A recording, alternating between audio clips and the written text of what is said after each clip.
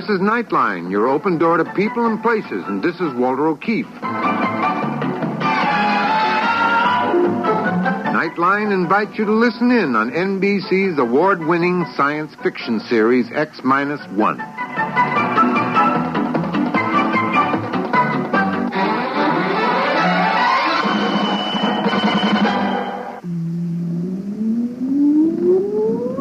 Countdown for blast off. X-5, 4, 3, 2, X-1, fire.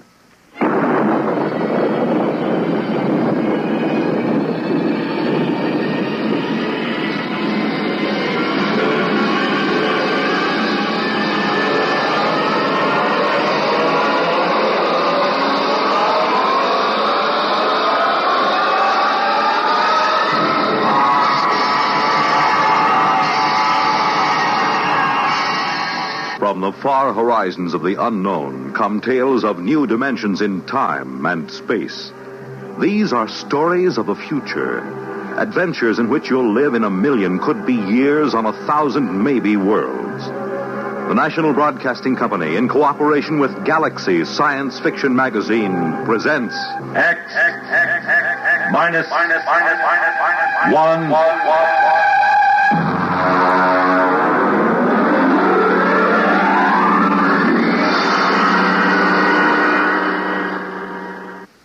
Tonight, Target 1.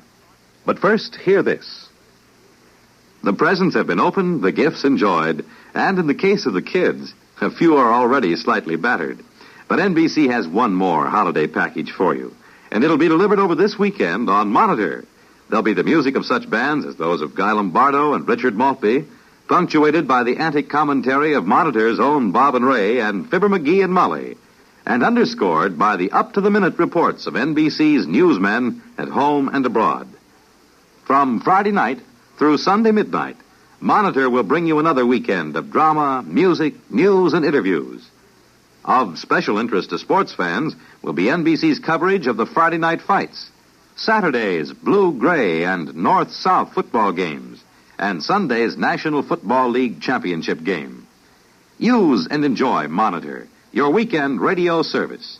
Yes, start your weekend right with Monitor on Friday nights, and stay with Monitor all weekend long over most of these same NBC stations.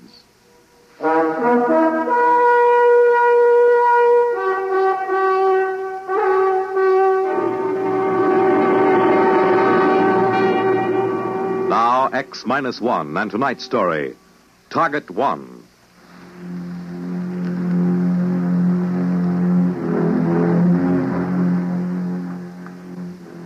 Headquarters of the World Council was in the ruined United Nations building in New York. It took me an hour to reach it, picking my way across the red-colored rubble that had once been a proud city. I was ushered into the office of the president of the council, a former Russian scientist named Melkov. It was hard to realize that only a few decades ago, these people had helped us destroy the world in an atomic war that left less than 100,000 people on the face of the globe. Come in. Dr. Marin. Yes. Good to see you, Doctor. Sorry I'm 2 days late. I had to land at Boston. It's the only airport operating. I understand. You have to sit down. Thank you. I suppose you are wondering what this is all about. Very little surprises me, Mr. President. Good. As you know, Doctor, the Great War of 1960 left very little of the human race. What it did leave, well, 2 billion corpses, 3 continents rotting and unlivable, and every survivor mutating. I believe you yourself have had children who could scarcely be called human. I'm sorry to be so blunt. Why did you send for me, Mr. President? Doctor, suppose I gave you an opportunity to do something extremely practical. Such as? A chance to prevent the destruction of our world, which took place 30 years ago. To prevent what has happened? To stop an atomic war? Yes. Would you do it? I'd sell my soul to the devil, Mr. President. You mean that? Yes. Doctor, what would you say was the most important scientific discovery of the 20th century? I suppose Einstein's equation. E equals mc squared. Exactly. This formula unlocked the atom. Without it, there would have been no atomic energy, and consequently, no bomb, no war. The formula did not cause the war, Mr. President, nor did the man who discovered it. He was one of the finest human beings who ever lived. A man utterly dedicated to the pursuit of peace and harmony. Yes, exactly. That is what will make your task so abhorrent, Doctor. What is this task, Mr. President? Quite simply, it is the murder of Albert Einstein. Are you insane? Perhaps. Only history will record that. But how in the name of heaven Albert Einstein died in 1956? I am well aware of that. In order to commit this murder, Doctor, you will have to travel back in time. Travel back? You mean that... I mean that our scientists have succeeded in their experiments. Parachronon penetration has been achieved. It's fantastic. Yes, so were atomic energy and rockets to the moon and radio waves long before both of those. You're actually suggesting that I return to the early 20th century to commit a murder? Yes. But why Einstein? Why not the men who took his contributions and twisted them into ghastly inhuman weapons? Why not them? Because others would replace them. There are many minds so filled with contempt for their own lives that they would be willing to destroy others, so warped with hate that they might even enjoy the job. No, it must be Einstein. Well, then why me? Why not select some murderer, some fiend? Because you are a man of the highest morality. This task must not be performed by some twisted monster. It must be done by a man of integrity who fully realizes his responsibility. To do otherwise would be to degrade ourselves and our victim. Come here, to the window. Do you see that covered barge lying in the East River? Yes. That barge is the finest laboratory we could assemble. Inside it is the mechanism for complete Xminusone penetration, maintaining a stable configuration.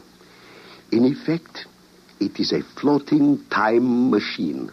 You've tested it? It was tested last week.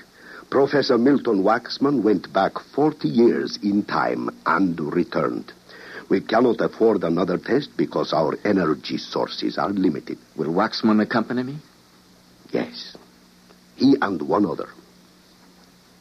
Well, Doctor, what is your answer? All right. I'll do it.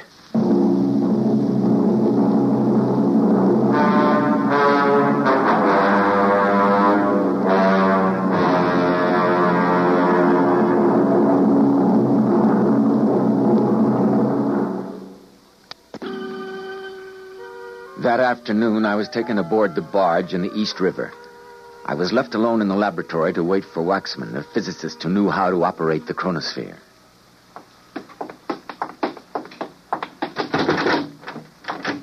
Waxman, who is this? His name is John. John, this is Dr. Charles Moran. I know the doctor. I don't believe we've met. In my business, I have to know a lot of people I've never met. John is security. I see. He's going with us. To see there's no mistake. That's right, Doctor. Very well. I don't suppose murderers can be choosy about their companions. Before we go any further, here are some clothes that will be suitable to the time and place, which is our destination. Please put them on, Doctor. While you're changing, I'll give you some background on the subject. Born Ulm, Germany, 1879. German citizen, religion Jewish. Became a Swiss citizen after graduation from Zurich Polytechnical Institution. Later migrated to the United States after Adolf Hitler came to power, with a price set on his head by the Nazis. Nobel Prize for Physics, 1921. Copley Medal, 1925. Franklin, 1935. Personal habits... Must we do this? He's only doing his job. Go on, John. Personal habits. Works in a bare room with only a pencil and paper. Enjoys sailing, smokes a pipe, never drinks, is a violinist of conservability. All right, I'm ready. Good. Now just strap yourself into the accelerator seat. Ready? Switch on. The sensation will be something akin to weightlessness, a disorientation and feeling of utter detachment. This will last until we have settled into a new orbital configuration. We will be able to monitor our time segment on the screen before us. May I ask our objective? Yes. The Polytechnicum at Zurich. Graduation ceremony in the year 1900. So young. He was already formulating the theory of relativity at this point, Doctor. We have no choice. It must be clean and thorough. Are you ready, gentlemen? Yes. Ready, Professor. Hold on. We will begin to whirl until we reach speeds where K-meson penetration is possible. Now.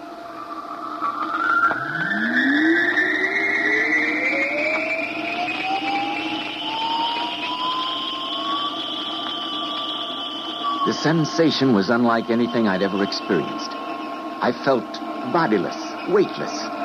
My consciousness seemed to float free. I was dimly aware of Waxman at the monitoring controls, but otherwise I remember no sensation. Later he told me that it took exactly 1/2 hour to vector in on the right time and place. That was right after the whirling stopped.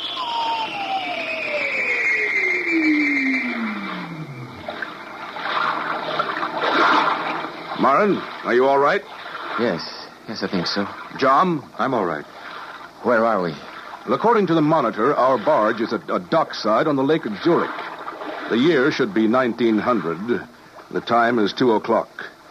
We have exactly 1 hour to accomplish our mission. Open the hatchway, John. Well? Fantastic. A different world. We can't waste any time. The graduation ceremony is at 3. Now let's go. Very well. Just a moment, gentlemen. Here, take these. What are they? Guns. We'll need them.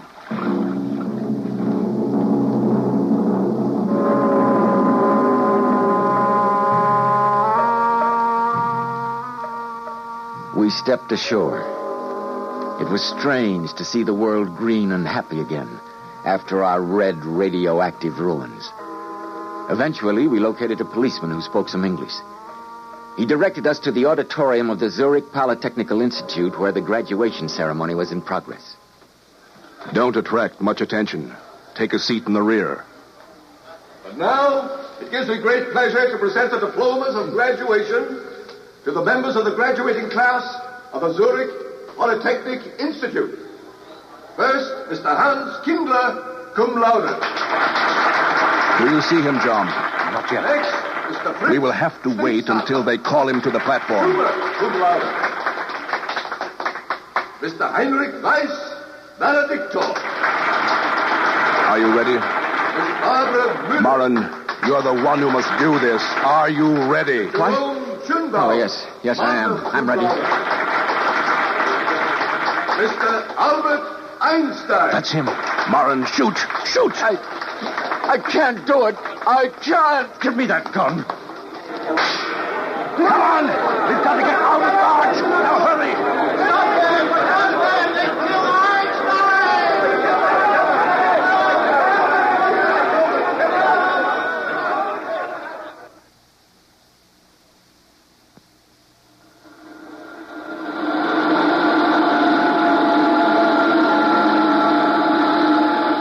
Another few minutes.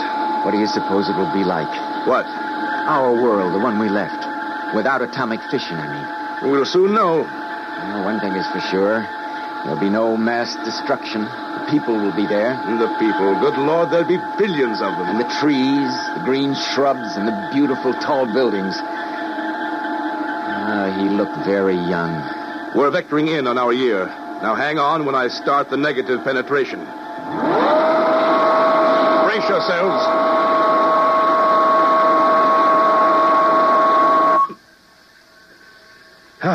According to calculations, we should be back in the East River on the same day we left. The world will be as it would have been if Einstein had never existed. Open the hatch, John. Look at that. The city. New York is whole again. No ruins, no rubble. Those buildings are magnificent. Look at the trees and the parks. Morin, we've done it. It was worth it. We've done it. Yes, we've done it.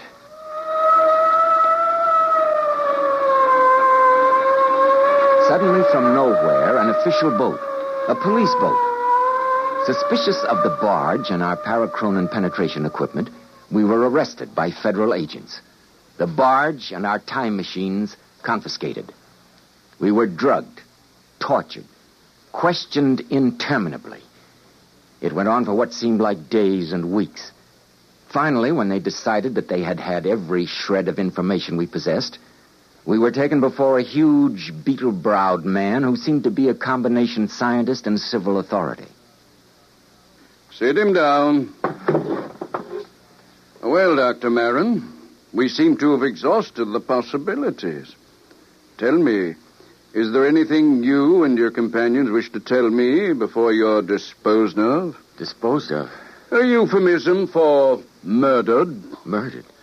Why, what have we done? You haven't done anything yet, but you have a thorough knowledge of nuclear physics, fission reaction, hydrogen bombs, etc. Good Lord, you mean you have the knowledge we tried to keep from you? You got it from us ourselves? Don't flatter yourself, Doctor. We've known the principles of nuclear reaction ever since Kretschwood. Kretschwood? The Brazilian scientist, discoverer of the equation E equals mc squared. I see.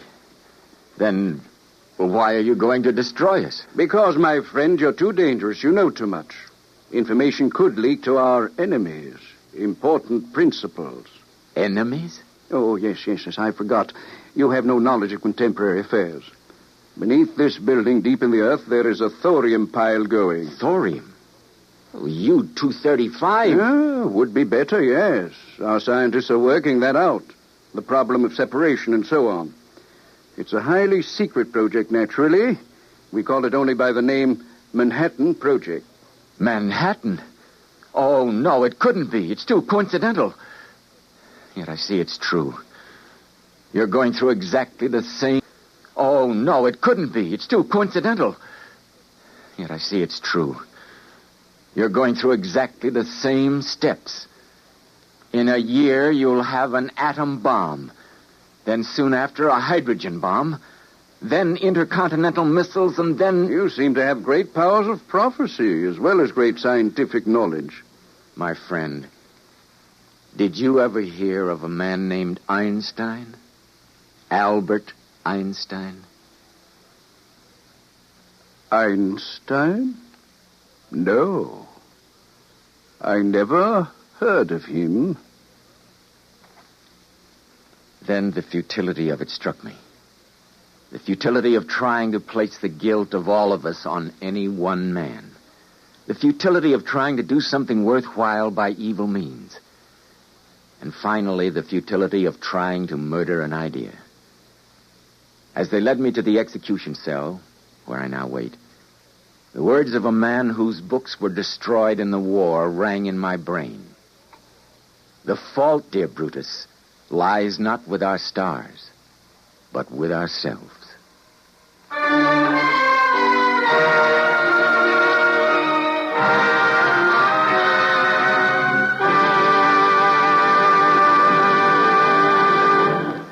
Fred Collins again. I'll have another word about X-1 in just a moment.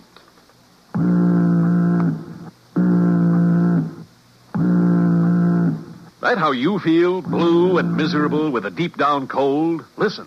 Every second someone takes it for the miseries of a cold. Millions more take bromoquinine. Every second someone takes it for the miseries of a cold. Bromoquinine. More people have taken more bromoquinine cold tablets for more complete relief than any other cold tablet ever sold. You could use aspirin or cough syrups or nose drops all day and not get bromoquinine's relief. Bromoquinine works to relieve stopped-up nose, body aches, fever, irregularity, the blues, and headache, too.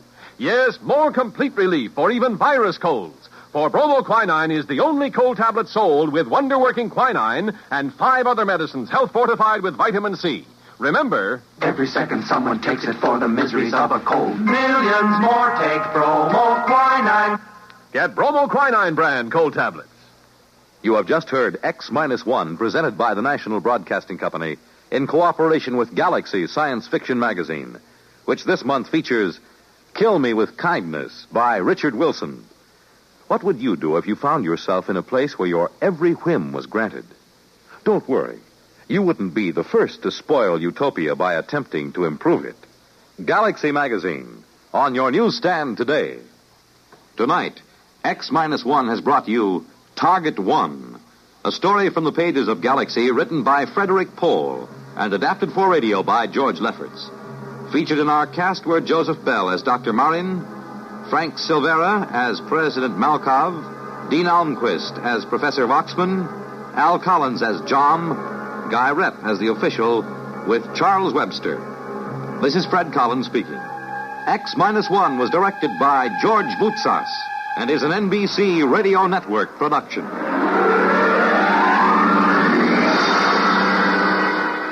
In just a moment, X-1.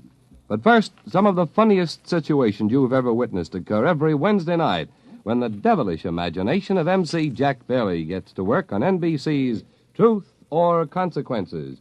You won't believe it until you hear it, so listen in tomorrow.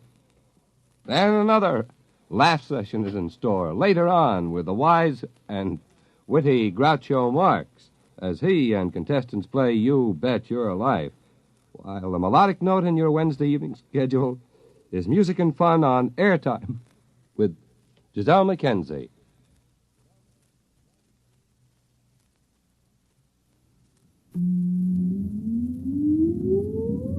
Countdown for blast off. X-5, 4, 3, 2, X-1, fire.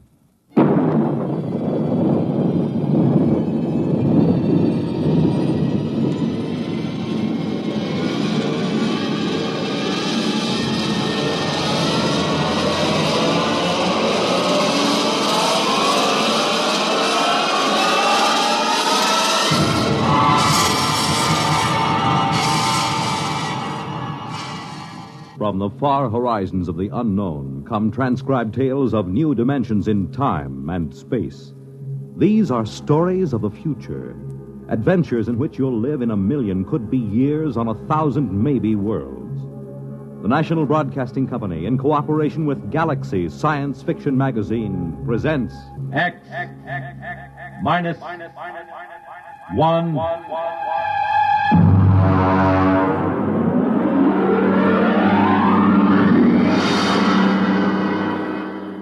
Tonight, the Mark Clifton story, Star Bright.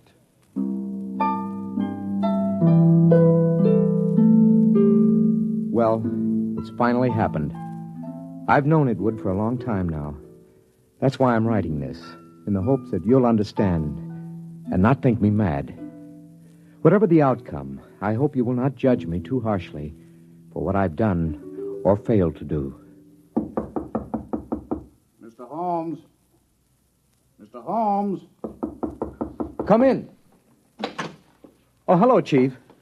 I just wanted to let you know, sir, that we're doing everything we can to find the children. Yes, I'm sure you are. We've got 300 men out combing the woods for them. The Army base has volunteered another 100 men, and we've sent an all-points bulletin to every police unit in the country. Fine.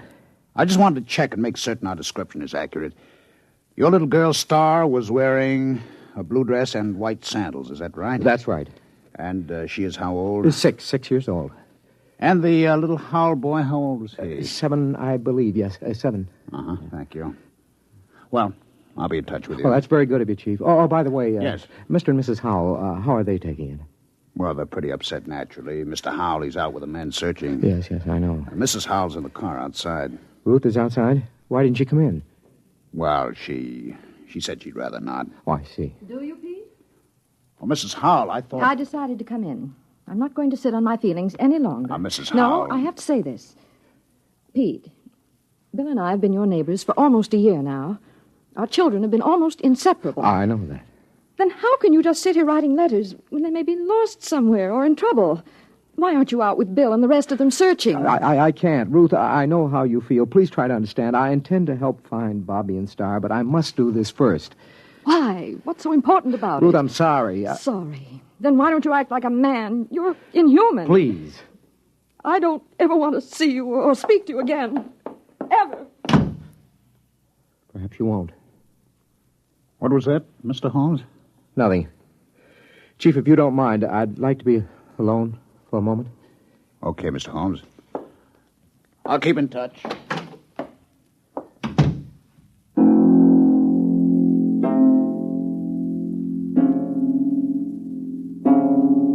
How can I tell them? How can I make them understand?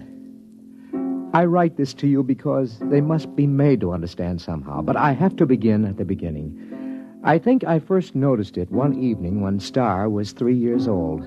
I was in my reading chair going over some work. Star was sitting on the floor in the circle of light with her blunt-nosed scissors and scraps of paper.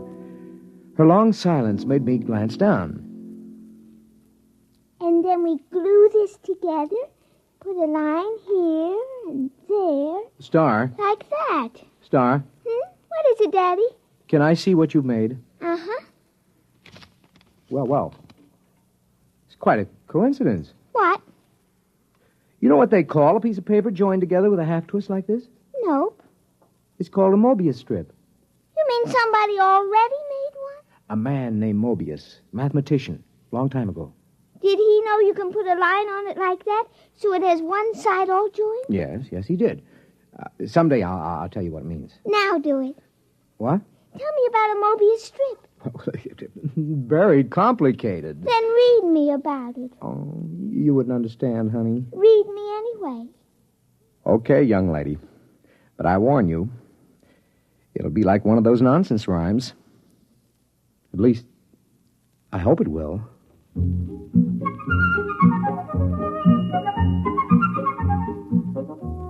At 3 years, a child shouldn't have enough functioning intelligence to put together a Mobius strip. I'd known for some time now that Star was an exceptionally bright child. Just how bright, I had no idea. Not until I began to read to her from an advanced physics book, The Theory of the Mobius Strip. To the power of infinity. Now then, are you sufficiently mixed up, young lady? Daddy, you know what? What? You read too slow.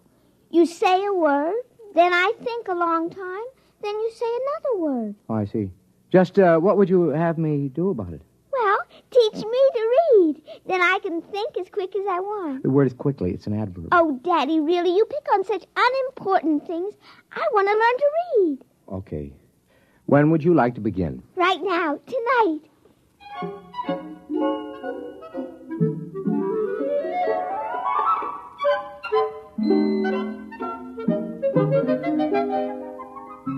Before she went to bed that evening, my daughter was able to read. In the months that followed, a great deal happened. Some of our friends, like Jim Petrie, have dropped in and been amused to see her on the floor, rapidly turning the pages of an encyclopedia as big as she is. Sit down, Jim. Oh, thanks. Star, aren't you going to say hello to Uncle Jim? Hello. Huh? I see she's taken to looking at the pictures in the encyclopedia, huh? Oh, yeah, yes. Come on in the library, Jim. I'd like to talk to you privately. Yeah, sure thing. Bring your drink, huh? Okay. I'll shut the door here. Why all the secrecy? Sit down. Now, Jim, we've been friends, you and I, ever since engineering school. So? Neither of us have ever mentioned it, but one of the reasons we were drawn together is because both of us have IQ somewhere up in the genius ratings. Oh, I think it was more than that. Well, that played a part. It isn't easy to be exceptional in a world which regards mediocrity as the only behavior above suspicion. Well, we all have to live with our afflictions. Yours and mine is a quick mind in a dull environment. What would you do, Jim, if you were a parent, as I am, whose wife had died, as Eleanor did, and you discovered that your only child was, well, afflicted with a fantastically brilliant mind? Star? Oh, come on, Pete. Any little girl who's content just to look at the pictures in the encyclopedia. Jim. I mean, after Jim, all. What? She wasn't looking at the pictures. Huh? She was reading the pages. What? But she was turning them as fast as humanly possible. She was reading them. What? I know. I've tested her. She not only remembers everything, she understands the concepts. She even gets impatient with them. Well, have you measured her? Well, I've given her IQ tests, aptitude tests, reaction tables, all the paraphernalia for measuring something we know nothing about. And? Tests don't work. How do you mean? Well, either the tables are screwy or stars beyond all measurement. Pete, are you sure you're not projecting this? I mean, isn't it possible that a few accidental... Daddy? Yes, honey. I got lonely. Okay, come on in. Uncle Jim, would you read me a story? Why don't you read your own story? Because I'm only 3, and 3-year-olds can't read. And so she had found the answer to her affliction by herself. Conformity. She had already learned to conceal her intelligence. So many of us break our hearts before we learn that. When Star was 4 years old, according to state law, her mind had developed enough so she could attend nursery school. Hi, Daddy. Hi, honey. Did you, like nursery school? Oh, yes, it was fun. What'd you learn today? Not much. I tried to cut out paper dolls, but the scissors kept slipping. Now, look, Star, don't overdo it. That's as bad as being too quick. The idea is that everybody has to be just about standard average. That's the only thing people will tolerate. It's expected that a little girl of 4 should know how to cut out paper dolls properly. Oh. I guess that's the hard part, isn't it, Daddy? To know how much you ought to know. Yeah. That's the part I always found hard when I was young. It's really all right. I let one little girl show me how to cut them out, so now she likes me. She just took charge of me and told the other kids they should like me, too. So they did, because she's the leader, even if she is one of the stupids. What? The stupids. That's the trouble with you, Daddy. You don't grasp things right away. That's because you're only a tween. A tween? I assume that means an in-between?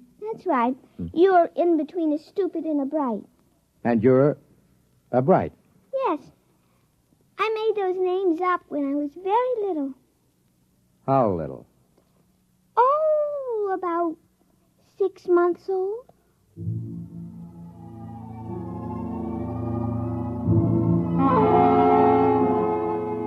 The thoughts began to whirl around in my head after that one. A small fear kept growing inside me. How profound was this little imp that was staring up at me? How much did she understand already? Even as the thought formed, I learned the final horrifying fact about my little girl. It's all right, Daddy. Don't be afraid of me. Well, how did you know that I was thinking anything like that? Well, I just figured it out. Star. Yes, Daddy? Now, I want you to answer me honestly when I ask you this next question, will you? Yes. Star. Can you read people's minds? Are you a telepath? Well? Yes, Daddy. I thought so. You read my mind just now, didn't you? Yes. Now, I'd like to know something else. All right. Can you teach me to do it? You're already learning it, Daddy. The trouble is you're so slow you didn't even know you were learning. Oh, I see. Daddy? Yeah? You know what I wish? What do you wish? Well, nothing.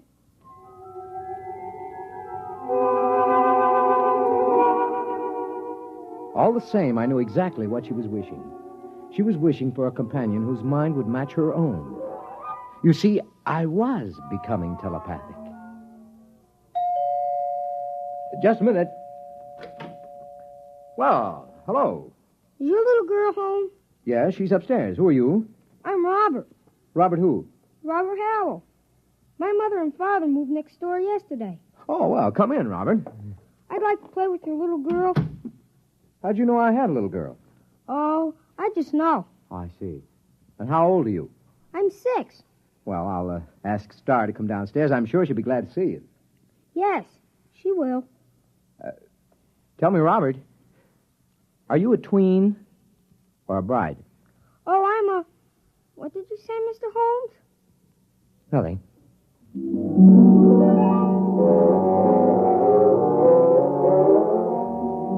didn't have to say it.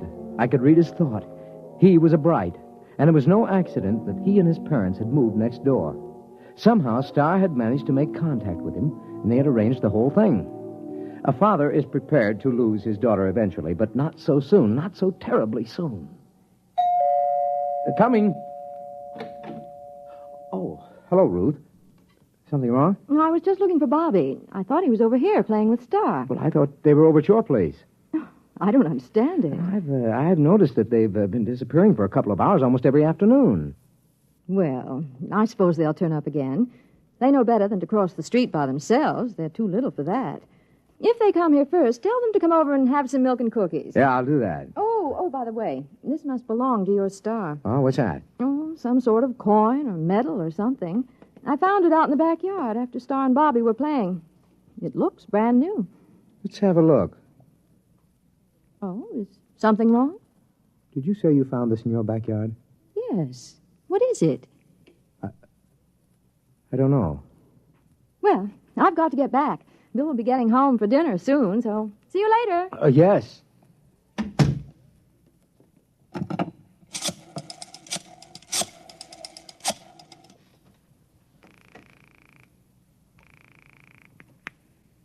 Hello?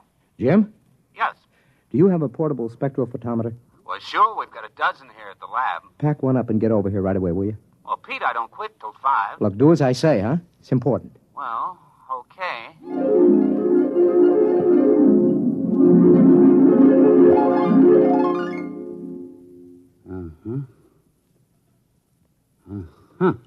Well? Let me check the amount of radioactivity again. You've checked it 4 times. That's about it. Okay. What's your opinion of this coin? Well, first of all, let me say this. It's the real McCoy. And? Also, it doesn't exist. Makes sense. Look, Pete, that coin is pre-Egyptian. It's hand-cast. It's made out of one of the oldest bronze alloys, one that was lost 4,000 years ago. So it's 4,000 years old. It is and it isn't.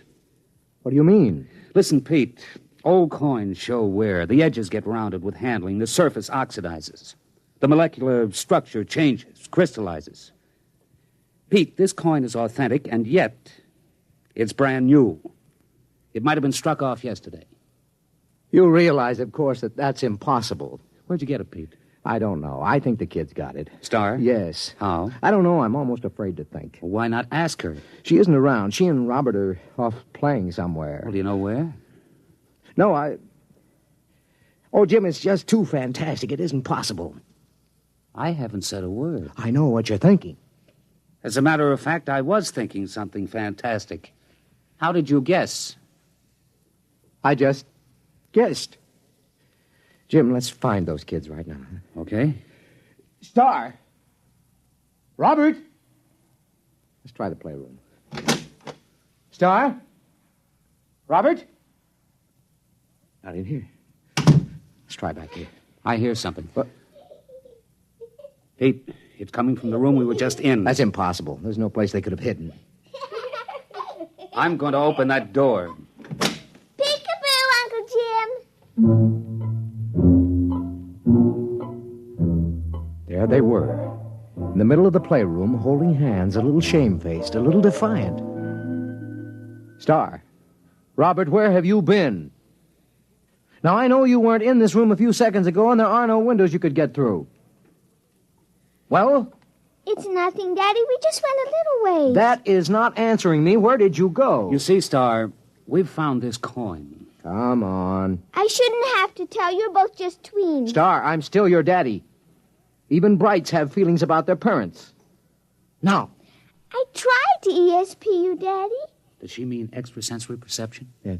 You just don't ESP good, Daddy. Robert does it very nicely. He can always find me when I hide. That's 'cause you don't have much imagination. I do, too. Yeah, but you always have to look at a book to ESP what's in it so you leave an ESP smudge. I just look at where you left the smudge, and I go to that place, and that time, and there you are. Oh, but that's cheating. It isn't. You just haven't got imagination. You can't teleport yourself to a place that hasn't been. I can, too. What about the moon people? They haven't been yet. Oh, Star, they have too. Not for your daddy, they haven't, but for the things from Arcturus. The moon people were about 10 million light years ago. Now, wait a minute, kids. Hold on. Jim, have you been listening to this? I think I heard it. Now, look, kids. You're either playing a big joke on us older folks, or you've actually figured out a way to travel to places in the past. Right? And in the future, too, Daddy. Star, could you tell us how you do it? It would be easier if I could ESP it to you. Well, just pretend we're stupids and tell us in words. Well, you remember the Mobius strip? I remember. She made it about a year ago, Jim. Well, you join the ends of a strip of paper with a half twist to make one surface. Then you take a sheet and give it a half twist so you can join the edges together all over. That's Klein's bottle. Oh, you know about that. Yes, we know that. Go on. Well, then you take a cube. You imagine a cube, and you twist it. Tesseract? Shh, go on, Star. And you ESP the twisted cube all together the same way you did Klein's bottle. Now, if you do that big enough all around you so you're sort of folded into it, you can teleport yourself any place you want to go. And that's all there is to it. Jim, what do you think? I need another drink, Pete. A big one.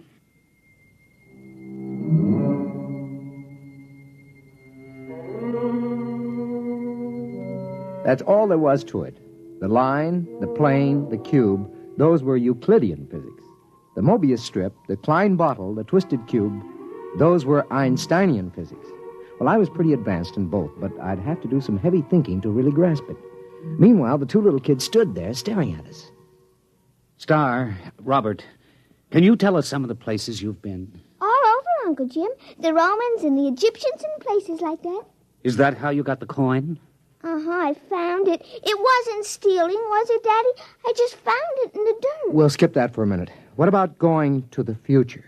There isn't any future, Mr. Holmes. What's that? It's kind of hard to explain. Even Star doesn't get it. Oh. But when she gets to be 6, like I am, she'll probably understand. Well, try to explain it to me. Well, it's all connected, just like the Mobius strip. If you go far enough, you'll get back to where it starts again. You start with the cavemen, then us men, then atomic men, the moon men, planet men, star men, and brights. Only somehow... What? The brights got off the strip.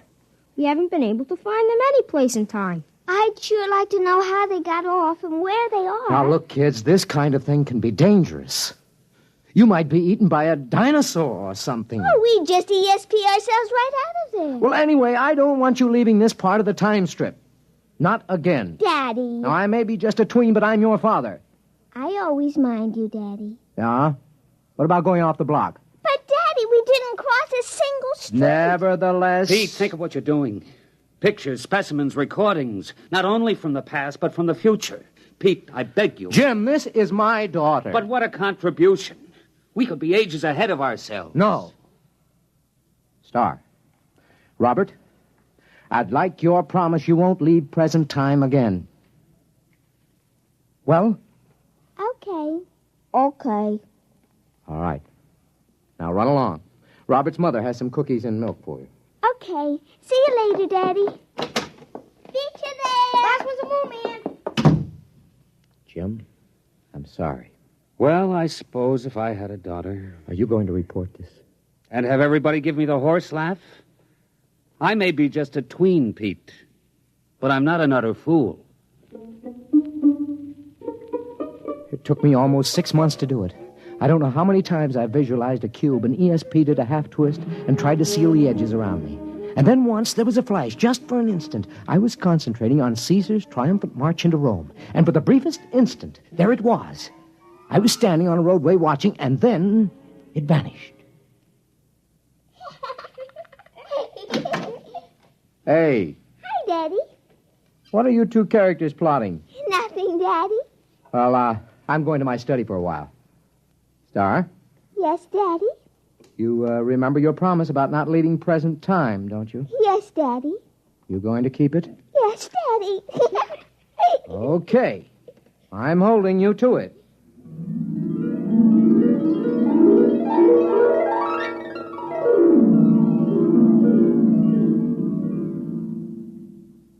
Hello? Hello, Pete. This is Ruth Howell. Yeah? Are the kids there? No. When did you see them last? What time is it? Oh, about 10 this morning, 6 or 7 hours ago. Why? Oh, Pete, I'm worried. What's up? Well, they were upstairs in Bobby's room. I was in the living room. Now, I could swear they didn't come downstairs, and yet, when I went up there, they were gone. That was over 5 hours ago. Ruth, are you sure they didn't come down? I was in that living room every moment. Pete, I'm Now, Ruth, don't get panicky. I'm coming right over. Just don't get panicky.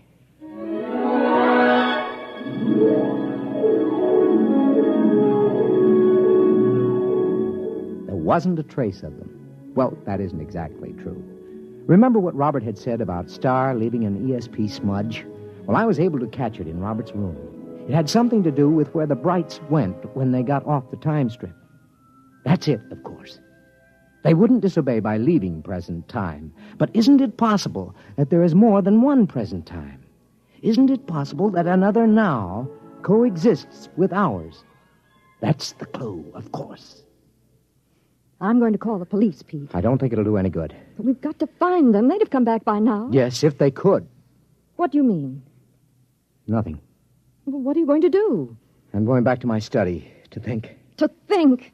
Aren't you going to look for them? I have to figure out where to look. Well, I'm not going to sit around doing nothing.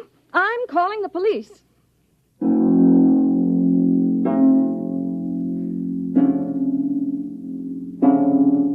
That was this morning. I've been doing some desperate concentrating since then, Jim. I'm writing this down so you'll know. I've already managed to go back to the time of Cheops and ahead to the time when men were navigating to distant planets in a matter of days. But the big job remains. How to get into a dimension parallel with our own at the same time. I figured out that to get the equivalent of a Mobius strip with depth, you must use the supercube, the tesseract. That's what I'm working on at the moment. If I succeed, there is a possibility I may not be able to get back. I hope you will be able to make Bill and Ruth Howell understand.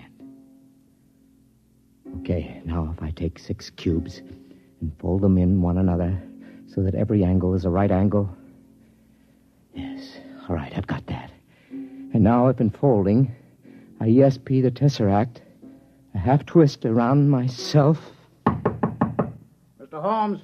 Mr. Holmes, are you in there? Mr. Holmes? We'll have to break in. It's locked from the inside. Mr. Holmes! Pete! Pete, where are you? Pete! That's funny. The door was locked from the inside, but here's his fountain pen with the ink still wet. But he's gone.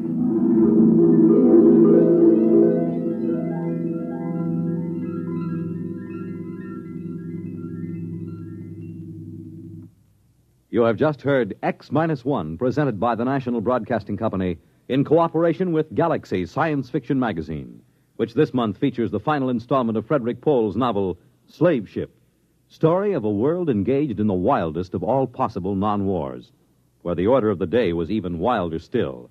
Spare every animal and throw the men to the wolves. Galaxy Magazine, on your newsstand today. Tonight, by transcription, X-1 has brought you Star Bright, a story from the pages of Galaxy written by Mark Clifton and adapted for radio by George Lefferts. Featured in the cast were Sarah Fussell, Lawson Zerby, Bill Quinn, Billy Harris, Ralph Bell, and Kate Wilkinson. Your announcer, Fred Collins. X-1 was directed by Daniel Sutter and is an NBC Radio Network production.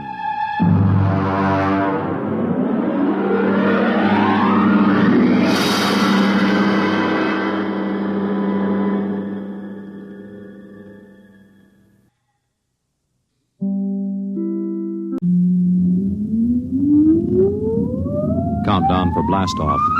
X-5, 4, 3, 2, X-1, fire.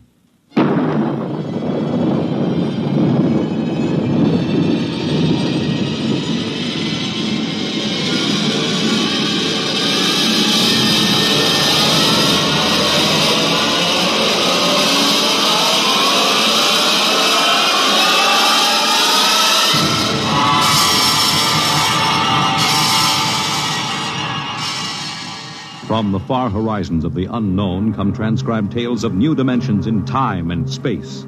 These are stories of the future, adventures in which you'll live in a million could-be years on 1,000 maybe worlds.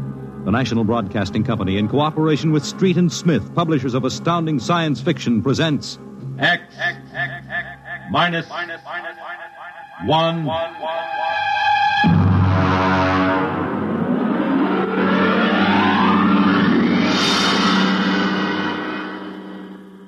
Tonight's story, First Contact, by Murray Leinster.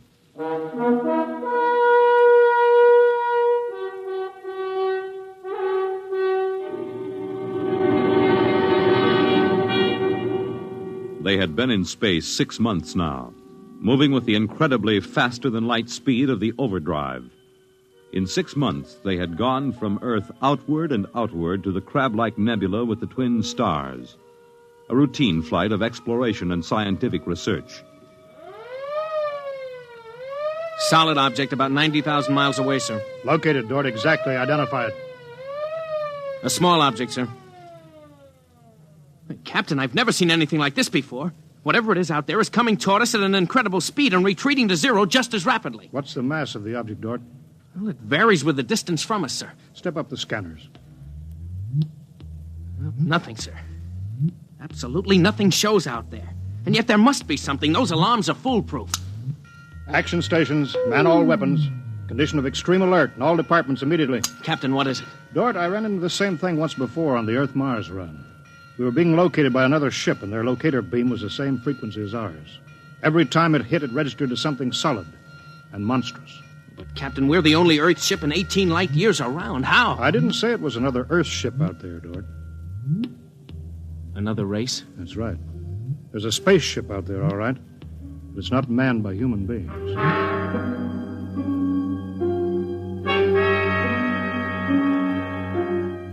It had been contemplated and speculated upon. Mathematically, it was almost a certainty that such a race existed. But in 18,000 Earth years, no human spaceship had ever encountered them. Now the situation was precipitated, and somewhere outside the Earth vessel there was an alien race. Of what shape? Of what quality? Of what psychology? It's moving, sir. Heading right for us. At that speed, we'll be in touch in 10 minutes. Heading right for us, huh? Just what we'd do if a strange ship appeared in our hunting grounds. Friendly? Well, maybe. We'll try to contact them. We have to do that. And friendly? Thank the Lord for the blasters. They may not be hostile, sir. Well, they may be. That's what I'm paid for. Put on this job for, to worry about the troubles that may never happen. To all hands, now hear this. A ship is approaching manned by an alien race. I'll give the signal for attack or defense if it be necessary. There'll be no move made unless I give the order. I do not wish to provoke trouble. Stand by. Their ship is slowing down, sir. It's stopped. Weapons Department, report. Weapons Department, report. Alien ship remarked. Target fixed. Weapons alert. Communications Department, report. Communications Department, report. We're receiving a modulated short wave, sir. Frequency modulated. Apparently a signal. Not enough power to do us any harm. Well, try to make some sense out of it. Report any progress to me immediately. One thing in their favor, sir. They didn't attack immediately without question. They're trying to establish contact. That seems to indicate they're reasonable. We'll see. What are they doing now? Can you make out the locator screen? Bring that power up. They're doing something now, sir. There's a section of the hull opening. Probably an airlock, sir. If they breathe there. They're letting something out. It's round. A bomb, sir? Unknown object released from alien ship. Observed by Weapons Department and targeted. Stand by. See what they're doing, sir? They've left the object out there right where they were. And now they're withdrawing the ship. There's no reason why that object couldn't be a bomb, Mr. Dort. Intended to let us think precisely as you're thinking right now. I just have a hunch, sir. I think they're friendly. I think whatever it is out there is a means of communication. You're probably right, but I won't gamble the ship on a probability. Sir, I'd like to volunteer to go out there and look that thing over. You understand whoever does examine it is expendable. Yes, sir. Requisition a lifeboat. If it's all right with you, sir, I'd prefer just a suit with the drive in it. It's smaller and the arms and legs won't make me look like a bomb. And I'll carry a scanner, sir. You may leave when you're ready. Thank you, sir.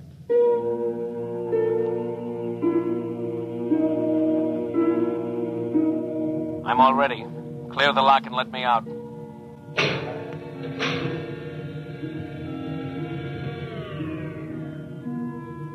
Weapons Department reporting to the captain.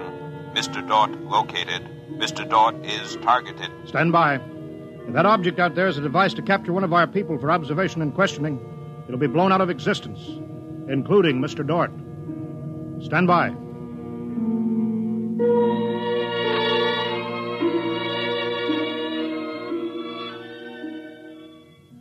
Mr. Dort. Mr. Dort. Report. Object, as you can see on the scanner, sir, is covered with many small horns, like the detonating horns of the obsolete mines formerly used in naval warfare. Is that their purpose, do you assume, Mr. Dort? I'm going to find out, sir. I'm going to grab one. Mr. Dort. I'm here, sir. I don't think this is a mine. Circle it so we can see it completely through your scanner. Deadlock, sir. Nothing to report that the scanner hasn't shown you. Oh, wait a minute, sir. A section of the outer hull seems to be opening. Do you see it? Very good, Dort. Hold that. I'm sure it's a communications device, sir. It looks like it. Fix your scanner so it'll focus on that communications device. Return to the ship.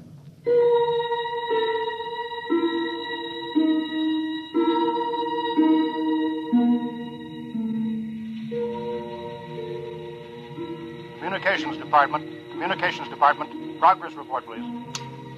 We've established communication, sir. Is there a psychologist on the team down there with you? Yes, sir. Mr. Burns is working with us. Will both of you please report to the bridge at once?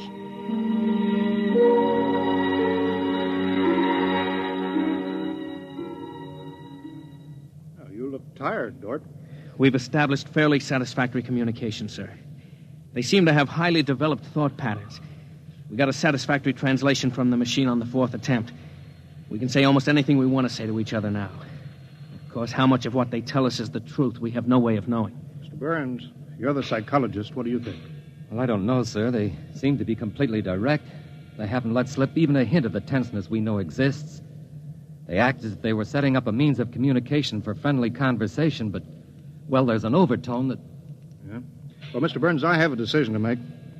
On the one hand, opening contact with the friendly people of a vastly different culture could only be beneficial to us of Earth. On the other hand, if they're hostile, I ought to blast them out of existence without any other preliminaries. Oh, but, sir, you can't... I'm not talking to you, Dort. It's not warranted yet, sir. Yes. Now, hear this, all departments. Hear this, all departments. This ship is on an extended alert. Provisions will be made so that personnel can have maximum rest and nourishment.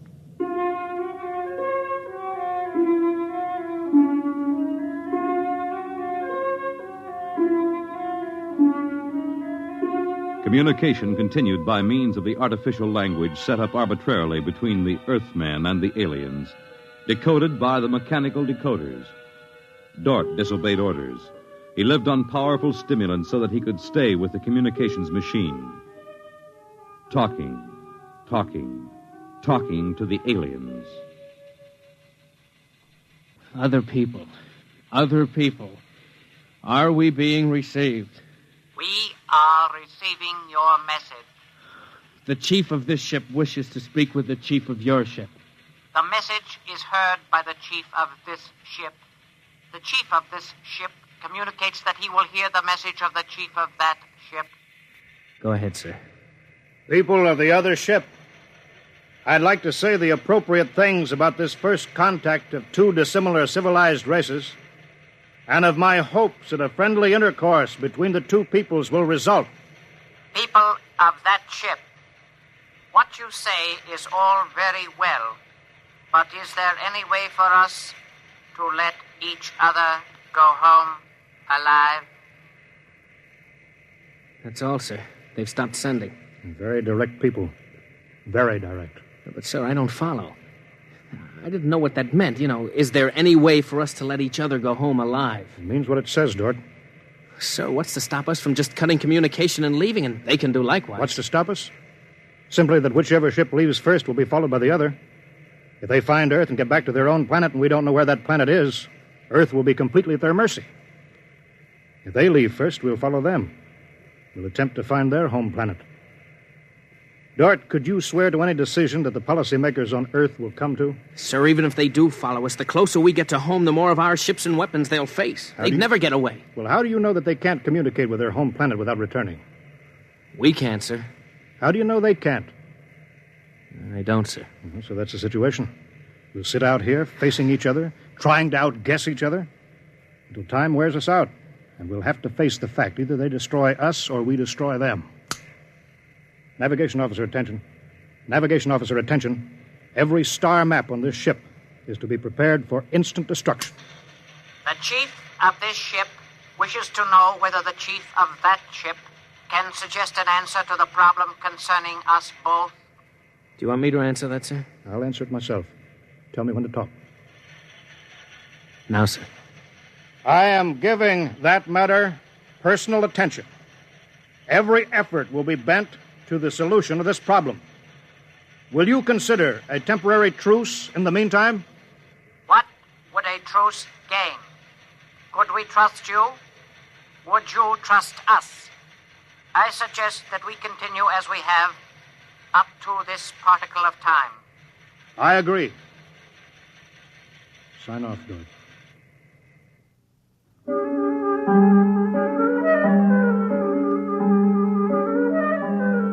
Weeks went by, and during the weeks, the exchange of information continued without let-up. What particle of time are the people on that ship at? The resting time. All rest except myself and others on alert duty. Same on this ship. You people of that ship are very similar in many ways. Do you have a family? I have a mate. I have a mate and 3 offspring. It is too bad for them, as well as us, to have to kill each other. This ship can't see any way out of it. Can that ship? If we could believe each ship, yes. Our chief would like it. But we can't believe you, and you are afraid that we do not tell truth, although we do. This ship would trail you home if this ship were able to. That ship would do the same. But this ship feels sorry about it. I believe you're a friend. I share your belief and like you. But there is a possibility that you were put to make a trap for me. I will stop now and think it over.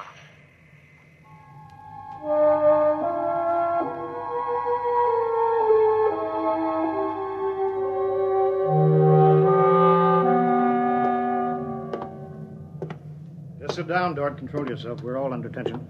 Doesn't do any good to pace like some caged animal. Yes, sir. All right, now, I've read the complete transcription of your conversations with this one alien. What does it prove, Dort?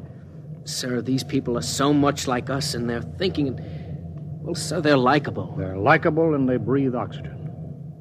Their air is 28% oxygen instead of 20. But they could do very well on Earth. It'd be a highly desirable conquest for them. Dort, I'm as set against violence as you are. I don't see any way out of this. And I think we've got to break this status quo.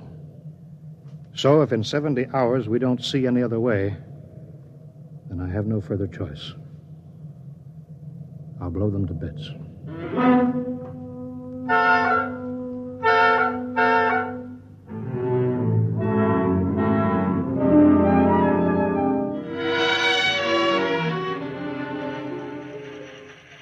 Will that ship receive communications? Will that ship receive communications? This ship is listening. It seems to me better to communicate than to sit by the machine silently. I would have called you, but you signed off before. The problem goes around and around. I find no answer. Perhaps we could turn our thoughts to other things. The psychologist of this ship tells us that you people on that ship have a threshold of tolerance to tension. He tells us that you will be forced to take one action or another in a period of less than 100 time particles. I have no communication on this matter. Well, the ship is not trying to extract unwilling information from that ship. A truth is mentioned in passing. A report of this conversation will be carried to the chief of this ship. It would be so. We are prepared. If only the people of this ship could meet in direct contact with the people of that ship, it might be better. We could not communicate then. The communications machine is too large to carry from place to place. In direct contact, the peoples of the two ships would be further apart than now. That's true.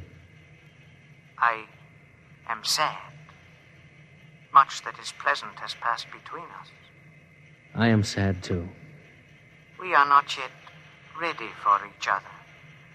We are not yet ready for each other. It's hard, isn't it, Doc? Well, Captain, I'm sorry. I didn't know you were here, sir. I've been here for quite a while. Eavesdropping, I'm afraid. It's all right, sir. Nothing can be personal in a situation like this. Yeah, that's right. How long is 100 time particles, Dort? Pardon, sir? That reference he made to us not being able to stand tension is interesting. Their psychologists seem to make more out of us than we do out of them, don't they? Yes, sir. They hit the nail right on the head. Yes, they did.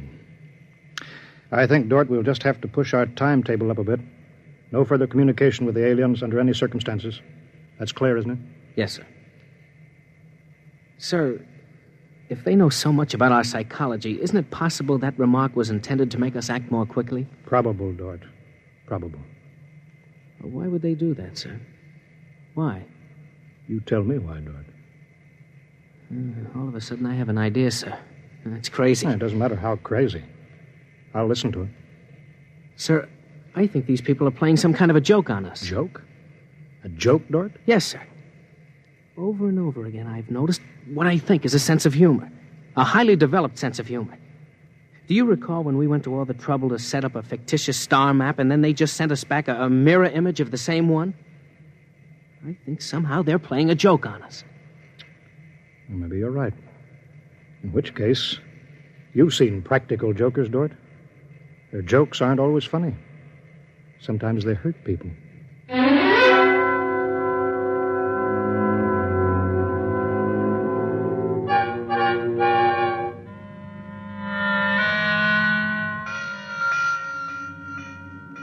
All departments, man, instant alert. All departments, man, instant alert. Report instantly. Report instantly. Weapons Department alerted. Target, the enemy ship. On target, sir. Stand by. Fire!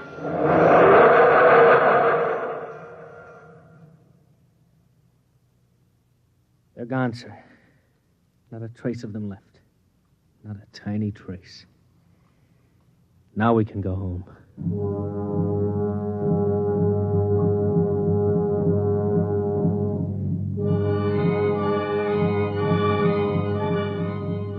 Communications to Captain. Communications to Captain. Report. Sir, I'm picking up new signals. Same frequency as the original alien signals. That's impossible. That ship was destroyed. I'm receiving signals, sir. Set the machine up. We'll be down there in a minute. Mr. Dort, come with me, please.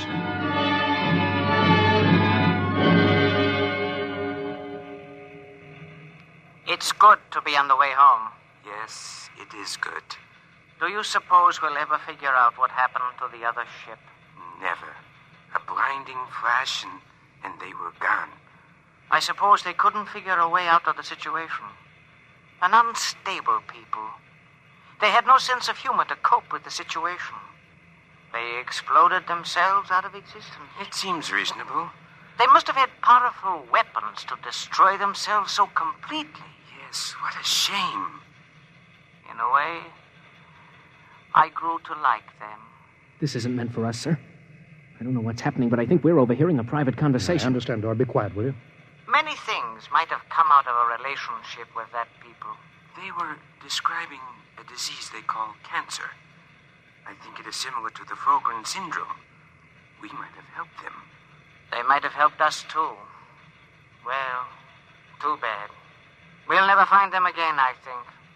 The odds of such a chance meeting in the vast space of the whole universe. There are no figures for such odds, are there? Turn it up, Dort. Turn it up louder. That's all there is, sir. The signal stopped there. Sir, I don't know how, but somehow when we fired at them, we didn't destroy them, but we did set up a condition whereby they've become invisible to us and we've become invisible to them. Captain to Engineering Department. Halt forward motion. Captain, why are we stopping? Listen, Dort, you say they're in. They are, but they're not destroyed because we just heard them. They're out there somewhere. Invisible. Well, you heard them, sir. They're heading for home. We're invisible to them, too, sir. How do you know, Dort? How do you know this whole thing isn't a setup? Well, suppose that's true, Captain. You heard their conversation. They weren't talking like any monstrous people. They seemed decent and warm, just as decent and warm as we are. How do you know this conversation wasn't planned, deliberately set up for us to hear? How do you know that, Dort? Yes, sir, you're right. They may be out there and they may not. They may be telling the truth or they may be trying to trick us. They may be friends or they may be the most deadly enemies. You said they had a sense of humor, Dort. What a joke to play. To deliberately set up a situation where we wouldn't know fact from fantasy, truth from lie. Wouldn't that be a joke, Dort? Yeah, but we don't know that they did that, sir. And we don't know that they didn't. We don't know anything. Sir, does that mean we never go home again? I don't know. I have to think about it. I have to think about it.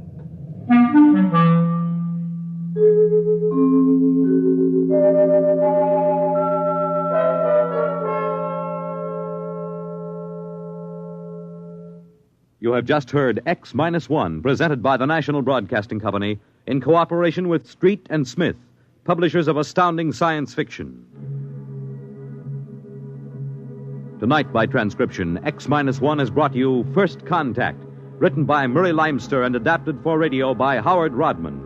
Featured in the cast were Wendell Holmes, Bob Hastings, Clark Gordon, William Lally, and Stan Early. Your announcer, Fred Collins. X-1 was directed by Daniel Sutter and is an NBC Radio Network production.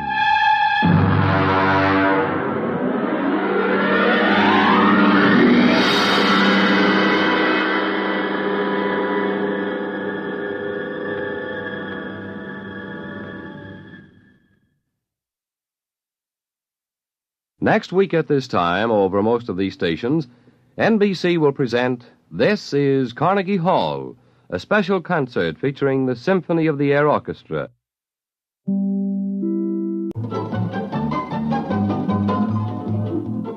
This is Nightline, your tie line to the world, and this is Walter O'Keefe. Tonight, a visit to worlds strangely different from ours, the world of the future, the world of X-1.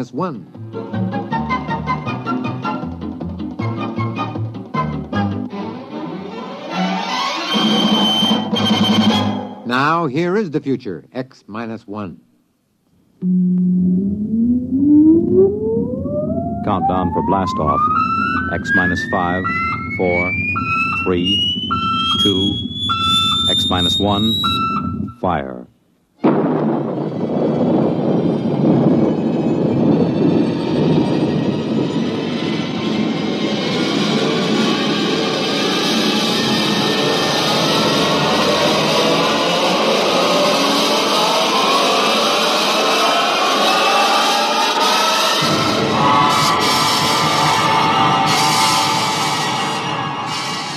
From the far horizons of the unknown come tales of new dimensions in time and space.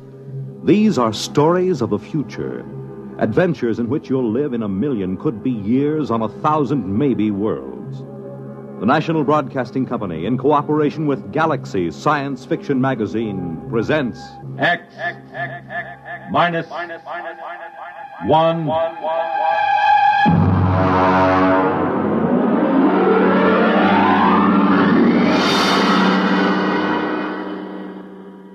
Tonight, the Clifford D. Simak story, Drop Dead. But first, hear this. Have you ever asked yourself what this country's most important natural resource is? I'm Dorothy Olson, NBC Bandstand singing schoolteacher. Our most important resource? Well, you might consider it our mineral deposits, or our tremendous sources of water power, or maybe our great forests. Well, these are all very important natural resources, but there's one resource that's more important than all these combined: our children. Don't neglect them or their educational facilities. Poor schools breed inadequate citizens for tomorrow. And another thing, keep your youngsters in tip-top shape so that they won't miss important school days. Dress them against the weather so they won't catch needless winter colds. Check their wardrobe as they go back to school this fall to be sure that they have plenty of the right kind of clothing. Remember, our children are this nation's most important natural resource. It's your job to protect their future as they go back to school this fall.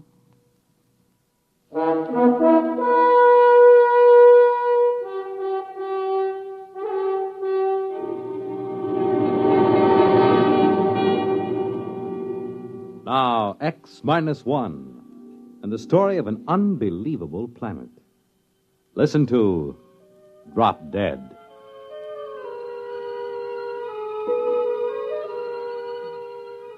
Exactly 1 hour and 20 minutes after we sent the survey ship out on its tail, the critters showed up. Ordinarily, when you make a landing on an unknown planet, it takes at least a week for any life to come creeping out of hiding and sneak a look. But there they were, the critters. They were almost cow-sized, but not as graceful as a cow.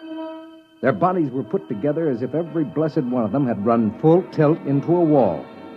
Their hides were splashed with large squares of pastel colors, the kind of color one never finds on any self-respecting animal. Violet, pink, orange, chartreuse. The overall effect was in a checkerboard, made by an old lady who did crazy quilts. Max Weber, our biologist, stood at the tail fin with me and stared. Look at that on their heads. Those antlers. Those are not antlers, my friend. Well, I was afraid to say it. It looks like vegetation. As if they were trying to hide behind a skimpy thicket. And what bothers me is the fruit and vegetables. That is, fruit and vegetables growing on their heads. Hey, watch it. One of them's broken away from the herd and coming over this way. Step back. Give me a clear shot in case it charges. Look, here it comes. What? How do you like that? It just dropped. Ted, that animal just walked up to us and dropped dead.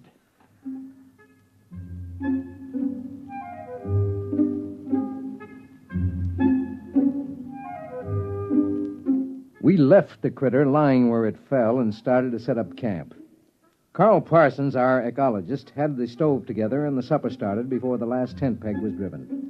I dug out my diet kit and mixed up my formula, and all of them kidded me about it the way they always did. It didn't bother me. Their kidding was automatic, and I had automatic answers.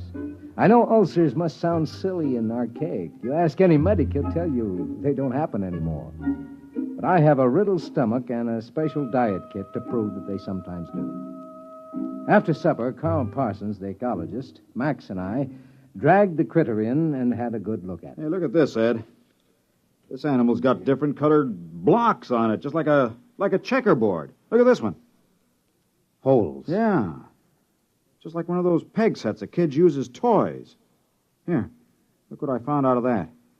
I'll poke it with my knife. There. Looks like a bee. Well, it is. On top of being a tomato bush and a grapevine, this critter is a walking beehive. Why couldn't they be something simple? Yeah, it never is. You know, this is a screwy place. The critters? No, not the critters. The planet itself. Never saw one like it. It's positively naked. No trees, no flowers, nothing. Almost as if someone had said, let's make a simple planet. Let's cut out all the frills. Let's skip all the biological experiments and just work on the basics. One form of life and the grass for it to eat.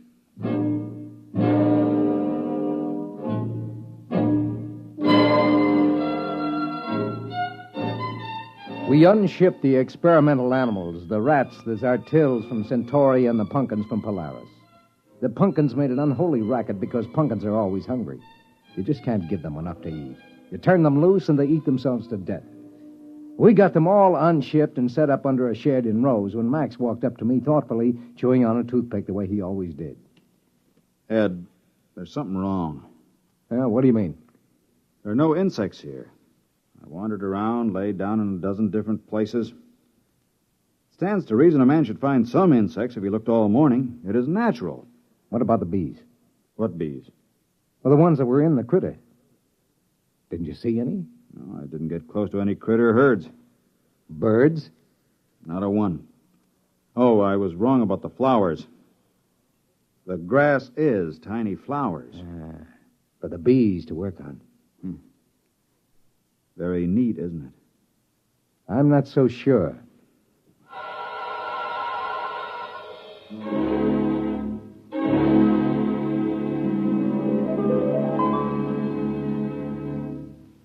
American tradition.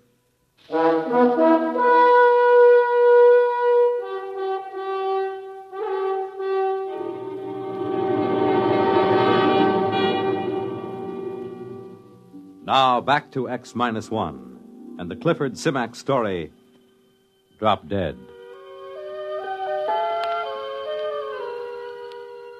The bio team had the critter spread out on a canvas tarp.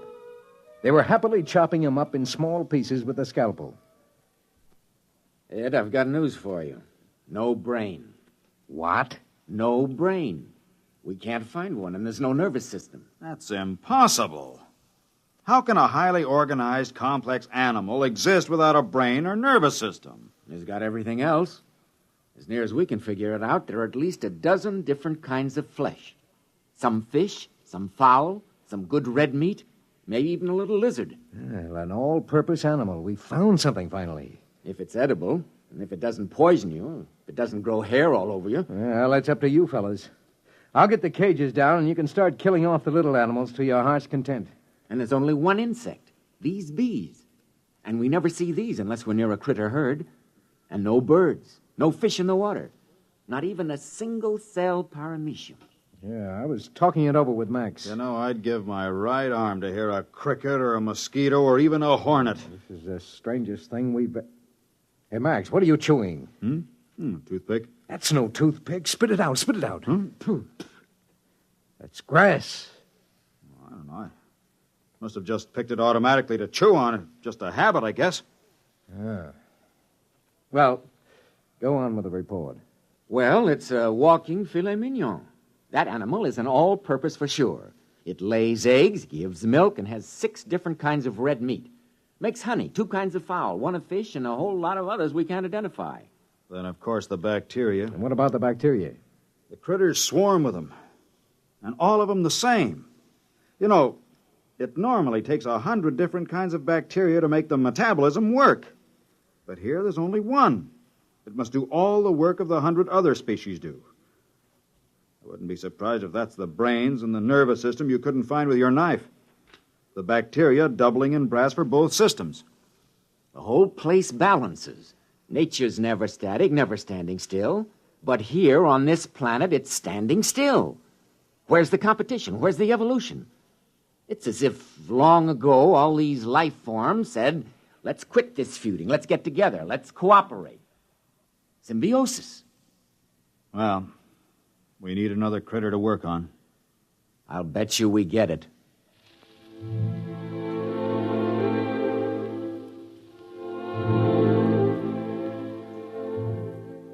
Luckily, Max didn't take Carl's bet. Right after breakfast, the critter came in and died with a savoir-faire that was positively marvelous. We unloaded all our supplies and got ready for a long stay. We were feeding all the experimental animals on a critter now. The carnivorous ones ate the critter meat, and the vegetarians chomped on critter fruit and critter vegetables. They all grew sleek and sassy. We were sitting around after supper one night when suddenly we heard something. Hey! What is it? Listen! Thunder. Listen. I think... All right, quick. Everybody up into the ship. What is it? A herd of critters. Look, you see the dust? They're coming this way in a stampede.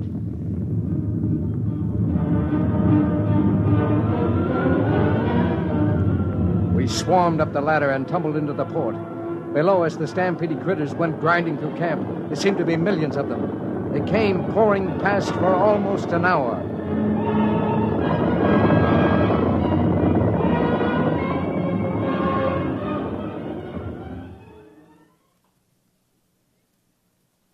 When it was all done, we came down and surveyed the damage. Well, the animals are safe. They were under the tail fins. Everything else is gone. Tents carried away. Food supply is gone. How about the emergency rations in the ship? I had to move them down to the supply tent so they'd be handy. They're gone, dashed into the mud. Well, even if we lifted ship immediately, it's at least 7 weeks to the nearest contact point. And no rations. Well, gentlemen, I suggest you try on your bibs. There'll be steak for dinner. Steak? That's right. Steak or fowl or fish or honey, whichever you like. You mean eat critter? You got any other ideas? Well, for one time.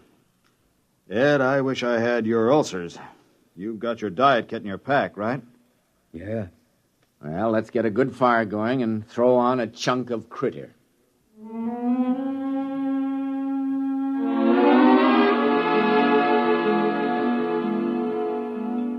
The crew ate about a critter a day. They didn't seem to mind.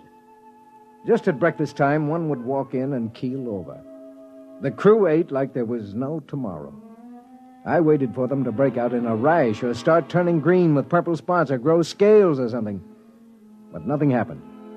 They felt better than they ever had. But then one morning, Max Weber turned up sick. Well, gentlemen, I've just taken a sample of my own blood. How do you feel? Lousy. I'm loaded with bacteria, critter bacteria. I've checked some of the others. They've got a lower count than I have. Well, that figures. You got a head start. No. The rest of them have just been eating critter for a week. Hey, remember the day you ran out of toothpicks and took to chewing on a grass stem? Yeah. Well, we can't stop eating critter. It's all the food we have. Well, we might stop eating critter now. And there's my diet kit. We might make it home. Your diet kit wouldn't last us 3 days. I took a blood sample on the test animals. They've got a bacteria count almost as high as mine. Well, it doesn't make any difference. We still have to eat critter. We haven't got any choice.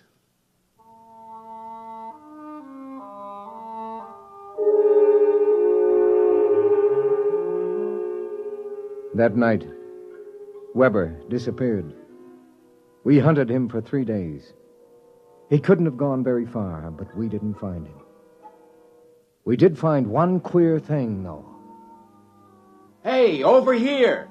Down in the gully! What is it? That white fungus, kind of a ball. It wasn't here last week.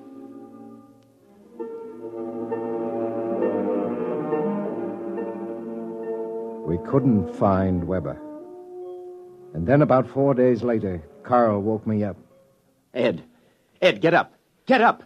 What's the matter? The animals, the test animals. They're encysting. They're turning into cocoons or chrysalis or something. What? All of the test animals, the guinea pigs, the dogs, they're turning into white fungus balls. Carl, the ball we found out in the field. Weber. Max Weber. It's got to be.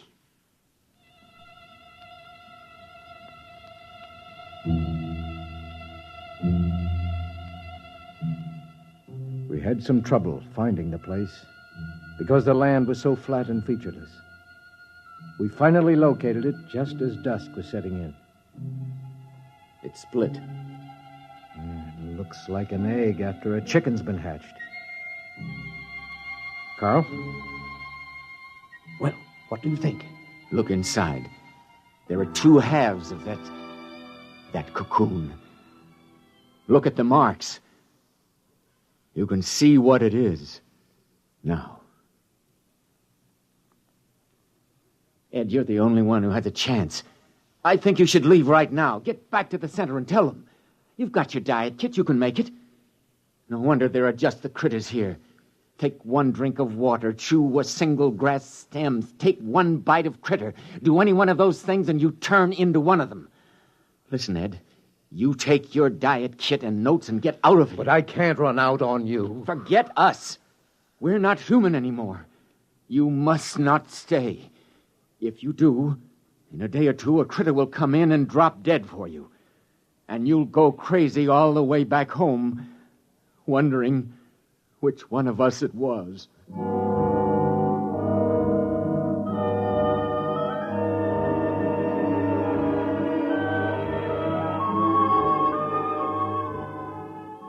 I walked slowly over to the ship, and I stood at the foot of the ladder, holding the notes and the diet kit against my chest.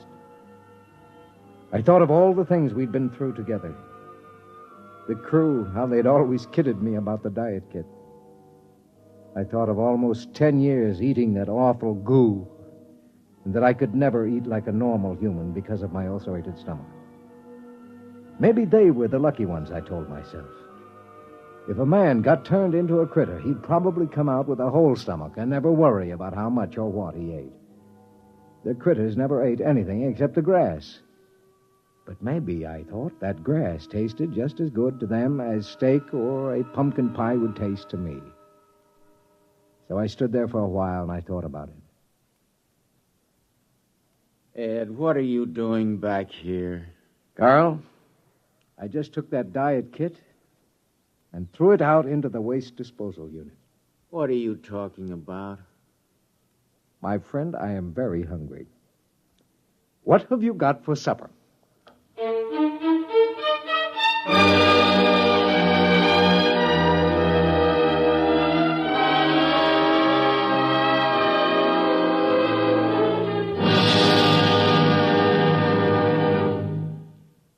Fred Collins speaking. And I'll have another word for you about X-1 in a moment. Hi, this is Walter O'Keefe. You know, they say there's nothing new under the sun, and maybe that's true. But there is something new under the moon, and that's Nightline. In Nightline, we think we found the way to use the intimacy as well as the lightning-fast maneuverability of radio in an hour-and-a-half package of high-voltage, different entertainment. We found the way to make the airwaves your magic carpet to wherever big things are happening. Anywhere in the country, for that matter, anywhere in the world. Now, let's say that your favorite comedian is performing at a Las Vegas nightclub. He's packing them in, and you've really got to have connections to get a table. Well, Nightline is that connection, and your radio is your ringside table. More things than you'd believe are happening in the so-called still of the night, and Nightline is your line to exciting entertainment after dark. My feeling is Nightline marks a new era in nighttime entertainment. Tune us in every Tuesday, Wednesday, and Thursday, and you'll hear what I mean. You have just heard X-1, presented by the National Broadcasting Company in cooperation with Galaxy Science Fiction Magazine, which this month features Double Indemnity by Robert Sheckley. To commit the perfect crime, all Barthold needed was centuries in which to plan it and execute it, and an insurance policy with Double Indemnity. Galaxy Magazine on your newsstand today. Tonight, X-1 has brought you Drop Dead, a story written by Clifford D. Simak and adapted for radio by Ernest Kenoy. Featured in our cast were Lawson Zerbe as Ed, Ralph Camargo as Max Weber, and Joseph Bell as Carl Parsons. Your announcer, Fred Collins.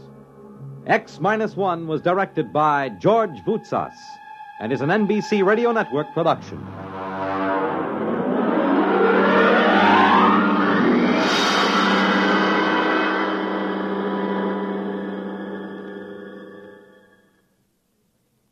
You'll be on the right line to exciting entertainment when you hear Nightline tonight over most of these NBC stations.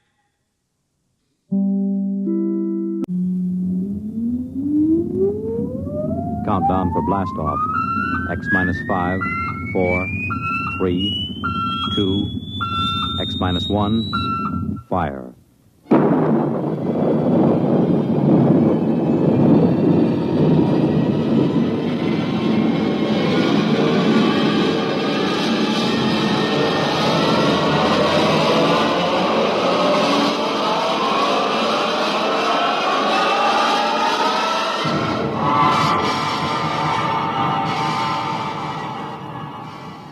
From the far horizons of the unknown come tales of new dimensions in time and space.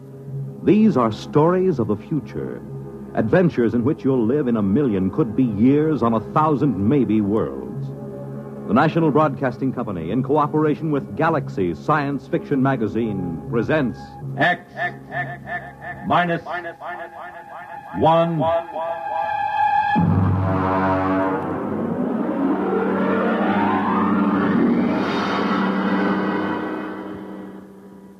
Tonight, an original story by Ernest Kenoy. The time, early in the 21st century. The story, Martian Sam.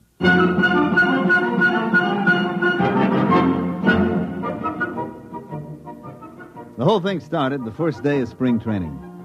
I'd gotten into camp 2 or 3 days before and started to loosen up a little. Because at my age, even batting fungos to an outfielder can tie your muscles up into knots. Although, as a matter of fact, I'd bet that I was in better condition than half the Humpty Dumptys on the club. We hadn't won a pennant since, 1997 or was it 98? And it looked like we had a permanent lease on 12th place. The Los Angeles Dodgers were in pretty sad shape, and that's the honest truth. I was standing behind the batting cage watching a couple of kids from our Tokyo farm team when Tommy Watson from the New York Times Tribune News caught me by the elbow. Hi, Joe. Well, how does it look this spring? Well, Tommy, the club has been considerably improved. Mm-hmm. Several of the youngsters are ready to deliver this year, and, of course, we expect sterling performances from our veterans. Is that what you want? Oh, come on now, Joe. Come off it. Has old man Castle loosened up enough to buy a catcher? Not that I know of. Well, how about a left-handed pitcher? Well, they're those 2 boys from Tokyo. Oh, come on. They couldn't throw a cream puff across the dining room table. Well, how does it feel to be first base coach for a team that'll clinch last place by July 4th? You're very kind, Tommy. Very kind. I just hate to see that old tightwad Castle run this club into the ground. I remember my father used to tell me about the times way back, when they were still in Brooklyn. And I can remember going down to Robinson Stadium when I was a kid to watch doubleheaders with the Denver Giants. Now look at them. A bunch of overage bums and a few kids who could hardly make the high school team. And all Castle's money goes to buy sports rockets for that screwball son of his. Oh, Joe, baseball isn't what it used to be.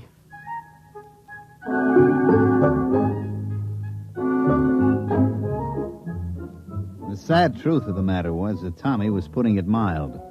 Old man Castle, the owner, begrudged every nickel that was spent on the ball club. I don't think anybody had gotten a raise in the last 5 years. The manager was old Rabbit Cinderella, and Castle used to issue statements every year about how he had great faith in him. Truth of the matter was that Rabbit would work for less than any other manager this side of the Sally League. You'll see what I mean when I tell you that the club traveled in an old four-jet Strato rocket like some barnstorming semi-pro team. I was in the locker room looking down at my feet to avoid looking around at what passed for ball players on this Los Angeles Dodgers when Rabbit come up to me. Joe. Yeah? Get your pants on and come into the office. Oh, what's the matter? Never mind. Come on. Okay. Listen, Rabbit. What are we going to do about a left-handed pitcher? Later. Joe, I had an idea. I thought we could take one of the right-handers and sew the letter backwards across his shirt, and maybe that'd fool the other club. Yeah. Come on inside. Or maybe we ought to disguise Iron Mike, the batting practice robot. All right, that's enough. Joe, the old man's dead. What? I said he's dead, old man Castle. Heart attack. I figured we had him scared so he'd loosen up a little dough for players, and then he goes and does this to us. Can't trust nobody. Well, who gets the club? His son. What, you mean Whistling Willie Castle, the Jetstream playboy? That's who. But he doesn't know anything about a ball He club. doesn't have to. Old man Castle owns 72% of the stock. And it all goes to Willie. Well, what's going to happen? Beats me. Probably sell us all out and buy a new rocket. Is he here? It was in the Earth-Moon small boat race when it happened. They got a message to him when he hit the direct beam off Lunaport. He could have landed and taken the shuttle back and made it in one day. But he was leading in the race, so he just kept going. He's due in a couple hours. You think you can get him to go for a left-handed pitcher? I don't know. We'll have to try.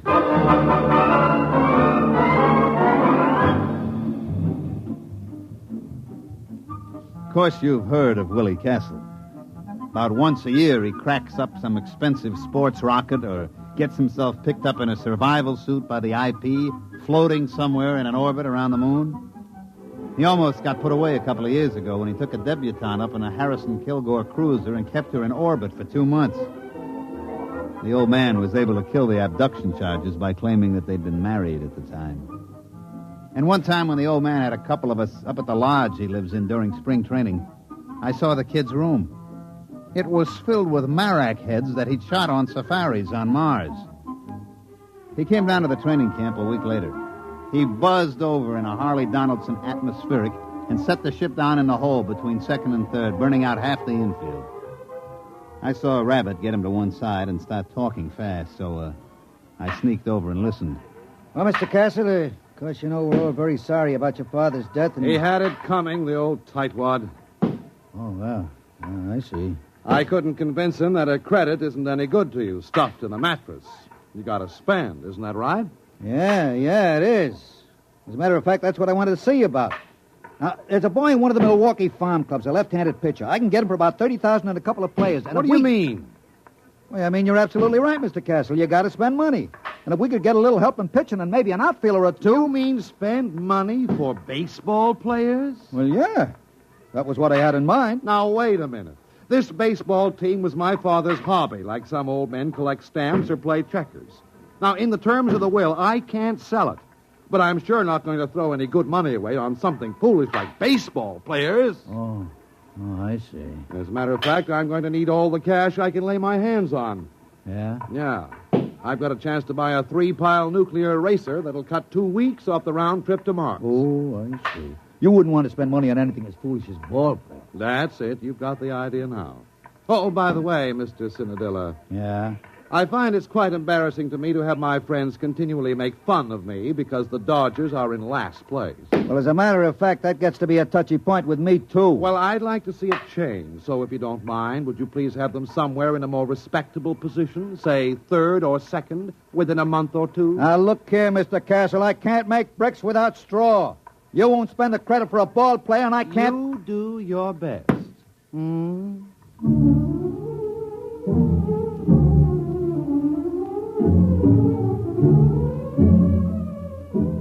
Well, after that interview with the new owner, Rabbit went out and tied one on, and I had to run the ball club for 2 days till we got him straightened out.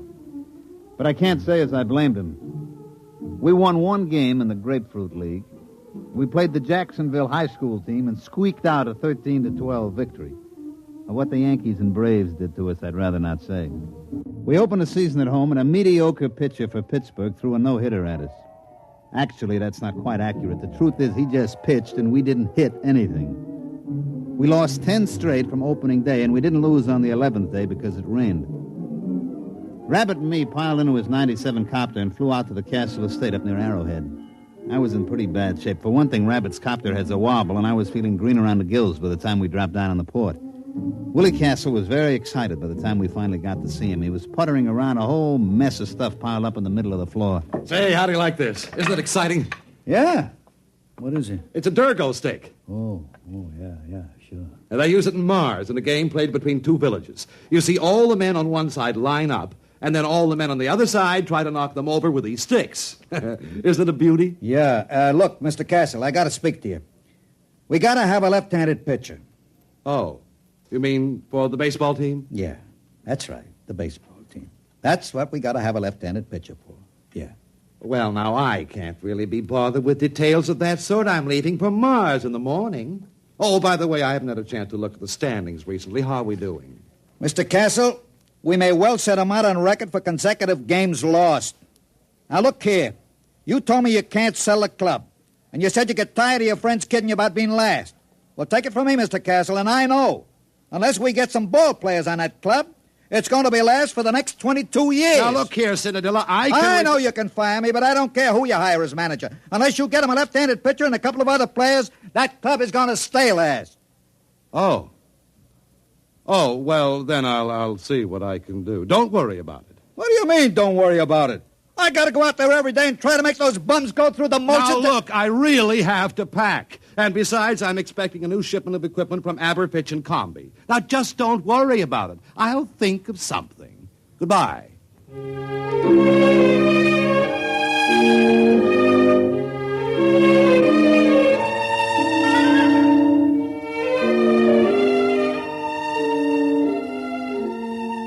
Next day, we lost a doubleheader to Cincinnati by a score faintly reminiscent of basketball. And that's the way it went.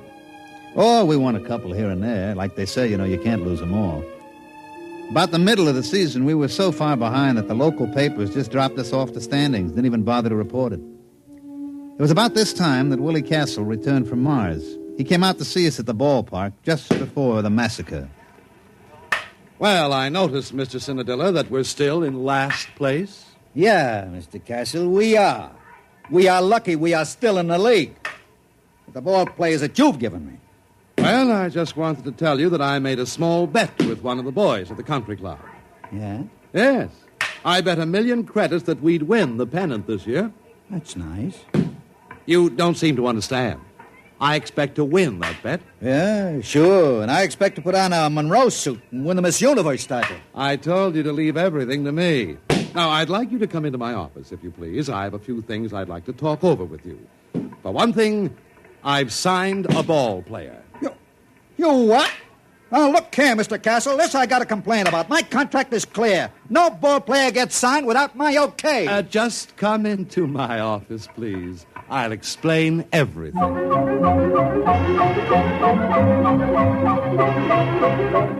That night, when Rabbit went up to the plate to hand in the starting lineups, I could tell something was happening. For one thing, old Baldy Snuff, the umpire, was looking at the card like it was written in Arabic.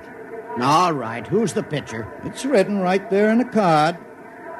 Ceramo Castro Perbaco. What's the matter, can't you read? Oh, come on now. You kidding?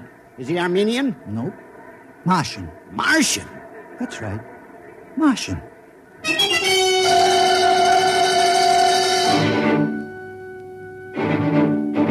Of course, the riot didn't really start until our pitcher got out on the mound. Fred Kurtz, the Milwaukee manager, came running out like he'd been shot from a jet. Baldy Snuff was hollering. The whole Milwaukee bench was looking for a fight, but Rabbit just stood there quiet and calm. He can't do that. He can't do that. Look at that thing. What is that? That's my pitcher. We call him Sam. But you can't play with that. That ain't a ball player. That isn't even a human being. What are you trying to pull, Rabbit? Listen, I got my rights. I sign them legal. Here's the contract. But now look here, Rabbit. You can't get away with that.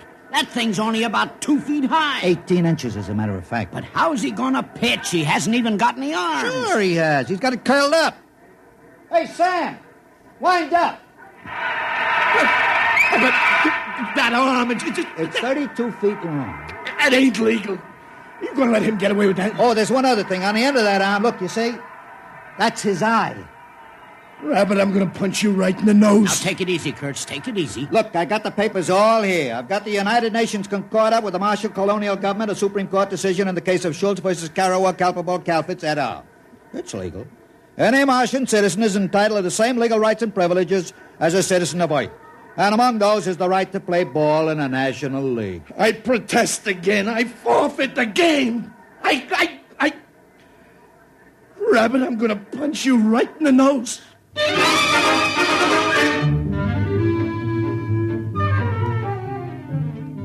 As a matter of fact, the game that night was postponed because of riot. The next morning, everybody met in the commissioner's office, and sure enough, it was legal.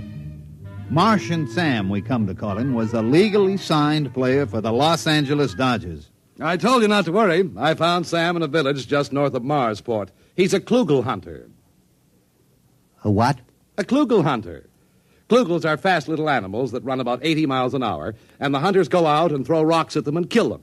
Sam's a klugel hunter. He ought to be a pretty good pitcher. How about the other clubs? What happens if they get klugel hunters? Oh, they won't. You see, it's basically contrary to Martian psychology. They won't ever leave their own villages. Then how come Sam left? Well, it was an unfortunate accident, really. You see, when I first met him, I gave him a stick of chewing gum. Yeah? Well, he got hooked. What do you mean, hooked? Well, for Martians, the chicle seems to be habit-forming. Sam is a gum addict. Well, naturally, as soon as this was discovered, the traffic was prohibited. There's a death penalty for importing of chewing gum to Mars. But it was too late for Sam, so he came out with me. You mean all we got to do is keep him supplied with chewing gum? That's right. I told you I'd take care of it, didn't I? Now you've got your left-handed pitcher.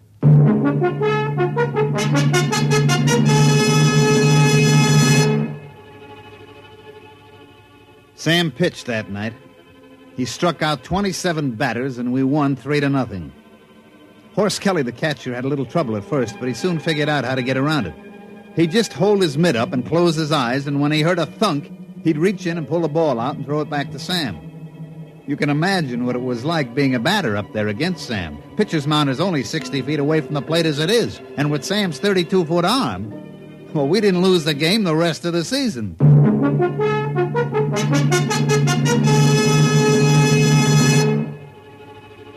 Of course, we started out so far behind that by the last game of the season, we were tied with the Milwaukees, and we were playing them at Milwaukee. The winner of this game won the pennant. Of course, it was a lead pipe cinch for us. Martian Sam had pitched every day since he joined the club.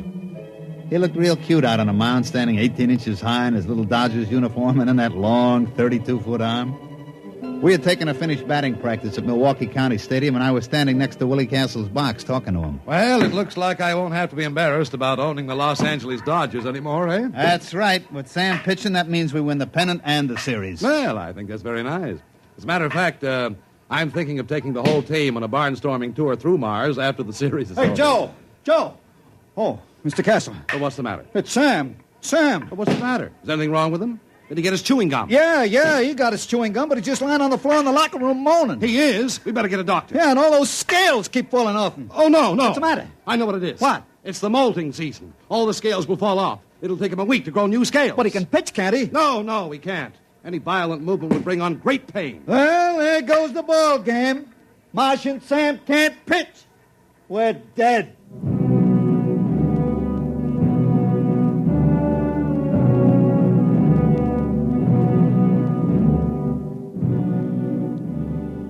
Rabbit put it mild. We were good and dead. We pitched Harry Kosnowski, our best human pitcher, but our best human pitcher was none too good. He rose to the occasion, however, and the score was tied going into the last half of the ninth. That's the way, Harry, old boy. That's the way. Pour it in. Come on, Harry. You can do it, baby. Unfortunately, he couldn't. He hit a streak of wildness and walked 3 straight men. Things were very quiet in the Dodgers' dugout. One more walk would force in a run, the ball game would be over. Then as we all sat there staring out at the mound where Harry was sweating, we heard a little shuffling noise. Oh, what's that? Sam! Sam, what are you doing out here? And then with the little squeaks that he used for talking, Sam told us what he wanted to do. He wanted to pitch. But, Sam, you can't. You're molting. Your scales.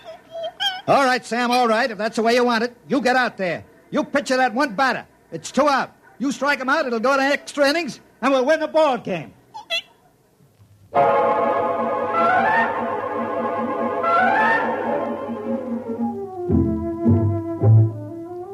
And so Martian Sam trudged out to the pitcher's mound, his tiny legs lagging with great pain. You could just tell the little guy was hurting bad.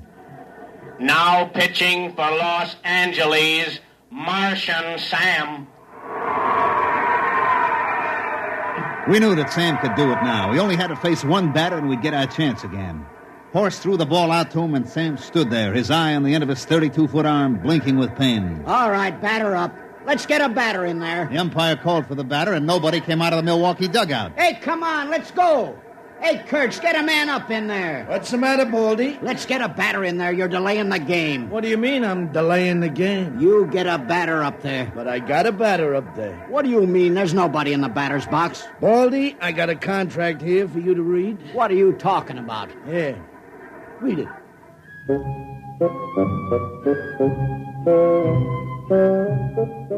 Well, of course, everybody knows what happened. The Milwaukee Braves had signed an intelligent virus from the moons of Jupiter. He was up there in the batter's box, but of course you couldn't see him without an electron microscope. He walked on 4 straight pitches, forcing in a run, and the Milwaukees won the pennant. But like I say, that's baseball. You can't win them all.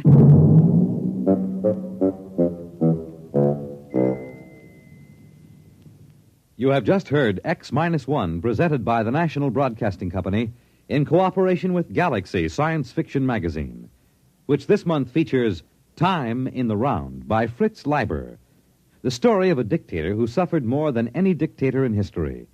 He was so puny, and his victims were so impregnable. Galaxy Magazine on your newsstand today. Tonight, X-1 has brought you Martian Sam, an original story written for radio by Ernest Kenoy. Featured in the cast were Mandel Kramer as Joe, Santos Ortega as Rabbit, Ivor Francis as Willie, Jack Orrison as Baldy, Bob Hastings as Tommy, and Bill Zuckert as Kurtz. Your announcer, Fred Collins.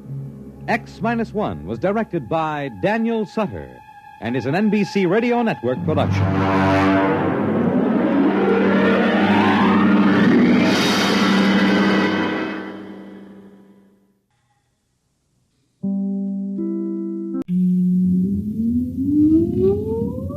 Countdown for blast-off.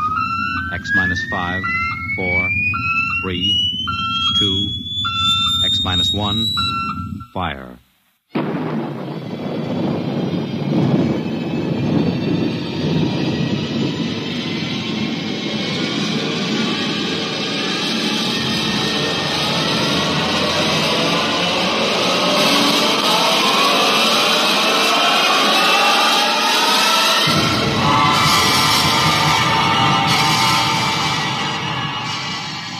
From the far horizons of the unknown come transcribed tales of new dimensions in time and space.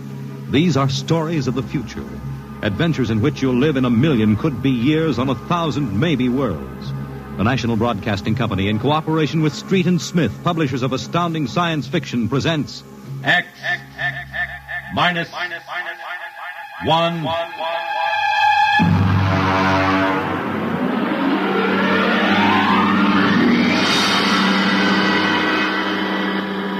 Tonight's story, Ray Bradbury's tale, The Veldt.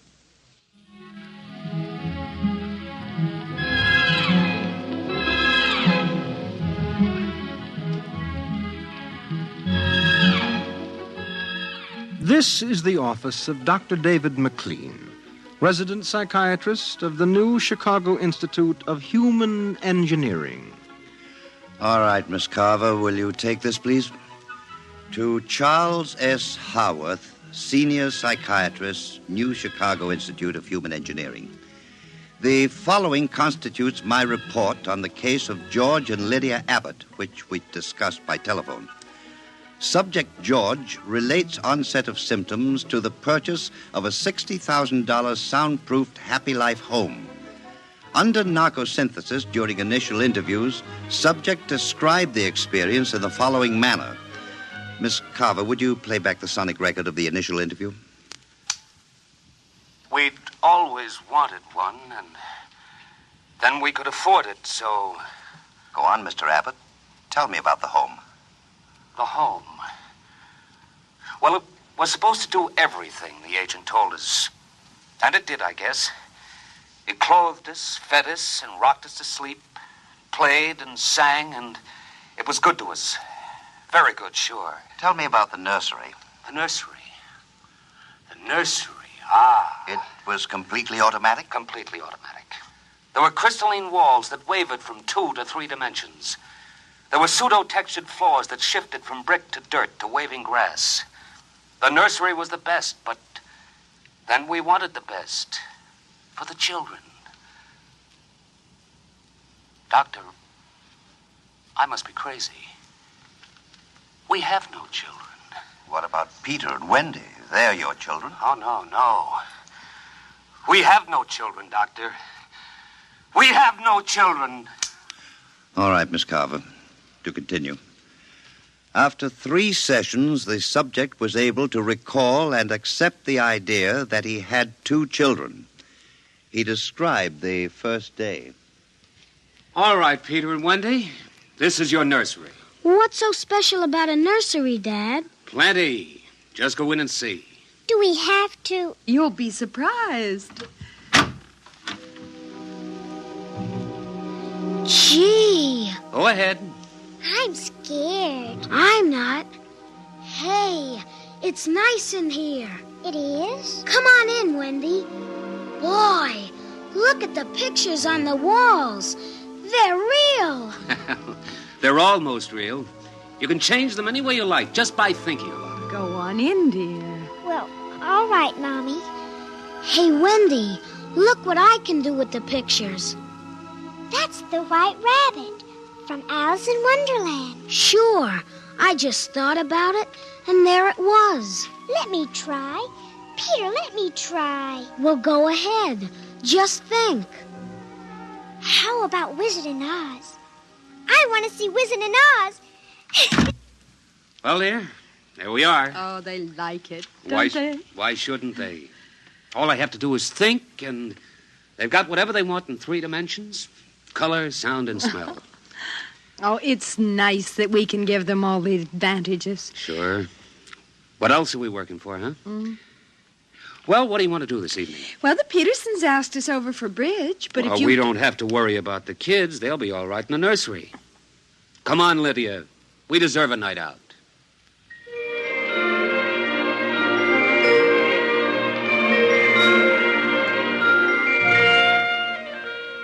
And in the nursery, the walls were a kaleidoscope of time and space and imagination. The green forest of Sherwood and the quiet forms of Robin and his merry men gave way to the roll of the high seas and the smell of salt in the air as Sir Henry Morgan sailed into the harbor at Jamaica. And behind the crystalline quartz walls, the vacuum tubes and grids and banks of metal image tape spun quietly and efficiently, erasing the line between illusion and reality. Of course, the electric bill from Consolidated Utilities was tremendous, but it was worth it. The Happy Life home breathed contentedly as life proceeded with soft automaticity as guaranteed in the brochure and bill of sale. George.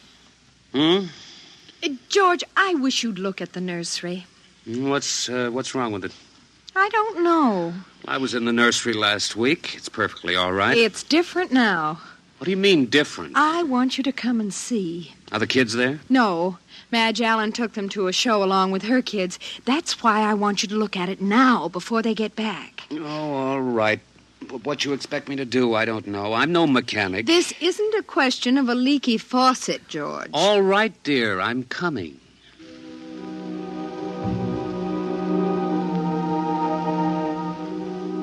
The nursery light flicked on as they came down the hall. The relays clicked and the tubes warmed and chemical odor banks and pipes bubbled into life as they paused before the closed door.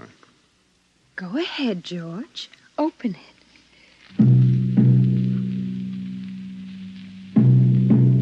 On all sides, in 3 dimensions, stretched the hot, tired landscapes of an African veldt reproduced to the last stick and pebble and bit of straw.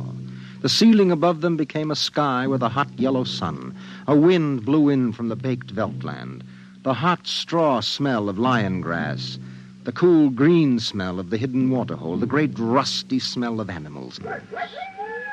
The howl of the jackal in the distance. And the papery rustling of the great vultures that wheeled and circled under the yellow burning sun. Let's get out of this, son. It's a little too real. Oh, George, you promised you'd look around. Well, I don't see anything. Wait a minute. There are the vultures. Filthy creatures. There. There are the lions. Far over that way. Yes, I see them. Well, they're on their way to the water hole. They've just eaten. It's some animal. A zebra or a baby giraffe, maybe. Can you see it? Are you sure? It's a little late to be sure. Nothing over there but clean bone and the vultures swooping down for what's left. Did you hear that scream? What scream? About a moment ago. Sorry, no. Oh, here come the lions. George, they're frightening. Take it easy, Lydia. They're just illusion.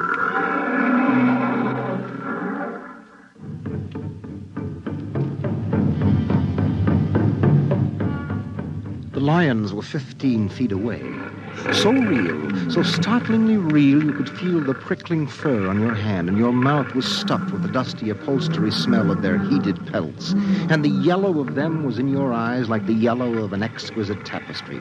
The yellows of lions and summer grass, and the sound of the matted lion lungs exhaling on the silent noontide, and the smell of meat from the panting, dripping mouth. George, I'm afraid they're so real. They're only an illusion, Lydia, that's all. Watch out! Ah! Out, quick, outside! They almost got us. Now, take it easy, calm down. I could feel their breath. Get a hold of yourself, Lydia. They aren't real. Walls, that's all it is, crystalloid walls. They look so real. Of course they do. But it's all dimensional color reactionary process, a metal tape film behind glass screens. It's all odorophonics and sonics. Now, here, take my handkerchief. I'm afraid. Did you see? Did you feel it? It's too real. Now, Lydia. And we've got to tell Wendy and Peter not to read any more on Africa. Of course, dear. I want you to lock that place up. But you know how difficult Peter is about that. I punished him last week by locking the nursery for an afternoon, and he threw a tantrum. And Wendy, too. Well, they live for the nursery. It's got to be locked. That's all there is to it. You've been working too hard, Lydia. You need a rest. I don't know. Maybe I don't have enough to do. I have too much time to think. All I do is set the menu selector dials at the beginning of the week. But that's the whole idea. The house is automatic. I know, but couldn't we turn it off for about a week and take a vacation? You mean you want to fry eggs for me? And darn socks. I feel like I don't belong here. The house is wife and mother and maid. How can I compete with the African velds? George, those lions can't get out of there, can they? Of course not, dear. Now, don't think about it anymore.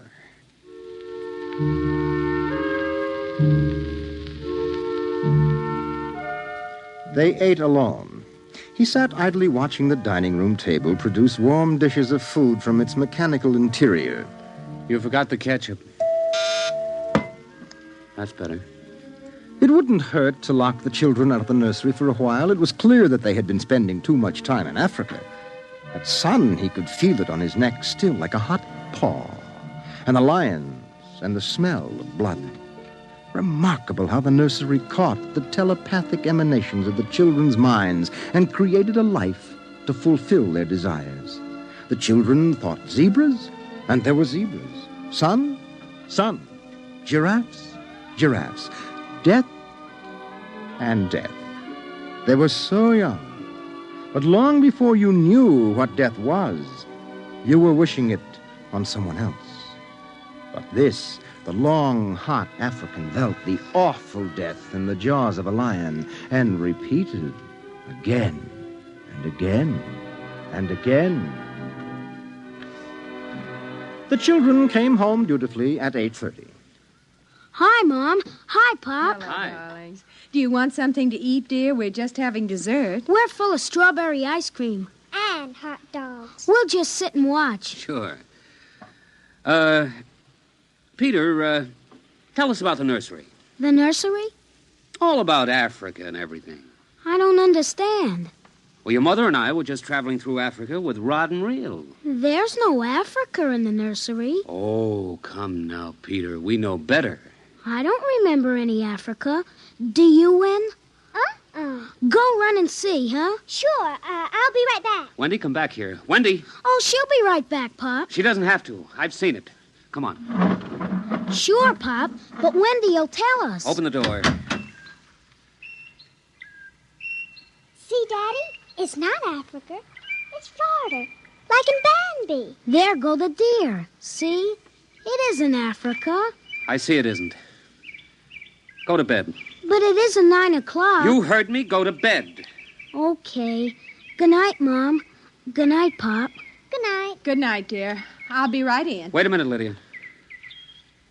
Look at this. What is it? This is the corner where the lions were, isn't it? What is that you picked up? An old wallet of mine. There's a smell of hot grass on it. And the smell of a lion. It's wet with saliva. And it's been chewed. George, those smears of blood. Come on out. Now let's go to bed.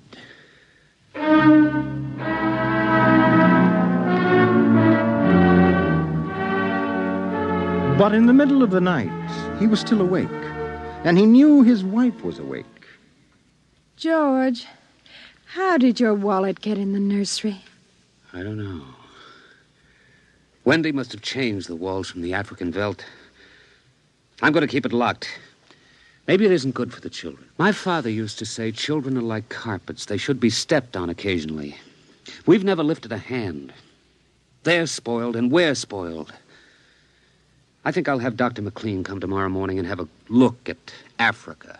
But it isn't Africa now. It's Florida and Bambi. I have a feeling it'll be Africa again before then.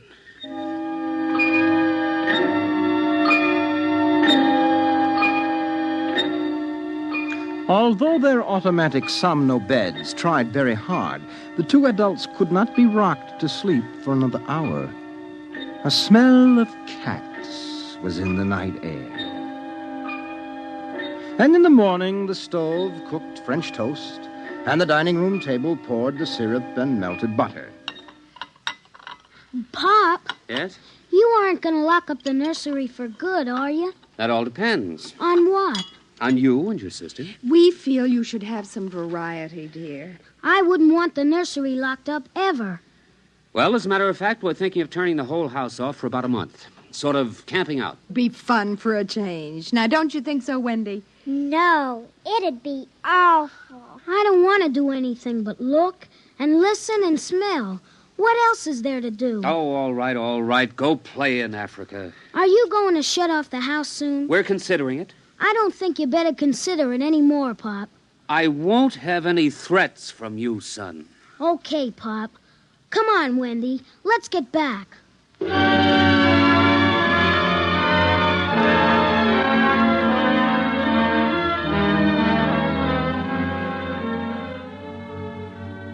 After breakfast, Dr. David McLean arrived. Oh, I saw the nursery last year, George. It looked all right to me. You didn't notice anything unusual? No. The pattern showed the usual violence, a tendency towards slight paranoia. All children feel persecuted by their parents. It's perfectly normal. There it is. Suppose we take a look at it now.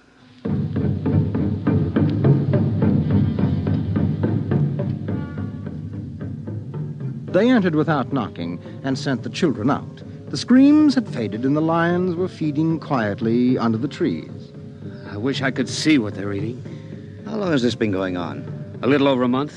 Certainly doesn't feel good. I don't want feelings. I want facts. George, a psychologist never saw a fact in his life. He knows about feelings. And this doesn't feel good.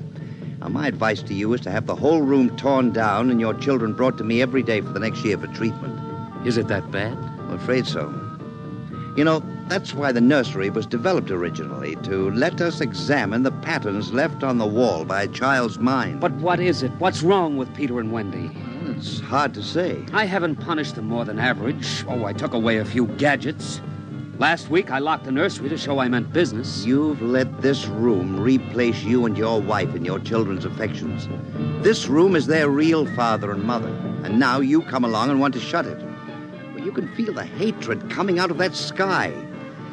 George, turn everything off. The nursery, the automatic kitchen, the whole automatic house. Start now. But won't the shock be too much for the children? I don't want them going any deeper. Let's get out of here. I never like these rooms. They get me nervous. Those lions look real, don't they? I don't suppose there's any way... What? That they could become real. Not that I know. Some flaw in the machinery, tampering? No. I don't imagine the room will like being turned off. Nothing ever likes to die, even a room. I wonder if it hates me for turning it off. Paranoia is thick today. Well, hello. Is this your scarf? It's stained. Brown. Blood. That's Lydia's. Come on, the main fuse box is out here. All right, go ahead. Pull the switch.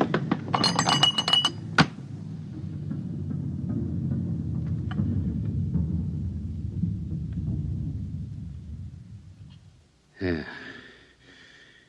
It's off.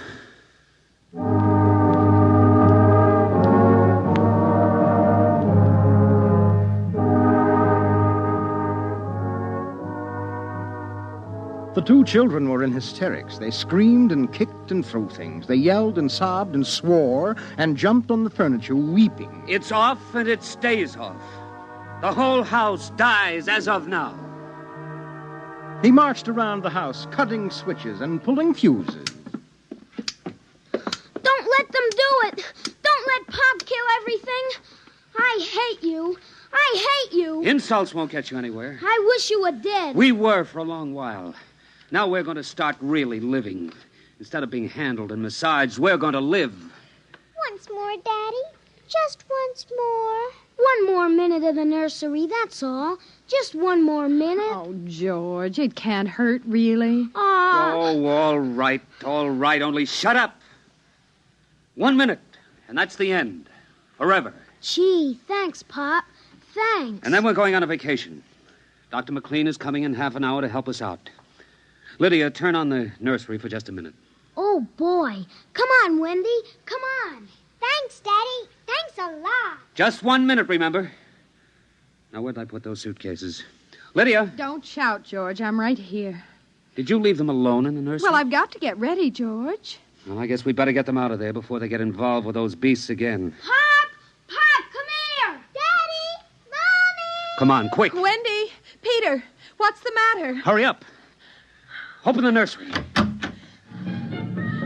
Wendy! Peter! They aren't anywhere. Wendy? Peter? Peter! The door. Open the door. They've locked us from the outside.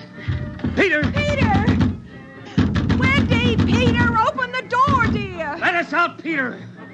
Open the door. It's time to go. Open the door! George! The lions! Peter, do you hear me? Open this door! They're all around us, George! Son! Son, do you hear me? Let us out! Son! George! Look out! The lions! They're coming!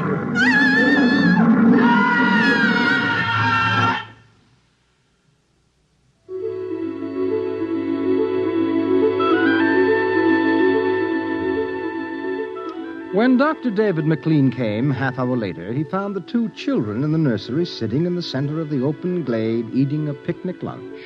Beyond them was the waterhole and the yellow veldland. Above was the hot sun.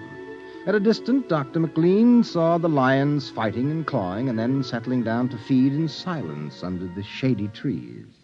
Hi, kids. Where are your mom and dad? Oh, they'll be here directly. Good, good. We've got to get along. He squinted at the lions with his hands up to his eyes. Now they were done feeding, and they moved to the waterhole to drink. A shadow flickered as the vultures dropped down from the blazing sky to finish what the lions left. Dr. McLean? Dr. McLean? Huh? What? Have a cup of tea?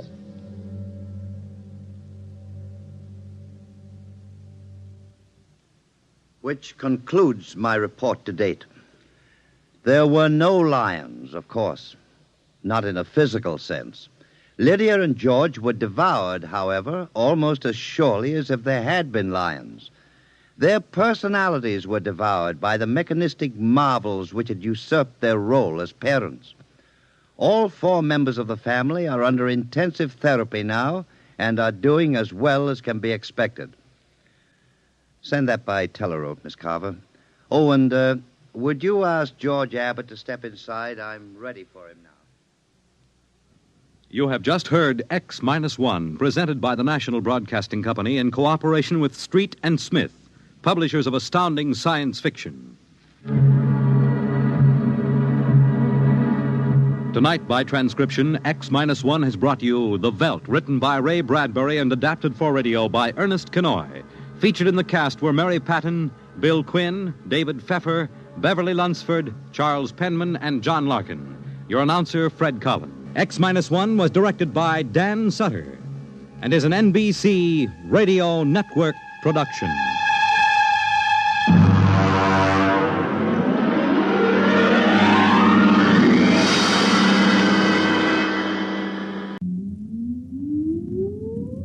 Countdown for blastoff. X-5, 4, 3, 2, X-1, fire.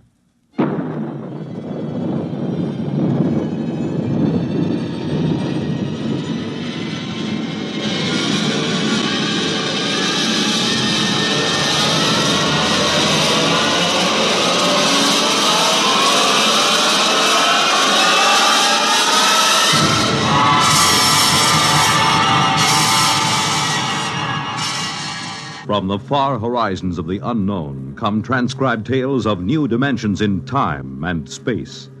These are stories of the future, adventures in which you'll live in 1,000,000 could-be years on 1,000 maybe worlds. The National Broadcasting Company, in cooperation with Galaxy Science Fiction Magazine, presents X-1.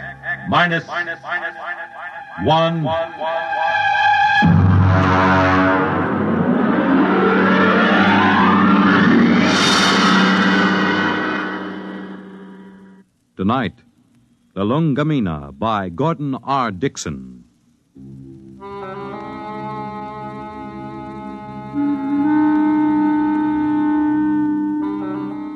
Blame Clay Harbank, if you like, for what happened at Station 563. Or blame Bill Peterborough, the one we called the Kid. I blame no one. I'm a Dorsey man. That means I was brought up on one of those tiny planets a million light years from nowhere. Being a Dorsai man is quite a responsibility. We are a very polite people. We have to be. Because when we get angry, we fight to the death.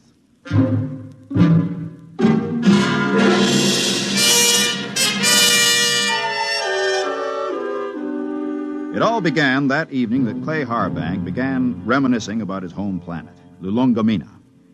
We were sitting around the recreation room of 563. There was a card game going on in one corner. Lulungamina. The very name sounds like music, doesn't it, Mort? You know me, Clay. I'm a Dorsai man. I've been in the Dorsai planets. I've seen them all knocking around this universe for 35 years. But when it comes to sheer beauty, Lulungamina. How long since you've been home, Clay? Home? 20 years, Mort. 20 stinking, miserable years. Well, that'll be over soon. Another 10 days. You gonna miss old 563? Miss this godforsaken little asteroid? Not for a minute. We'll miss your ugly face around here. At least I will. I'm gonna miss your gloomy Dorsai puss, too. Mort, why don't you get out of it? You've had more years in space service than any of us. You've probably got enough credits to get out, too. Me? I wouldn't know what to do with myself. Couldn't you go home? You should know better than that. The Denebrian trouble? The Denebrian trouble? You could go to Earth. What for? Ever been there? Never once. And I've never wanted to. I've seen too many Earthmen. Like the kid over there. He's green in service. He's full of greed and stupid hate like the rest of them. No, that's not for me. Looks as if the game's breaking up. Here he comes. Well, if it isn't the big gambler from the windy planet. What's its name? Lulungamina. Yeah. How's the piggy bank coming, Dad? The piggy's a gentleman, kid. He never overeats, so he won't ever get indigestion. Sour grapes. You see this wad of credits? 500. How long you have to work for 500 credits, Dad? How many trips you have to make around this asteroid? How much closer to fall in your grave you have to come? You look as if you made a killing. I always make a killing. I'm a natural-born gambler. And I don't just talk about it like some. I think I'll go out and take a turn around the station, Mort. Fine, I'll go with you. It's, stuffy in here. Don't bother. I'd rather be alone. Big shot. Knocked around the planets for 35 years. Used to have a reputation as the hottest gambler in the systems. Comes from the most beautiful planet in the universe. Bull. Why don't you lay off him? Kid, let me give you a piece of sound advice. Go ahead. Lay off Clay Harbank. He's been around the systems a lot longer than you have. He may not be any chicken, but he's a tough baby when the situation calls for it. You trying to scare me, Mort? I thought you Dorsai guys were smarter than that. I'm beginning... Now, look, kid. No, look. No offense, Morty. I wasn't trying to insult the Dorsai people or anything. I gotta go do a flight check. I'll see you.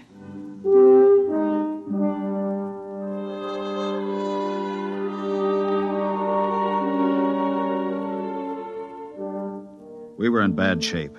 The 20 of us at Frontier Station 563 on the very edge of the human area had gone sour. Half the men had applications for transfer in already. But I told the kid about Clay being tough. Well, that was a bluff to keep him off. Nobody knew better than I did that Clay was burned out inside like a used-up rocket. I put on a spacesuit and went out to join him. Oh, hi, Mort. Hi. Beautiful night, huh? Nice. Back on Lulungamina, on a night like this, the rakish flowers open up, and you can hear them singing. There are 6 moons, and every one of them is like a yellow lantern. My mom and dad and I used to live on the edge of a lotus pool. Here I go talking about home again. Figures. A guy who's been saving up for 10 years to get home is bound to start thinking about it when the time comes. I wish you could come with me, Mort.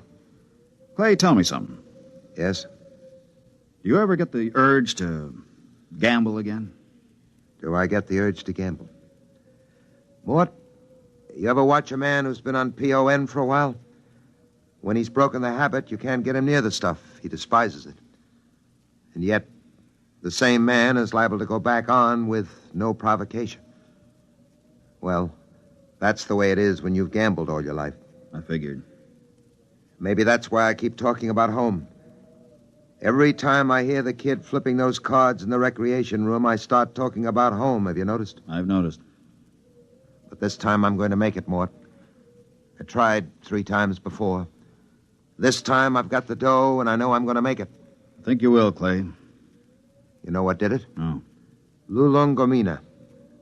That's what saved me this time. The thought of that beautiful planet. Well, when you get there, you can send me a photo tape.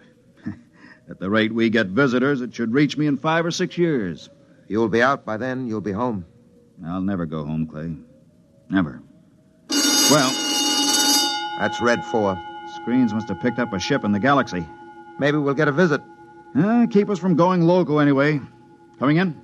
No, I think I'll stay out a while. Well, I'm going to check the screen. See you later.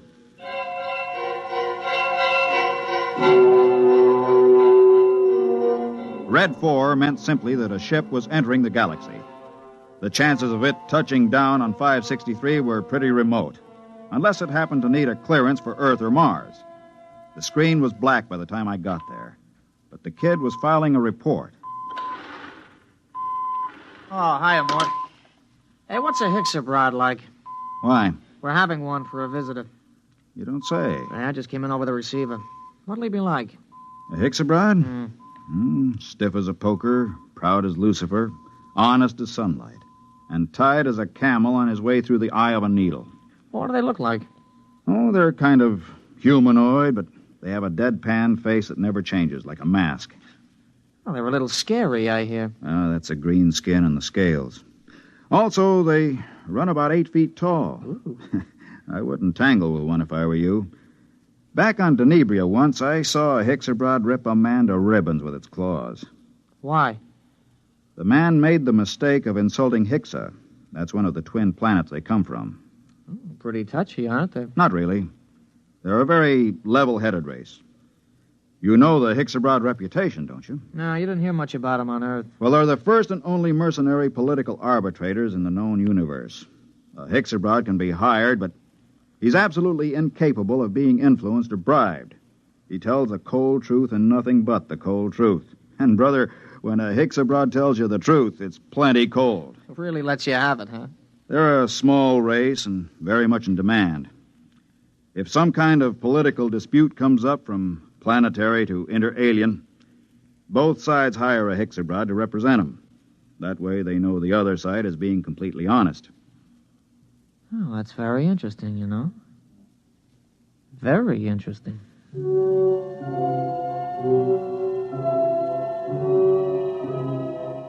I could tell there was something on the kid's mind, but of course I didn't know what it was. Most of the talk in the recreation room that night centered around the arrival of the Hixabrod. Landing beacons were turned on, and we waited for another radio communication. Hey, anybody want to sit in on this next hand? Mort? No, thanks. Well, I know better than to ask the galaxy's foremost gambler here. That's right, kid. Well, maybe when this Hixabrod gets here, we'll be able to work up a decent game. Do Hixabrods gamble? No, kid, they don't gamble. That's too bad. Well, we can always sit and listen to you lying about what a beautiful place Lulungamina is. Kid, you just went too far. Yeah, you're going to do something about it? That's right, I'm going to punch your little nose. Hey, break it up. Break it up. Clay, you all right? Yeah, I'm okay. Well, you better get to the infirmary. Have your mouth taken care of. Kid, you get to your quarters. Since when are you giving orders? I'm telling you to get to your quarters. You better do what he says, kid. He's a Dorsai man. That's all I've been hearing since I got here. What big gamblers come from Lulungamina and how Dorsai men are killers. So far, I've seen nothing, but I heard a lot of talk. You're gonna get to your quarters? I'll give you 5 seconds to start moving. You better go ahead, kid.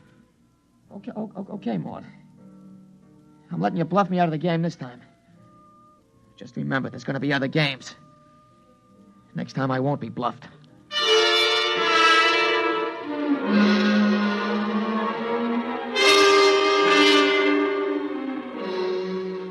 He left the recreation room. I felt a slight and not unpleasant shiver run down between my shoulder blades, and my eyes were still hot. I'd almost lost my control that time. and my senses told me I'd better be careful. For the next 3 days, the tension of 563 was almost unbearable. Clay Harbank seemed to age 20 years after the kid knocked him down. Now hear this, all personnel. Now hear this, all personnel. A ship is approaching for flight check. A ship is approaching for flight check. Report to Central. Report to Central. Well, this is it, Clay. We're getting the Hicks abroad. Seems almost like home having a Hicks abroad with us. They're all over the Tarsian system, you know. You speak Hicks abroad? You have to on Lulungamina. Oh, I didn't know that. I picked it up during the 3rd exploration. Long time ago, huh? We're not getting younger, Clay. Yeah. I found that out.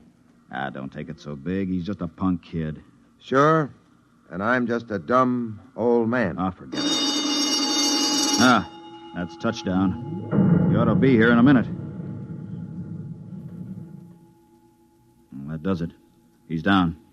Look at that ship, huh? Let's go. You'll need some help with his baggage.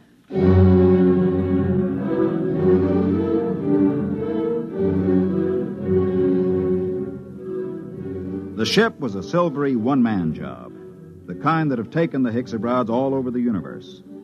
The cabin door slid back, and the Hicksa stepped out. He was as green and scaly as a lizard, but there was a certain unmistakable dignity in his bearing. Since I spoke the language, I was the first to greet him. Belt the Hutch and Hicks abroad. Welcome to this place. I greet you, Dorsai man. My name is Mort Bianski. I am called Dorlassus. Come. I'll show you to your quarters. Thank you. How long will you remain here? Only for one night. I wish clearance for Mars. I'm sure it can be handled. This way.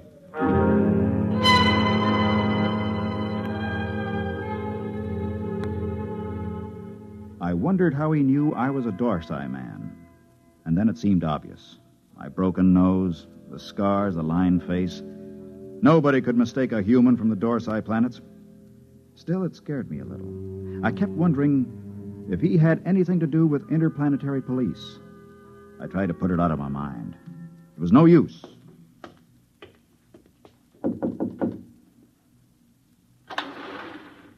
Mind if I come in, Clay? Sit down. Have a smoke. Thanks. Where's the Hicks abroad? In his room, getting cleaned up for dinner. Strange guys, aren't they? Well, there's something even stranger going on.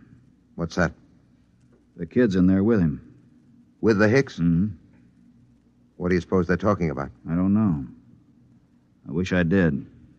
Kid's probably trying to get the Hicks into a dice game. I doubt it.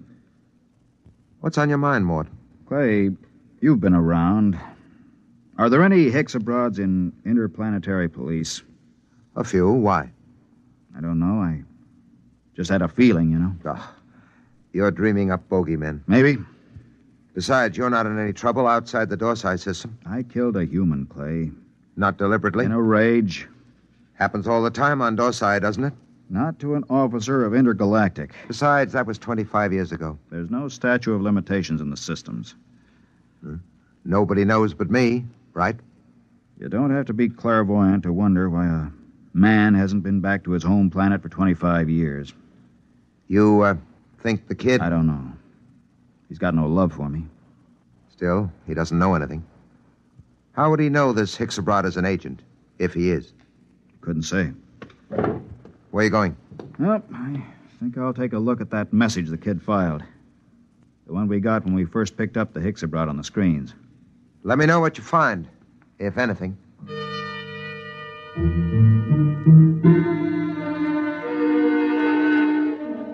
I walked through the empty corridors to the communication center. I went directly to the files where incoming messages are kept and flicked the tab until I got to Notices of Arrivals. There, 2 days before, was a report of the arrival of Dorlassus. I ran my finger down the statistics until I came to the line that said, Point of Origin of Flight. It read, Tarsian Galaxy. That was where Clay Harbank's Lulungamina was. I read further, where it said Nature of Business. My blood ran cold as I spelled out the words criminal. Come in. Belt the Hutch and Hicks abroad. I greet you, Dorsai man.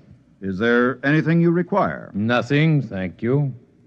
I came to tell you that we'll have dinner tonight at 800 hours. The young Earthman has already informed me. There's a shortage of raw meat here. I've brought my own food, thank you. I see you came in from the Tarsian planets. Yes? You didn't happen to be in the Dorsai planets before that? No. Oh, I thought perhaps you might have some news. I came from intergalactic headquarters. Yes, I saw your flight check. Then you know my mission. Yes. Good. How long do I have to pack? I will be leaving at 700 hours tomorrow morning. Can you be ready by then? Yes, I guess so. Good. I don't suppose there's any point in appealing to you. Ixabrods are supposed to be totally without emotion. There is no point in appealing. Funny thing. I've been running away from this moment for 25 years, and now that it's come, I'm glad. We'll be going back to the Dorsites? Yes, to intergalactic headquarters. After all these years. Home. I don't suppose a Hixabrod knows what that feeling is like. I will expect you at 700 hours. Now, if you don't mind, I wish to prepare my food. One thing. Yes? Did the young Earthman tip you off about me?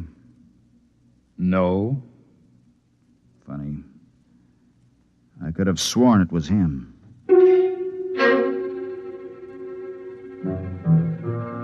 That was that. When a Hixabrod tells you no, you can bet your life he isn't lying. I began to wonder how they located me. I began to wonder what he and the kid had talked about. I began to wonder a lot of things. Well? He's an agent for Intergalactic. Well, that doesn't prove he's after you? He is. How do you know? I just talked to him. Lord in heaven. It isn't so bad, really. Just think, I'll be going home.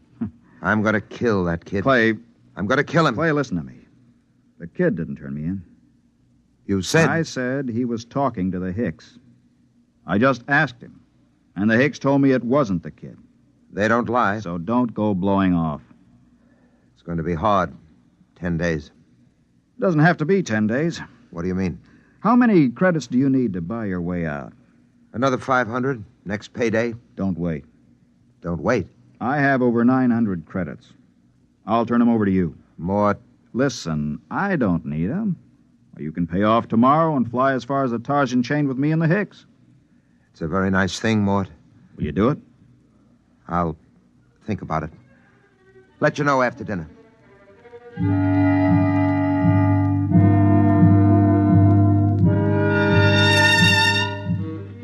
I thought of running away, but there was really no place to run once they tracked you down. And the Hixabrods were utterly relentless once they'd agreed to bring a man in. Since they had no feelings, they made no judgments.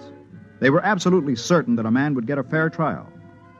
I packed my stuff and went in to dinner. The Hixabrod was at the head of the table eating his raw chinsu meat. Pass the gravy, please. Dorlasis. Yes? They tell me that the Hixabrod home planet is a very beautiful place. It is true. Well, I'm from Earth myself. Yes. I'm curious to know what this beautiful planet of yours looks like. The kid's pretty talkative tonight. What's cooking? I don't know, but I don't trust it. The flora and fauna are maintained in excellent natural balance. No local surplus has exceeded 1% of the normal population for the last 60,000 years. Life on Hixa is predictable.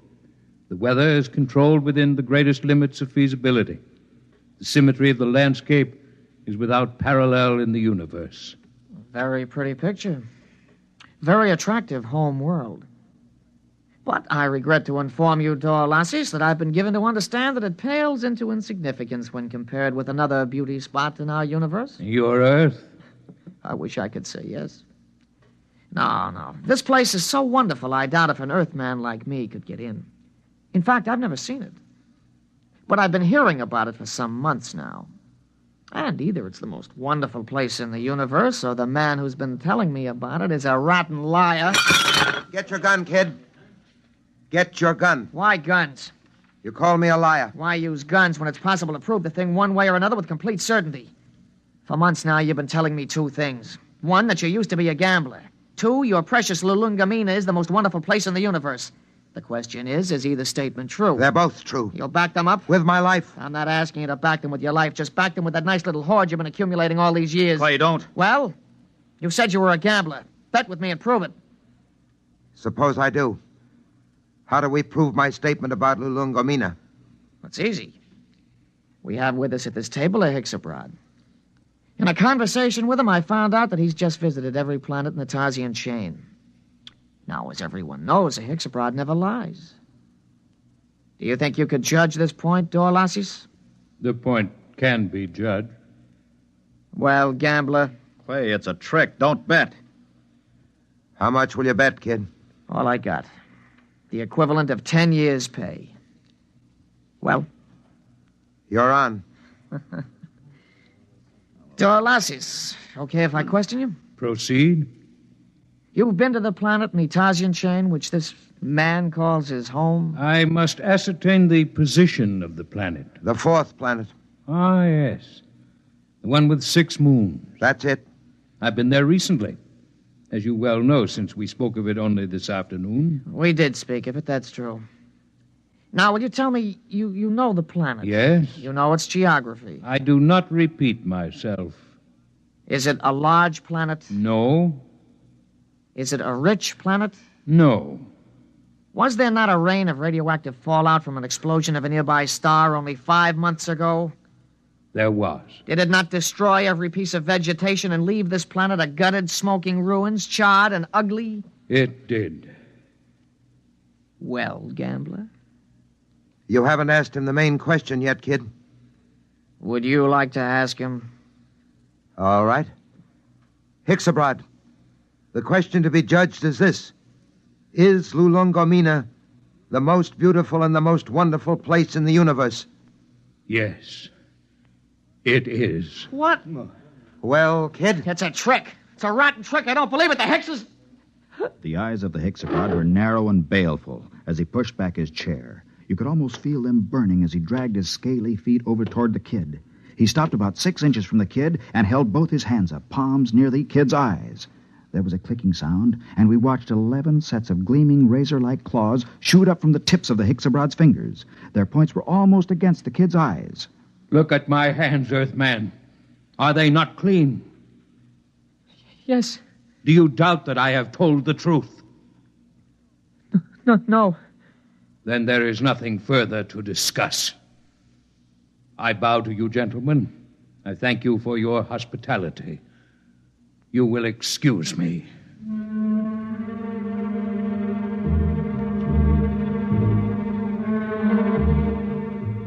We stood around and watched that proud, frightening figure drag itself out of the room.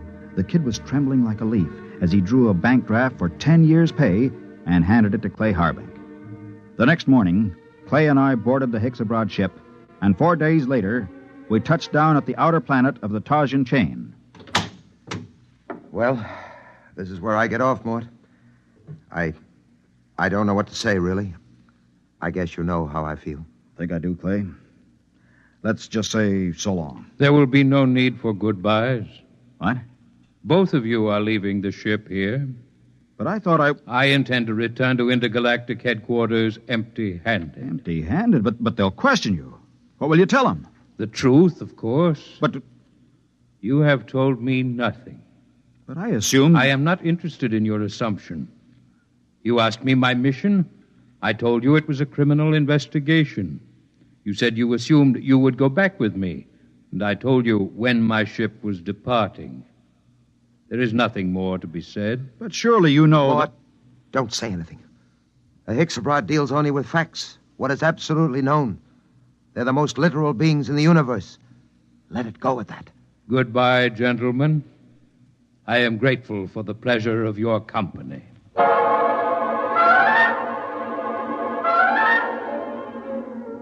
5 minutes later, Clay Harbank and I shook hands at the exit of the spaceport on Tarsus 10.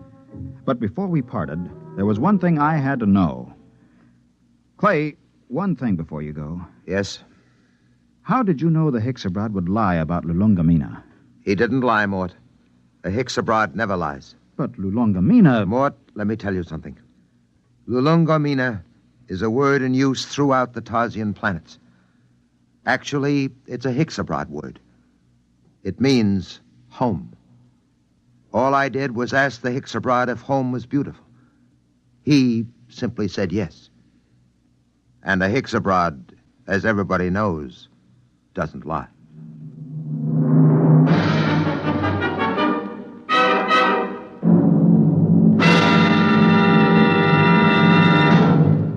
You have just heard X-1, presented by the National Broadcasting Company in cooperation with Galaxy Science Fiction Magazine, which this month features the Finn O'Donovan novelette Bad Medicine, the story of a robot therapist that never failed to effect a cure, even if it had to convert itself into a typhoid Mary to do so. Galaxy Magazine, on your newsstand today. Tonight, by transcription, X-1 has brought you Lulungomina, a story from the pages of Galaxy written by Gordon R. Dixon and adapted for radio by George Lefferts. Featured in the cast were Ralph Camargo, Ned Weaver, Jack Grimes, Bob Hastings, and Kermit Murdoch. Your announcer, Fred Collins. X-1 was directed by Daniel Sutter and is an NBC Radio Network production.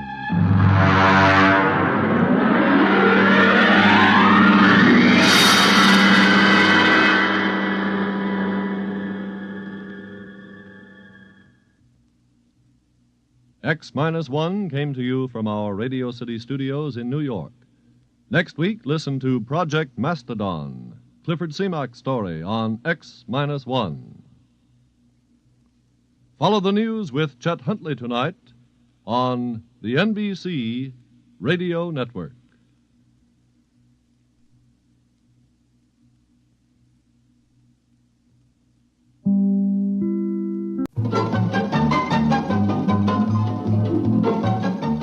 This is Walter O'Keefe, inviting you to listen in on the Nightline. Tonight, live the incredible life of ages yet to come, in a time that might be 1,000,000 years from now, on X-1.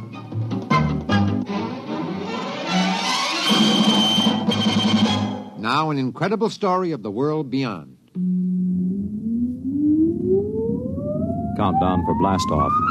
X-5, 4, 3, 2, X-1, fire.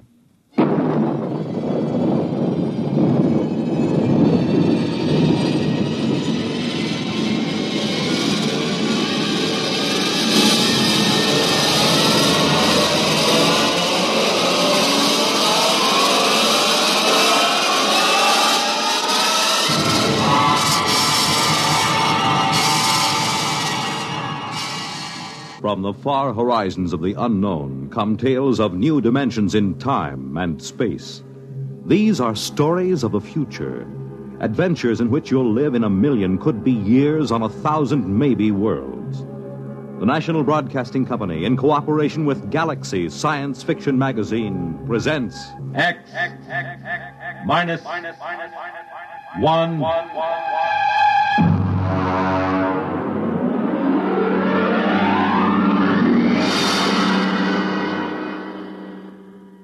Tonight, The Haunted Corpse by Frederick Pohl. But first, hear this. Whenever you want things to be just right, be it here or there or day or night, you make it Pabst, 'cause Pabst makes it perfect. Yes, Pabst makes it perfect. Just as we always have ever since 1844. So next time, you make it Pabst, because Pabst makes it perfect. America's Blue Ribbon beer from the Pabst Brewing Company, Milwaukee, Wisconsin. Yes, Pabst makes it perfect.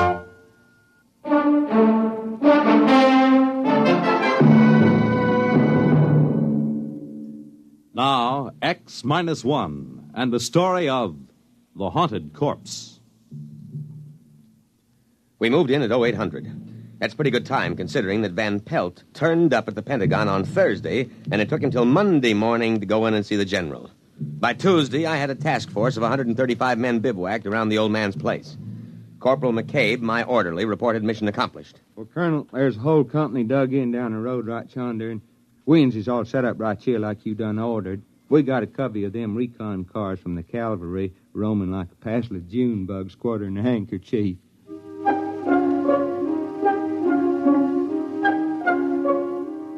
McCabe isn't very bright, but he's loyal. Well, about 9 in the morning, the old man woke up. I suppose the firing at the auxiliary pistol range I set up got him out of bed. Get out of here. Go on, you. Get those trucks off my lawn. Get out! Dr. Horn! Oh, what is this, the Boy Scout Jamboree? Are you the scoutmaster? Dr. Horn, I am Lieutenant Colonel Windermere, sir. My orders are to establish a security cordon about your laboratories. What? Here you are, sir, my copy of your orders. What the devil is this nonsense? You will see they are signed by General Follinsby himself. I know. That sniveling rat Van Pelt. He went to the army, is that it? That mountainous, ungrateful tub of rancid lard went crawling into Washington and ratted to some tin soldier. Sir, General Follinsby is not a tin soldier. Is that it? Did Dick Van Pelt come to you with some cock and bull story? The chicken-livered, worm-eaten, misbegotten offspring of a... Dr. Horn, the general asked me to give you his personal assurance that we will not interfere in your work here. But I'm sure you understand the importance of security. Now, you listen to me. The Horn effect is my personal property, not the government's or the Army's. What is this, creeping socialism? Sir, security. My orderly isn't cleared. Oh, that don't make no never mind, Colonel. I don't rightly grasp what he's saying nohow. McCabe, report to my tent. Oh, just when it's getting interesting. Now, Dr. Horn, I want you to know that I'm here to help you. If there's anything you want, just ask me. If you want to go into town, that can be arranged. Of course, you'd better give us 24-hour notice so we can clear the streets and check out all Young man? Yes, sir. You may go to the devil.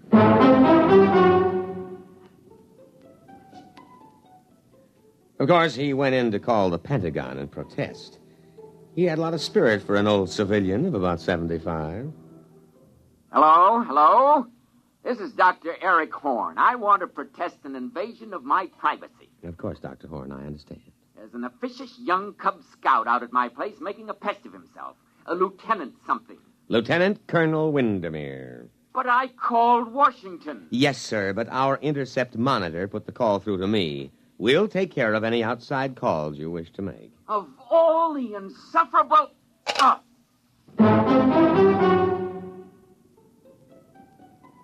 At about 0600 the next morning, I ran a surprise full-scale inspection and simulated infiltration. Hey, look there! You trigger-happy idiots! It's me, McCabe! And you simulated! You hear?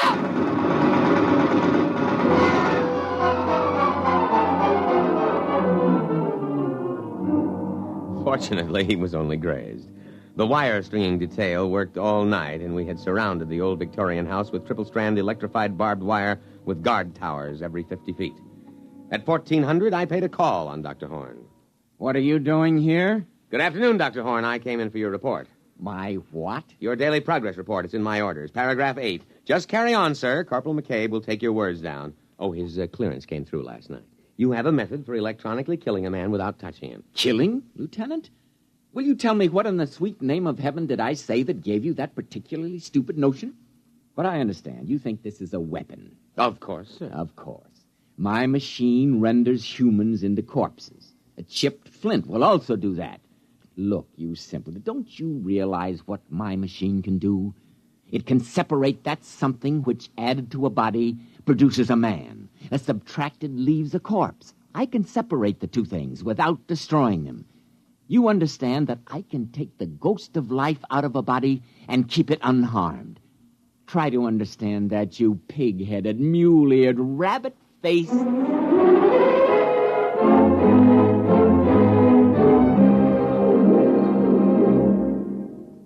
You're listening to The Haunted Corpse, tonight's attraction on X-1. You know, the property value of your home depends on the well-being of your community and your neighborhood.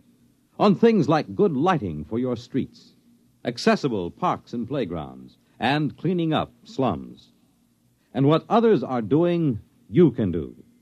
In Michigan, a city group launched Operation Bootstrap to rehabilitate houses, clean up slums, and interest everyone in better living standards. In Pennsylvania, a local real estate board surveyed every property in town, got 500 improved, and 50 hopeless slums torn down. So help clean up slums, and keep up your own home as well. To help keep your community sound, get into Action. Action is a national organization designed to help you protect the well-being of your community.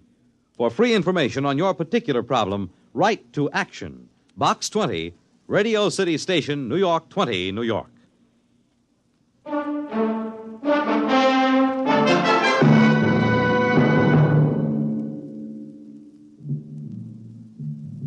Now back to X-1 and the haunted corpse. I terminated the interview and went back to headquarters to prepare my situation analysis. Van Pelt, all 300 pounds of him, was waiting for me. He was eating a can of sea ration with a knife. He's perfectly sane, Colonel, but he's dangerous. Very dangerous. You've got to protect me, absolutely. Van Pelt, I want the straight dope on Horn. Now, what is this ghost business? Oh, that. That's just his way of putting it. You see, care to join me in a can of beans? No, thank you. Well, there's a difference between a living man and a dead man, and that difference is what Dr. Horn whimsically calls a ghost. Call it life, plus intelligence, plus soul, if there is such a word in your lexicon, Colonel. You mean his machine conjures up ghosts? No, Colonel. Dr. Horn is an impossible old vulture, but he's not a faker. Horn can drain the essence of life from a body and store it, or if he wishes, he can replace them in another body. Would you mind handing me the can opener? This looks interesting. Macaroni and beef. Supper ration.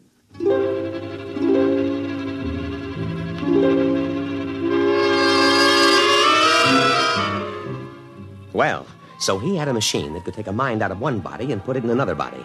Well, why didn't he say so straightforwardly instead of beating around the bush like a civilian? Of course, he was a civilian, which might explain it. Next morning, I went to the laboratory with Corporal McCabe and insisted on a demonstration. All right, this way, gentlemen. Please, Corporal McCabe is an enlisted man. At this pole, we have a Cocker Spaniel. And over here, a Rhode Island Red. That's a right perky-looking chicken, Doc. If you will kindly stay clear of the terminal areas, I will activate the field. What's happening? The field is vibrating at the cycloid rate set on the crystals. All right, it's ready for discharge. Now.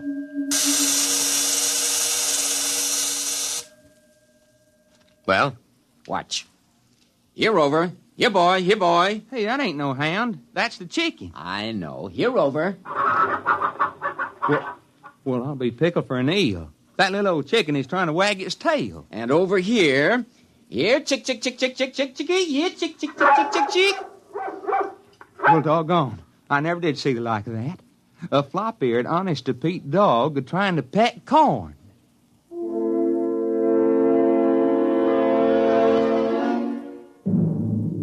I had a private conference with the old man later.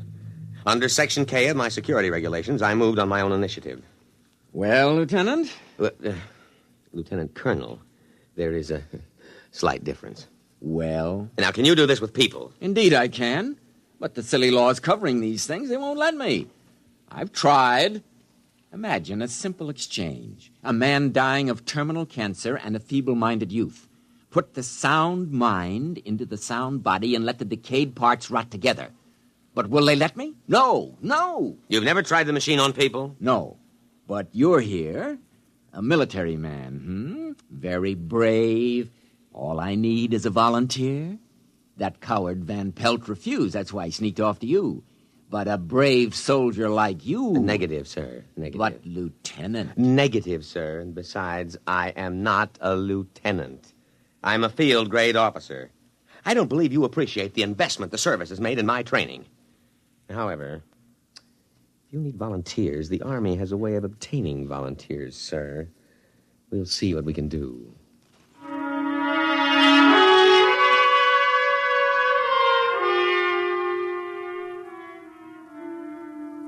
Actually, it was easy. First, there was a boy from Maine awaiting court-martial on an AWOL charge. Second, he volunteered when I pointed out he could get up to a year at hard labor. And then McCabe. Oh, no, Colonel, sir. I ain't a volunteer in time. Well, McCabe, I have been asked to recommend a non-com for infantry assignment in the Aleutian Islands. Infantry? Yes. Advance, rifle, platoon, scout. The Aleutians? In the winter. Colonel, sir, I begs to report you have found a volunteer, namely I.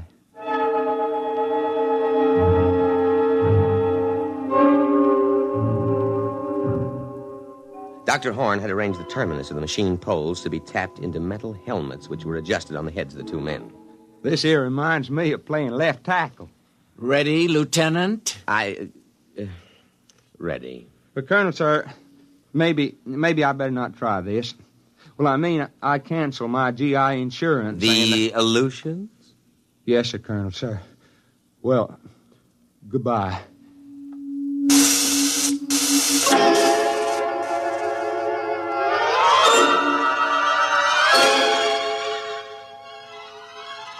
The test was an anticlimax.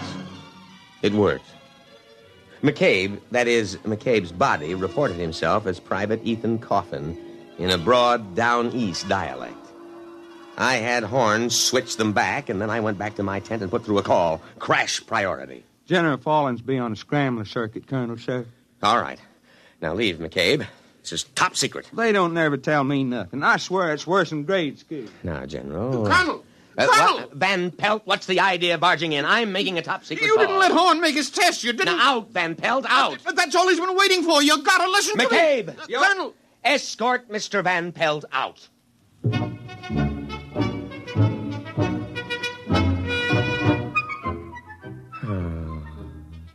I was floating on a cloud of pure joy.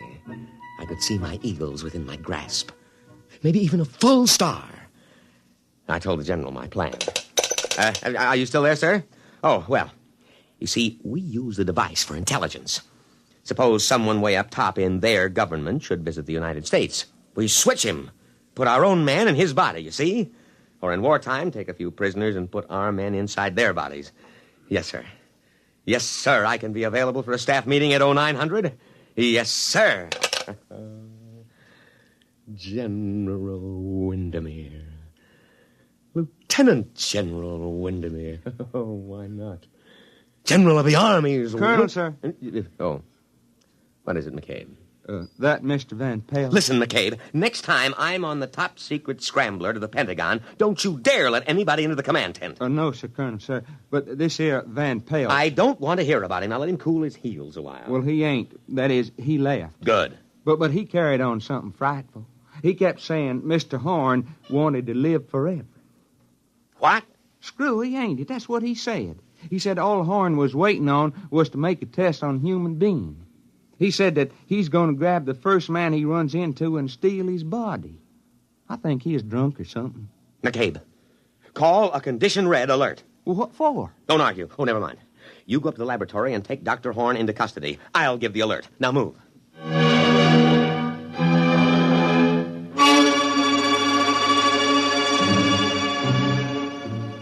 I could see it all immediately. I grabbed my sidearm and buckled it on. Then I threw the switch that signaled a red alert throughout the unit. Just what you'd expect from a selfish civilian like Horn. He'd take an invention like this and use it to steal other people's bodies to prolong his own nearly senile existence in a younger body. And if that happened, there goes my General Star. Because he'd surely smash the machine and we'd never be able to trace him or switch him back, and we wouldn't know which body he stole. I was held up at the inner perimeter for 5 precious minutes while some idiot insisted on a password. I just happened to forget it, although I had issued it in the morning. Luckily, while I was swearing at him, I accidentally hit the right combination and let me through. Van Pelt had gone into the laboratory. I knew that. Probably to try to stop the old man. But the effect would be to supply him with a body. He'd have to swap immediately. He couldn't take the chance of a heart attack. I ran into the laboratory, my sidearm drawn. Horn! Dr. Horn! Tripped over a human body. Still warm. Dr. Horn. His cast-off cocoon. Abandoned. And then in front of me, I saw him. Van Pelt. Too late! Too late! Now, wait. Listen. Oh, McCabe, what happened to you? He slugged you, did he? Too late! Now, wait. Don't smash the machine. Van Pelt, I know it's really you, Dr. Horn, and Van Pelt's body. Now put down that gun. I'll smash it! Smash it! Stop. Don't wreck the machine. Listen, Dr. Horn, I'll help you. I'll see you get a good, healthy body as long as you want it. Dr. Horn, think of the safety of our country. Think of security. No, I'm not Doctor... Who shot that? McCabe, put that pistol away, you fool! Oh, Horn. Dr. Horn, speak to me. Now, I know it's you in Van Pelt's body. Now speak to me, Dr. Horn. He's dead. McCabe, you simple-minded... Why did you kill him? Oh, everything is gone. My general star, everything. All right, McCabe, report to your quarters. You'll get a court-martial that'll make your hair curl.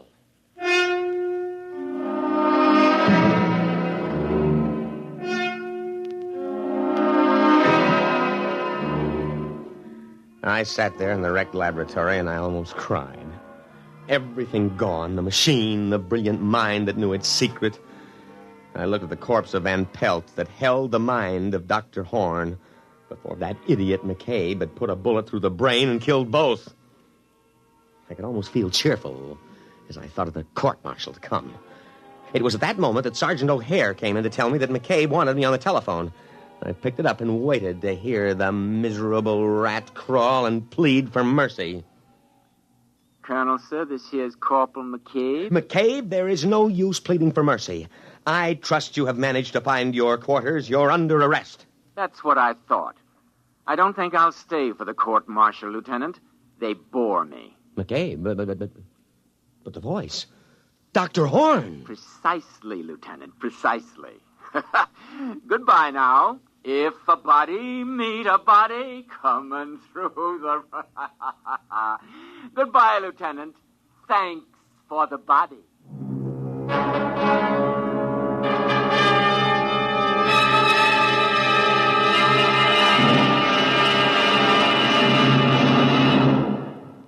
Fred Collins again, and I'll have another word about X-1 in a moment.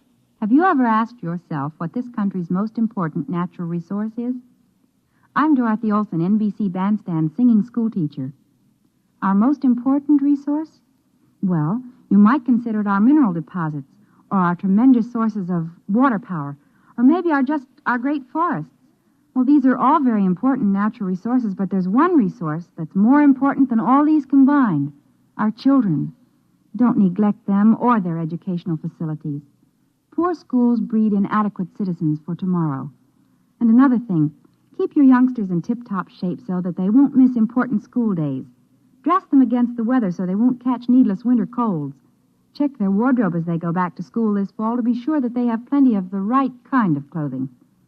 Remember, our children are this nation's most important natural resource. It's your job to protect their future as they go back to school this fall. You have just heard X-1, presented by the National Broadcasting Company in cooperation with Galaxy Science Fiction Magazine. Your announcer, Fred Collins. X-1 was an NBC Radio Network production.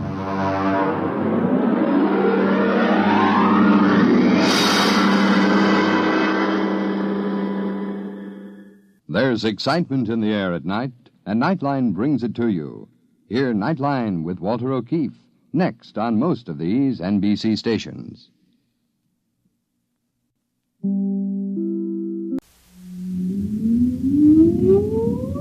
Countdown for blast-off. X-5, 4, 3, 2, X-1, fire.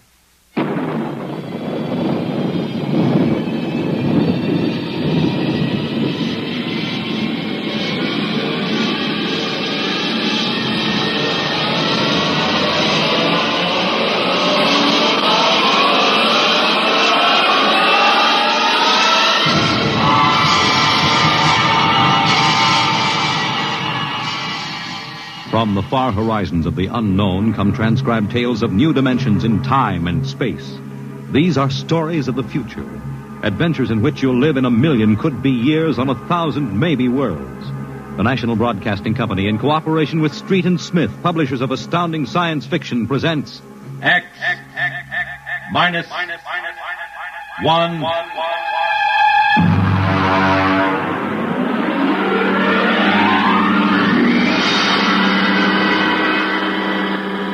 Tonight's story, The Embassy.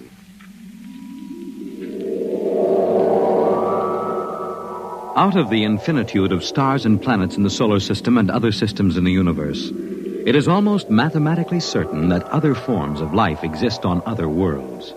Someday, in the future, in 1,000 years, or in the next 25 minutes, daring travelers through space will make contact with the inhabitants of another world.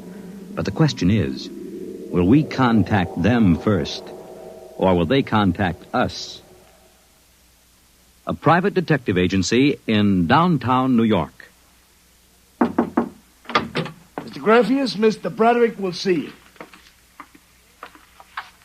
Well, what can I do for you? My name is Graffius of Springfield. I would like your assistance in helping me locate a Martian embassy. Would you say that again very slowly? I came to New York to locate the Martian embassy. I assume you were joking. On the contrary, I am completely serious. As it happens, I am interested only in Martians at the moment. I see. Okay, shoot. Well, it occurred to me in the course of my studies that we, Earth people, cannot possibly be the only intelligent form of life in the universe. Since Mars is older geologically, and since it is also an atmospheric planet, its evolutionary history could easily be similar to ours. Do you follow me? Well, so far I can't say no. If this is true, then they must have been watching us, observing us for hundreds, possibly thousands of years. They also know we are a militaristic, warlike race. We might conceivably set out to conquer and occupy Mars someday. In which case they would try to get the jump on us. Ah, precisely, Mr. Broderick. Now, if you were planning to attack an unknown nation, what would be your first move, Mr. Broderick? Well, intelligence. Find out what the odds are. Oh, you have a very logical mind, sir. You would send agents to scout the nerve centers of earthly civilization and advancement. Not Kansas City or Equatorial Africa, my dear sir, but here, in New York, the most technically advanced spot on the earth. And you want me to help you prove this theory of yours? Precisely. The expense doesn't interest me. Well, now, this may take a long, long time, Mr. Graffius. After all, nobody has ever seen the Martian. I assure you they will be very ordinary-appearing people. Mm-hmm. Very likely they live together in downtown New York. Most certainly they live in a private house with no servants to pry in their affairs. Oh, some ordinary people who live in a private house in downtown New York. I might just as well look up Martians in the classified section of the phone book. There's one other lead which might help you. What's that? They would be almost certain to subscribe to every conceivable type of newspaper, scientific journal, and foreign language publication. Well, now, that might be something. Okay, Mr. Graffius, it's a deal. Excellent. I shall contact you tomorrow.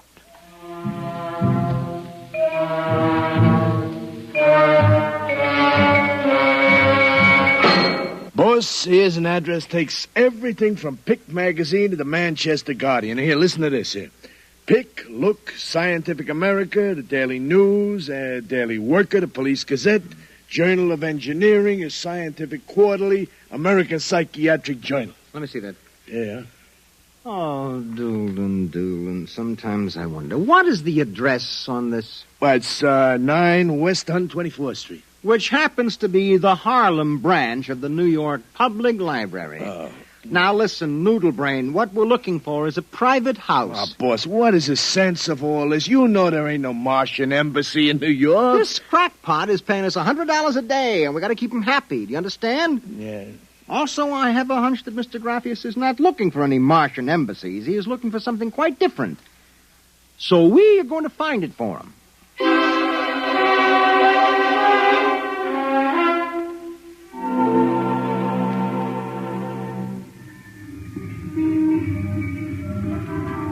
Which house is it, Doolin? It's right down there, number 108. Nobody comes out, nobody goes in. I asked around.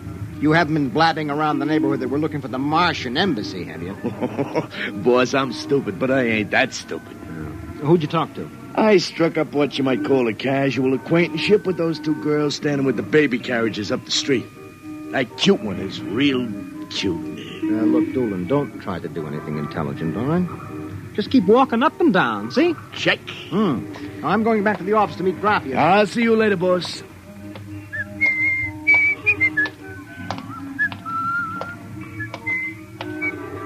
Hiya, beautiful.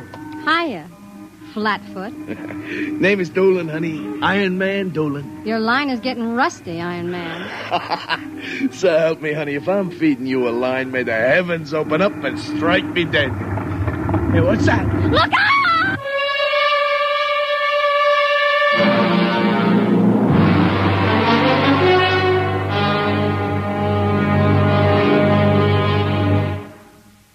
I'm sorry to have kept you waiting, Mr. Graffius. Thank you. But I've had Doolin casing our first lead for a week now. It's a house down in Greenwich Village, privately rented, number 108 Conklin Street.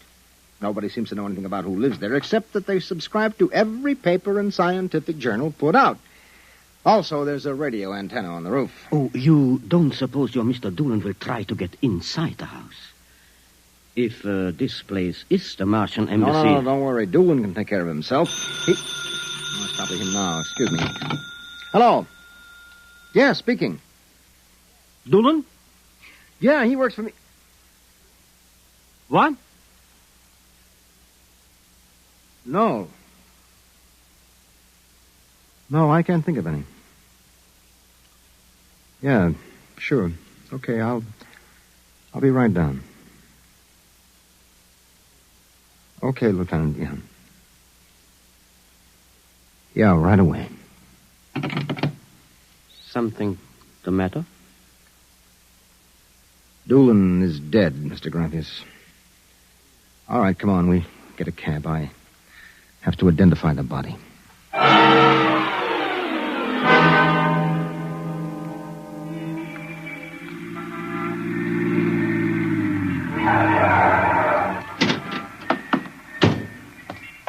Lieutenant, I'm Broderick. Oh, there's your boy, Broderick. Anybody see it? A maid pushing a baby carriage. We can't seem to get any sense out of her. You mind if I talk to her? Hanson, this guy wants to ask the girl a few questions. Please. I told you what I saw.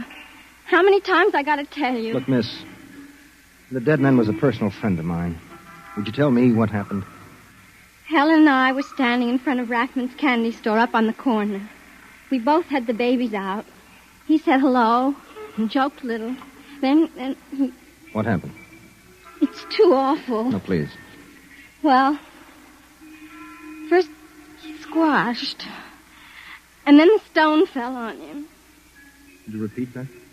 They don't believe me, but Helen saw it too. Saw what?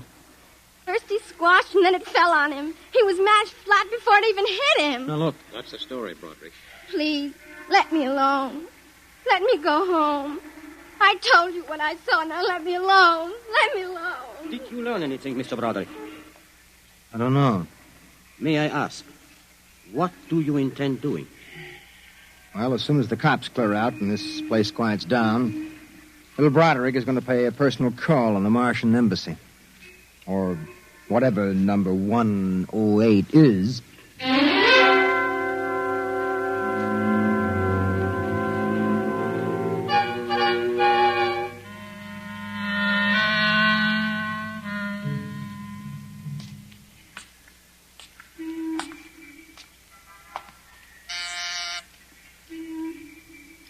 Whatever you are, open that door. Yes? Oh. Well, young man. Oh, excuse me, ma'am. Is the lady of the house at home? I'm the lady of the house. Oh, well, my name is Broderick. I represent the Manhattan Child Adoption Center. We're soliciting funds and clothing for stranded and unadopted children. I Won't wondered you if... come inside? Well, we don't. Usually Oh, nonsense. I'm old enough to be your grandmother. Besides, my son Lauren is working at home. Your son? Oh, he's a bibliographer. He writes summaries of articles and books from scientific journals and publications for libraries and universities. Oh, I see. Sit down, Mr. Broderick. Let me pour you a cup of tea. Oh, thank you. You know, I'm not much of a tea drinker, but it seems to have a strange taste. Oh, it's my own recipe. Uh-huh. Well, I think that I'd better be running along but now. You haven't finished your tea, Mr. Broderick. No, really. I feel a little funny. I'll call Lauren. No. It's all right. I'm leaving. I just feel kind of dizzy. I'm sure Lauren would like to hear about the adoption center. I'll call him. No, don't No, but bother. I must. Besides, you aren't well. Tea. Lauren! I've got to get out. Lauren! Lauren, hurry! Look out. You get out of my way. No. You must stay. Yes, Mother. You drugged my teeth. You let go of my arm. Lauren! Let go. No! Oh! I've got to get out. The front door. Open. Open. What happened? The other one, that Broderick, he was here. I drugged his teeth. He got away? He was suspicious. Fool! Idiot! Go after him. Risk another murder on our doorstep. Are you insane? But he suspects. Well, we'll have to take our chances. We'll have to think of some other way. If he goes to the authorities... Oh, they'll laugh at him. How did they find out? I don't know how. But I'm certain someone else sent them. Who? I don't know. I'm afraid to let myself think. It might be. It just might be them.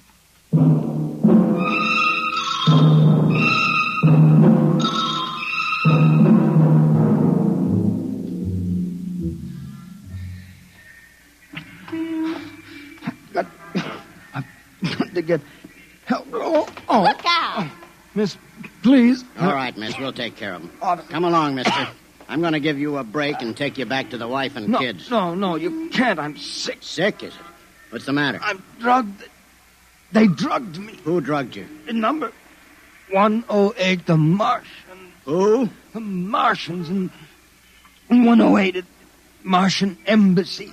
Well, I've seen him with pink elephants, rabbits, and mice, but you're the first one that's got Martians. Oh, it's true, I tell you. Ah, come along. Listen, don't take me back there. They'll kill me.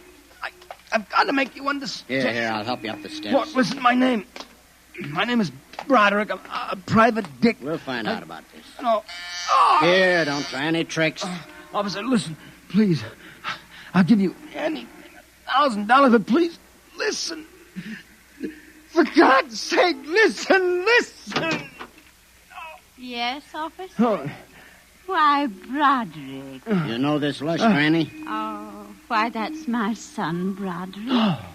No, she's Martian. He's in pretty bad shape. You better get him to bed. Oh, dear, and he was doing so well at the Alcoholic Society. He must have gotten off again. Looks like he's ready to pass out. Lauren! What is it, Mother? Oh, Bron. Your brother Broderick has been drinking again. No, officer, please. Look out. He's passed out. Oh, I'll take care of him, officer. We've handled this sort of thing before. Can you manage okay? We'll be fine. Thank you. Oh, you've been very kind, officer. Nothing at all, Granny. I know how it is with these alkies. Well, I'll be seeing you.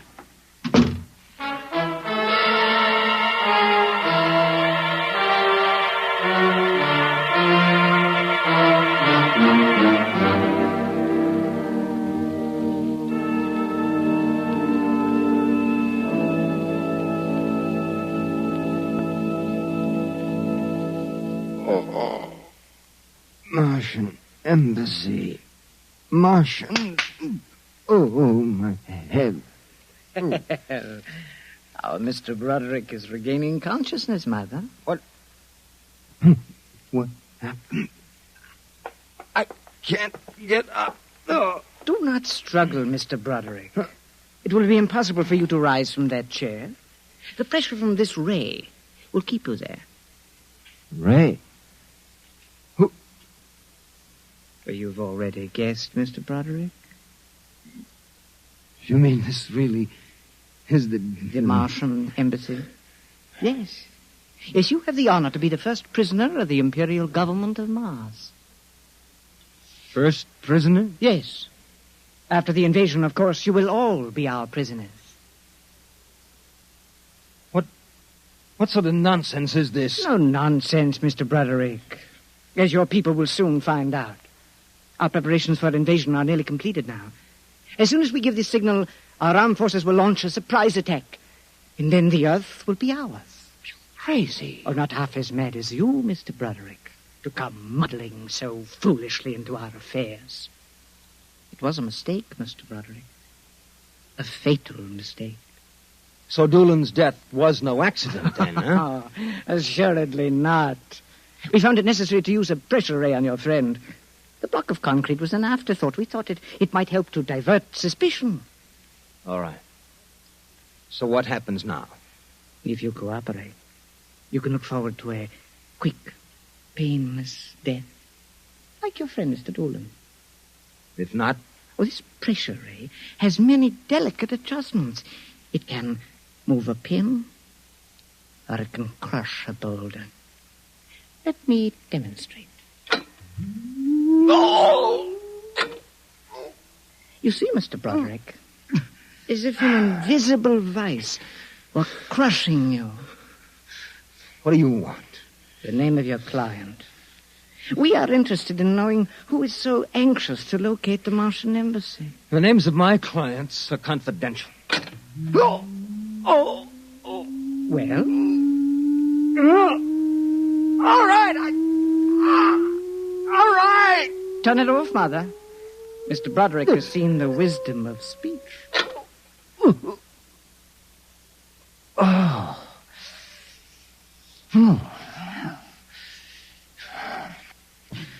His name is Graphius. Graphius? Yes. An unusual name for an Earthman. Describe him. Well, I don't think I really can. Describe him. Oh.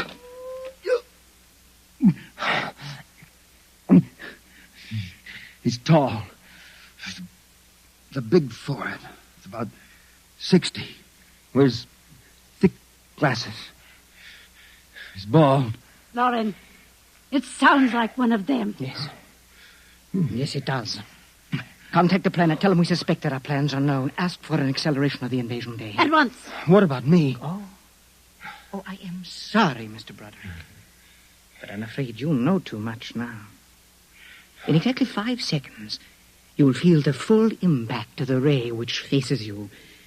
I would suggest that you relax and meet your fate calmly. Oh, no, wait a minute. You will feel no pain, just a wall of force crushing you. Yes, but listen. 5. But you can't do this. 4. It isn't human. Yes, I know we're not human. 3. Yes, but do you understand? 2. No. 1. Mother in heaven. Now. No. Lauren. It didn't work. Something has happened.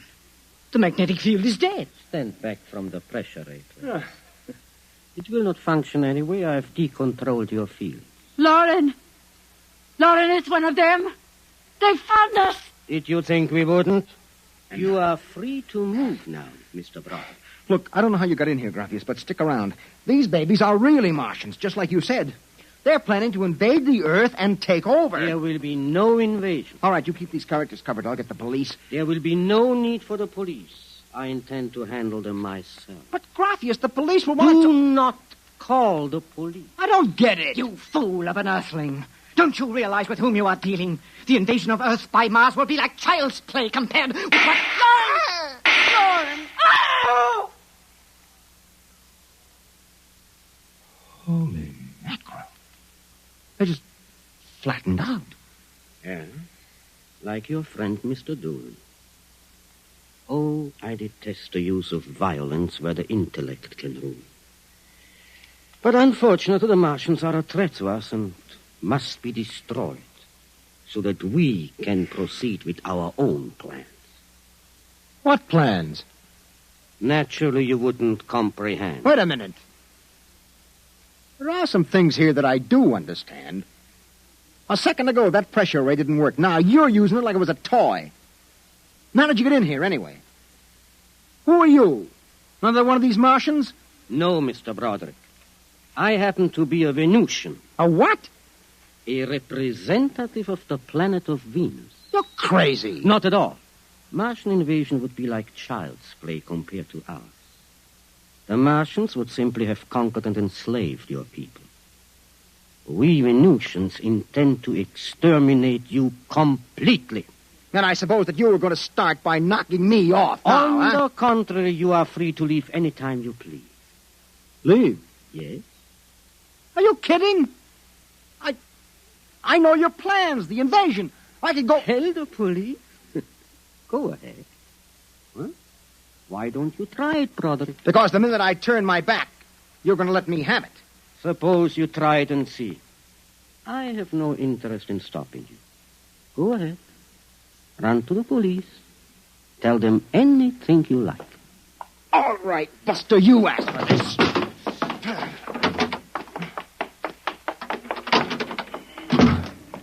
I'm alive. You let me go. Here. Where do you think you're running to? Officer, listen to me. Oh, it's you again. The one with the Martians. Listen, that story is true. You've got to believe me. You've absolutely got to believe me. They're inside that house, inside number 108. He killed them. Who killed him? Graphius, the leader of the Venusian invasion. Venusian invasion. Look, they're going to take over the Earth. Listen to me. Go in that house. Martians, now Venusians. Okay, brother, I've heard enough. Your Betty is a bedbug. Come along. Please, where are you taking me? Bellevue Psychiatric Ward, my friend. Come on. Oh, but you... Come along. You don't understand. Why are you such a fool? Let go of me. There's going to be an invasion. The Venusians are going to invade us. Why don't you listen to me? Why don't you listen?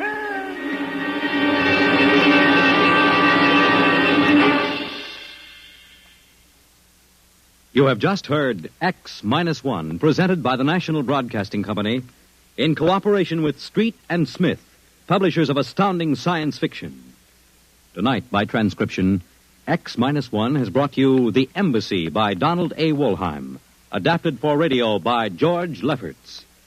Featured in the cast were John Larkin, Theo Getz, Bill Zuckert, Audrey Blum, Virginia Payne, Clark Gordon, Jack Orison, and Reese Taylor. Your announcer, Fred Collins. X-1 was directed by Dan Sutter and is an NBC Radio Network production.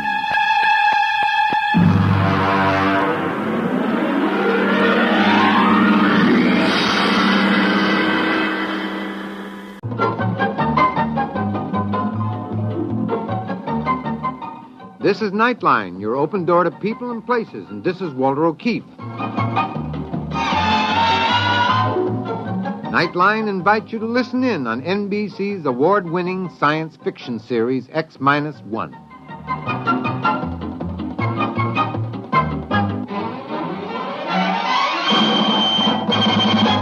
Now escape to a world of the future.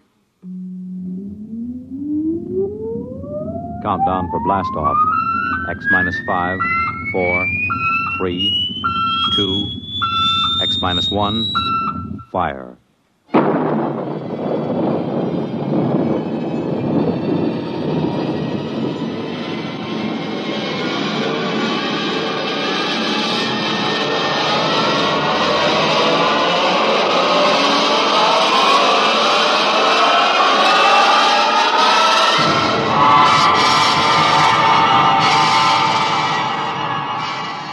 From the far horizons of the unknown come tales of new dimensions in time and space.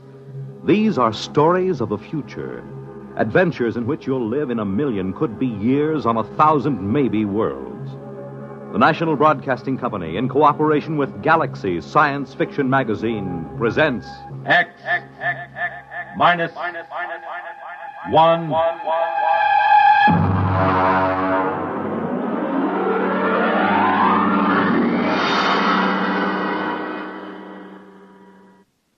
Tonight, Volpla by Wyman Gwynn. But first, hear this. Hello, I'm Dorothy Olson, singing schoolteacher on NBC's big weekday musical show, Bandstand. But right now, I'd like to talk to you parents. I'd like to ask you a few questions as you're getting ready to send your youngsters back to school. Are you helping your child get the most out of his school? Do you make his home conditions favorable enough for him to do his homework? Do you show an interest in his schoolwork? Remember, your child's success in school and later on in life depends to a large degree on your attitude towards his schooling today. And there's another important thing. Everyone needs a good send-off in the morning, and that goes for children, too. Be sure your children have a substantial breakfast and a cheery goodbye before they head for school each day. Remember, you can't expect your child to do it all himself. Encourage him in his schooling both in your attitude and in your actions as he goes back to school this fall.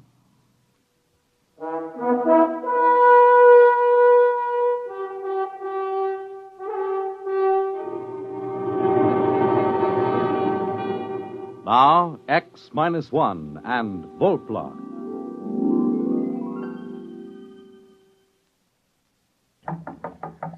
Lunch, dear. Oh, I'll be right there. Come on, you old hermit. I have a buffet on the terrace. I'm coming. So, I'm an old hermit, am I? And our daughter says I'm eccentric now. I wonder how the devil she ever found out. From me, of course. But you love me just the same. Oh, Max, what's got into you? Stop it. Oh, I reached the dangerous age. And, lady, I'm going to have fun. Well, come on out to the terrace. The hamburgers will get cold. My dear, I'm going to have a new kind of fun. Oh? It's a joke. I'm going to play a tremendous joke on the whole world.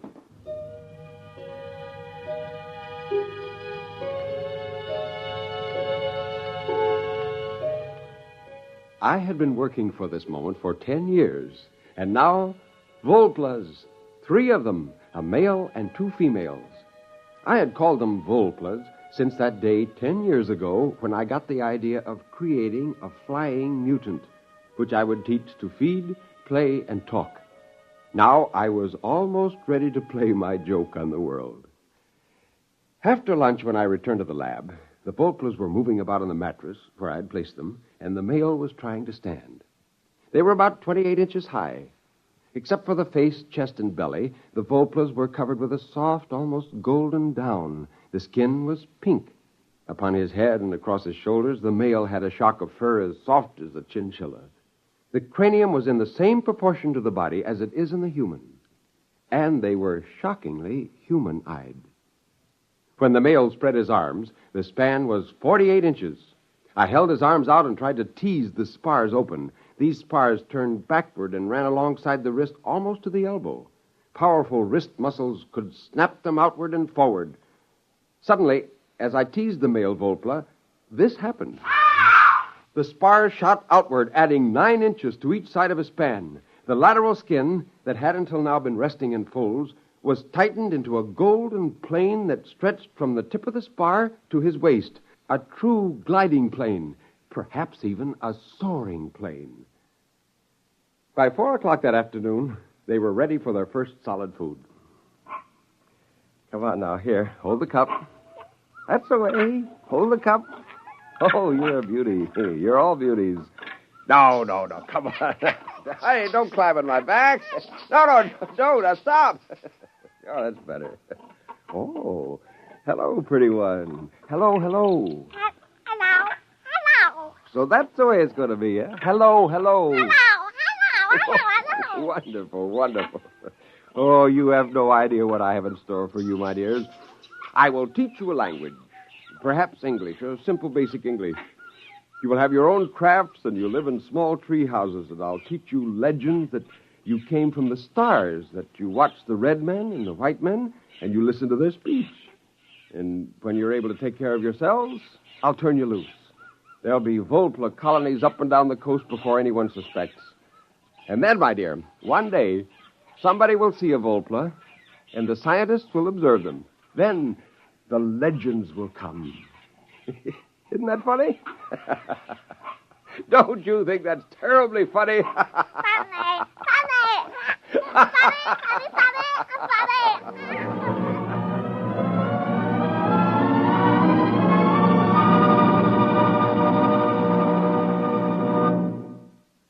You're listening to Volpla.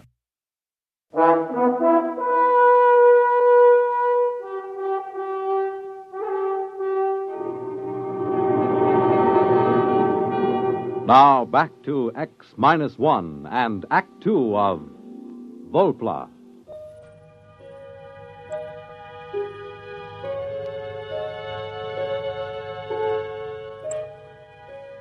I used the metabolic accelerator to cut the Volpla's gestation down to 1 week, and I used it to bring the infants to maturity in 1 month.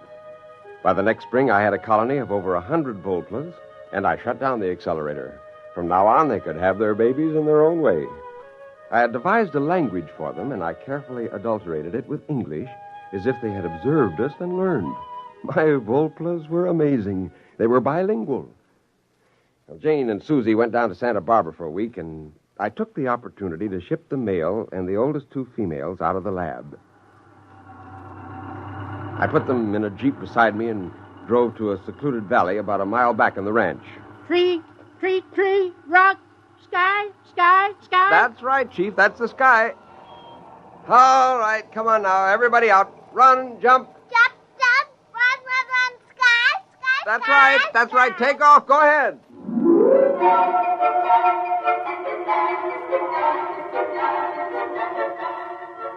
He spent about 2 hours chasing the 2 girl Volplas around, and then he made a leap for one. And when he spread his arms, his spars snapped out, and those golden planes sheared into the air. Sky. He sailed over her, and he rose up, and he hung in the breeze for a long moment, 3 feet above the ground. Fly. That's right. You can fly. Oh, fly.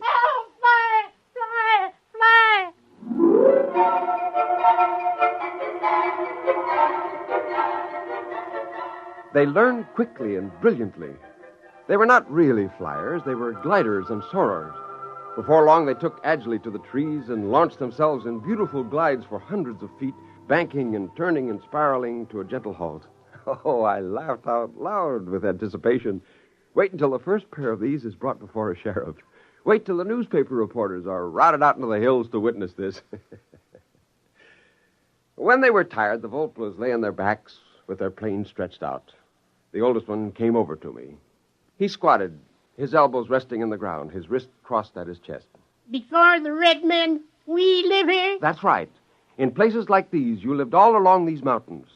Now there are very few of you left. Since you've been staying in my place, you've naturally forgotten the ways of living outdoors. We learn again. We stay here. That's right. Now look. Look, you see up in that tree? That's a bird. That's your food, if you can kill it. How? Well, I don't think you can get at them in the tree. You'll have to soar up above and catch one of them on the wing when they fly away. Go ahead, try.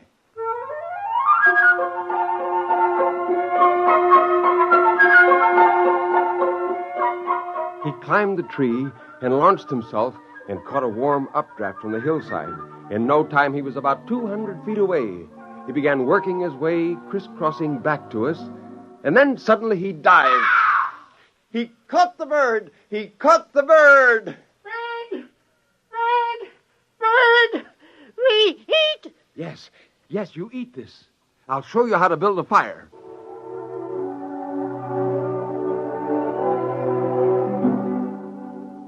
Again, I told them the story I had made up. How they came long before the red men in a ship from the stars. I taught them to point to the planet Venus and say that was the star they came from. I grinned to think of the many stories that would be written in the Sunday supplements. Oh, what a great joke I was playing on the world. We came from the star before the red men? From the star? Yes. The next week, I brought all the Volplas out to the Oakwood. There were 107 men, women, and children. By the end of the week, they were scattered over 4 square miles of the ranch. They hunted sparrows and cooked them over tiny fires. The little creatures delighted me more and more. For hours, I could watch them play. I could sit all afternoon and watch them at work in a treehouse, quite forgetting to go home. Well, how does the mighty hunter who now returns from the forest? Fine. Oh, I've been enjoying the local animal life. So is our daughter. What do you mean? She has 2 of them up in her room. 2 what? I don't know. What do you call them? I went up the stairs 3 at a time and burst into my daughter's room. There she sat in her bed, reading a book to 2 Volplas. Hello there, King Arthur. What's going on here? Oh, nothing, Daddy. We're just reading like we always do. Like always? How long has this been going on? Oh, weeks and weeks. How long is it since that first time you came here to visit me? Weeks and weeks. But you're teaching them to read. Oh, of course. They're such good pupils and so grateful. Daddy, you won't make them go away, will you? Oh, Jane, why did you tell me such a thing like this was going on? Now, you listen to me, mister. Your whole life is a secret from us. Just what makes you think your daughter can't have a little secret of her own? Oh, fine secret. Didn't it occur to you that this might be dangerous? Those creatures are... Oh, Max, for heaven's sakes, they're sweet, lovable little creatures without a harm in their furry little bodies. Now, don't get excited.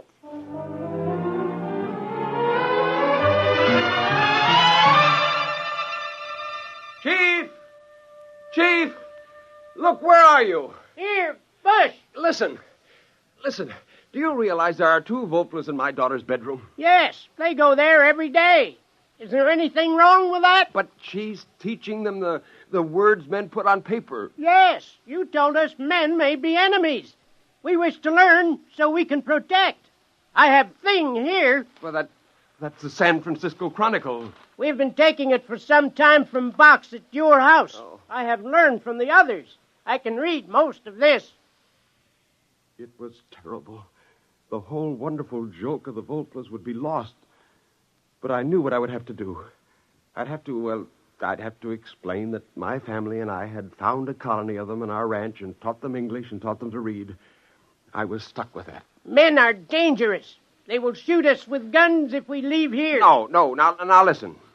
When they know who you are, they'll leave you alone. Now, you must disperse all your families at once. Send them far away and spread out. No, we cannot leave these woods. Men would shoot us. But I'm telling you... Perhaps you are not a good friend. Perhaps you have lied to us. Why are you saying we should leave these woods? But it's important.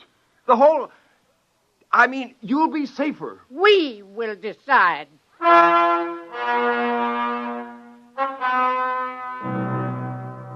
The whole thing was critical. It could be disastrous. I went back to the house and up to Susie's room. I found her talking to 2 Volplas. Oh, no. I'm sure you didn't come from the stars. That doesn't sound right. The more I think about it, the more I'm sure that my father made you. Susie, what business have you telling them that?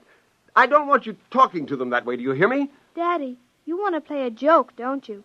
Like the time you said I could have a horse for my birthday. You gave me that dried seahorse in the bottle instead of a real one. Were you going to make that kind of a joke? No, now, Susie, honey, that isn't exactly it, no. I don't think it's very funny. The Volplas are my friends. I wouldn't want to play a practical joke on them.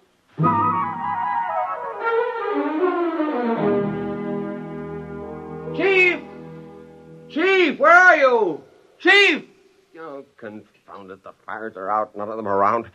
Chief, are you up there in that treehouse? Where are you? Where are all of you? You've got to listen to me. I made you. The joke, the whole joke is spoiled. Where are you? Chief! Volplas! Volplas!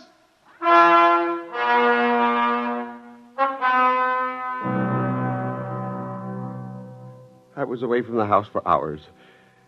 When I came back, I found Jane sitting on the terrace. Are you looking for something, dear? Oh, never mind. I suppose they're all gone. What do you mean? The little flying things. I saw them fly by about 4 in the afternoon. You did? Where did they go? Over that way. You could see them soaring over the trees. Oh, it was so pretty. Where's Susie? She's been watching television. She's all excited about the rocket flight, you know. What rocket? Oh, you have been living in the woods. The Venus rocket. My goodness, it's been in all the newspapers. Well, where are you going? Well, I've got to talk to Susie. Susie! Shh, Daddy, the rocket's almost ready to go. Listen. It approaches 0 hour now. The rocket stands tall and silvery. The gantry crane is pulled away now. We're actually at least 5 miles away, watching from the remote monitors. Some disturbance now. It seems to be some birds. Big birds, like a flock of owls circling the ship. Oh, Daddy, look. Hey, wait a minute. They're flying through the hatch. It seems to be jammed open. Well, this is certainly an unforeseen development. The men on the ground are driving a motor-driven ladder up to the ship, and the owls seem to be fighting them off. Oh, there goes the hatch. It's closed. Those birds are inside, and they're big birds, big as eagles.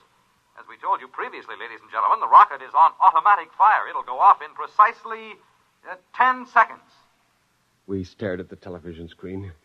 We saw the red blast of fire and the silvery rocket streak up into the sky, the cameras following.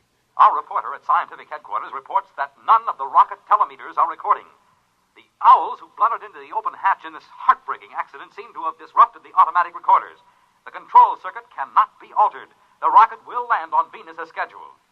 Daddy, those weren't owls, were they? No, they weren't. Owls. He thought they were owls. That's kind of a joke, isn't it? Isn't it a joke, Daddy? I'd say, Max, dear, the joke's on you. Wait till men land on Venus and find Venusians with a legend about their great father in California.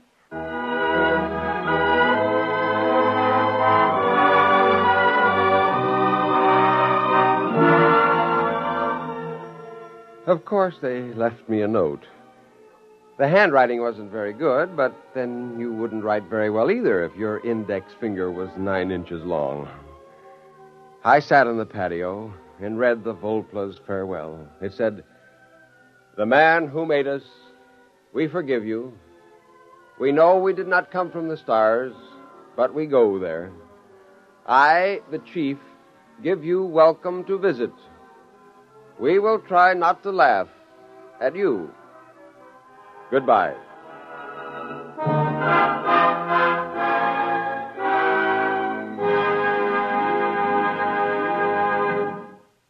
Fred Collins speaking, and I'll have a word for you about tonight's X-1 in a moment. Say, Bert Clark, My True Story's coming our way. Monday is the moving day. That's good news for me.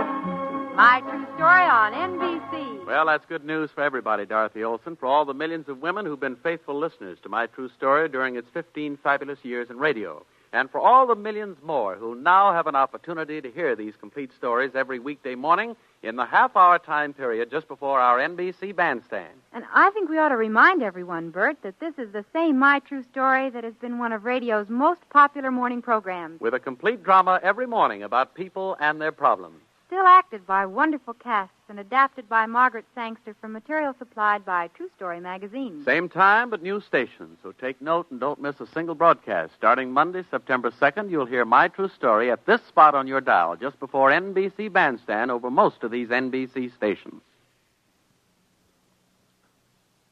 You have just heard X-1, presented by the National Broadcasting Company in cooperation with Galaxy Science Fiction magazine. Your announcer, Fred Collins. X-1 was an NBC Radio Network production.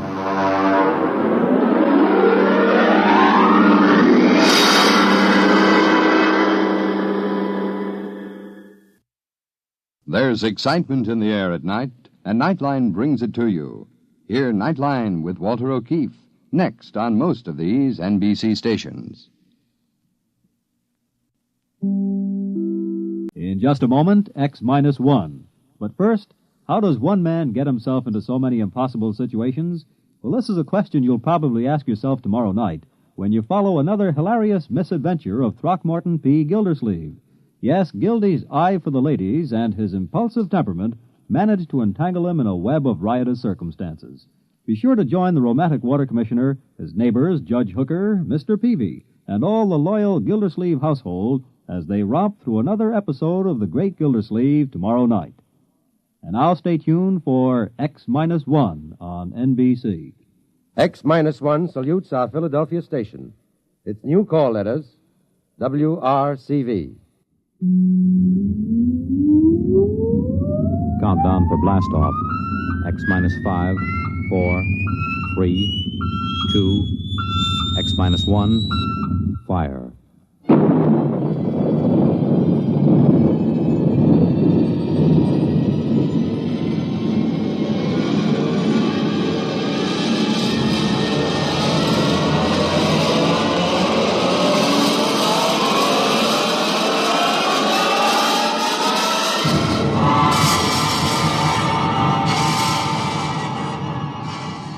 From the far horizons of the unknown come transcribed tales of new dimensions in time and space. These are stories of the future, adventures in which you'll live in 1,000,000, could be years, on 1,000 maybe worlds.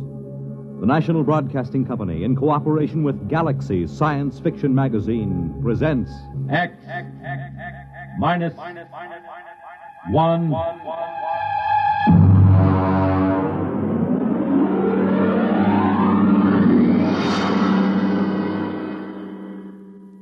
Tonight's story, Skulking Permit, by Robert Sheckley.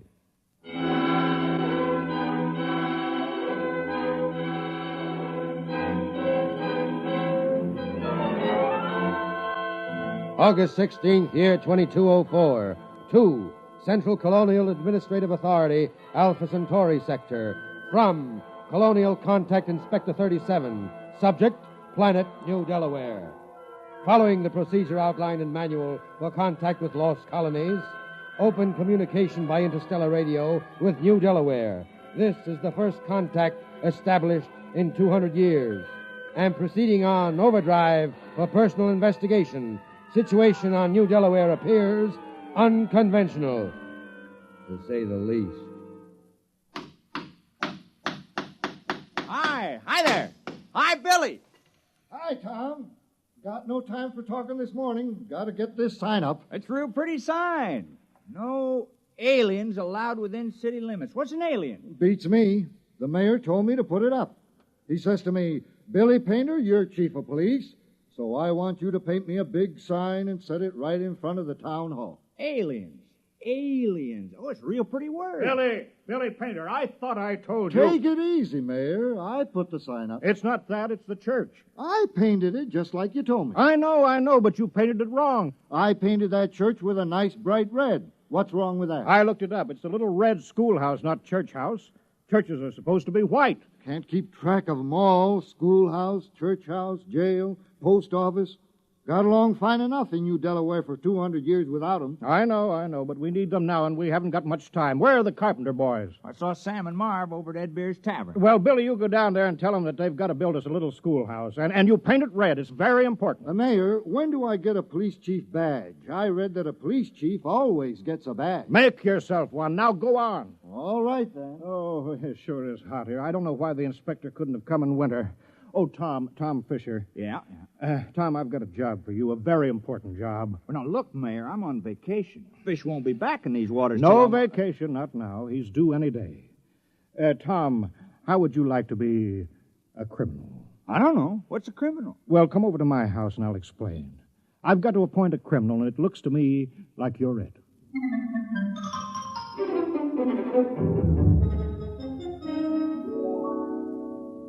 You don't mind sitting right next to the interstellar radio, do you? I'm waiting for a call. Thought that thing was broken. No, it wasn't broken. My father told me always to leave the monitor on recording in case. Just didn't seem to be anybody calling, not for 200 years. Not since that war back on Earth. Oh, it's time now. You just listen to them. They said that they would call just at this time.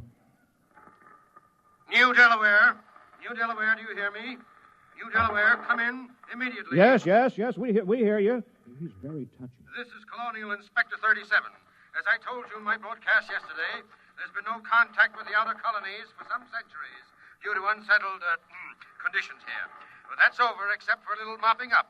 Now, New Delaware is still a colony of Earth and subject to her laws. Do you acknowledge that status? Oh, yes. We called a town meeting last night and talked it all over. We're still loyal to Earth. Excellent. That saves us the trouble of sending an expeditionary force to reconquer you. However, as Colonial Contact Inspector, I will be obliged to make a personal investigation to make sure that you conform fully to the customs, institutions, and traditions of Imperial Earth. Imperial? That's funny. All the books talk about Earth as a united democracy. A lot can change in 200 years. And, of course, there's been a war. Do you hear me, New Delaware? Oh, yes, sir. We hear you. You realize, of course, there is room for only one intelligent species in the universe. Man. All others must be suppressed, wiped out. We can tolerate no aliens. I'm sure you understand, General. I'm not a general. I'm a mayor. You're in charge, aren't you? Yes. Then you're a general. Now be sure you're running an Earth colony, General, with no radical departures from the norm, such as free will, free speech, free elections, or anything else on the proscribed list. It is impossible to administer an empire where everyone does as he pleases. Get your colony in order, General. I will call to inspect you in exactly 1 week. That is all.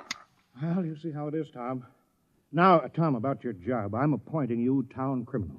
I don't see why there has to be a criminal. That's a very important part of Earth society. All the books say so, Tom. The criminal is as important as the postman or the police chief. He works against society. If you don't have people working against society, how can you have people working for it? How can there be any more important job? I don't want to do it. Now, be reasonable, Tom. Put yourself in my position. This inspector comes and he meets Billy Painter, our police chief. He asks to see the jail. Then he says, no prisoners? How can I hold my head up and tell him that we don't have any crime? No crime, he'll say. But Earth colonies always have crime. Don't you see that, Tom? Right there, the whole thing falls through. He'll see that we're not truly Earth-like. We're faking it. We're aliens. And you heard what he said about being rough on aliens. Well, yeah, but why me? Can't spare anyone else. And you've got narrow eyes. Criminals always have narrow eyes. Well, they aren't that narrow. Tom, please, we're all doing our part. You want to help now, don't you? Oh, I suppose so. Fine. You're our criminal. Here, I've got this paper all made out for you, just to make it legal. Skulking permit. Know all men by these presents that Tom Fisher is a duly authorized thief and murderer. He is hereby required to skulk in dismal alleys, haunt places of low repute, and to break the law. What's the law? I'll let you know as fast as I make them up. All Earth colonies have laws.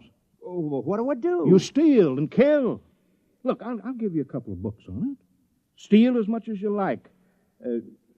One murder should be enough. Don't overdo it. It don't sound sensible somehow. Well, you can work up to it, Tom. Why don't you start off easy, like by haunting a place of low repute?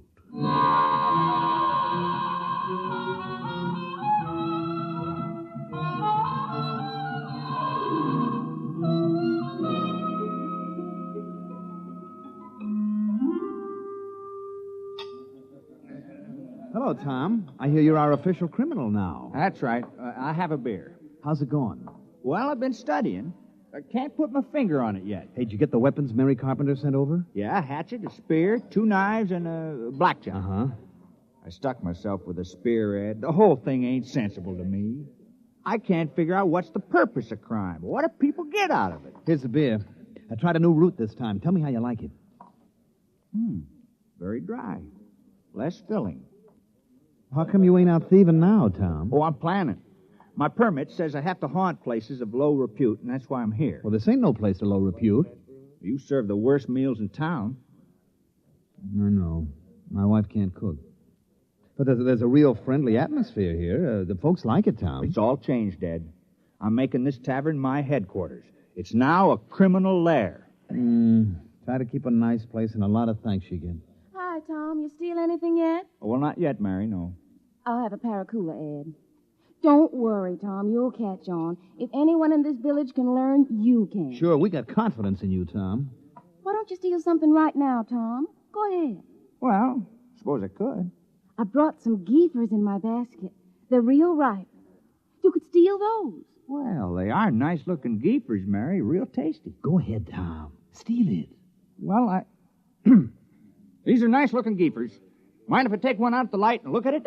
No, Tom, you go right ahead. Now, just a minute there. Hi, Billy. What do you have? I'm on official police business. What were you doing with that geefer, Tom? Just looking at it. I don't think you were just looking at it, Tom. I think you were planning on stealing it. You're a suspicious character. I think I better lock you up for further questioning. No, Billy. What are you doing? I'm doing my duty, Mayor. Tom here is looking mighty suspicious. The book says... I know what the book says. I gave you the book. You can't go arresting Tom, not yet. But there's no other criminal in the village. Oh, Billy, don't you understand? This village needs a criminal record. Acting suspiciously isn't a crime. All right, but I was just trying to do my job. I'll still get you, Tom. Remember, crime does not pay. Hey, that's a real slick way of putting it, isn't it? I thought it was kind of catchy. I read it in the book. Well, Tom, go ahead now. Steal something. Well, I'm not in the mood anymore. Well, better get to it soon, and don't forget the murder. Is it really necessary? Oh, I wish it weren't, but this colony has been here for over 200 years, and we haven't had a single murder. Not one. I suppose we should have one. No, I'll take care of it. Good boy, Tom. We're counting on you. Billy, I want you to paint up a couple hundred signs saying private property, no trespassing, violators will be prosecuted, and a dozen saying speed limit 35 miles an hour. Why? All we got is those quag horses, and they won't go faster than a walk. Never mind. You got to have a speed limit. It's civilized.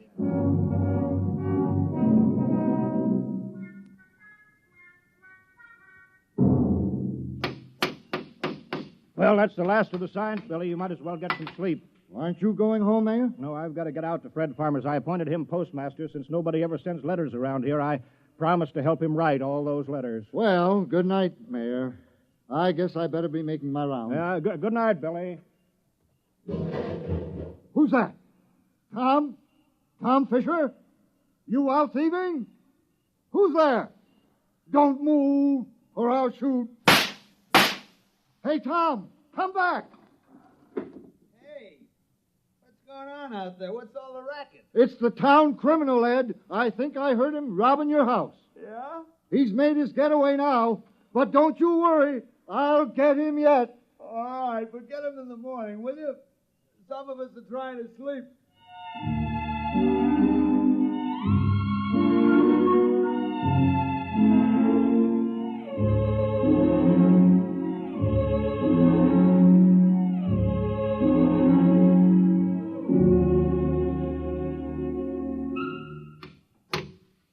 Morning, Marv. How's the schoolhouse coming? Fair. Would have come along better if I had my saw. Your saw? Yeah. I left it leaning against my door last night. Wasn't there this morning, Tom. Oh, yeah, your saw. Well, you know how it is, Marv. I had to practice some skulking last night. Yeah, sure. Say, do you suppose I could use the saw for a while, just for an hour or two? Well, I don't know. It's legally stolen, you know. Well, I'd give it back. I wouldn't keep anything that was legally stolen. Well, it's in the house with the rest of the loot. Okay, I'll go borrow it then. Tom, I've been looking for you. Morning, Mayor. Did you steal my bronze plaque? I certainly did. Oh, well, I was just wondering. You did it just in time. You see up there? What? Up there, the black dot near the rim of the sun. Oh, what is it? Well, I'll bet it's the inspector's ship. You got your murder planned? Time is running short, Tom. The inspector may land any hour now. That darn radio's been yapping at me something about a revolt at Deng 4, and all Earth colonies are to prepare for conscription, whatever that is. So let's get that killing over with. I don't know, though. Murder... Now, look, Tom, criminals on Earth commit dozens of murders a day and think nothing of it. All this village wants of you is one little killing. Is that too much to ask? Now, who will it be, Tom? Oh, I guess I'll kill George Waterman. Why? Why? Why not? What's your motive? I thought you just wanted to murder. Who said anything about a motive? We can't have a fake murder. On Earth, every murderer has a motive. Well, I don't like the way George walks, never did, and he's noisy. No. That might be good enough for a crime of passion, but you're a legal criminal. Tom, you're ruthless, cold-blooded, and cunning. You can't kill someone just because you don't like the way he walks. That's silly. I better think the whole thing over. Well, don't take too long. Oh, and Tom, don't forget to leave clues. They're very important.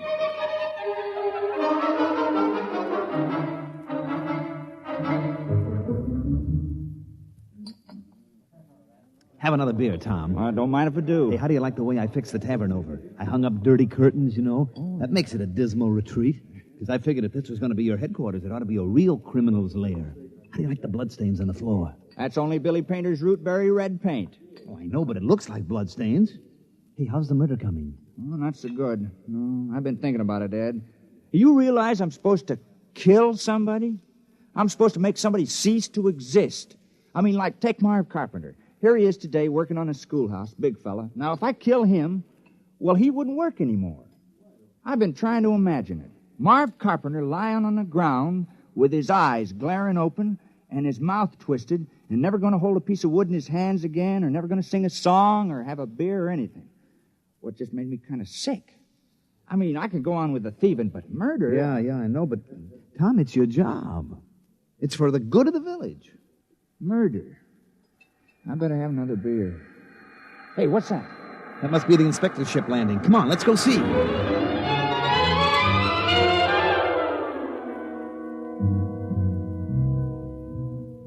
Perimeter guard, advance. Set up portable generators and rocket launchers. All personnel restricted to immediate area of the ship. Sidearms to be worn at all times. And guards at battle station. Welcome to New Delaware. Thank you, General. I'm the inspector. This is Mr. Grant, my political advisor. Is this the capital of the colony? Well, I'm afraid there's only this village on the whole of New Delaware. Only one? Now, Grant, I told you when we surveyed the planet we were wasting our time. Patience. There's always an advantage in every situation. If you gentlemen are ready... Ready? You're going to inspect our village, aren't you? Inspect? I can see it all. Why, Right. of course, General. We're ready. Let's inspect your village.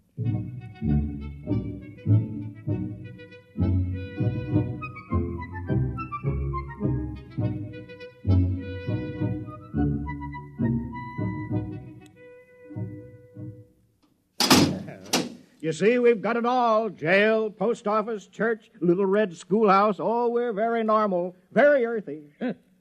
Brent, I have my efficiency rating to think of. This place is worthless. No smelting, no heavy industry, no atomics, no taxation, no... They don't have anything. Oh, I wouldn't say that, Inspector. If you'll excuse us, General. Of course. I'll be downgraded at the next colonial board. Why, this place is a utopia. It's subversive. We ought to blow it right out of the sky. No, don't be despondent, Inspector. But this whole trip is a total waste of time. Not entirely. New Delaware has a very important commodity for us. What? You saw them? Hulking peasants? Nothing but farmers. Yes, strong, healthy farmers. Good cannon fodder. But... Oh. Ooh, let me take over. General. Yes, sir? How many able young men are there in the village between the ages of 15 and 60? Why?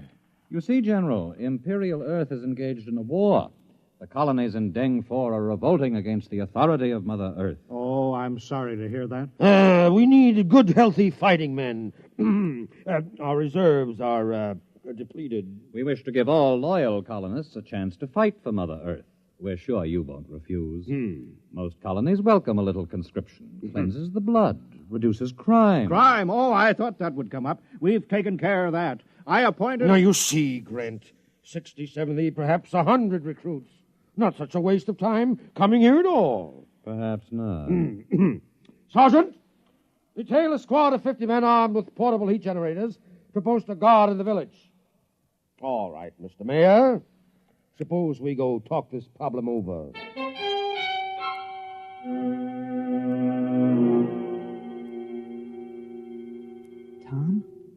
Tom, you out there? Yeah. I've been skulking out here all day. I'm hungry. Well, I brought you supper. The mayor sent you a message, Tom. He said to hurry up at the murder. He's been stalling the inspector and that nasty little Grint man, but they're going to ask him. They're sure to. All right. And I'll get around to it tonight.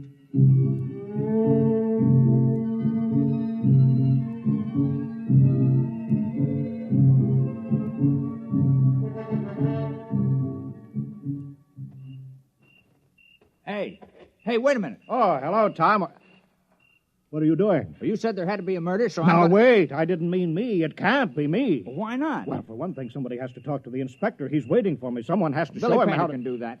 You think a knife would be more fatal in the heart or in the throat? Well, nothing personal, of course. Wait. If there's nothing personal, then you have no motive. Oh. Well, I guess I could think of one. I've been pretty sore about you appointing me town criminal. It was the mayor who appointed you, wasn't it? Well, sure. Then look, I'm not a mayor anymore. I'm a general. Look, it's stars, gold braid. Well, what's that got to do with it? Well, you missed the ceremony this afternoon, Tom. Inspector said I had to wear a general's uniform. It was a very friendly ceremony. All the Earthmen were grinning. They were winking at me and at each other. Oh, congratulations. But you were the mayor when you appointed me criminal, so my motive still holds. Yes, but killing a general isn't murder, it's mutiny. Oh, well, I'm sorry. That's all right. It's just that I've read up on it, and you haven't. Well, I better get back. The inspector wants a lot of the men that he can draft. Are you sure this murder is necessary? Oh, yes, absolutely. Just not me.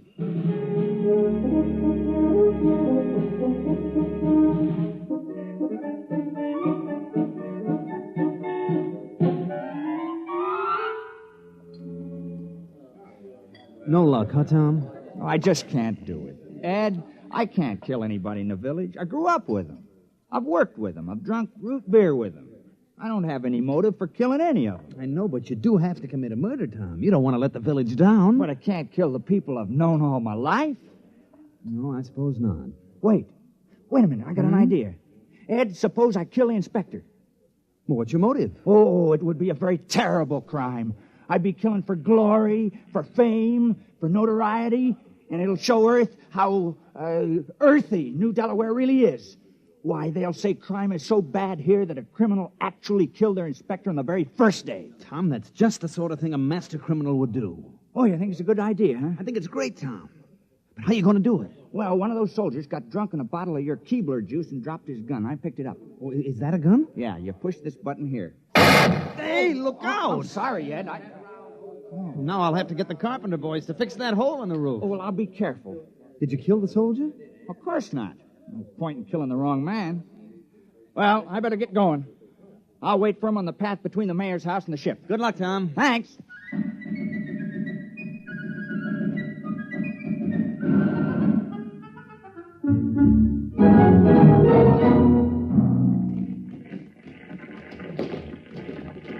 Up, 2, 3, 4. Keep in line there. Ah, what a sloppy crew.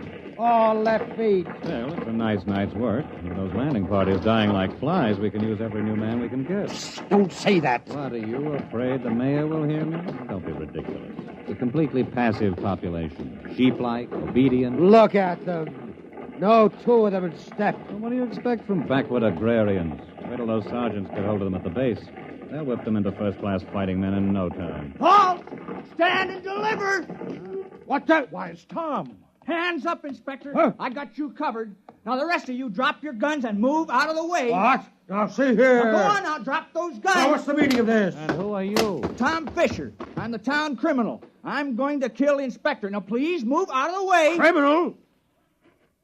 So that's what the mayor was prattling about. Now, I know we haven't had any murders in 200 years, but I'm changing that now. Now, move out of the way. Well, I suppose I'd better get out of the line of fire. No, wait a minute, wait. Now, don't move. I know just how to do it. I've been thinking about it. Now, I'll push this button, and you'll die. You'll fall down on the path, and your eyes will open, and your mouth twisted, and no air going in and out of your lungs, and no beat to your heart, and I can't do it. Here's your gun. Take it. I don't want it. Quick, after him. Sergeant, take a squad and search the forest. Take it easy, Inspector. This whole planet is forest. 10,000 men couldn't find him if he doesn't want to be. But I'll have him hanged on the spot. Oh, I'm terribly sorry. Sergeant, have the entire ship's company turned out. General, I want all your people out looking for him. Shoot on sight. Kill him instantly. Oh, we couldn't do that. Although we appreciate the compliment. What? That man's He's a criminal. That's what I'm trying to explain. I appointed him. We had to have one. You what? You mean you had no criminals? Well, I'm afraid not. Oh, I'm terribly ashamed. You see, we knew how uncivilized we were, and that's why we did it. I'm dreadfully embarrassed that Tom couldn't handle the job. Well, why did you give the assignment to that particular man? Well, I figured if anyone could kill, Tom could. He's a fisherman, you know. Pretty gory work.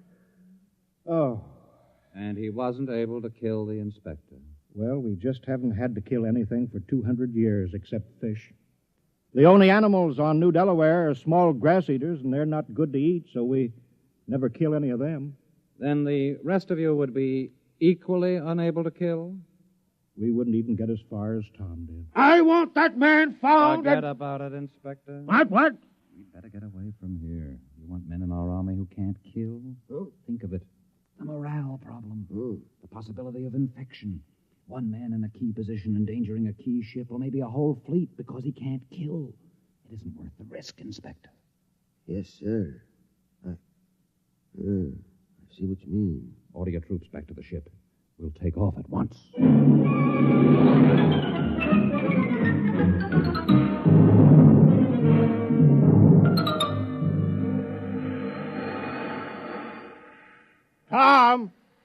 Tom, you can come out now.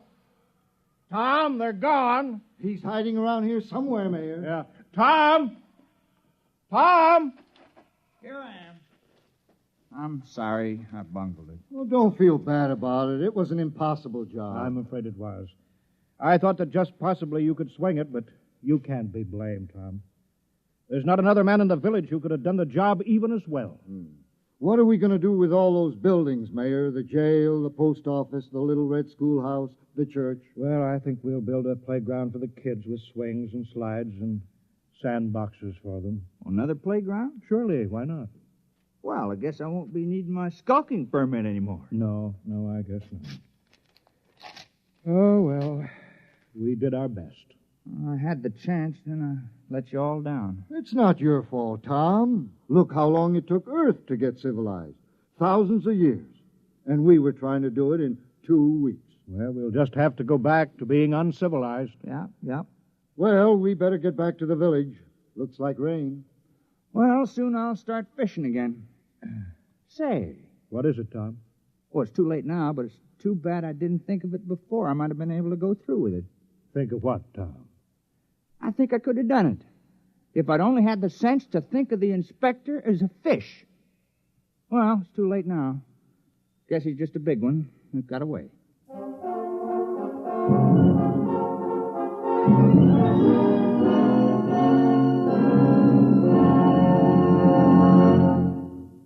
You've just heard X-1, presented by the National Broadcasting Company in cooperation with Galaxy Science Fiction Magazine, which this month features an unusual story by James E. Gunn, Cylana, a story of what happened when crime suddenly invaded a crimeless society, and where the only way to catch a thief was to manufacture a thief.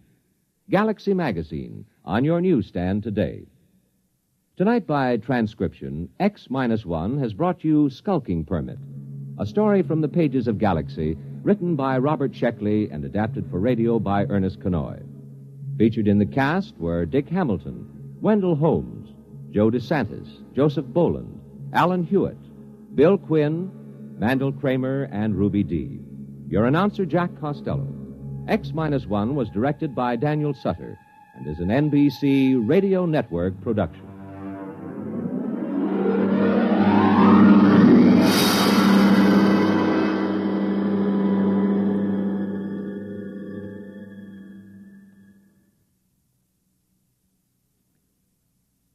Let's visit Fibber McGee and Molly tonight on the NBC Radio Network.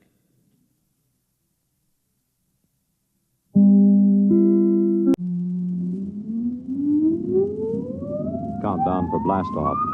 X-5, 4, 3, 2, X-1, fire.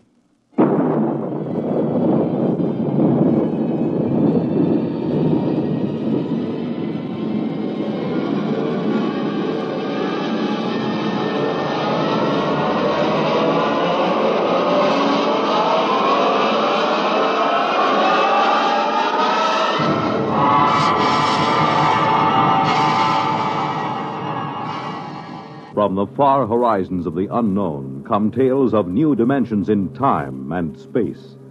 These are stories of the future, adventures in which you'll live in a million, could be years, on 1,000 maybe worlds. The National Broadcasting Company, in cooperation with Galaxy Science Fiction Magazine, presents X-1.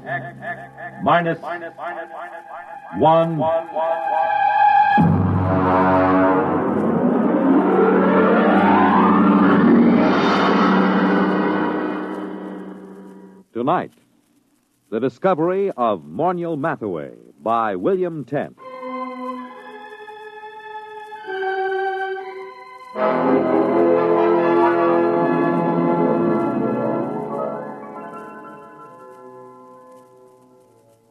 Everyone is astonished at the change in Mornial Mathaway since he was discovered. Everyone, that is, but me. They remember him as an unbathed and untalented Greenwich Village painter who began almost every second sentence with I and ended every third one with me. You see, I understand the change in him, because I was there the day he was discovered. We were talking about his discovery that day. I was sitting carefully balanced on the one wooden chair in his cold little Bleecker Street studio, because I was too sophisticated to sit in the easy chair. Come on, Dave. Take a comfortable seat. Oh, no, Morny. Oh, no. I know about that chair. Now, what do you mean? It's the only comfortable chair in the room. Yeah, I know. Look at it. Broken down springs, very high in the front and low in the back. Sure, it conforms with the position of the spine. Yeah, sure. And when you sit in it, things begin sliding out of your pockets. Loose change, keys, wallets, anything. What do you do, Morny? Pay the rent on your studio with that easy chair? Well, as a matter of fact, it is rather profitable. And that's why I'll sit on the wooden chair, if you don't mind. Oh, now, don't be bourgeois. Well, I notice you always sit on the bed. That's because I'm a good host. I see. Well, how's the painting going? Oh, great. Fabulous. You sell any paintings? No. You know, Dave, I can't wait for the day when some dealer, some critic with an ounce of brains sees my work. I can't miss, Dave. I know I can't miss. I'm just too good. Sometimes I get frightened at how good I am. Why, it's almost too much talent for one man. Well, there's always... Not that it's too much talent for me. I'm big enough to carry it, fortunately. I'm large enough of soul. Oh, good. I'm glad to hear it. Now, if you don't mind... You know what I was thinking about this morning? No, but to tell you the truth, I was thinking about Picasso, Dave. Picasso and Rouault. I'd just gone for a walk through the pushcart area to have my breakfast. You know, the old hand's quicker than the eye. Yes, I know. I've seen you do it. You're the only man I know who can ask directions to Houston Street and fill his pockets full of bananas at the same time. Oh, well, society owes the artist something. Mm-hmm. Anyway, I started to think about the art of modern painting. I think about that a lot, Dave. It troubles me. You do, huh? Well, I was thinking, who is really doing important work in painting today? Who is really an unquestionable great? I could think of only 3 names. Picasso, Rouault, and me. Well, naturally. Just 3 names, no more. Oh, it made me feel very lonely, Dave. Yes, well, I can see that. But and then I asked myself, why is this so?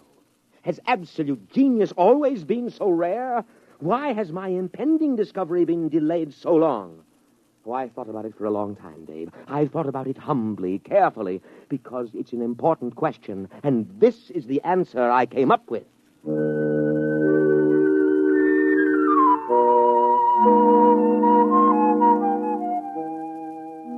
Well, don't bother waiting for the answer that Monial came up with.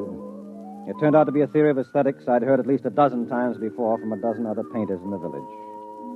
Monial was a bad painter, there was no question about it. I say that not only from my opinion. I've roomed with 2 modern painters, and I've been married for a year to another, but... Well, for example, a friend of mine, a fine critic of modern art, took a look at one of Monial's paintings, which he hung over my fireplace in spite of my protests, and just kind of stared slack-jawed. What does he call that technique? Well, he says it's smudge on smudge. Well, I can believe it. Smudge on smudge, white on white, non-objectivism, neo-abstractionism, call it what you like. There's nothing there, nothing. Well, it doesn't even have the interest of those paintings that chimpanzee did a couple of years ago. He's just another of those loudmouth, frowsy, frustrated dilettantes that infest the village. Why do you waste your time with him? Well, for one thing, he lives right around the corner, and he's kind of colorful in his own sick way. And he does have one great talent. It's not in painting. No. Now, you see, I just get by as far as living expenses are concerned. Things like good paper to write on, good books for my library, I can't touch them. And sometimes the yearning gets too great. You know, a newly published collection by Wallace Stevens. Well, if I find one I want, I just go over to Monial's and tell him about it. He doesn't lend you money. Oh, no. Now, you see, we go out to the bookstore and we come in separately. And then I start a conversation with the proprietor about some very expensive out-of-print item I'm thinking of ordering, and Monial just says, "Don't mind me, I'm browsing." Well, that's the high side. I'm browsing. Well, what happens? Well, while I'm keeping the proprietor talking, Monial snaffles the Stevens. Isn't that just a little bit, Oh, well, I intend to pay for them, of course, just as soon as I'm a little ahead. Well, why does he do this for you? Oh, well, I pay off. I go through the same routine at an art supply store so Monial can get canvas and paint and brushes. Of course, I really have to pay for Monial's browsing. I have to suffer through listening to him, and then my conscience bothers me. Oh, it does? Yes, you see, I intend to pay for my things, but I know he doesn't. And that's why my conscience bothers me.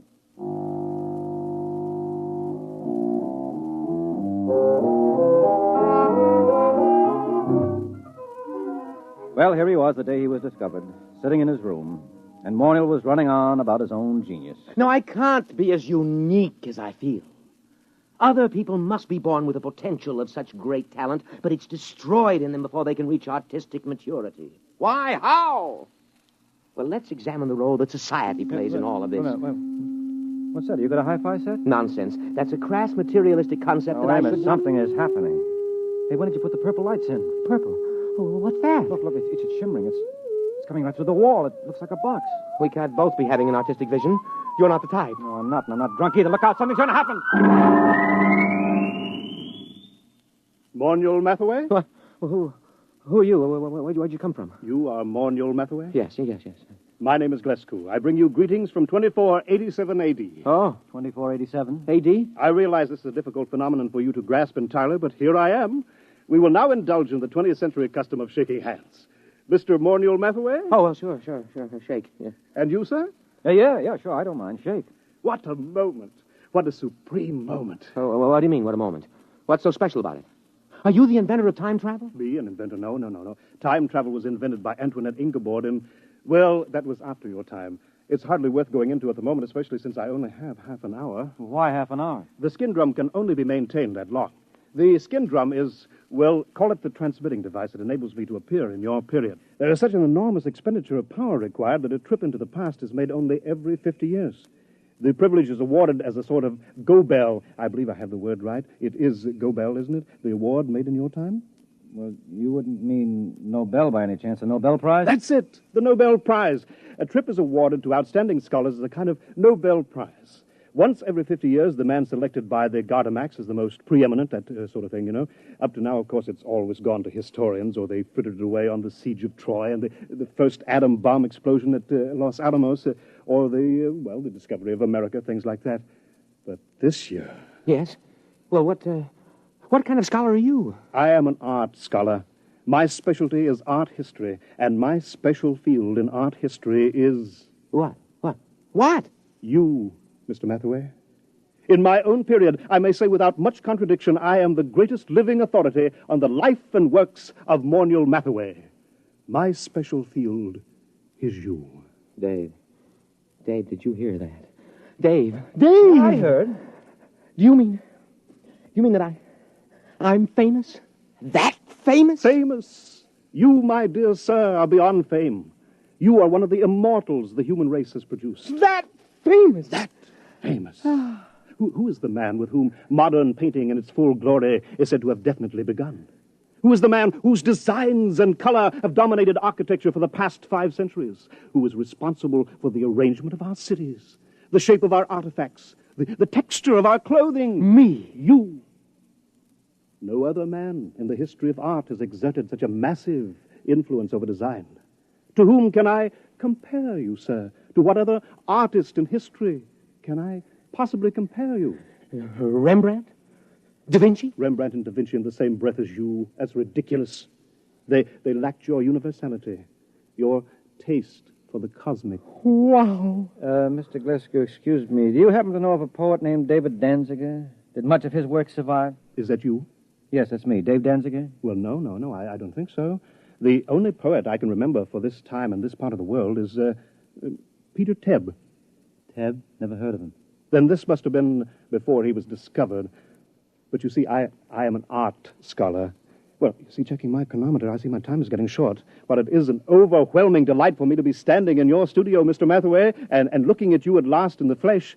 I wonder if you would mind obliging me with a small favor. Oh, sure. You name it. Nothing's too good for you. What do you want? I wonder, I'm sure you don't mind, could you possibly let me look at your painting? The one that you're working on at this very moment. Well, sure. I have one right over here.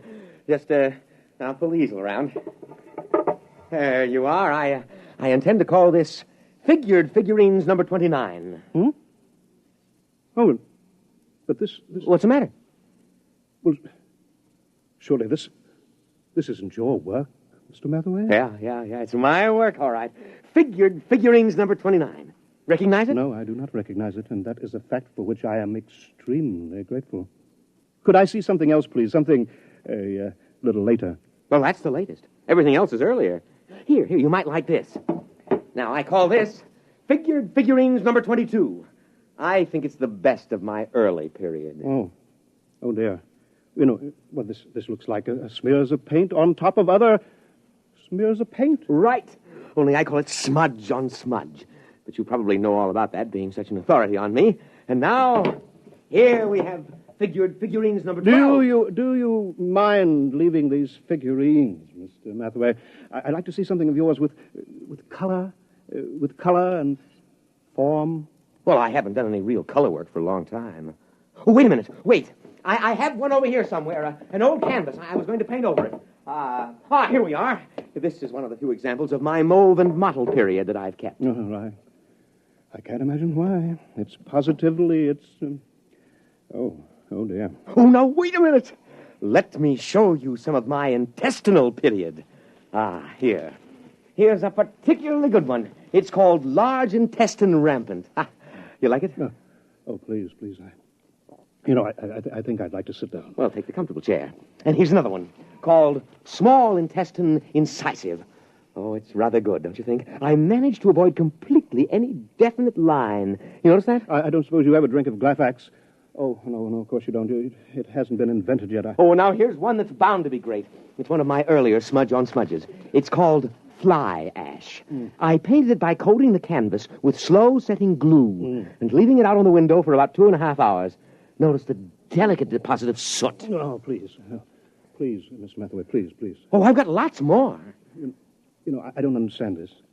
All these canvases, this is obviously before you discover yourself and your true technique. But I'm looking for a sign, a hint to the genius that is to come, and I find... Well, how about this one? Here. Oh, please. Oh, take that away. Oh, dear. Oh, dear, no. Oh, look, I'll have to leave soon. I don't understand this at all. Let me show you something here, gentlemen.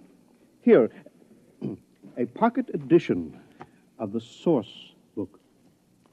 The complete paintings of Monial Mathaway, 1928-1996. Were you born in 1928? Yep. May 23rd, 1928. Here, look at the first painting. Well, that's beautiful.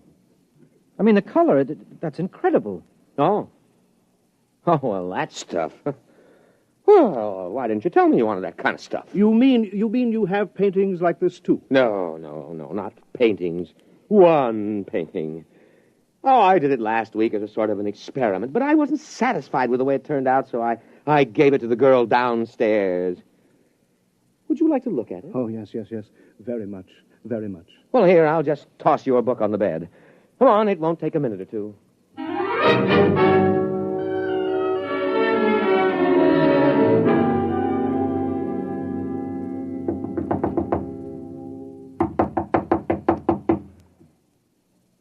Oh, she isn't at home. I thought she'd be home now. Oh, I did so want you to see that painting. I want to see it. I want to see anything that looks like your mature work. But time is getting short. The chronometer... I'll tell you what. Anita here has a couple of cats that she asked me to feed when she's away for a while. So she's given me the key to her apartment. Suppose I, browse upstairs and get it. But she... Suppose I browse through my room and get it. Get it? Oh, yeah. You go ahead and browse, sure. Fine, but please hurry. Oh, sure, I'll hurry. I won't take long browsing.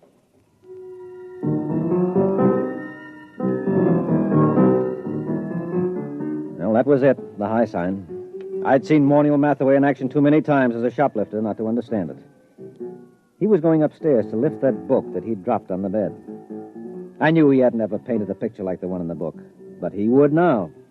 Only he wouldn't paint them. He'd copy them. Well, I started talking automatically. You paint yourself, Mr. Glasgow? No. Of course, I wanted to be an artist when I was a boy. I imagine every critic starts out that way, but I found it far easier to write about paintings than to do them. Once I began reading the life of Monial Mathaway, I knew I had found my field.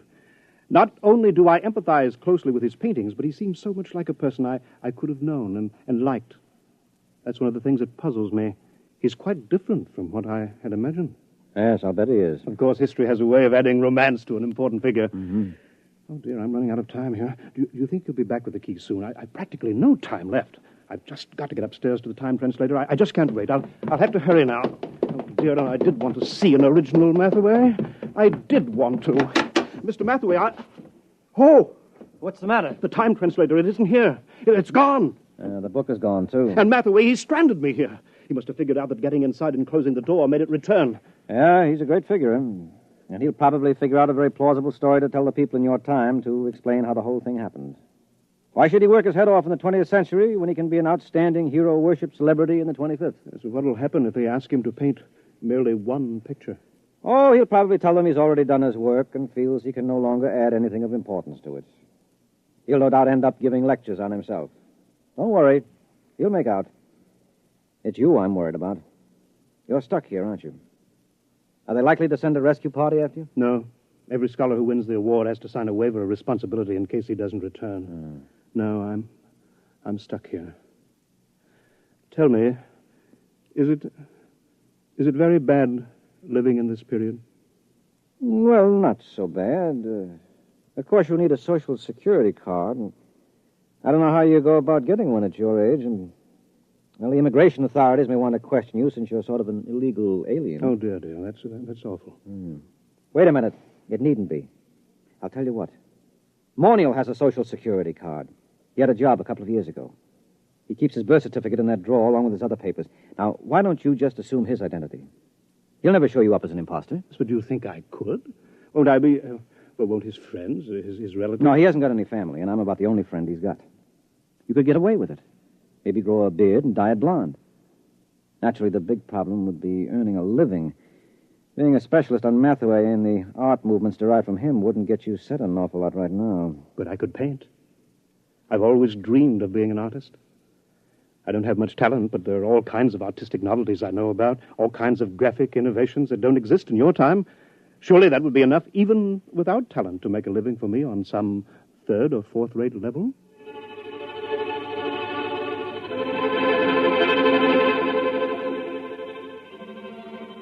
It certainly was, but not on a third or fourth-rate level.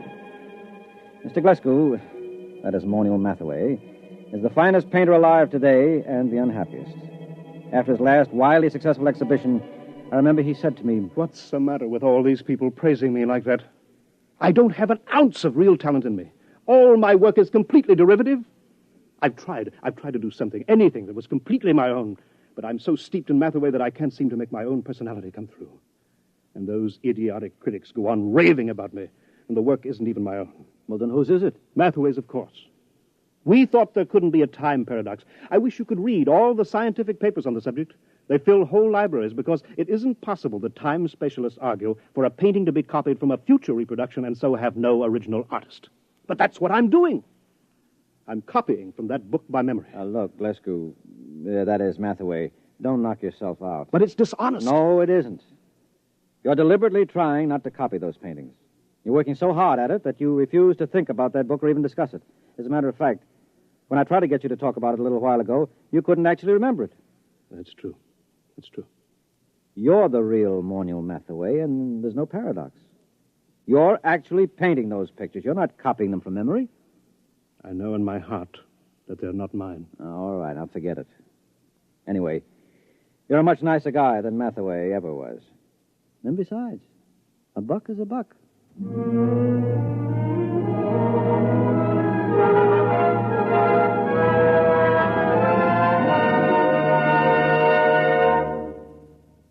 You have just heard X-1, presented by the National Broadcasting Company in cooperation with Galaxy Science Fiction Magazine, which this month features Lulu by Clifford D. Simak, a story which demonstrates that a spaceship should be a darb, a smasher, a pip, a beaut, but man all battle stations if it ever becomes a sweetheart of a ship.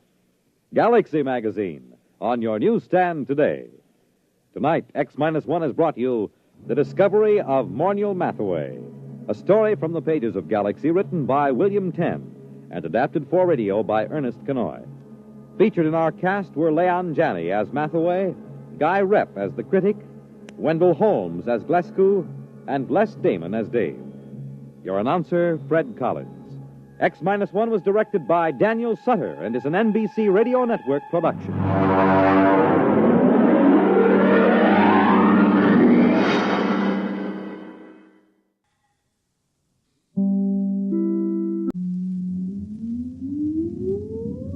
Countdown for blast off. X-5, 4, 3, 2, X-1, fire.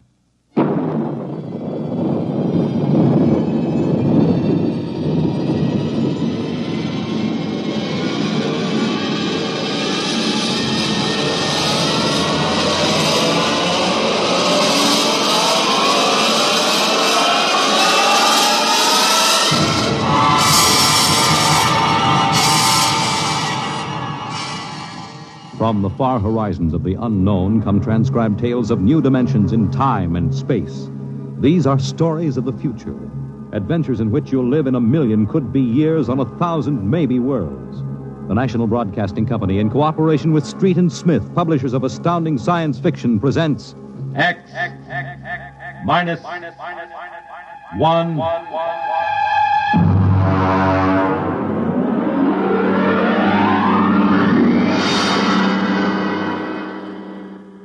Tonight's story, The Roads Must Roll, by Robert Heinlein. Hear them hum, watch them run. Oh, our job is never done, for our roadways go rolling along. While you ride, while you glide, we are watching down inside, so your roadways keep rolling along. Oh, it's hi, hi, he, the roader men are we. Check off the sectors loud and strong. 1, 2, anywhere you go. You are bound to know that your roadways keep rolling along. Keep them rolling! That your roadways keep rolling along.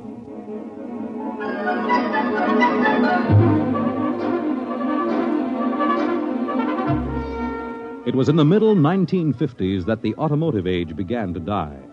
The traffic engineers had long expected it. For years, they had watched our vast cities sprawl and spread out, spill over into the countryside, become more and more dependent on motor transportation. And then finally, the inevitable breaking point was reached.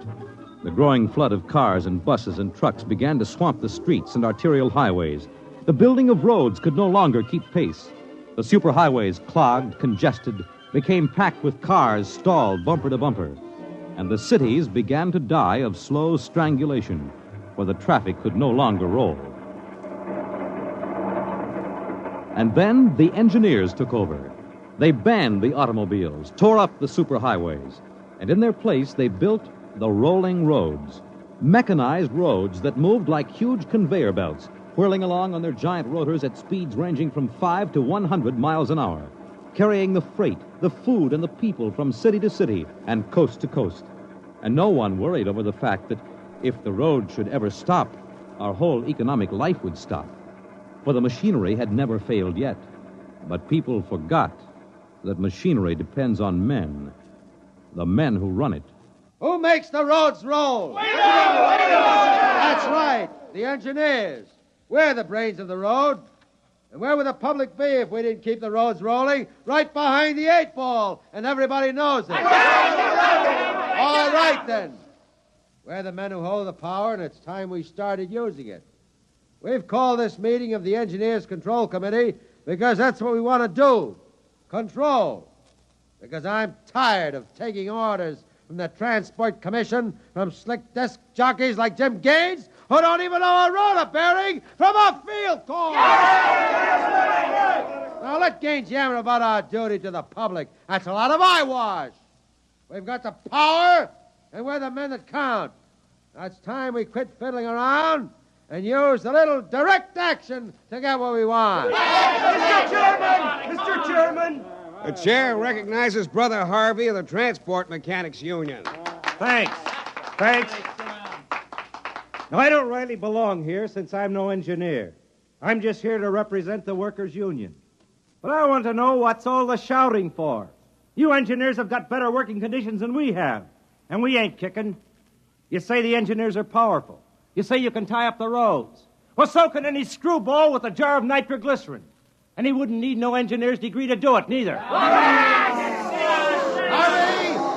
Harvey, are you speaking for your union now, or are you here as a stooge for the Transport Commission? Listen, Van Cleek, I helped fund my union. I led the strike in 75 for decent working conditions. Where were you engineers then? With the finks! Brother Harvey, remember, you're only a guest at this meeting. Go on, Van. Now listen, men. I'm one of the old engineers on the roads. You all are, worked up the hard way. We didn't go to the fancy technical institutes like those young punk cadet engineers the commission is training to take over our jobs unless we do something to stop them. Jim Gaines hasn't been able to fill us full of the old school spirit and that baloney about how the roads must roll. So all right then. Why don't we get smart for a change? What would happen if the roads stopped rolling? Maybe the country would begin to realize that they can't do without us. Maybe we'd begin to get the things we want. Who says the roads must roll?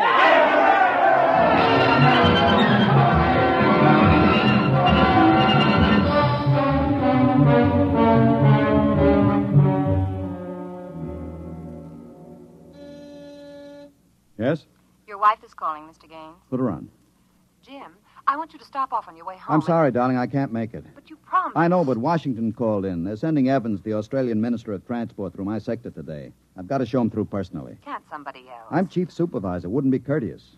Courtesy begins at home. I've planned this dinner for weeks. Honey, the roads must roll. Oh, if you quote that nauseating slogan at me again, I'll divorce you. I can't help it, darling. I'll meet you at Stockton at 9 and we'll take in a show. Kiss Alan goodnight for me. Well, all right. Goodbye. Goodbye. Mr. Evans is here. Show him in. Well, good evening, Mr. Evans. I'm Gaines, chief engineer. How do you do, Mr. Gaines? They told me at the embassy you'd be the man to see. I want to know how the roads work. I think we can handle that. Well, I'm not a technical man, Mr. Gaines. My field is sociology. So, suppose you tell me about the roads as if I were entirely ignorant. Fine. It's nearly at dinner time. Suppose we run up to Stockton sector for dinner. It'll take us about an hour on the roads, and you can see them working. Excellent. If you'll excuse me a minute. Certainly. Hi, Chief. What can I do for you? Dave, you're on evening watch, eh? Where's Van Cleek? Going to some meeting. I'm going up to Stockton for dinner. Anything to report? No, sir. The roads are rolling. Okay. Keep them rolling. All right, Mr. Evans. Let's go.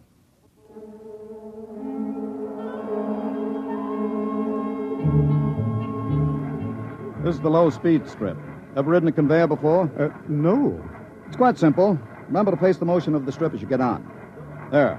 We'll go right across. Each adjoining strip is a few miles an hour faster than the one next to it. Freight is carried on the 50-mile strip, most passenger traffic on the express strip. All right, now watch your step.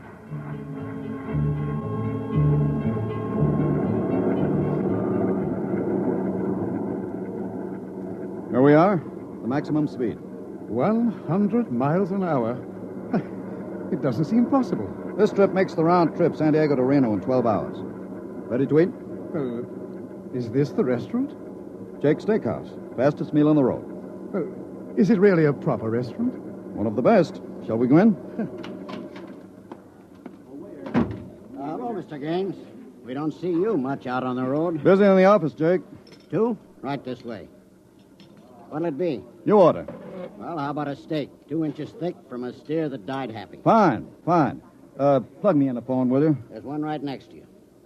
Flank 2, rare. You'll excuse me, Mr. Evans? Certainly. Davidson on watch. This is the chief. I'm at Jake's Steakhouse. You can reach me at 10L66. 10L66, right. Yeah. Now they can get hold of me in an emergency. Oh? What kind of emergency could there be? 2, principally. Power failure on the rotors would bring the road to a standstill. That happened during rush hour. We'd have to evacuate millions of people from the road. As many as that? Easily.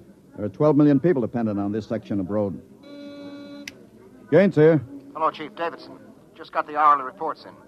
Diego Circle, Bakerfield Sector, Stockton Sector, and Reno Circle all rolling. Oh, you didn't have to bother me with the hourlies, Dave. There's a supplementary from Sacramento. Proceed. Cadet Engineer Gunther, while on watch, was found playing cards with C.J. Ross, technician on duty. Any damage? One rotor running hot, but still synchronized. It was jacked down and replaced. All right, have the paymaster give Ross his time and turn him over to civil authorities. Place Cadet Gunther under arrest and bring him to Rotown Central. Yes, sir. All right. Keep him rolling. I was saying there were 2 possibilities of danger. Can you visualize what would happen if the strip under us would break? Oh, I hadn't thought of that. You don't realize you're traveling at 100 miles an hour. Well, it can't. Not now. The strip has a safety factor of over 12 to 1. It'd take a blowout of several miles of rotors and a failure of circuit breakers before the strip could part. But it happened once in the early days on the Philadelphia-Jersey City road. The strip wasn't much more than a conveyor belt. It buckled for miles, crushing passengers against the roof. Forward section in front of the brake spilled them down under into the rotors and rollers. Oh. Was it very bad? Over 3,000 people were killed in that break. But the roads had to go on. The entire economic system hangs on the roads. If they stopped now, the country would starve. Well, isn't it possible that you've become too dependent on these roads? I mean, if your whole economy is geared to the function of one type of machinery... The roads are foolproof now. The machinery is interlocked with an enormous safety factor. Yes, but in the long run, machinery depends on men. What if you had a strike? We had one back in 75. Well, there's not much danger of that anymore. No? Well, why not? Every cadet that goes to work on the roads today is a graduate of the United States Transport Academy. They're all picked men, screened for emotional stability, and trained to give us the same kind of loyalty that Annapolis and West Point develop in their men. I see. Are you a graduate, Mr. Gaines? No, I'm too old for that. The academy wasn't set up till after the strike in 75. But it won't be long now, maybe 5 or 10 years, before the oldest engineer on the roads is a man who's been through the academy. Gaines here. Davidson, there's another trouble report from Sacramento sector. Again? What is it this time? What is it? What happened? Emergency stop. Hello. Hello, Davidson. Phones are out. Come on. Jake! Jake! What is it? What's the matter with the roads? Have everybody stay in the restaurant. What's that? Probably somebody stepped onto the next strip. Got cut to ribbons. There'll be plenty of casualties. Jake, where's your getaway hatch? In the pantry. Look here, aren't you going to help those people? I've got the whole road to think of. Don't bother me. Give me a hand, Jake. The hatch is stuck. If you're coming with me, Mr. Evans, you've got to move fast. I haven't got any time to waste.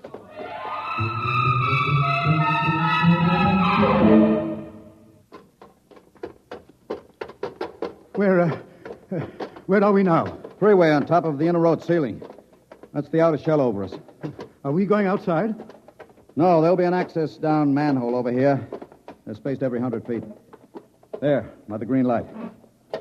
Now, this will get us down on the northbound road. Careful, it's dark. Now stand away from the door, Evans. Yes.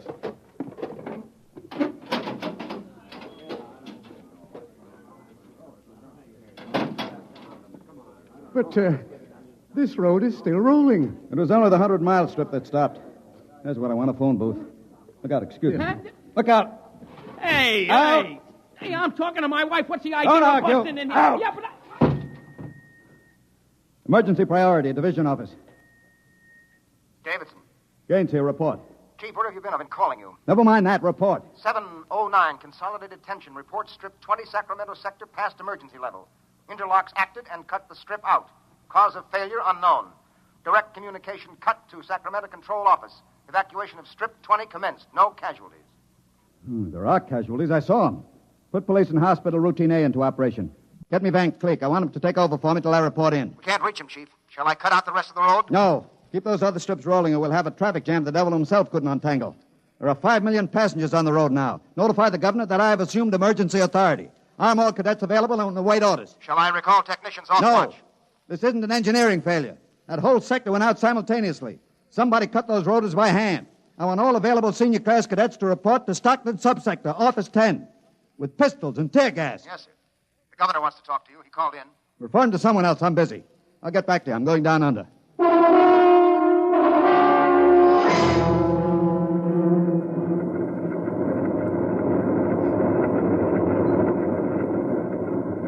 Evans! Evans! I can't hear you. The noise. Put on this helmet. What? Helmet! Helmet! Oh, yes. You can't hear without an anti-noise filter. Come on. What are we looking A for? recon car. There should be one here. Are those the rotors? Now, the big ones are rotors. They drive the road. Little ones are rollers. They give continuous support. There's a watch gang now, jacking down a rotor. Can they hear us? No, the noise filter works on a 4-foot radius. I'll flash him. Now, he sees the light. Cadet Wilson reporting, sir. I want your recon car. Emergency. Yes, sir. Right over here, sir. Come on, Evans. Yes. Get in. But it's so small. You'll fit all right. You can take off your noise filter now. Hang on, she accelerates like a rocket. Ooh, my stomach. Relay station. This is Gaines. Get me Davidson, senior watch officer. Mr. Gaines, the mayor wants to talk to you. I haven't got time. Get me Davidson. And leave this circuit hooked into Davidson's board until I tell you to cut it. Yes, sir. Here is the senior watch officer. Davidson. Gaines calling. Have you found out yet what's stopping the roads? No, sir. It's still a mystery to me. All right. I'm on my way in a recon car. Hold everything till I get there.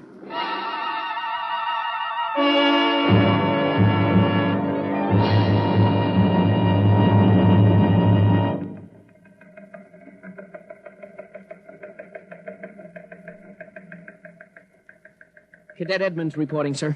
3 platoons of cadet engineers standing by with tumblebug motorcycles. Armed? Pistols and tear gas as ordered, sir. Good. Assistant Supervisor Van Cleek is calling you on Circuit 9, sir. Van Cleek.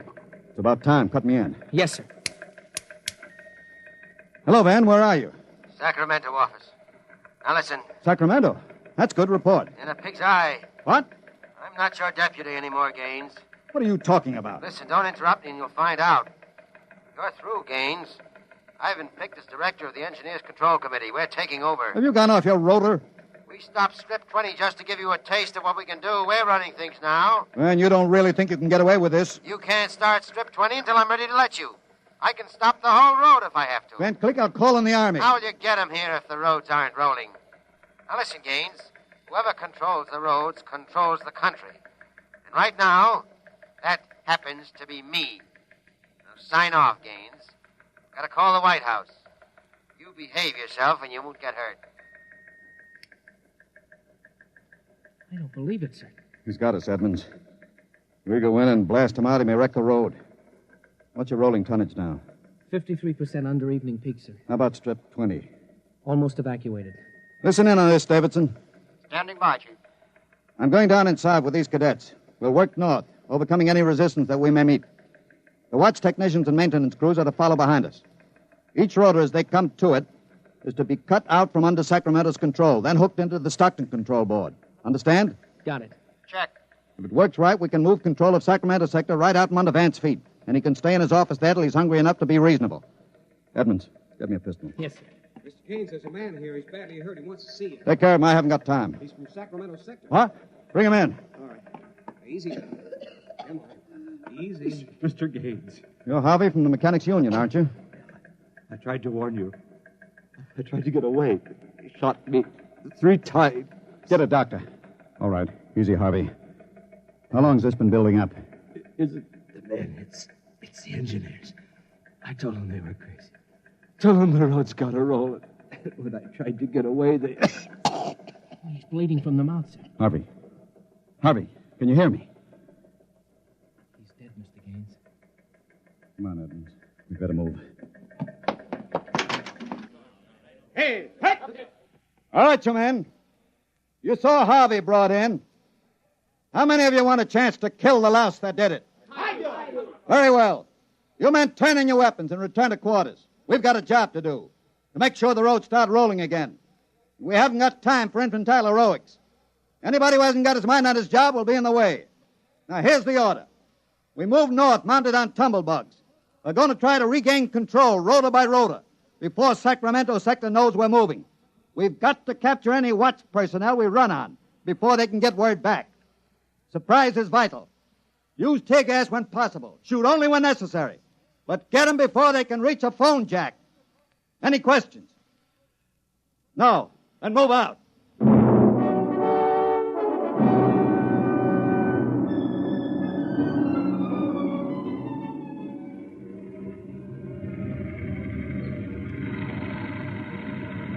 What's the score, Edmonds?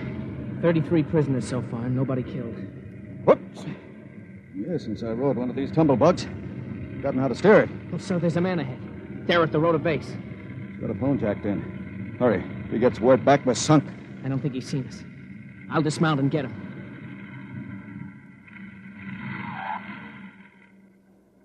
Quick, he sees us.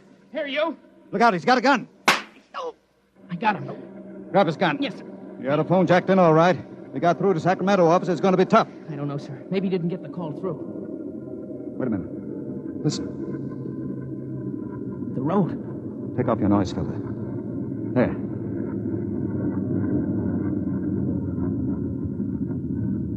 The road. The road is stopping. Halt your men. Halt! Hold up there! Hold up!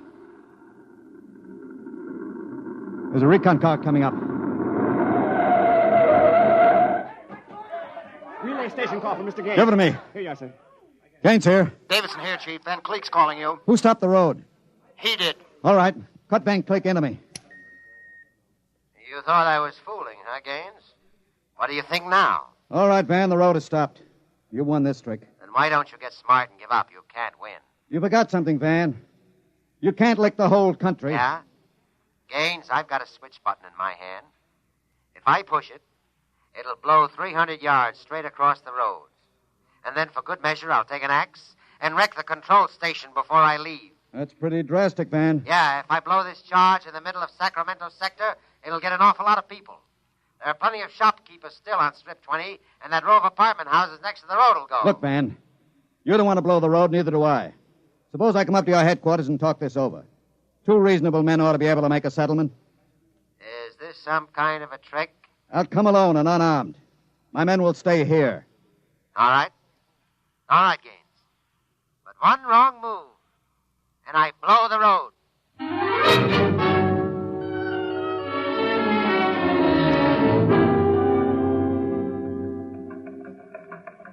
We've got to hurry, Dave. If I take too long, Van Cleek will get edgy and set off that charge. Failure report notes? 1, strips must be cross-connected with safety interlocks, so that when one dies, the others slow down. 2, the men. I can't understand it. The psych tests are rigid. We've never had a failure in the Hum-Wadsworth-Burton method.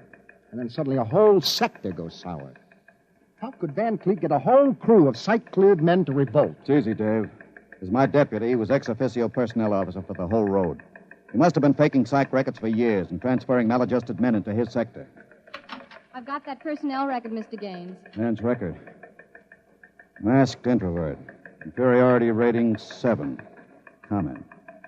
Despite a potential instability shown on Wadsworth Curve, this officer is especially adept in handling men. He's adept, all right. I haven't got time for any more, Dave. You're not going up there to Sacramento office. I've got to. He'll be armed. He'll kill you. I've got to take that chance. But unarmed? Why don't you call in the Army? He won't dare blow the road. Yes, then. he would. Look at that psych record.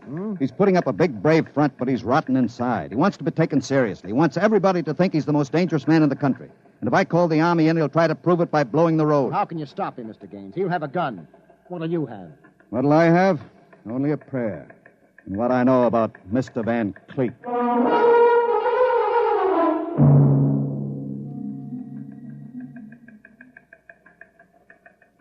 All right, Gaines. Director Van Cleek will see you now. Gaines is here, Director Van Cleek. Come in, Gaines. Behaving sensibly at last. You know I've got you where I want you, and there isn't anything you can do about it. I searched him, Director. He's unarmed. Mm-hmm. I want you to sign this now. It's a declaration of your recognition of the Engineers Control Committee. You've got 1 minute to sign it, Gaines, or I'll push this button and blow up the whole sector. You better sign, Gaines. You need this gorilla with the gun, Van? Hey, you Can't you listen... handle one unarmed man alone? All right, Harry, out. What? Out? Yeah. Okay. All right. Now sign. What's so funny? You are. You start a revolution because you think the engineer should control the road. Then when you've got control, the only thing you can think of to do is blow it up. Tell me, what are you so scared of? I'm not scared. Yeah? Sitting there sweating all over that push button you're holding? Your buddies knew how afraid you were. They'd probably throw you into the rotors. I'm not afraid. You're afraid of me right now. You're afraid I'll have you on the carpet. You're afraid the cadets won't salute you. You're afraid they're laughing at you behind your back. No, I'm not. Now, you keep quiet. I've got a gun. You're afraid of using the wrong fork at dinner. You're afraid people are looking at you, laughing at you. I am not, you dirty, stuck-up snob. Just because you went to a high-hat school, you think you're better than anybody, you and your crummy little gold-braid cadets. Man, you're a pathetic little shrimp. Huh? I understand you perfectly. You're a third-rater. Oh. All your life you've been afraid that someone would see through you and send you to the foot of the class. Oh, yeah. Throw you right out on your rear where you belong. I don't want to look at you anymore. I'll show you. I'll put a bullet in you. Put down that pop gun before you hurt yourself. Don't you come near me. Don't you come near me or I'll shoot. I'll shoot. Give me that. No. Let me go. Give that pistol. Ah. And thanks for not disappointing me, man. I don't understand. I thought if I wounded your little ego, you'd forget to push that button and pull a trigger instead. I'm afraid you'll never make a good executive, Van. They have to know when to push buttons. Davidson. Gaines here. Chief, are you all right? Are you? I'm all right. Attack now and mop up. I'll hold the control room. I've got Van Cleek, and I think his little revolution is just about over.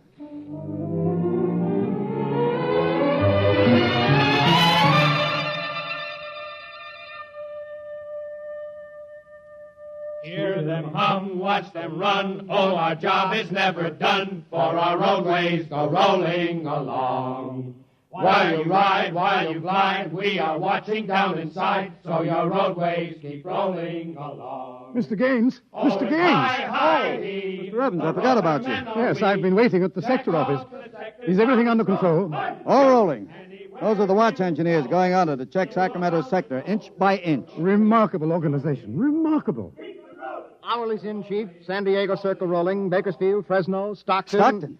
Stockton? Oh, no. What's the matter, Chief? Trouble, Mr. Gaines? It sure is. I promised to meet my wife at Stockton for a show. She's been waiting there since 9 o'clock last night. Dave, see if you can get her for me. Try the sector office. All right, Chief. And Dave, see if you can calm her down. Oh, sure, Chief. I'll tell her the roads must roll. No, don't tell her that. I don't think she'd appreciate it. She's heard it too often. Oh, it's I-I-E, the roller-men are we. I better get going. Bye, Dave. Keep 'em rolling. Anywhere you go, you are bound to know that your roadways go rolling along. Keep 'em rolling, that your roadways go rolling along. Keep 'em rolling, that your roadways go rolling along. Keep 'em rolling, that your roadways go rolling along. Keep 'em rolling. You have just heard X-1, presented by the National Broadcasting Company in cooperation with Street and Smith, publishers of astounding science fiction. Your announcer, Fred Collins. X-1 was an NBC Radio Network production.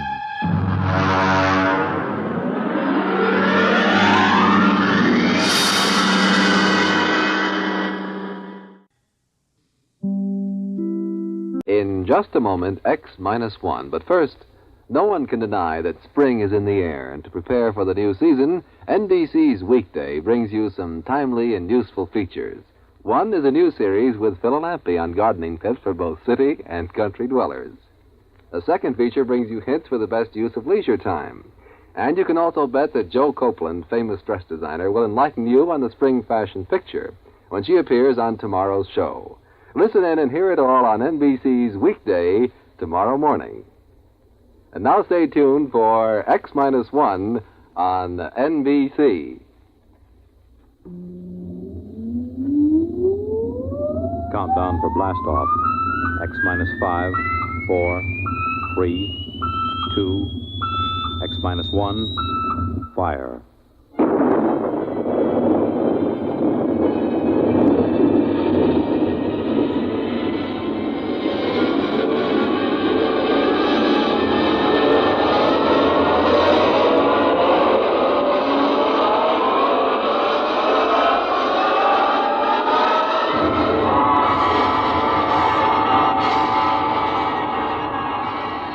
From the far horizons of the unknown come transcribed tales of new dimensions in time and space. These are stories of the future, adventures in which you'll live in a million, could be years, on 1,000 maybe worlds. The National Broadcasting Company, in cooperation with Galaxy Science Fiction Magazine, presents Minus 1.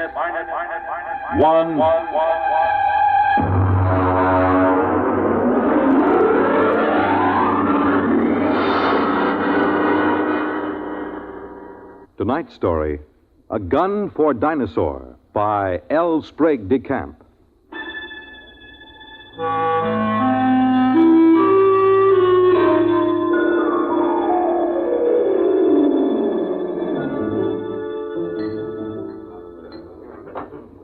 Just whiskey, please. No soda.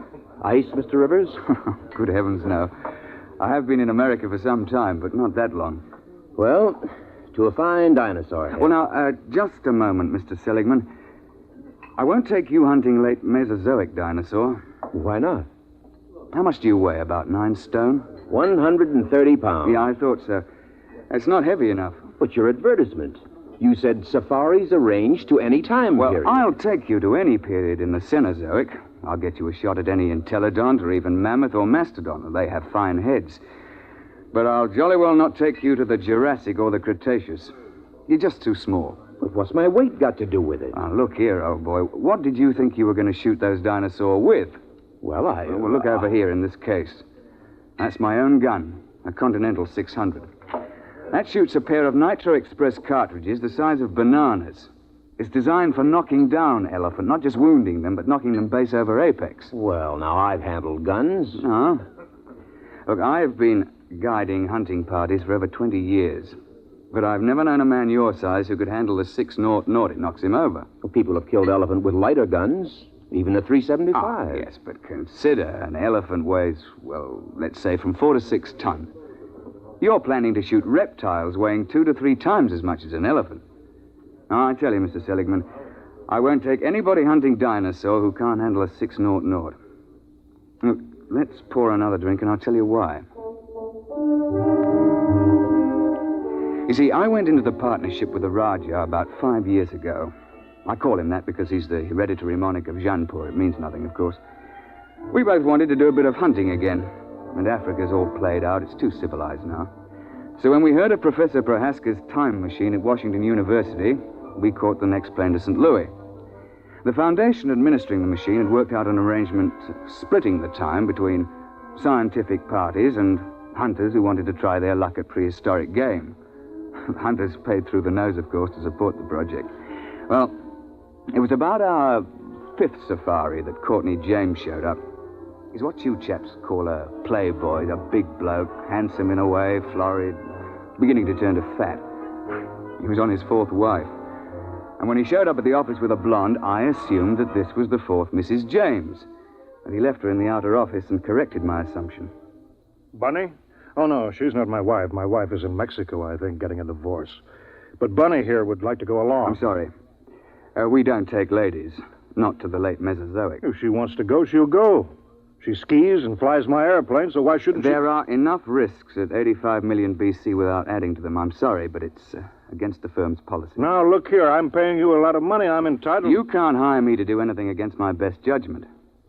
Now, if that's how you feel, get another guide. All right, all right. But let me tell you.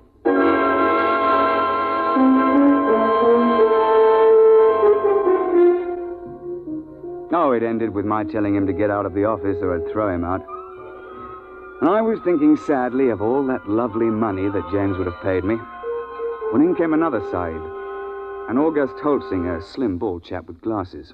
Mr. Rivers, I don't want you to think I'm here under false pretenses. I'm really not much of an outdoorsman, and I'll probably be scared to death when I see a real dinosaur. Well, most of us are frightened at first, but it doesn't do to speak of it. Well, you see, I've always run a grocery store till my uncle died, and, well, I've got a great deal of money now. Uh-huh. And I'm building a new house. I'm engaged, you know, getting married, and, well, I'm determined to hang a dinosaur head over my fireplace or die in the attempt. A ceratopsian, I think. That's the one with the big horned head and the frill over the neck, isn't it? Well, you want to think twice about that, you know. If you put a 7-foot Triceratops head into a small living room, there's apt to be no room left for anything else. I know it's ridiculous, but I'm determined to do something big for once. Since there's no more real big game hunting, I'm going to shoot a dinosaur and hang his head over my mantel. I'll never be happy otherwise.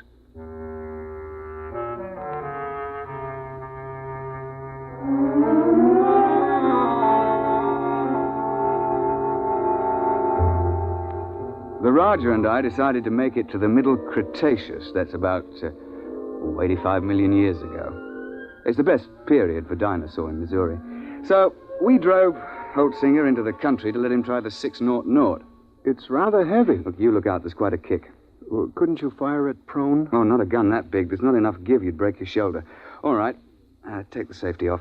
Like this? Yeah. Take my hand. I'll help you up. Thank you. I think I better try something smaller. Well, he took a fancy to my Manchester 70, chambered for a .375 Magnum cartridge. That's a little light for elephant, and very definitely light for dinosaur, but we were in a hurry. And then, of course, just before we were ready to trek, James showed up and apologized for insulting me. He'd had a run-in with the girl, and he wanted to go along. And so we were off on safari. You all ready, gentlemen? Why, yes, I suppose so. Mr. Holtzinger, you've met my partner, the Raja of Jaipur. How do you do, sir? How do you do? Well, shall we get cracking? After you, Mr. Holtzinger. Mr. James. Thank you. Let's get going. All set. We'll slam the hatch, and off we go. What happens? Nothing till the force field is built up. There she goes. What happened to the lights? Well, there's no current while we're in transition. I don't feel well. There's usually a touch of vertigo. I shouldn't worry about it. Look, where do you shoot for? I mean, with Dinosaur. What is their best shot? Well, you don't try for his brain, you know. They don't have any. Well, to be exact, they have a little bump about the size of a tennis ball on the top of their spines. And you're not likely to hit it when it's embedded in a 6-foot skull. Try for the heart. They have big hearts, over 100 pounds. An exploding shell in the heart will slow them down, at least. Oh, I see. Why do we have to go so far for game? Why couldn't we just go back 50 years and shoot lions in Africa? Well, the machine won't work more recently than 100,000 years ago. Why? Well, look, I'm no four-dimensional expert on the subject, but it has something to do with what they call time paradox. You know, if people could go back to recent times, they might do something to affect history or kill their own grandfather, you know. And there's also some kind of taboo about sending people back to the same time again. There's paradoxes. Mustn't have them. What would happen? I'm not sure, but the university isn't taking chances. They've got about a billion years to cover. They won't run out of eras. Hello? Here we go. Oh, cheers, eh? Well, that's done it. April 24th, 85 million years BC. Now then, careful. Keep the safety on your gun. And don't shoot unless I give the word. Why? Why should we have to wait for you? Because I'm responsible for everything you do. Especially if something goes wrong. I say, Roger, open the door, will you?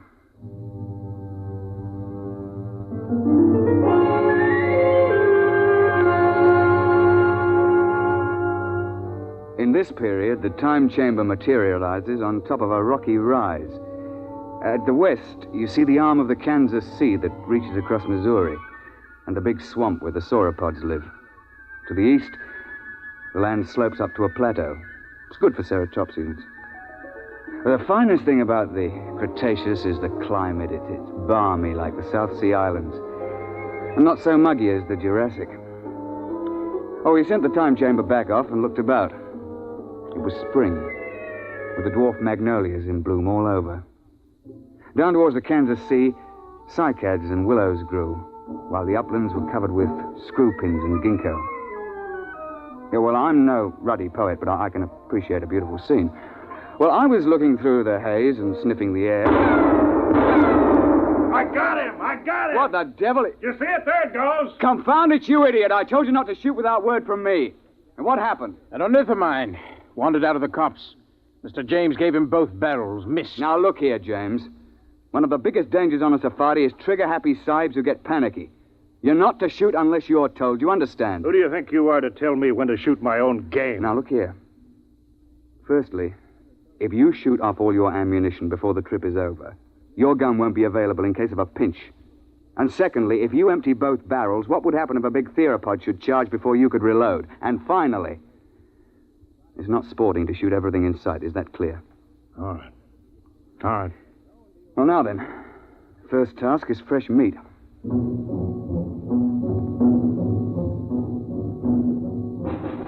As I told you, Holsinger wanted a ceratopsian head. James insisted on a tyrannosaur. Then everybody would think that he'd shot the most dangerous game. Well, the fact is that tyrannosaur's overrated. But everybody's read about the tyrant lizard and... Well, he does have the biggest head of the theropods. Oh, and he'll snap you up if he gets the chance, no fear. Oh, we started off searching for meat. The Raja and I put the sahibs in front. Yeah, we tell them it's so that they'll get the first shot, which is true, but another reason is that they're always tripping and falling with their guns cocked, and if the guy were in front, he'd get shot.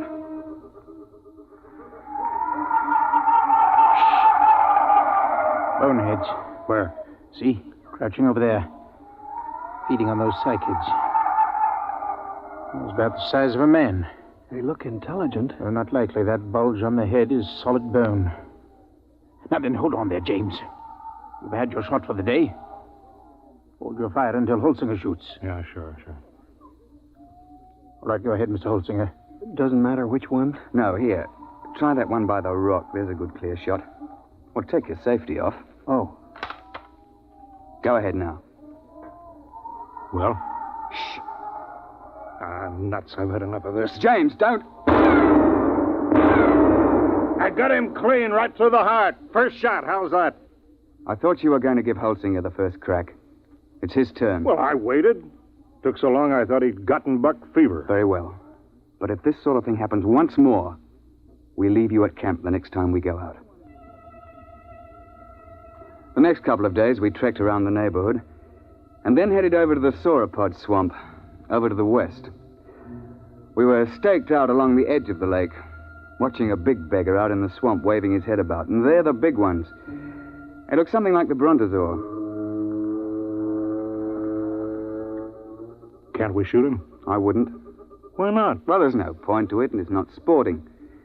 Like, if you kill one in the water, he sinks and can't be recovered. And if you kill one on land, well, the only trophy is that little head on the top of that long neck. You can't bring that whole beast back because he weighs 30 tons or more. That museum in New York got one. Oh, yes. Well, they sent a party of 48 to the early Cretaceous with a 50 caliber machine gun. They spent 2 solid months hacking and sawing the carcass apart and hauling it to the time machine. I know the chap on the project, and he still has nightmares in which he smells decomposed dinosaur. And they also had to kill a dozen big sauropods who came in for the party. And then they had them lying around, too. They lost 3 men. Reggie, Duckbill. Where? Where are they? Up there at the shoreline. Now, keep your voices down. You see? With a crest on the back of their heads. Mr. Rivers, I've been thinking over what you said about those heads. If I could get one of those duckbills, I'd be satisfied. It'd look big enough over my mantle, wouldn't it? I'm sure of it, old boy. Well, let's be off. Roger, you wait here with Mr. James. Shouldn't take us long.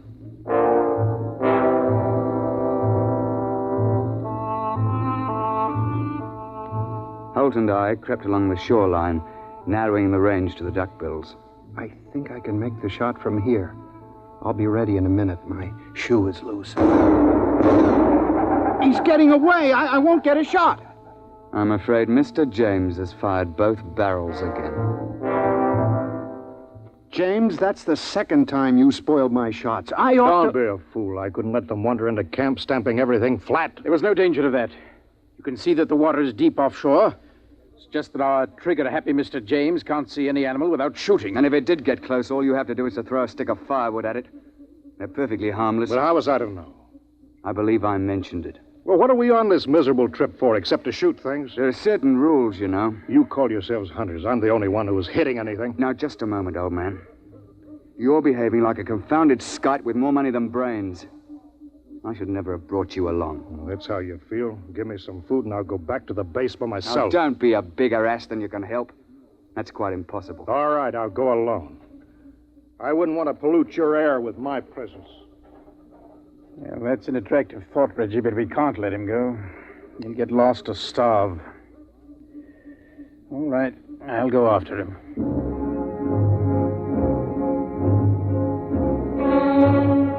We stumbled along for several more days, James on his good behavior for a change. And on the 1st of May, we broke camp and headed north to the hills. Oh, it was hot and sticky. And we were soon panting and sweating like horses when I picked up the smell of carrion and heard the thrumming of the flies.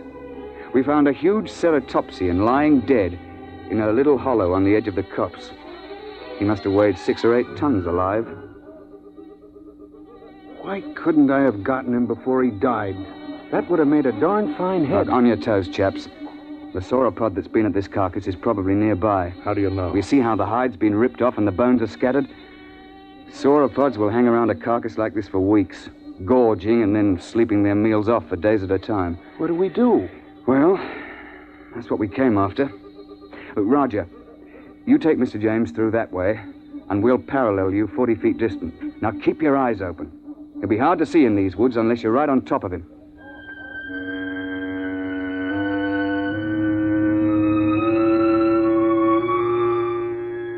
We pushed through the edge of the copse, looking for the huge flesh-eater who'd been at the carcass. I could hear James and the Rajah pushing ahead on my right. We were separated by a gully when I heard a noise ahead on our left. What is it? I don't know. Take the safety off your gun. Oh, there it is. It's one of those boneheads. Oh, well, they're not dangerous at any rate. But be careful. That sauropod might still be around here. I've got him! Got him clean! Well, he's done it again. He shot the bonehead. I've got him! Look out! Look out! Tyrannosaur!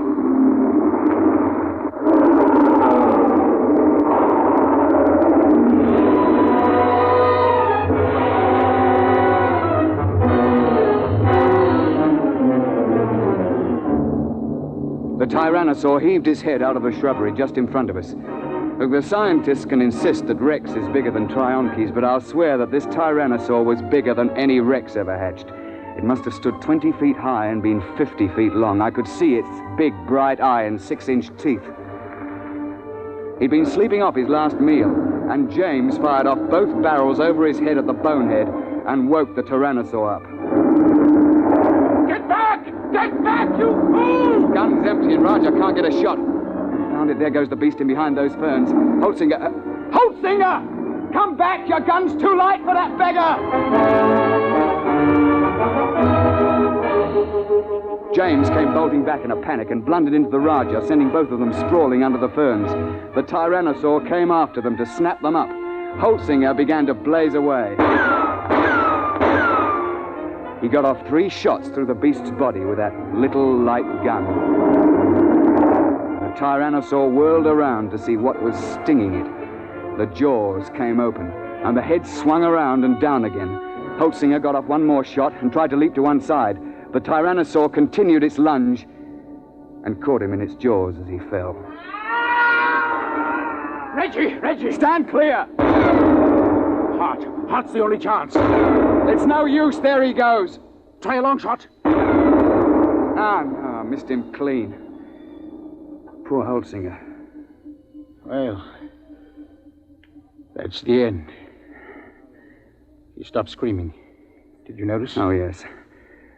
Well, I expect we'd best track the beast. He might be dying. We should try to recover Holtzinger's remains. Yes, there's nothing else to do. No, nothing. A bad show all round.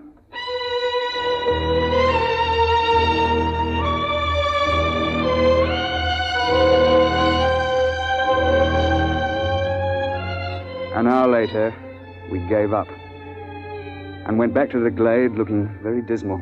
Well, where have you two been? We were occupied. The late Mr. Holtzinger. Remember? You shouldn't have gone off and left me. None of those things might have come along. Isn't it bad enough to lose one hunter through your stupidity? What? Sure, you put us in front of you, so if anybody gets eaten, it's one of us. That's... You stinking little swine. If you hadn't been a first-class idiot and blown those 2 barrels again, this never would have happened. Holtzinger died trying to save your worthless life. And I wish he'd failed. Oh, I ought to... Now then, my leatherbuck, I'm glad you did that. It gives me a chance I've been waiting for. Now get up. And I'll be glad to finish off. You won't finish anybody off. All right, put your hands up. Both of you. Put that gun away. Don't be an idiot. I won't let anybody do that to me. You can't get away with murder. Why not? Won't be much left of you after you're hit with a 600 explosive shell. Nobody could prove anything. They can't hold you for a murder 85 million years old. The statute of limitations, you know. Nice work, Roger, old chap. Yes. Cretaceous rock. Doesn't quite have the balance of a cricket ball, but it's a bit harder, what? Well, suppose we tie this chap up and take him back to camp.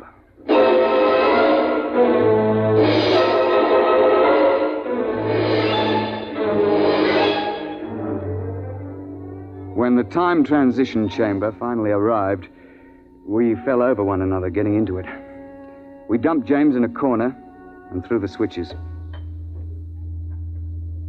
You two should have killed me back there. Why? You don't have a particularly good head. Wouldn't look at all well over a mantle. You can laugh, but I'll get you someday. Close quarters, isn't it? Someday I'll find a way. I'll find a way and I'll get off scot-free, too. My dear chap, if there was some way to do it, I'd have you charged with Holtzinger's murder. Look, you'd best let well enough alone. No, I'll kill you. Both of you. Somehow. Cigarette, Roger? Thanks.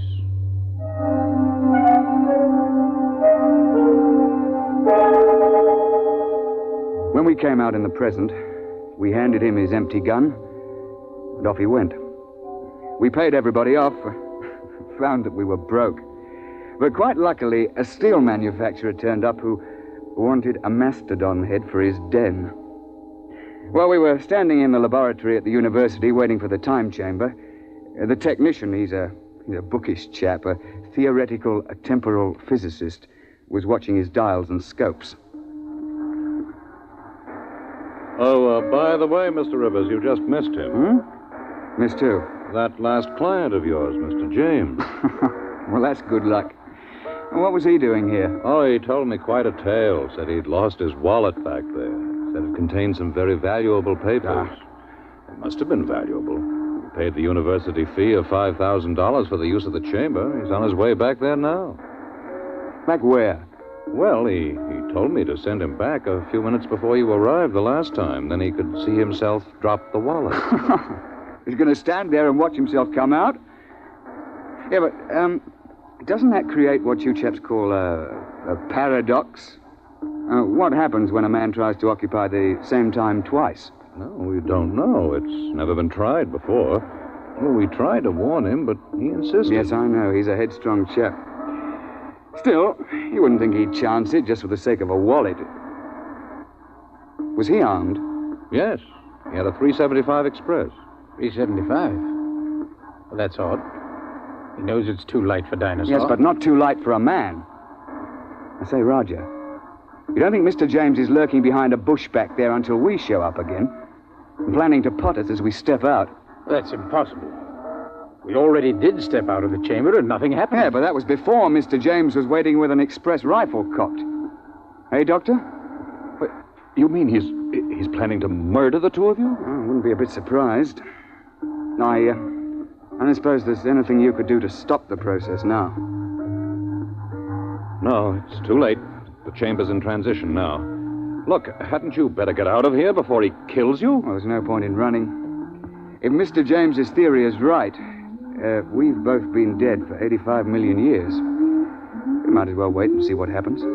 Transition point coming up. Well, it's been quite a world up to this point. Hey, Roger? Yes, quite. Here it goes.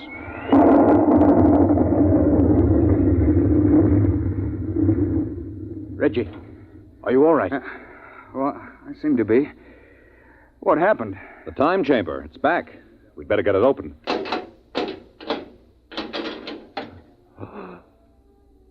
Good Lord, look at that. Ghastly, isn't it? Where did it come from? I'm not sure. But I rather think it came from the Middle Cretaceous era. It wasn't here a moment ago. Ghastly mess. Looks as if every bone was pulverized and every blood vessel burst. I dare say. But that's his gun, all right. It's James, there's no doubt of it.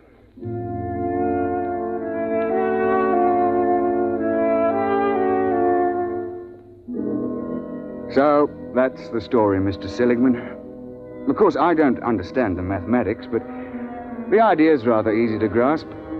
Nobody had shot us when we first emerged on the 24th of April, 85 million BC. And so, of course, that couldn't be changed. The instant James started to do anything that would make a paradox, the space-time forces snapped him forward and ripped him to bits.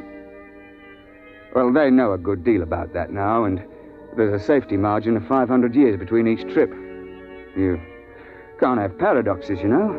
It just isn't done. And you see, I'm a lot more careful now. I shouldn't have taken James when I knew what a spoiled, unstable sort he was. Or Holtzinger either. When I saw that he was too small to shoot a dinosaur gun. With a heavier gun, he'd probably have knocked the Tyrannosaur down and saved his own life. So, Mr. Seligman, that's why I won't take you to that period to hunt. I'm sorry, but you're just too light. You're not big enough to handle a gun for dinosaur.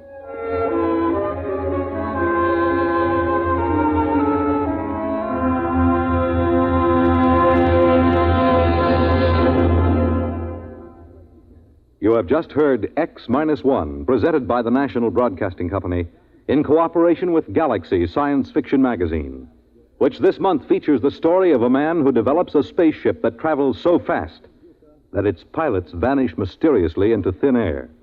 Read the Vaughn Shelton story, Point of Departure, in Galaxy Magazine, on your newsstand now. Tonight, by transcription, X-1 has brought you A Gun for Dinosaur, a story from the pages of Galaxy, written by L. Sprague de Camp, patent consultant and one of our leading authors of science fiction. It was adapted for radio by Ernest Kenoy. Featured in the cast were Alastair Duncan, Wendell Holmes, John Gibson, Donald Buca, Warren Parker, and Alan Hewitt. Your announcer, Fred Collins. X-1 was directed by Daniel Sutter and is an NBC Radio Network production.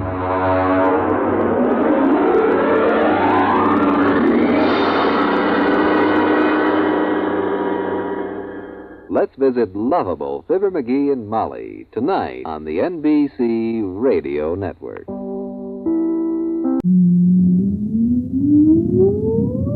Countdown for blast-off. X-5, 4, 3, 2, X-1, fire.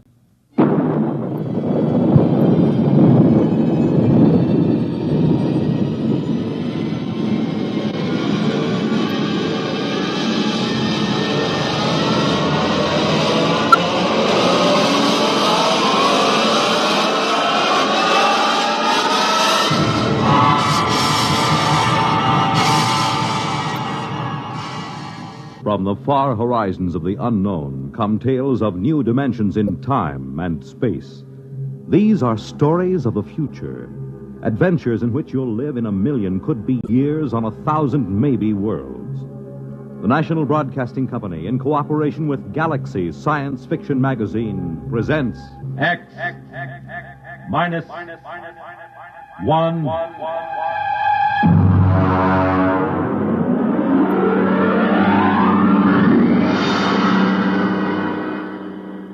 Tonight, At the Post by H.L. Gold.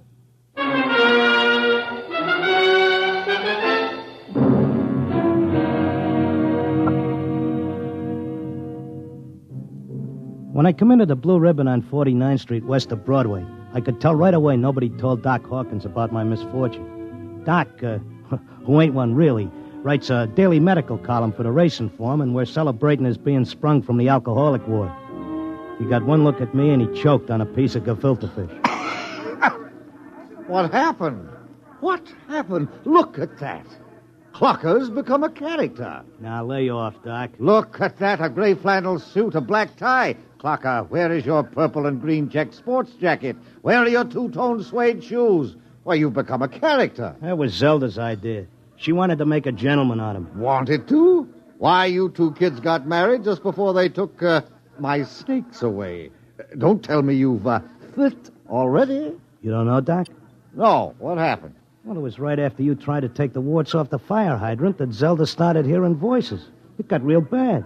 How bad? Well, she's at Glendale Center upstate. I just came back from visiting her. Well, did the psychiatrist give you a diagnosis? Yeah, I got it memorized. Catatonia dementia precox. Oh, rough. Very rough.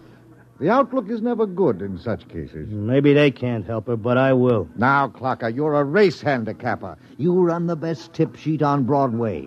But people are not horses. You've got to think of your public. For instance, what's good at Hialeah, huh? My bar bill is about to be foreclosed, and I can use a long shot. Those couch artists don't know what's wrong with Zelda. I do. You do? Well, almost.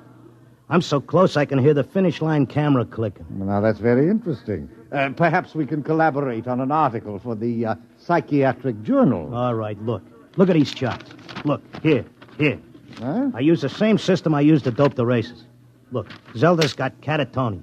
She used to be a hoofer before we got married, and now she does time steps all day. Stereotype movements are typical of catatonia. You don't get it. She does time steps. The first thing you learn in hoofing, over and over. 10 or 15 hours a day. And she keeps talking like she's giving lessons to some jerk kid who can't get it straight.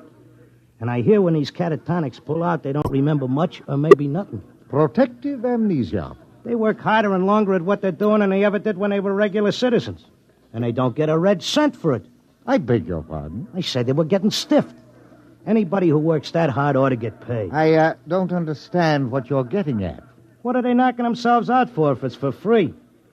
Doc, I tell you, I miss that mouse. I gotta save her. She can't see or hear us, but she can sure see or hear something. And I'm gonna dope her. Clarker, it's too much for you. Too much for me, huh? Who was it said Warlock had turned into a dog in his 3rd year? Who was it had 7 winners the opening day at Belmont? You take my word for it, Doc. I'll beat the schizophrenia handicap.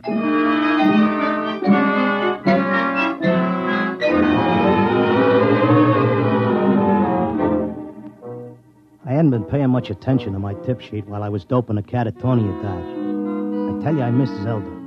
I missed the bobby pins on the floor and the nylon stuck on a shower rack, the toothpaste tube squeezed from the top. I had to get her back somehow. Next day, I took a cab and went out to that place. I sat in the room and watched her dance. Oh, it was something. Because Zelda was worth watching, even with her eyes blank and her feet shuffling through that simple time step. Mr. Locke, visiting time is almost up. All right. Zelda. Listen, Zelda. How long can they take to learn a time step? She can't hear you. Look, kid, I don't know who these squares are that you're working for, but tell them if they take you, they gotta take me, too. You hear?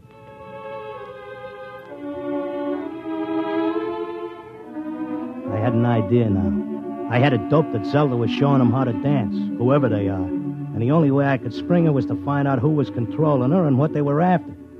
The first step was to get them interested in me, and what I know about racing, doping horses. So I stood there next to Zelda, and I started to talk. Now, the first thing you gotta figure is bloodlines. You take a horse, you gotta know back maybe 4 or 5 generations on both sides.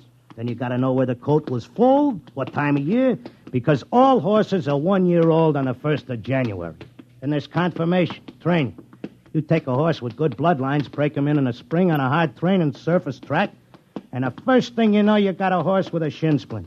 Oh, they may cover it up, but if you know it's there. Mr. Locke, I once knew a horse ran in Hialeah who was scared of flamingos. What are you doing? Had a fine record at Gulfstream and Bowie. But when he got down to Hialeah and got one look at the flamingos, he wouldn't run for beans. Mr. Locke, are you all right? Shut up, I'm Mr. busy. Locke. You bet on a horse that's scared of flamingos at Hialeah, and you're going to come in with your tail between your legs.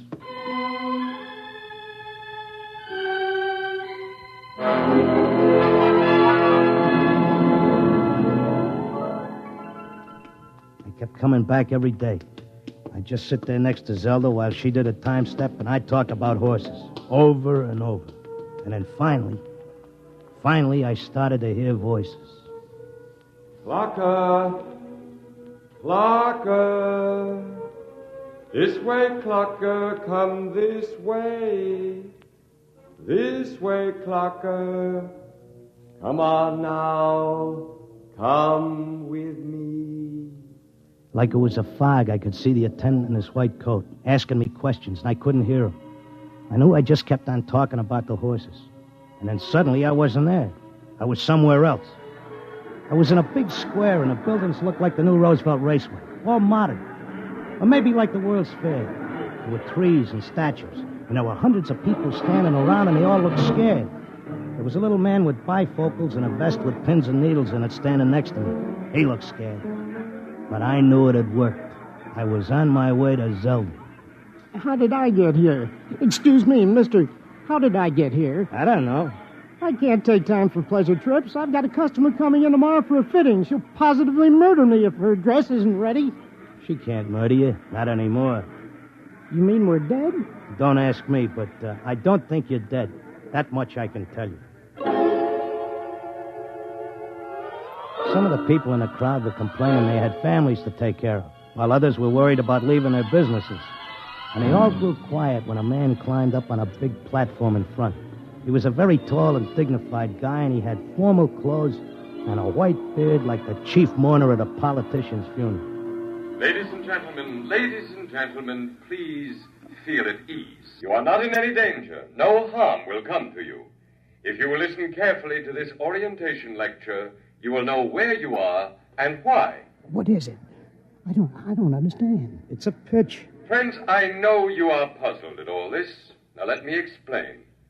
You've been chosen, yes, carefully screened and selected, to help us in what is undoubtedly the greatest cause of all history.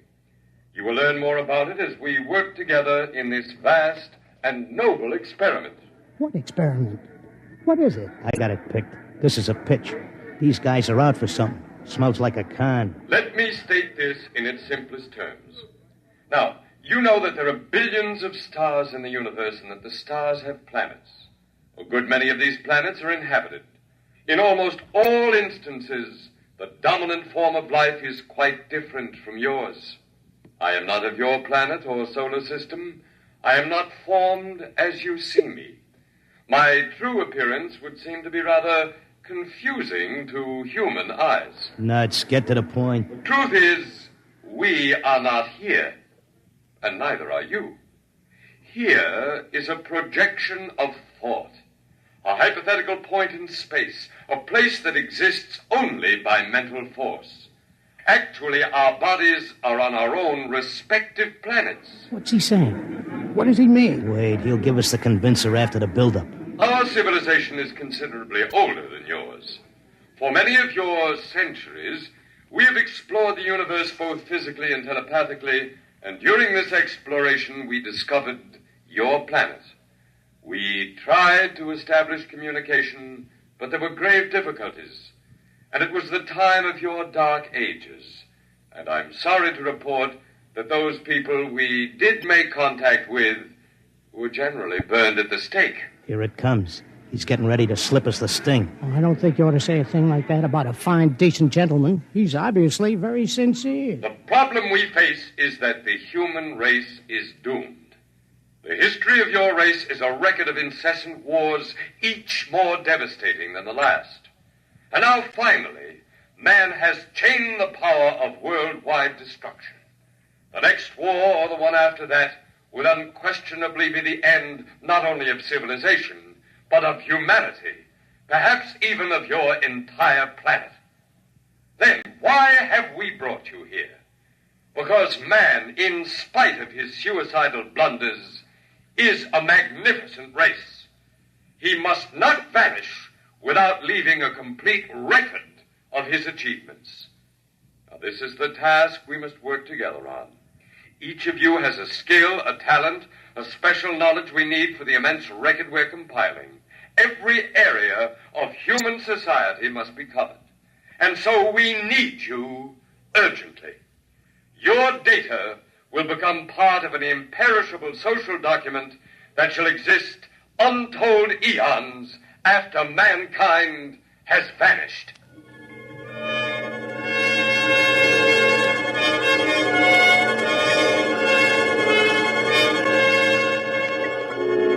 Oh, he had a slick con. He had that crowd in the palm of his hand like a small-time grifter selling pearl necklaces on 6th Avenue. They all cheered. They were all flattered to think that they were joining in this vast project to make a record of the human race. After a while, they broke us up into divisions, and I got herded into a building marked Sports and Rackets.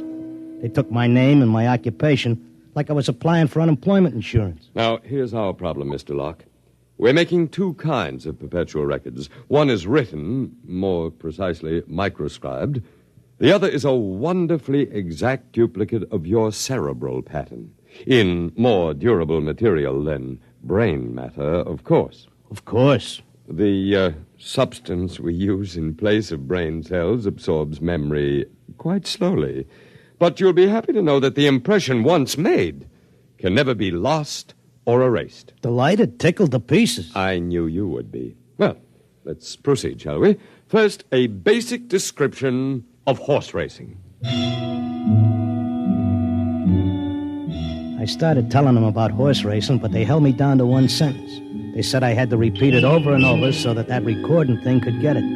They had a picture of my body back on Earth lying in a bed in a hospital just saying that one sentence over and over again. Well, that's enough for today. Isn't it amazing? We have a more detailed record of human society than man himself ever had. Your life, my life, the life of this Zelda, whom you came here to rescue, all are trivial, for we must all die eventually. But the project will last eternally. You're telling me you know what I'm here for? To secure the return of your wife.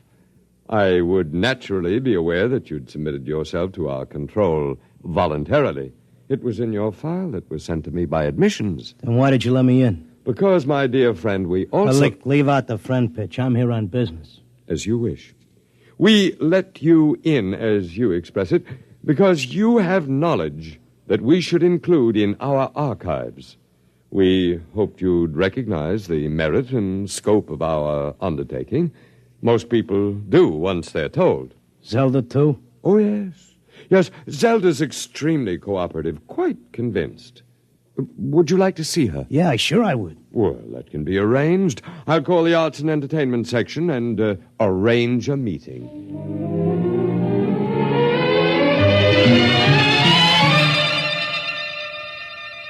Zelda, baby. Clocker. Let's get out of here. Oh, hello, Clocker. Aren't you glad to see me? I spent months and shot every dime I've got just to find you. For sure I'm glad to see you, hon, but I can't waste any time. This work is so important. I want to talk to you. That con artist with the white beard said... isn't he wonderful, Clocker? Aren't they all wonderful? Regular scientists devoting their whole lives to this terrific cause. What's so wonderful about that? They could let the Earth go boom. It wouldn't mean a thing to them. Everybody wiped out, just like there never were any people. Not even as much record of us as the dinosaurs. Gee, wouldn't that make you feel simply awful? I wouldn't feel a thing. All I'm worried about is us, baby. Who cares about the rest of the world doing a disappearing act? I do, and so do they. They aren't selfish like some people I could mention. Selfish? You're darn right I am. Zelda, listen. I'm selfish because I got a wife and I'm nuts about her and I want her back. I have to help out on this project. It's the least I can do for history. History? What did history ever do for us? Go turn in your time card, baby. Tell them you got a date with me back on Earth. No, this is my job as much as theirs. More even. They don't keep anybody here against their will. I'm staying because I want to, Clocker. But, honey... Excuse me, I've got to get back. I'm teaching them the soft shoe now.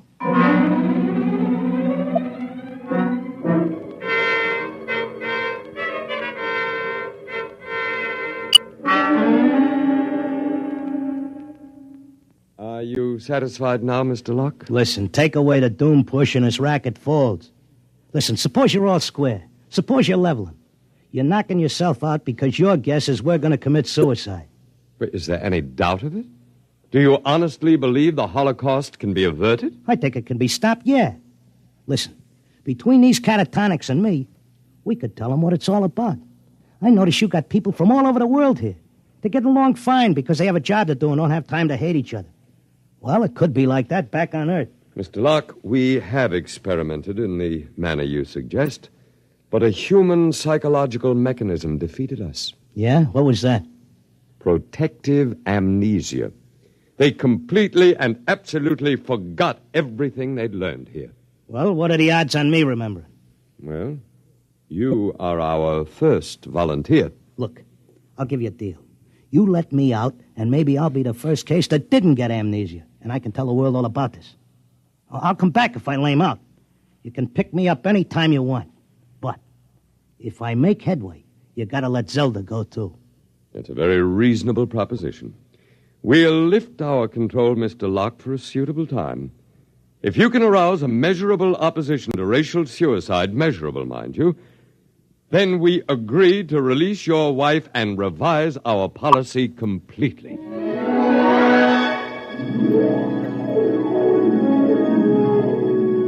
I came to at Glendale. It took me about 2 weeks to convince them that I was all right again. But I had to convince the world that they were throwing a race and that they needed a saliva test. So I started to write it all out in my tip sheet, in and around the horses. Around that time, I ran into Doc. Clocker, my boy, you've no idea how anxious we were about you. But you're looking fit, I'm glad to say. Thanks. I wish I could say the same about you and the rest of the world. No need to worry about us. We'll muddle along somehow. You think so, huh? I'm glad to see you've got your tip sheet going again. As long as the bobtails run, who cares what happens to anything else?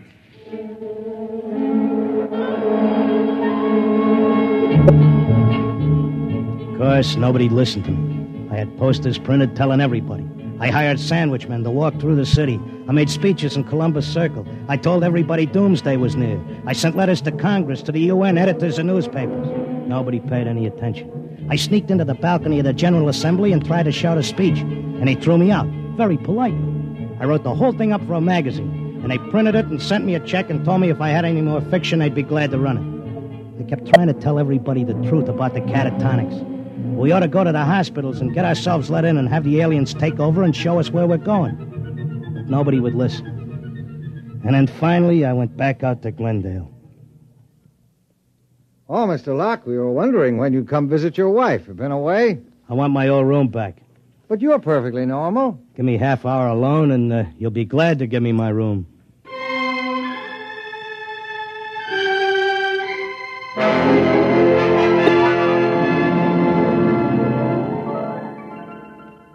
Well, here I am back again. Oh, Mr. Locke. Okay, I'll give you all the rest of the dope on racing. You won't have any trouble with me. Then you're convinced you failed. I'm no dummy. I know when I'm licked. So do we, Mr. Locke. Naturally, you have no way of detecting the effect you've had. We do. The result is that because of your experiment, we're gladly revising our policy. Huh? Is this a rib? Nobody listened to me. Oh, but they did. Visits to catatonics have increased considerably. When the visitors are alone with our human associates, they tentatively follow the directions you gave them in your article. Not all do, to be sure. Only those who feel as strongly about being with their loved ones as you do about your wife. We've accepted 4 voluntary applicants. You mean I made it? That's right. Before long, we shall have to increase our staff as the numbers of voluntary applicants increases geometrically, and then we'll be able to release the first group to go back and carry the message. Whenever you care to, Mr. Locke, you and your wife are free to leave. Okay, but I'll tell you what. I owe you plenty. I'll help make that record before I go. I'll teach you how to dope the horses. Is that what you want? Why, yes. All right, then let's go. The quicker we get started, the quicker we can get back.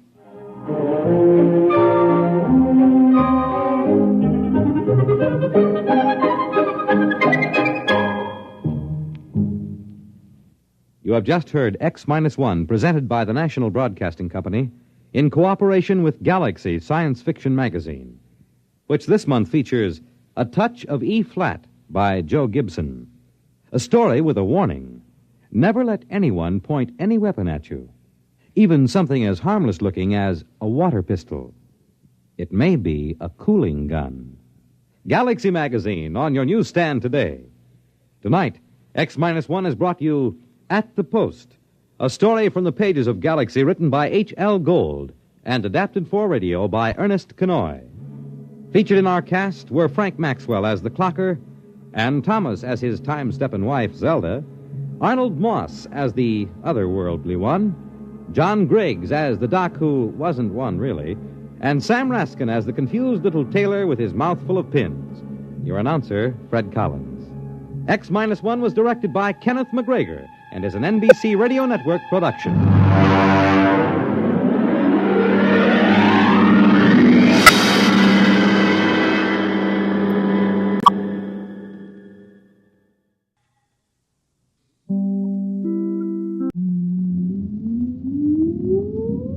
Countdown for blast off. X-5, 4, 3, 2, X-1, fire.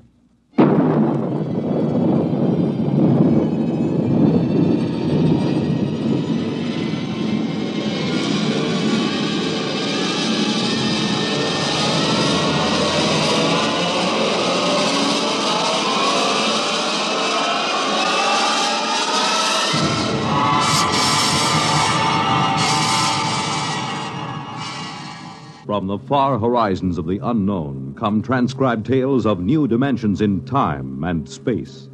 These are stories of the future, adventures in which you'll live in 1,000,000, could be years, on 1,000 maybe worlds.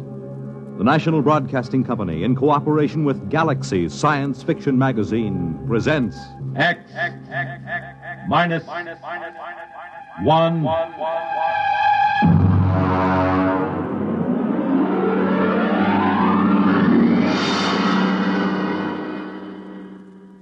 Tonight, Chain of Command by Stephen R.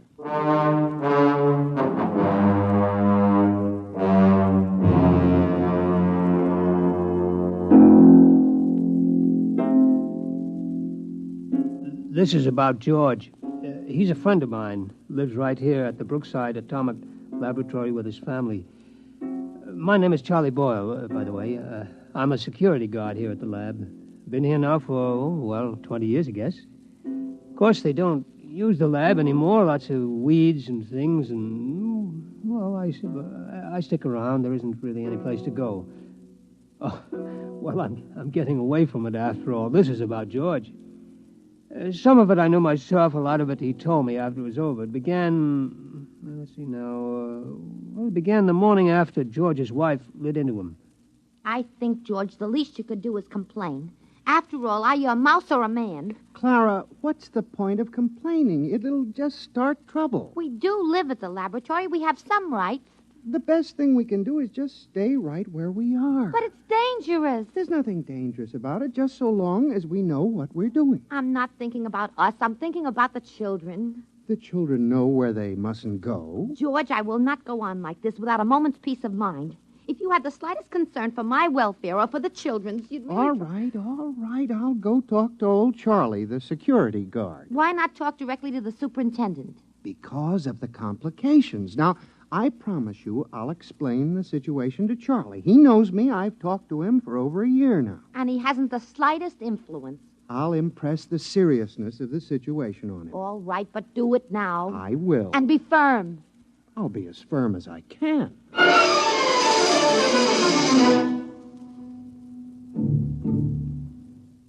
I was at my desk in the hallway. The place was deserted. I've always worked the night shift, except for my supervisor, Mr. Adams, who was in his office down the hall working late. I remember I was sort of dozing off when I heard George's voice in my ear. Charles. Charlie. Hmm? It's me, George. Oh, yes, George. Yeah, how are you? Fine. Can I have a chat with you? Chat away. I got all night. Good. It's about the trap. The trap? The one outside our door. Oh, that trap? Clara, my wife, says it's dangerous. Well, now, She'd like it removed. Removed? Oh, no, George. That can't be done. Regulations? Regulations. Suppose you just removed it without telling anybody. Oh, they'd fire me, George. I see. Clara's afraid one of the kids might get hurt. Oh. How about taking it up with the supervisor? Mr. Adams? Why not? Well, it never occurred to me. Why not give it a try?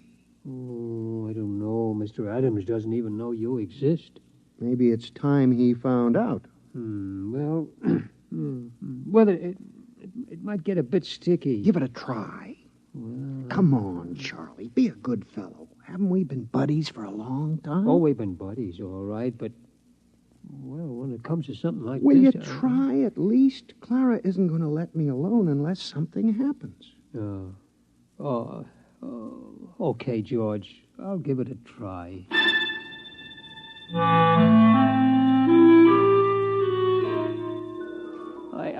I straightened my tie and I brushed off my uniform real neat and I went into Mr. Adams' office. I could see the light under his door and I hear him on the phone, so I knew he was there. Edgar? Adams up at Brookside Lab. Uh-huh. How are things in Washington? No, nothing serious. Just want to have a fingerprint check on one of our scientists. Uh-huh. Yeah, number 7X4582. That's right. How's the missus? Good. Now, excuse me a minute, will you? Somebody at the door. Come in. Oh, hello, Charlie. Mr. Adams. Edgar, can I call you back? Fine. Yeah, what is it, Charlie? Well, I'd like a word with you, Mr. Well, Adams. look, Charlie, I'm on the phone to Washington. Is it a security matter? Oh, in a way, Mr. Adams. Well? I don't know how to tell you, really. Well, just tell me. Well, sir, there's a mouse named George down in room 412 who doesn't want the trap outside his door. Well, that's just too... What? A mouse in room 412. He objects to the trap. Look, Charlie, I'm busy. Is this a joke or something? Oh, well, I guess maybe it is. I mean, I like a good joke as well as the next fella, Charlie, but, well, I mean, it's late and I got a lot of work to do. Do you mind No, Mr. Adams. Yeah, well, that's fine. You just get back to your desk, huh? Okay, Mr. Adams. And Charlie, Yes, sir. Yes. next time one of the mice complains, tell him to come in here and speak to me himself. Yes, sir.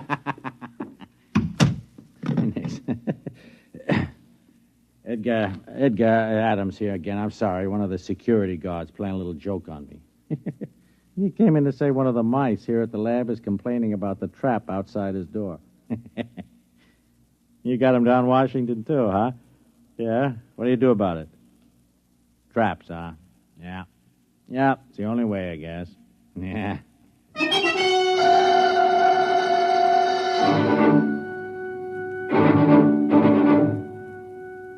Well, I went back to my desk. George was there, waiting. I could tell by his expression that he knew the answer before he even asked me. No soap, huh, Charlie? No soap, George. I guess I'll have to tell Clara. Yeah, I'm sorry, George. What'd he say? Well, he said if you've got a complaint, see him yourself. He said that, huh? Yep.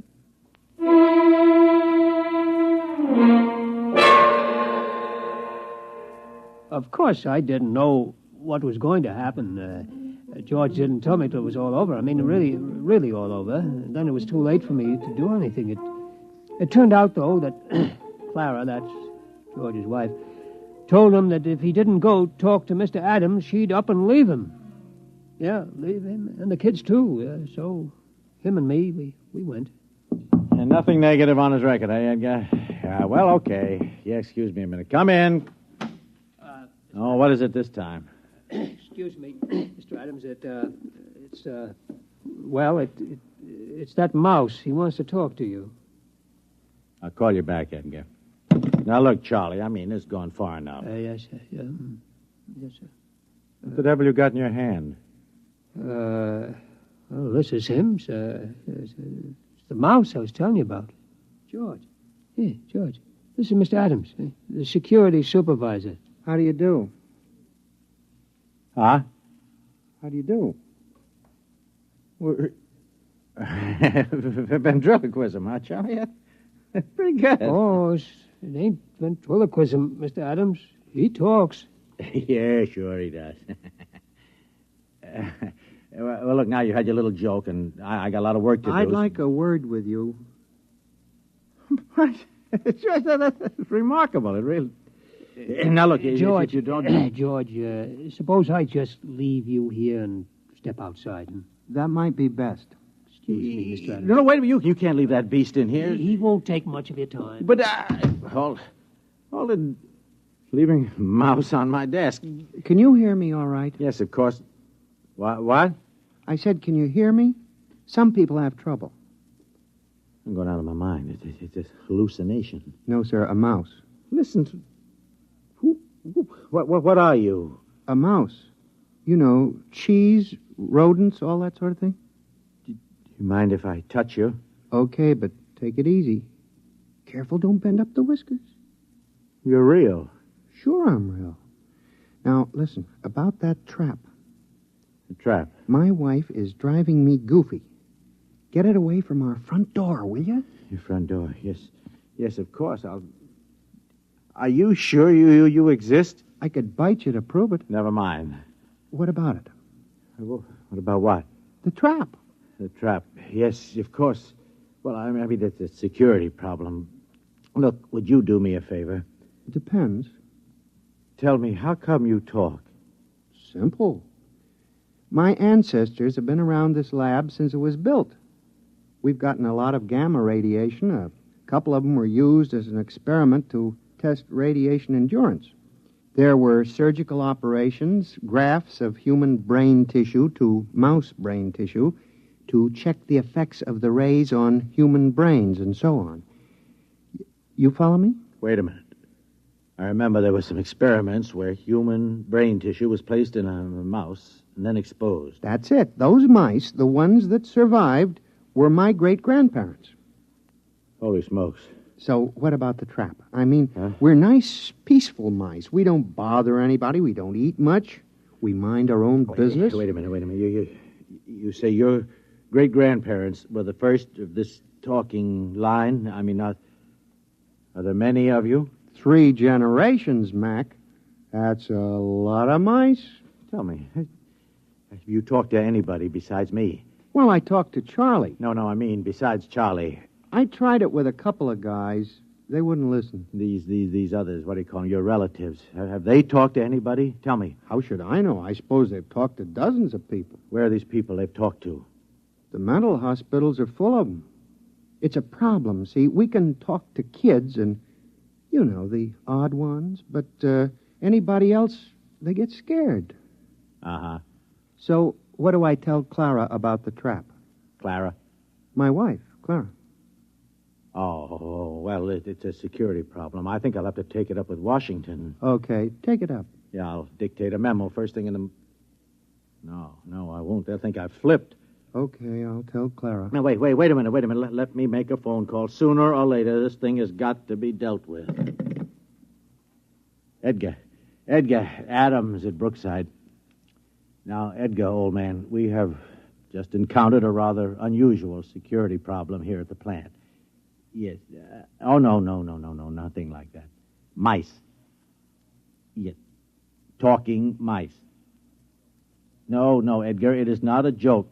I know we were joking a while ago, but it turns out there are talking mice here. Edgar, listen. Please, Edgar, will you listen? I'll put one of them on the phone. Now, listen, would you just talk, please? What'll I say? Just say anything. His name is George. Hello? This is George. I'm trying to get the authorities to remove the trap from in front of my... What? Yeah, let me have it, will you? Edgar, listen, I am not kidding, and I have not gone mad. This is on the level. In my office at this moment, there is a mouse who talks. In this top-secret atomic laboratory, there are several hundred such mice, for all I know. Look, Edgar, you don't believe me, and I don't expect you to believe me. No, I don't want a vacation. Good night, Edgar. He doesn't believe me. We keep running into this all the time. George, are you really interested in doing something about that trap? Have you ever met my wife? Oh, of course you haven't. Wait a minute, I got it. I'm going to call for a top-level security conference at the Pentagon. George, will you come down there with me? Will you? We won't say a word. We'll just appear. Washington? First-class accommodations. We'll get you the best suite in town. Do you like cheese? Do I like cheese? Can you get provolone down there? Get what? Provolone. We'll get it. All the provolone you can eat. I've never traveled before. George, you'll love it. Chance to get away from the wife for a while, huh? What do you say, boy? You and me, huh? We'll live it up down there. Look, I know a couple of girls. I seem to recall they had mice in their pantry. I don't know. I'll have to talk to Clara. Look, tell her it's the only way to get action on the trap. Make it sound big, you know. You hate to go away from her, but it's for the kids. What do you say, pal, huh? Well, okay. Attaboy. Operator, get me chief of security at the Pentagon. Make it fast. This is an emergency.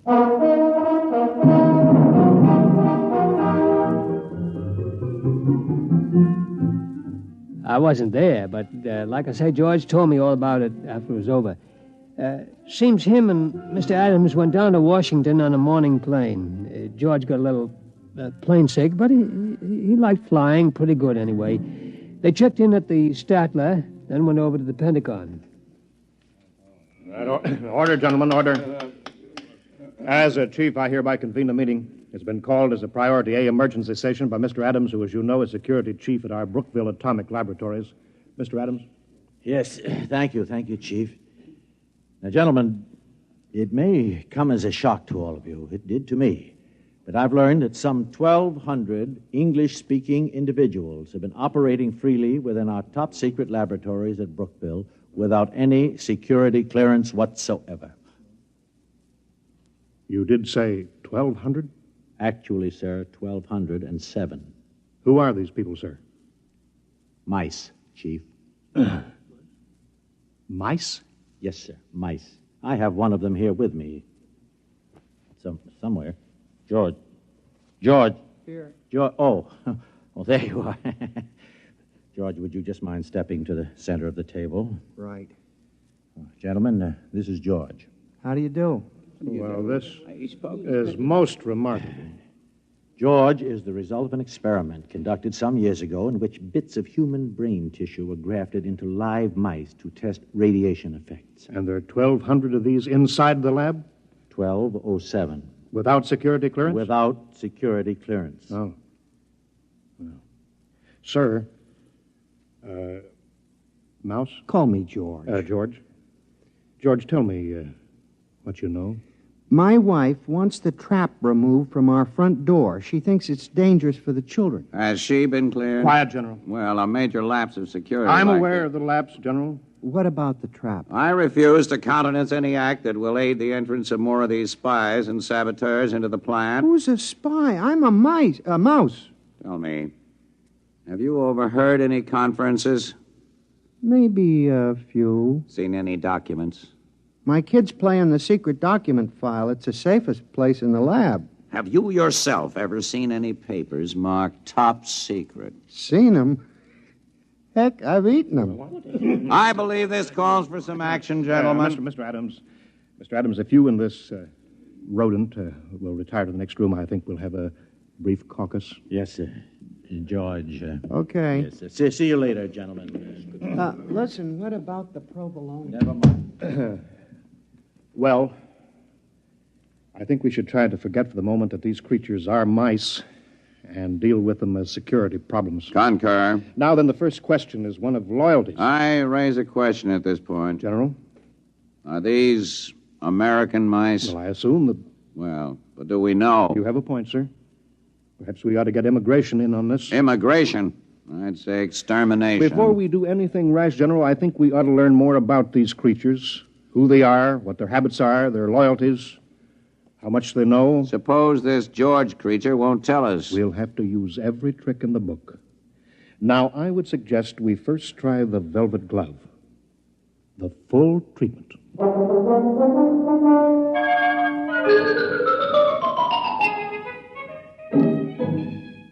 George told me about the velvet glove later. He said he didn't really suspect anything at first, what with all the excitement of being in Washington and so on, but after a while he got wind of what they were doing.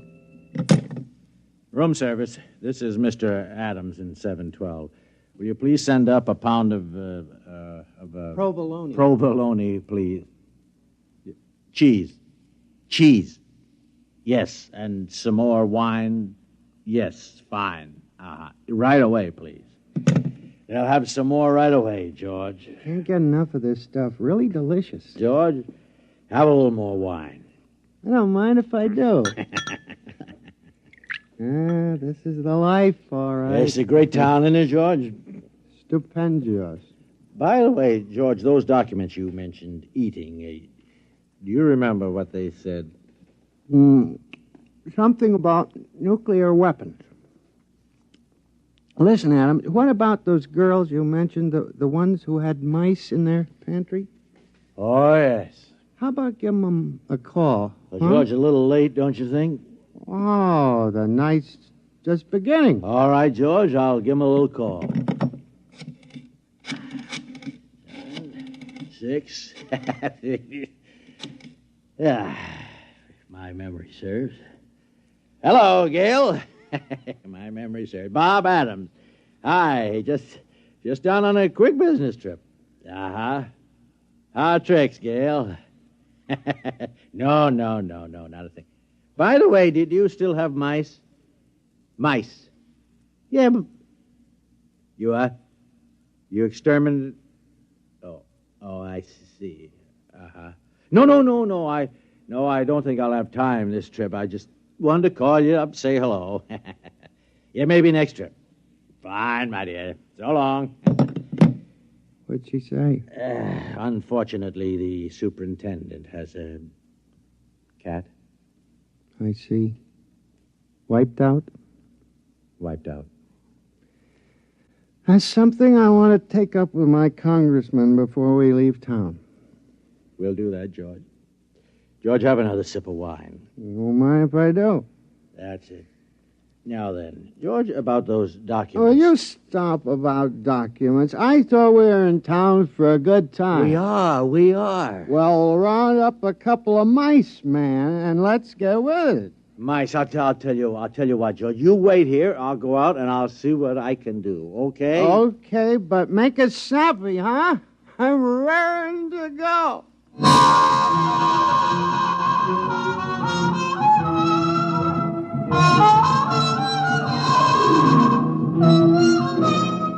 Next morning, Adams woke George and told him they were scheduled for another conference at the Pentagon. George, wake up, huh?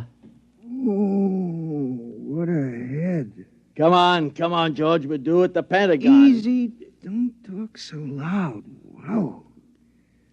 Where did you get those white mice last night? Over at the National Research Lab.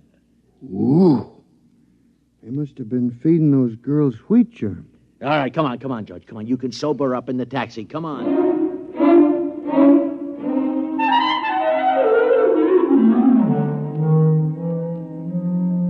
All right, George, we've been beating around the bush long enough. Who are you? I've told you, I'm a mouse. My name is George. I live in a hole at the Brookville Atomic Laboratory. We know all that.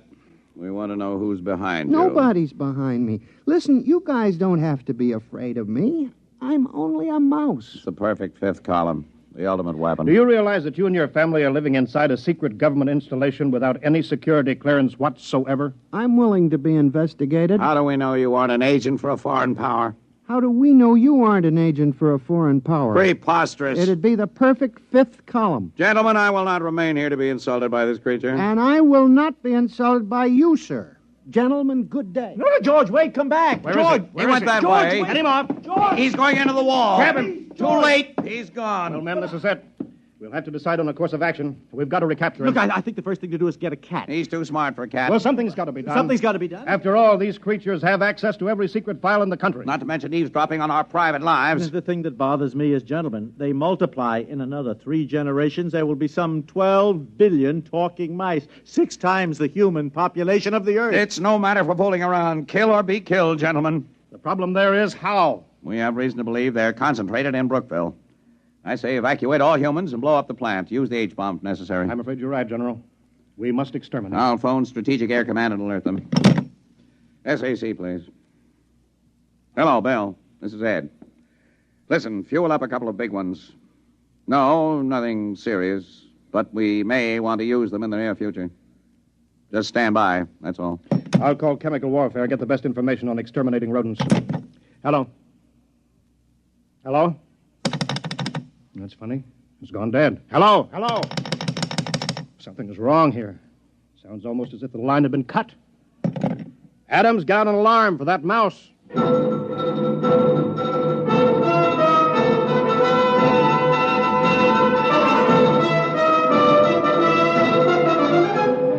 Well, that was only the beginning, of course. Things began to happen pretty fast right after that. You bet your sweet satchel they did. Well, Adams? Yeah, I've been talking to Edgar. The FBI has located several hundred field mice, all of them non-talking. No trace of a mouse corresponding to our description of George.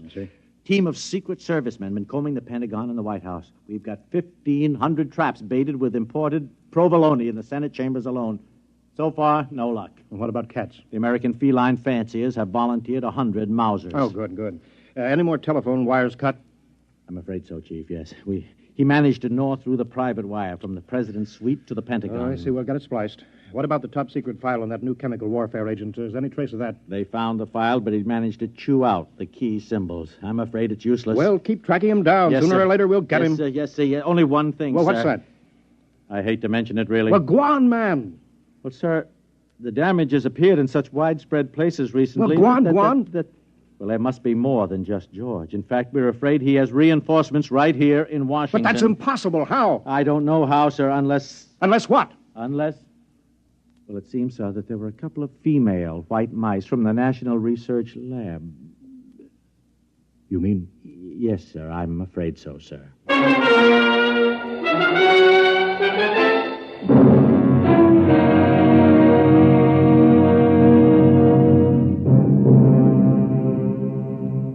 I guess maybe you know the rest. Within a couple of weeks, every cable, telephone line, power line, every telegraph line in the United States had been cut. Also the wires on every plane, tank, train, and ship. They'd also destroyed every file in the country. That was only a month ago. Well, you can guess what's happened. Most everybody has left this part of the world. In this whole atomic laboratory, I'm the only human. And I'm not so sure I'll be around much longer. Yes, sir? The only human. Not that they need a security guard, but, well, I'm just used to being here. I wouldn't know where to go. Charlie. Why, George. George, is it you? That's right, Charlie.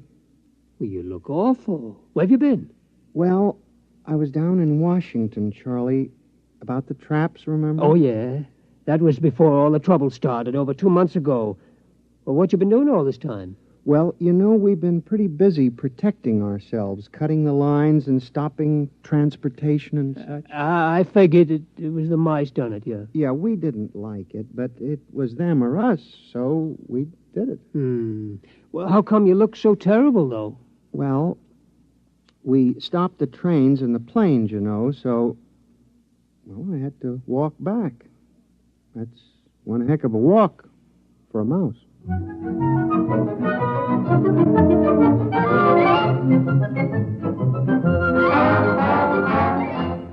Like I said, this is about George.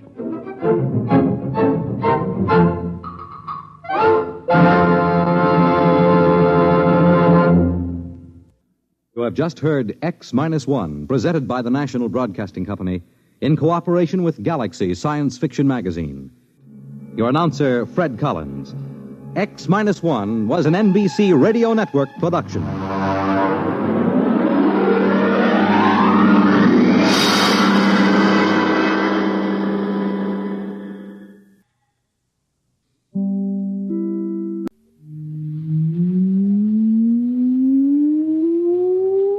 Countdown for blastoff. X minus 5, minus 4, minus 3, minus 2, X minus 1. Fire.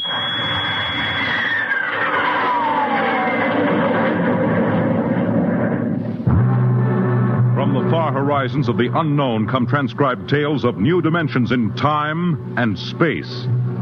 These are stories of the future. Adventures in which you'll live in 1,000,000 could-be years, on 1,000 maybe worlds. The National Broadcasting Company presents X minus 1.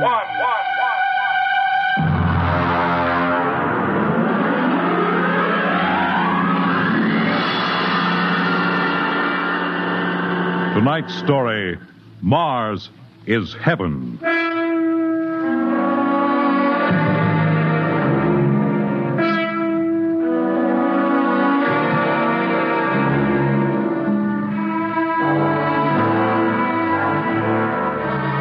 When the first space rocket lands on Mars, what will we find?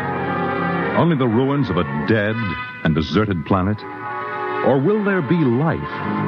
Intelligent life in some strange form that we can only imagine? Will we be welcomed with open arms? Or will the Martians treat us as invaders? Only one thing is certain. Someday, a giant metal ship will take off from Earth to travel through the black velocities, the silent gulfs of space, to descend at last into the darkness of the upper Martian atmospheres. And on that day, man will finally know the answers. The day we first land on Mars.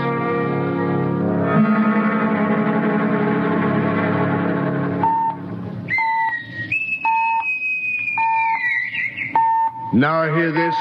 Now hear this. Approaching critical deceleration. Fasten gravity suits. Stand by to land. There it is. We've intersected the course vector, sir. All right, Mr. Lustig. Over to manual control. Aye, sir. Masters, sound general quarters. Aye, sir. Mr. Lustig, what do you make of the terrain? There seems to be a heavy ground, Miss Captain. We won't be able to use the infrared lights. And we'll have to come in on radar. Isn't that a little risky, sir? Landing in the dark? I'd rather run the danger of a blind landing, Lieutenant, than come in without the cover of darkness.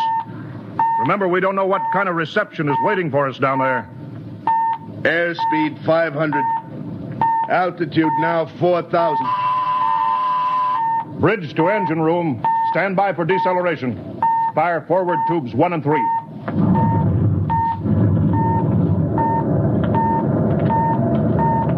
Steady as she goes, Mr. Lustig. As she goes, sir. Airspeed 100. Altitude 1,000. Radar indicates a level stretch dead ahead, sir. Skids down. Skids check. Altitude 500. 4. 350. 3. Up a point now. All right. Let's set her down.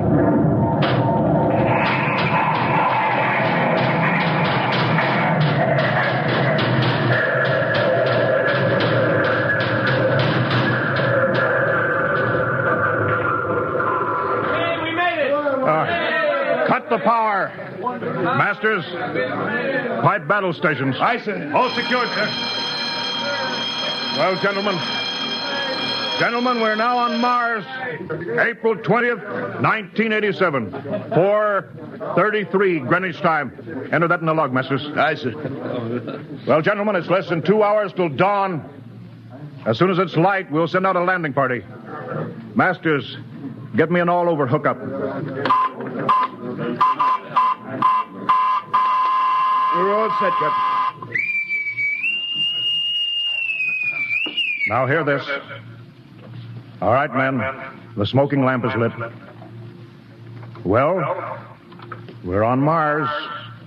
The first man shipped from Earth to land here. We don't know what we're going to find or what dangers we may face. We're 17 men on an alien world, and it's up to us whether we ever get home again. The next few hours should tell the story, and I want instant obedience to all commands. I'll court-martial the first man who doesn't jump to when he's ordered. And one other thing. We may be on Mars, but this is still a United States naval vessel. Officers will conduct a personal and weapons inspection in 1 hour. That's all. An inspection, Captain? Now? Mr. Lustig, we've got an hour and a half to sweat out before we find out what's outside that airlock. I'd rather have a man worried about his stripes than about what's waiting outside on Mars.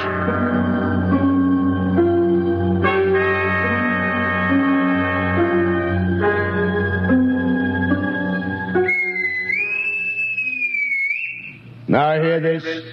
Landing party report to forward airlock.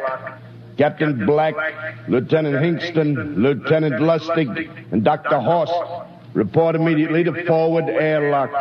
It's now landing time -5. Well, they're paging us. You ready, Dr. Horst? Yes, Mr. Lustig. As ready as I will ever be. Come on, let's get in the lock.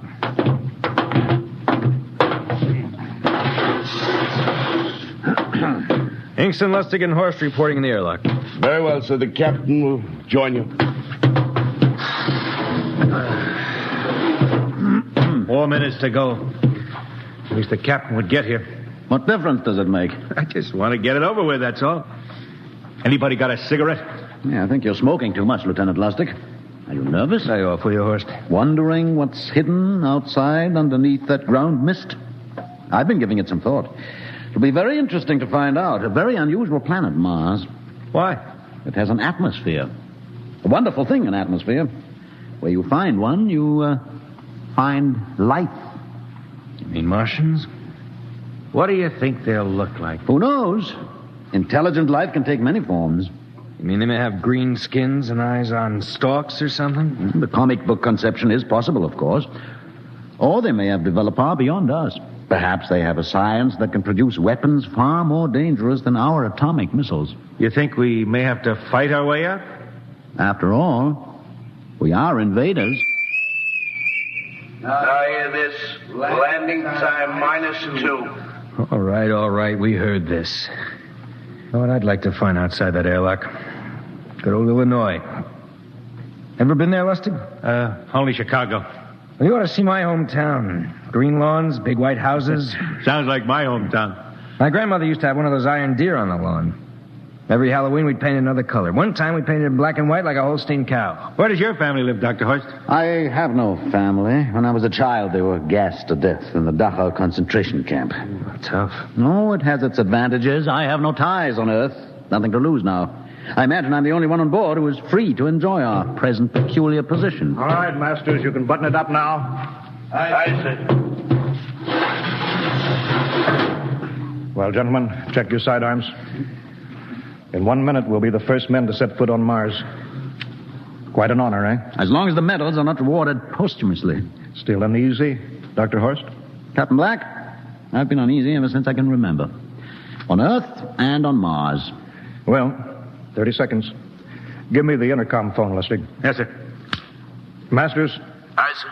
Battle stations are to be manned till we return. If we're not back in 2 hours, I want no rescue party sent out. Blast off and save the ship, you understand? Aye, sir. All right. 5 seconds.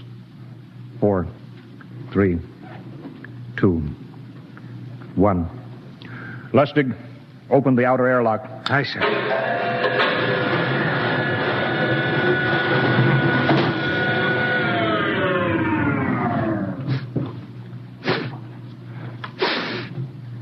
It's fresh air. Let's go. All right, now, take it easy. It's too dark to move fast. Quiet, isn't it?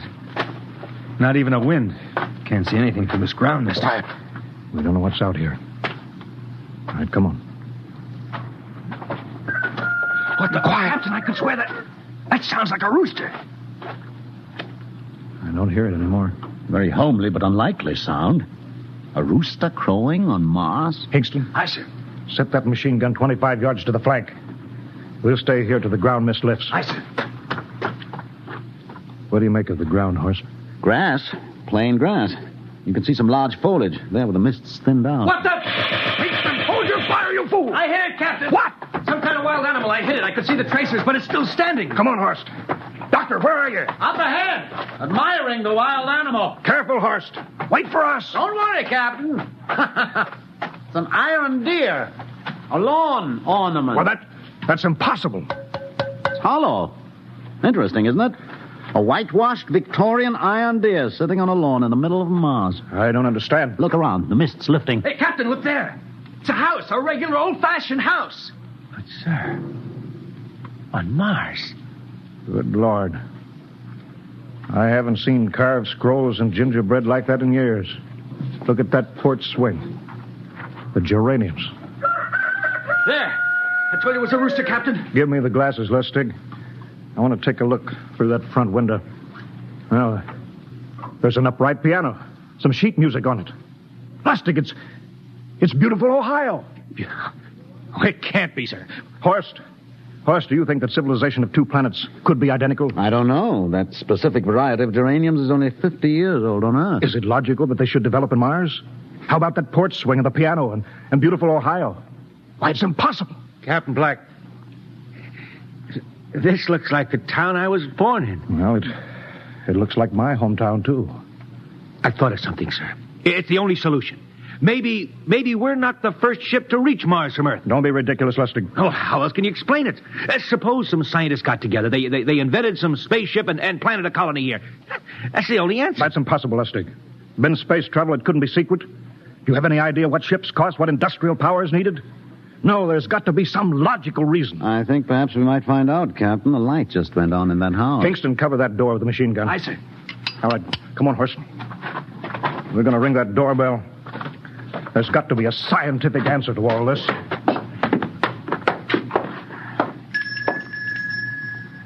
And there's something moving in there. Stand back, Horst. Give me a clear shot. Are you sure a bullet can stop a Martian? Steady now. Can I help you? Well, If you're selling anything, it's much too early. No, wait just a minute. What town is this? What do you mean? Are you census takers? No. We're strangers here. We want to know how this town got here. Is this a game? No, it's not a game. We're from Earth. From where? From Earth. Do you mean out of the ground? Are you sure you're feeling well? Madam, we came in a flying ship across space. We're from the third planet, Earth. This is Mars. Now do you understand? Mars. You go away now, you hear? I'll call my husband from upstairs and he'll chase you. Go on. But this is Mars, isn't it? This is Green Lake, Wisconsin, in the United States of America. Bounded on the east by the Atlantic and on the west by the Pacific. Now go away. Goodbye. Horst, do you suppose it's really possible? I've got to find out more about this. I told you I'd call my husband. Now you go away. You've got to tell me one thing first. What year is this? Year? 1928, of course. For goodness sake. You hear that, Horst? And we know it's 1987, and we know this is Mars. Horst, is it possible that we got fouled up, made some tremendous blunder, circled around, and landed back on Earth? In 1928? Well, maybe some switch in time or dimension. Could we have shifted somehow, gone backward in time? Oh, Horst, this won't hold water. It's not logical. We checked every mile. We went past the moon, out into space. We're on Mars. Lustig out at point. Hingston in the rear. Keep that gun at half load. Aye, sir. Horst, there's got to be some cold, logical solution. Captain. What? That house down the street, the white one with the green shutters. Lustig, what's the matter? I never thought of... Thank God! Lustig, come back here. He's running for that house. That crazy fool. After him, quick. Lustig, stop! Come down off of that porch. Grandpa! Lustig, what the devil do you think you're doing? Albert! Grandma, Grandpa, it is you. Lustig, what is going on here? Albert, it's been so many years. How you've grown, boy. It's so good to see you. Lieutenant Lustig! Oh, Captain, Grandma, I want you to meet my friends. This is Captain Black. Captain, I want you to meet my grandfolks. Howdy. Any friend of Albert's is a friend of ours. How long have you been here, Grandma? Oh, a good many years, ever since we died. Ever since you what? Oh, yes, sir. They've been dead 30 years. What? Oh, now, don't you trouble yourself. It's all right. We're alive again, that's all. Do you mean to tell me that Mars is heaven? Oh, nonsense, no. All we know is here we're alive again. And who are we to question God's infinite ways? Well, Lustig, we're going back to the ship. But, Captain, I want to talk to my grandpa. Lieutenant Lustig, I don't like any part of this. You'll come back with us if I have to club you and carry you. Aye, sir. Now, let's go. Heaven only knows what they've run up against back at the ship.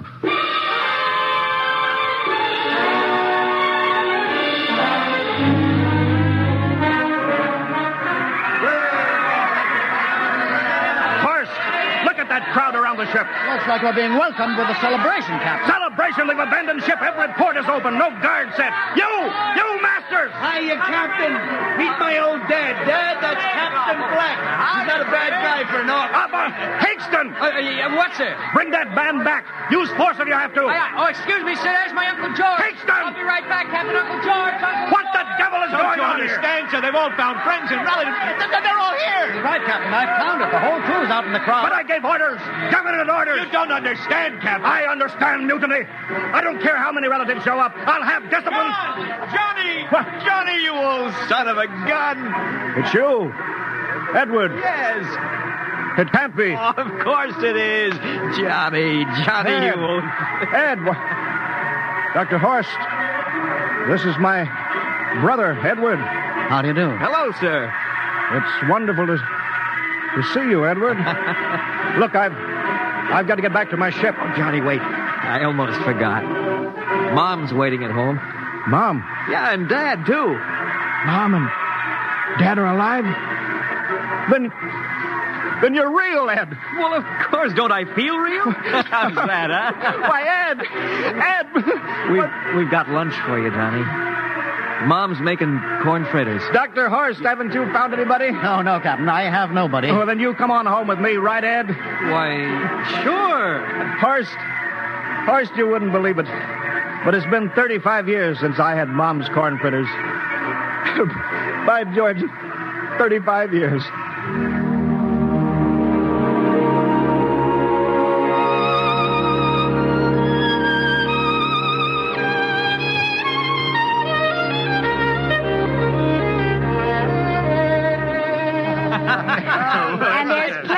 In the kitchen, so don't hold back, Johnny. You too, Dr. Horst. Well, Johnny, you're still in the Navy, eh? That's right, Dad. I'm in command of the ship. We're an old Navy family, Dr. Horst. All three of our boys in the service. Yeah, Ed was the best pilot in the Pacific, too. What did happen, Ed? What's the difference? I'm here now. Yeah, but... You know, it's almost perfect. All we're missing is your brother Will. Then the whole family could be together. Well, it won't be long, Mom. Will's in charge of the XR-54. Next rocket coming out to Mars. Oh. Well, little Will. When does he leave, Johnny? Well, the takeoff's scheduled for September, but it depends on what we report. Oh, yeah. There's no question about that now, huh? No. Christmas together again. That'll be something. Sure will, yes, sirree. Well, this calls for a celebration. How about a little of the old dandelion wine, eh, Johnny? Now, Father, don't you go giving Johnny too much wine. He's a big boy now, Mother. Well, sir, isn't everything just fine? Just fine.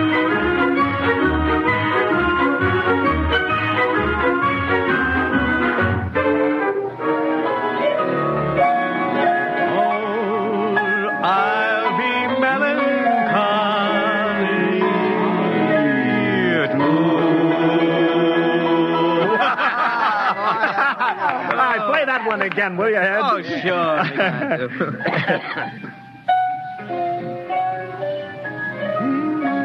Well, Dr. Horst, what are you doing sitting over here alone? What do you think of my little family? Very nice. You know, I can't understand why you didn't find any folks here, Dr. Horst.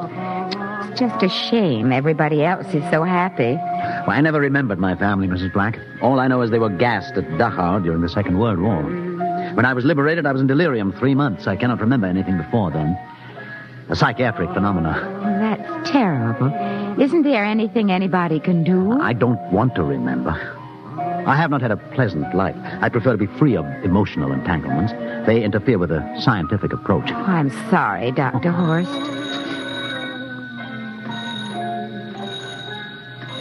Oh, I'll get it.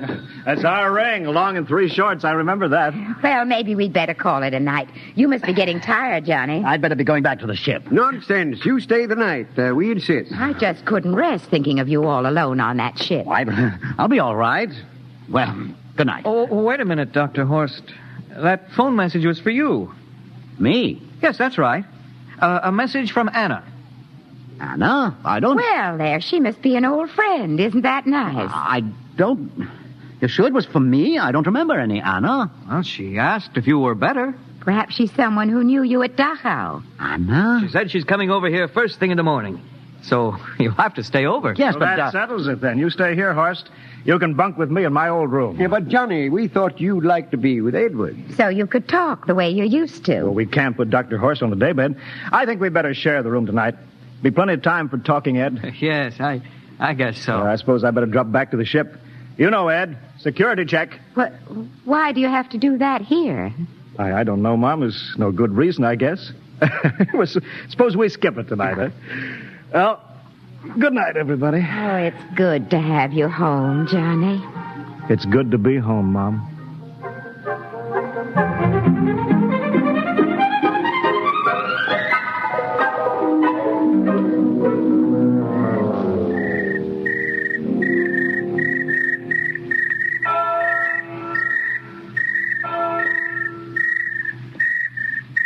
Captain Black. Huh? You asleep? No, I've been thinking about what we were expecting. Green-skinned Martians. All the time there was only Mom and Dad and Edward waiting. That's funny what tricks your imagination can play on you.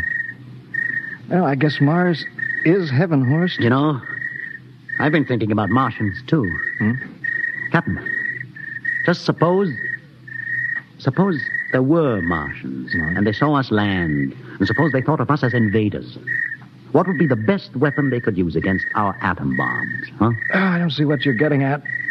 They would want to disarm us first, huh? To wipe out all suspicion, to make us feel at home. Captain, suppose this house isn't real. Suppose the people are just images, stolen from our own memories by Martians, created for us by telepathy.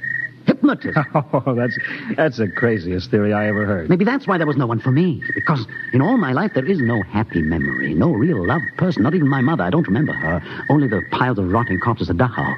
There was no happy emotion for these people to recreate. How about that phone call? Anna? Yes, Anna. I didn't remember who she was, but I do now. I just remembered. When I was freed from Dachau, sick, delirious. I raved about a wonderful, kind nurse named Anna that took care of me. Well, there you are. It's logical. She's coming to see you tomorrow. But there was no Anna. I'd been nursed by a man. What? Anna was only a dream. And there's only one way they could have learned about her, by reading my subconscious mind. That's impossible, Horace. Why? A whole crew was thinking of home. Suppose the Martians read our minds. Yes, but if there are Martians... If there are, they have us separated. Each man in a different house, sleeping, trusting. No one at the guns. I left my pistol downstairs. Do you think there's something to this, Horst? It's a perfect trap, Captain. Who would suspect his own mother, his grandparents? How easy. Just a knife in the heart of each sleeping man. That's impossible, Horst.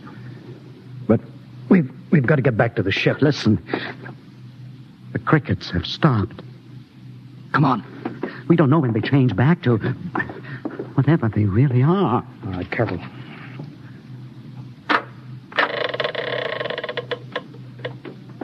Where are you going, John? Ed, we wanted a drink of water. That's all, Ed. You're not thirsty, John. You don't want a drink. Look out! You don't want a His drink. face! It's changing! He's a Martian! Run, horse! Run! You can't get away, John. This way, horse! Horse, where are you?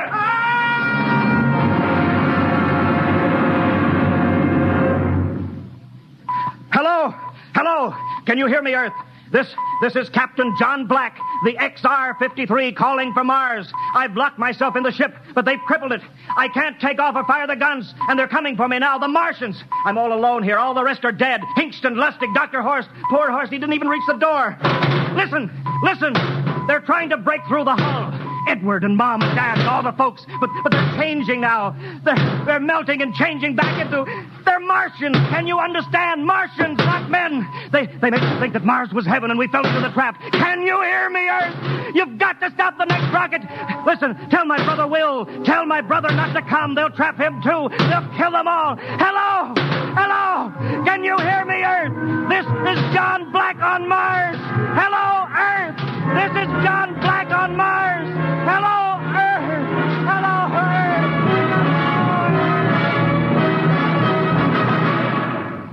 Tonight, X-1 has brought you the science fiction classic, Mars is Heaven, written by Ray Bradbury and adapted for radio by Ernest Kenoy.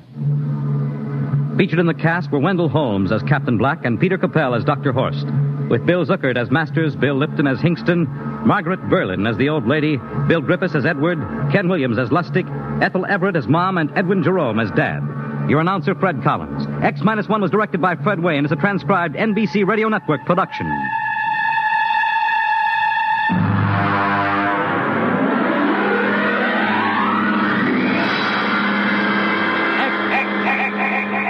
Minus one.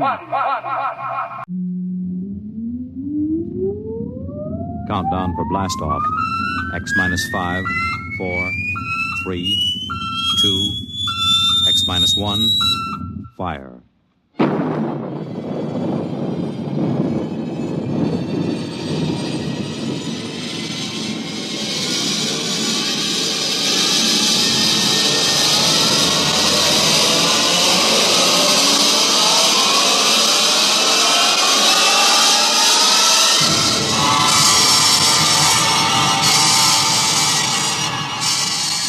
From the far horizons of the unknown come transcribed tales of new dimensions in time and space.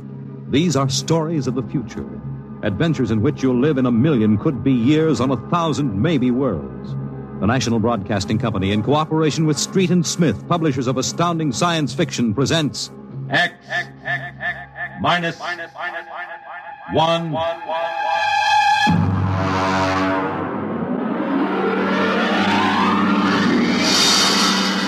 The Martian Death March.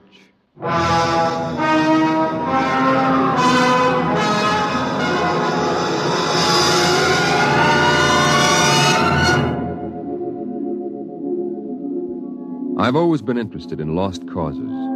The revolt of the Scottish Jacobites against England, the last stand of the Cherokee and Sioux Indians, and the death march of the Martian Highlanders in 1997. There's been a lot written about that march. The UN Commission report covers 4 volumes, but the whole story isn't down on paper yet. I know it because I was on that march from the beginning to the end. There's one part of the story that no one ever mentions.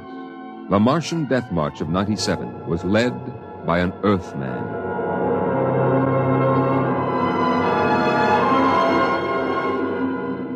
Maybe you've been over the route of the march. There wasn't any highway there 30 years ago in 97. There was desert, hot, burning desert. I lived at the edge of the Calmac Canal then with my father. He was a prospector searching the surrounding desert with sonar probe and Geiger counter, scratching just enough ore from under the Martian sands to pay for our grub stake the next year. I remember he was in the Adamson digger in the North Quadrant when I came running out that day.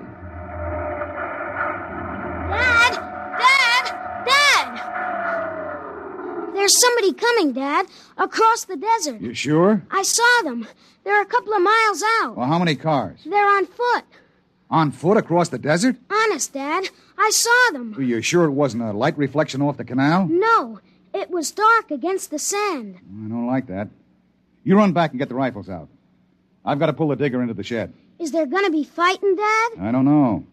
I got a whole year's ore piled out back in the bins, and I ain't going to lose it to no claim jumpers. You go back to the shack and break out those rifles and see they're loaded, you hear? And jump!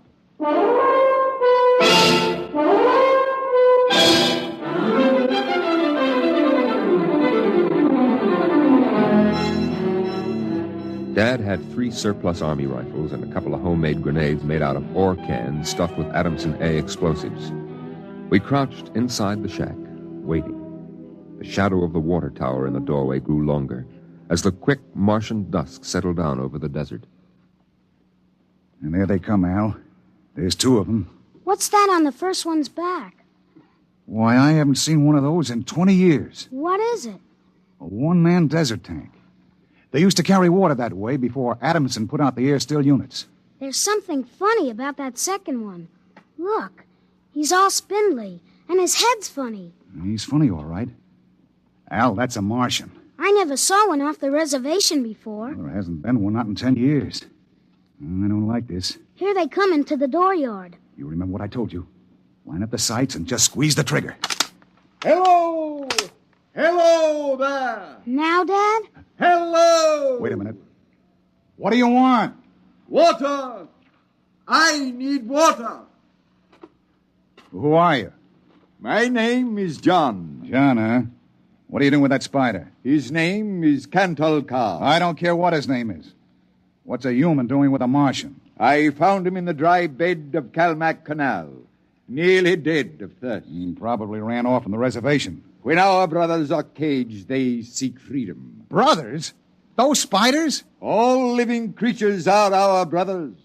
On Mars, as on Earth. Hey, wait a minute.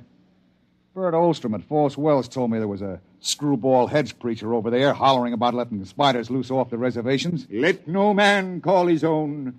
No man, nor tribe, nor nation. I guess that's you, all right. Bert told me they called you Crazy John. I don't suppose there's any harm in you. Fill your tank up at the air still. And you can even have supper with us. We would be happy to. We? What do you mean, we? Cantalcar and myself. That spider? Oh, no, I ain't having a Martian sit down to eat with me. You come on, though. Thank you, sir. No. Where my brother is not welcome, I cannot go. Well, suit yourself. Al, get the key to the water tower. Come out here. All right, Dad. And put away the guns. We won't have any trouble from these 2.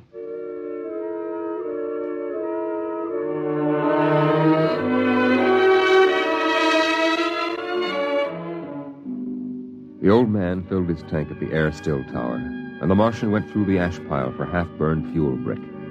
When we went to the house for supper, I could see them silhouetted against the fire. The old man with his wild hair and beard, and the thin, spidery arms and legs of the Martian. Dad? What? Are all the Martians on the reservation? Yeah. All but a couple of wild ones in the mountains up north. The patrol catches a couple every year. Why? Well, they murder people. No, I mean, why are they on the reservation? Because it's the safest place to keep them. Pest us all. How many are there? Oh, I don't know.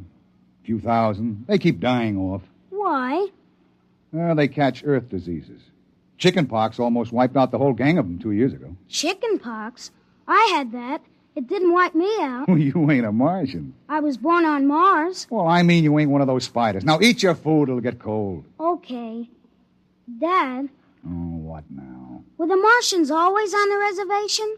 Well, since the Outpost 3 massacre, they have been. What was that? Oh, back before you were born, they lived wild in the mountains up north. Were they fierce? Fierce enough. Only place for them spiders, behind wire. Yeah, it sure is.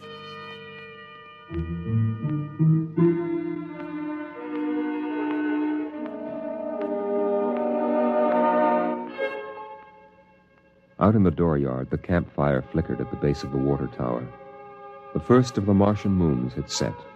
The other wouldn't rise for several hours. I could hear the sandpeepers out in the desert as I stood there. The old man and the Martian were sitting on the ground, huddled close to the fire. It gets cold fast on the desert when the sun goes down. Is that you, boy? You can come up to the fire if you like. My dad wouldn't like it. All right. But I'm not afraid of no spider. No, there is nothing to be afraid of.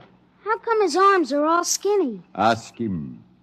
Does he talk? Yes, his name is Kantalka. It is, huh? Hello. Hello, boy. He talks funny. It is not my language.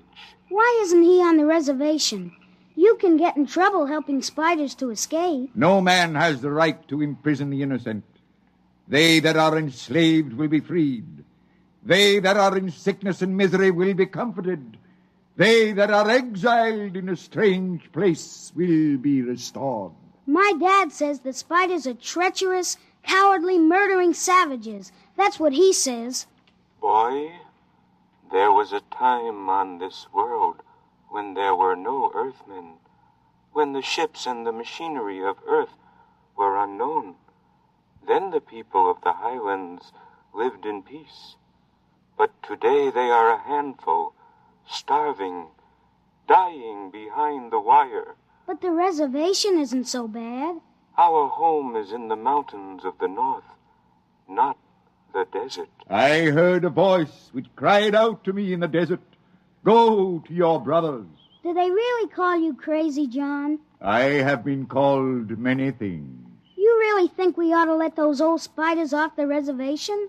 Boy, we die here in the desert. We die in the sun and of the sicknesses you have brought from Earth. That's 'cause Martians are just weak. I'll bet I could knock you down myself. You could. We are a different people. We have not the strength of muscle of Earthmen. But we will not stay here to die. You won't get off the reservation. The patrol takes care of all that. They won't let any stinking old spiders out. Even in the minds of children is planted the poison of evil. How long?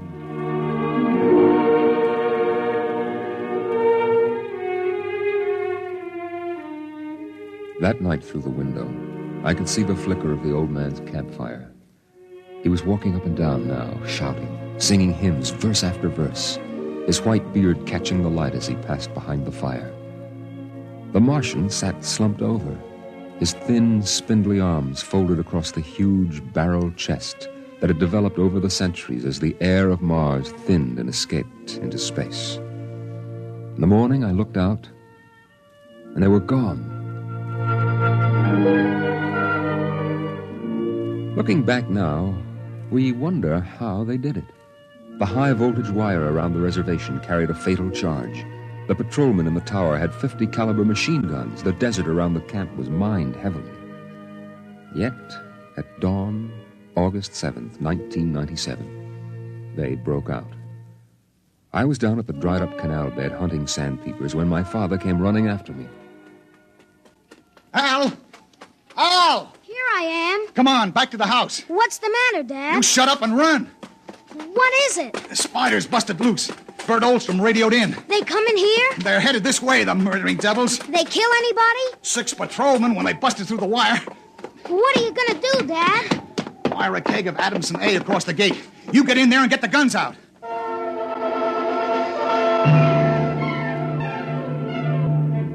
I got the rifles and shoved a full clip in each one. Then I slipped a primer fuse on the homemade grenades and lugged them out to the porch. Dad was running lead wires back to a detonator from a half keg of Adamson A he'd set across the gate. There. And that's it. Now give me one of those rifles. Will they be here soon? You can see the dust over the rise. Murdering spiders. What'll they do? I don't know. Now make sure you get a good sight, Al. Don't waste any bullets. There they are, Dad. There they come. Oh, wait a minute. Hold up now. I want to get a good shot. Let him get closer. Dad, that's Crazy John up in front. There. He's taller than the spiders. You can see his beard. You're right. Oh, that renegade rat. He probably helped him break out of the reservation. Listen, Al. If anything happens to me, you light out back to the shed. You can hide out in the empty ore bins till they go away. Now, you got that? All right, Dad. We're going to come in. The spider's shouting something, Dad. Probably a trick. Get down a little, Al. You're in the way. I got him clear now. Right in the head. Up a little now. Got him! Got him, Al. Dad, look out! They've got guns! Down! Get down! Oh! Dad! Get out, Al! Get out to the shed! Dad, you're hit! Go on! Those spiders are going to rush. Now get going! No, I can't let you! Shut up and get out of here, you hear? Get out of here!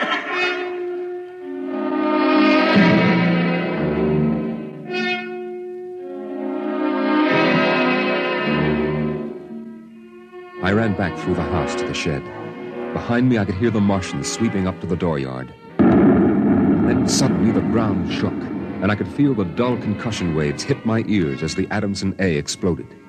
I could hear the high, whispered screams of the Martians and the rattle of fragments on the metal roof of the shed. I dived into the empty ore bin and slammed the hatch almost shut. I sat there waiting. And then suddenly a shadow fell across the edge of light, and the hatch slid open on top of me. You leave me alone. I'll kill you. Boy, I've been looking for you. Where's my dad? What did you do to my dad? He's dead. You killed him. You and those spiders. I'll kill you. I'll kill all those stinking murdering spiders. They are our brothers, boy. Your father shot without warning, and the fire was returned against my orders. You mean you weren't going to attack us? Our brothers came in peace. They are going home to their mountains. We came to get water for the journey. You mean you just wanted water? You... Dad! John, the Earth Patrol will be following us soon. We must go. And the boy? We'll have to leave him here with water and supplies. No, the Earth Patrol would question him. We need the time. He goes with us.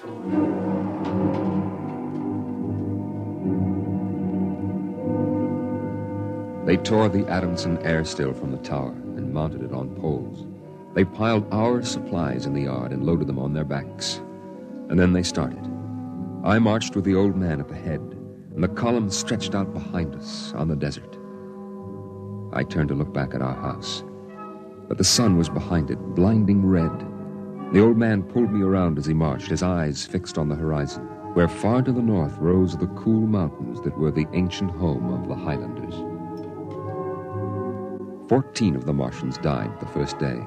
They dropped to the side of the column when they could go no farther, and died. But the march went on. On the 5th day, we swung wide to avoid a mining settlement, but not wide enough. The miners were in ambush behind a pile of rocks.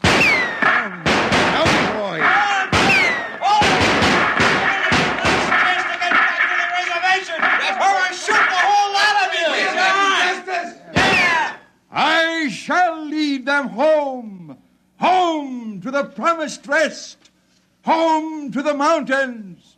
March forward! March forward!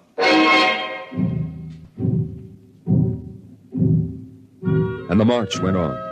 We wound across the desert in wild zigzags, following the paths the old man had traveled through the years. Only once a patrol plane hovered on the horizon and then shot away.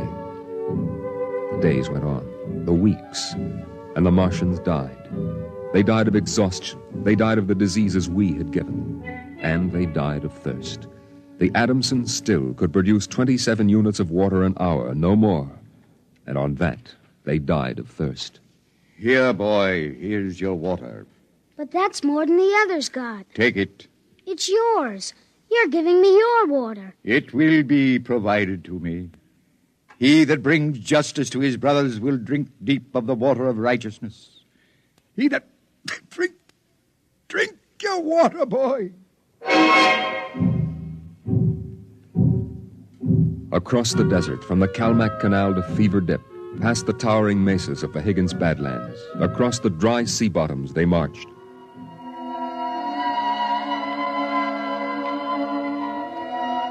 On the 54th day of the march, we halted at evening. The air was thinner, colder now. The rations had long since been exhausted. I lay down to sleep wrapped in the old man's coat. Early in the morning, before sunrise, I woke suddenly. The ground mist that had covered the desert the night before was lifting slowly, and I saw the old man standing by the burned-out fire, the vapor swirling around his legs in the cold light of the false dawn, edging his wild beard. Go back to sleep, boy. I can't. The end is near. I have led them through the wilderness, dry shod across the seas, and before us lie the mountains. You mean we're almost there? When the mist is taken from the eyes of man, the place of refuge can be seen. You mean the mountains? It's over. We're there. I have led them to their home, and I must go back to the desert. You mean alone? Now, even now, I hear a voice in the wind. Carry the message to the men of earth. Bring to this new world the message of the old. All beings created in the universe are my brothers, and he that harms my brother harms me. Goodbye. Goodbye, boy. You'll be safe now. Goodbye, John. Goodbye.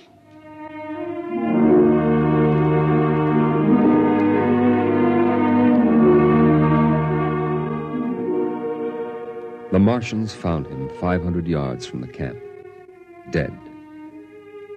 Now the mist rose, and before us towered the highlands, the tall green mountains and the cool sky. The march was over. Of the 7,000 Martians who started, 900 were alive. They gathered now on the rise of ground and faced the hills.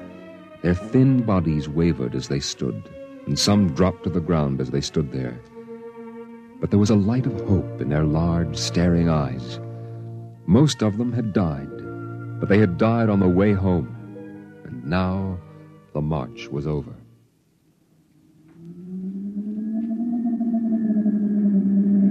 Then the patrol planes were spotted on the horizon, and within 10 minutes they had landed.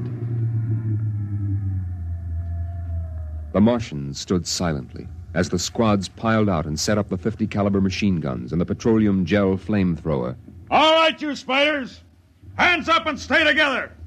Gather in a bunch and don't try anything. Sergeant? Yes, sir. Shoot the first spider that moves. And shoot to kill. All right, where's that boy? There was a boy reported. Here I am. Are you all right, kid? They hurt you? No, I'm all right. John gave me his water ration. Oh, the leader, huh? Well, I've got a warrant for him. Where is he? There. He's dead. Huh? Oh. Well, just as well. I'd hate to be him in front of a settler's jury. What are you going to do to them? The spiders? See those transport planes coming in? We're going to ship them all back to the reservation where they belong. You can't. You can't do that. What are you talking about, kid? You can't take them back. They're home. John said they were home. You can't take them back. It isn't fair. I won't let you. I won't let let you. I won't let you. Hey, let go of me. Sergeant! Yes, sir. Peel this crazy kid off me. All right, now, kid, take it easy. I must be shot. Can't believe he's safe now. Yeah, I guess that's it. All right, you spiders, step it up. Move along to those transport planes. It's all over now. You're headed right back to the reservation.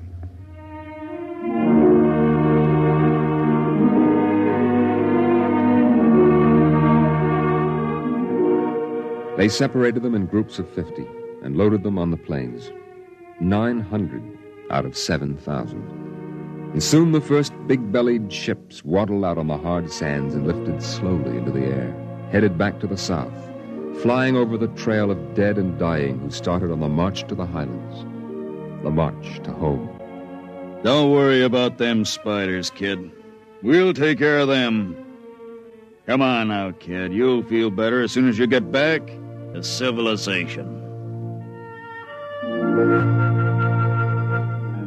I looked once more at the green mountains towering through the mist. And then, just before the motor raced, I saw John. Crazy John propped up against a dognut bush where the Martians had placed him. The wind from the south gave the wild hair and beard a rippling life. He faced the hills, the home and rest he had promised his brothers, as he led them through the wilderness of Mars.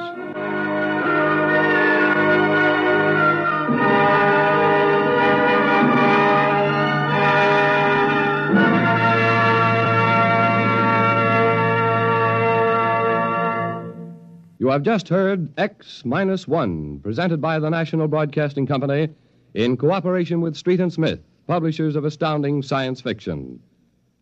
X-1 was an NBC Radio Network production.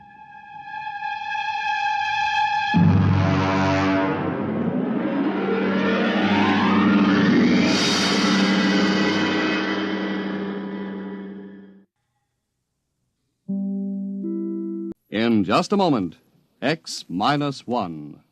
But first, an important subject in these days of snow and blizzard is how to fight the common cold.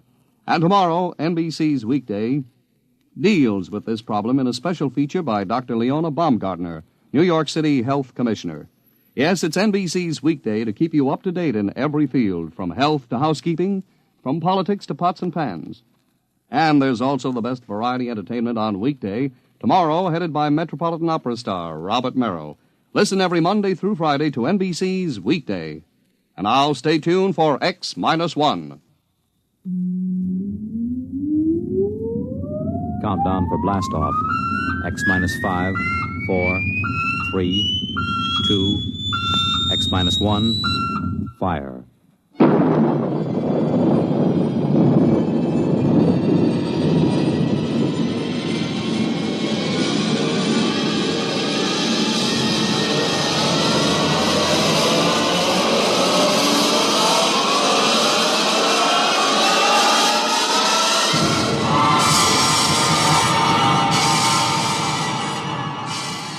From the far horizons of the unknown come transcribed tales of new dimensions in time and space. These are stories of the future, adventures in which you'll live in a million could-be years on 1,000 maybe worlds. The National Broadcasting Company, in cooperation with Galaxy Science Fiction Magazine, presents X-1.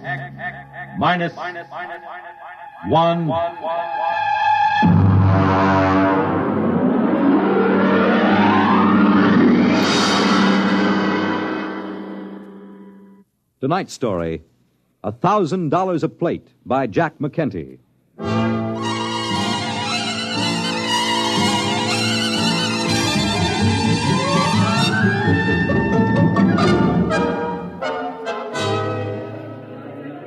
Ferry ship from Deimos Space Station carrying cargo and passengers from Earth now arriving in Blasting Pit 6. Radiation clearance and quarantine officers report to passenger conveyor. Mars Airways to New Chicago, Port Kelly, Marsport Park, New Amityville, and Nova Massapequa. Take off in 15 minutes. All aboard. Excuse me, sir. Could you help me? Sure, buddy. What'll it be? Cards? Dice? A little shot of distilled huckleberry? No, I just wondered if you could direct me Brother, you came to the right man. I can direct you anywhere you want to go. That's what I'm here for. You just get off the ferry? Yes, I came on the Phobos Queen. Yeah. You know you can spot him in my business. All right, what'll it be now? Well, I want to know how I can get to the observatory. The what? The Mars Observatory. You know, the Astronomical Research Center. What do you want to go there for? I work there, or at least I will. No kidding. Mm-hmm. You're one of them double-dome stargazers, huh? Yes, I'm an astronomer. Yeah, I heard there was a lot of you guys out there under glass, but I don't get out of town much. I got to keep my hand in, you know. Are you sure you wouldn't like a little flutter before you settle down in your rut? No, I never play cards. Occasionally a little chess. Uh-huh. I don't know if they got any chess in any of the casinos, but if you want, I could arrange it. You know, play against the house, $5 apiece for the kitty, and a C-note for checkmate. No, thank you. Can you direct me to the observatory? Well, you'll have to get a sand hack. None of the regular buses go by there. They just hit the casinos on the strip. Hey, I'll tell you what. The next ferry won't clear for another half hour. I'll walk you over to the hack stand. Well, thank you. That's very kind of you, Mr. Just call me Pusher. It's on account of my occupation, you know. Oh, I see. I'm Enright C. Bensinger, Dr. Bensinger. Well, it's a pleasure, Doc. Right this way. Well, this isn't exactly what I expected. Your first trip to Mars, huh? Yes, it is. Well, you'll get used to it. Out this way. Adjust your gills. Gills? Sure. But what do you think you're going to breathe outside that door? There isn't enough oxygen on Mars to keep a mouse alive. They gave you a standard issue when you got off the ferry. It's in that bag. Oh. Yes, I'm afraid I was reading when they explained it. The quarterly journal from the Harvard Observatory, you know. Hmm? Oh, yeah. I never miss a copy. Now, look, you put the nose clip in, see, and crack the valve. This way it compresses enough air to keep you going. Okay? All right, let's go. Cold. Sure, it's cold. Sand hacks are right up the street there. Beautiful. All the colors in the sky. I am surprised, though, in an atmosphere this thin, the sunset shouldn't be as spectacular. That ain't the sunset, Chief. That's the new sign on top of the Canal Casino. Right there behind you, see? Fun. Yeah, but if you want a square shake with the dice, you go to Harry Harvey's place, the Red Sands Hotel. I suppose the seeing is excellent. You're telling me. You know, he's got a line of girls like you never see nowhere else. Oh, I'm afraid I meant astronomical seeing. With telescopes, you know. Hey, you got an idea there. Telescopes. What's that? Nothing. Fireworks. It's a Mardi Gras. A what? Mardi Gras. You know, big party all over town. Parades, costumes, liquor, fireworks, gambling. You know, big celebration. Well, what's the occasion? An eclipse of the two moons. Oh, but that occurs very frequently. Oh, sure. You'd be surprised how much a Mardi Gras ups the take on the strip. Well, here are the sand hacks, and look, don't let them hackies charge you more than $15 for the trip. Just tell them you know me. Just tell them Pusher sent you.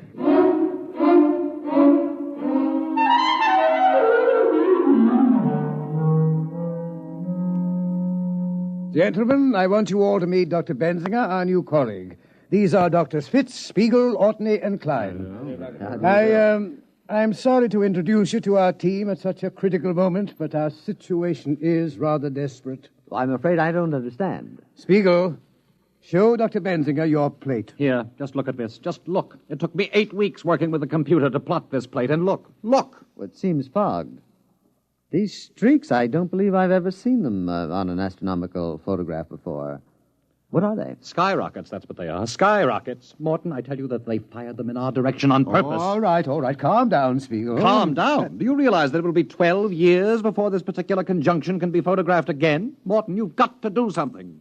Couldn't you write a little note to the Chamber of Commerce and ask them to eliminate the fireworks? We've written a note every time a small boy lets off a Roman candle, and it was no use. I tell you, they fire them this way on purpose. I'm afraid that's true. The other directions around town are either oil refineries or homes of the casino owners. I don't suppose there's any chance of moving the observatory, then, out into the desert. My dear Dr. Bensinger, we'd have to bring in crews to tear it down, other crews to move it and set it up, not to mention breakage and replacement, which would involve more freight from Earth at $7.97 per pound, dead weight. As it is, the immense costs add up to a staggering total. Do you know what a single photographic plate costs us, counting overhead? $1,000. Well, then what is the answer? Another letter to the town council, I suppose. Let me write it this time, Dr. Morton. My grandmother used to have several rather picturesque phrases which I believe I could translate. No, Spiegel. Dignity, remember? We are an adjunct of Harvard University. Dr. Spiegel, I shall ask you and Dr. Benzinger to accompany me in person to the town council. Surely they cannot turn down a rational request in the interest of science.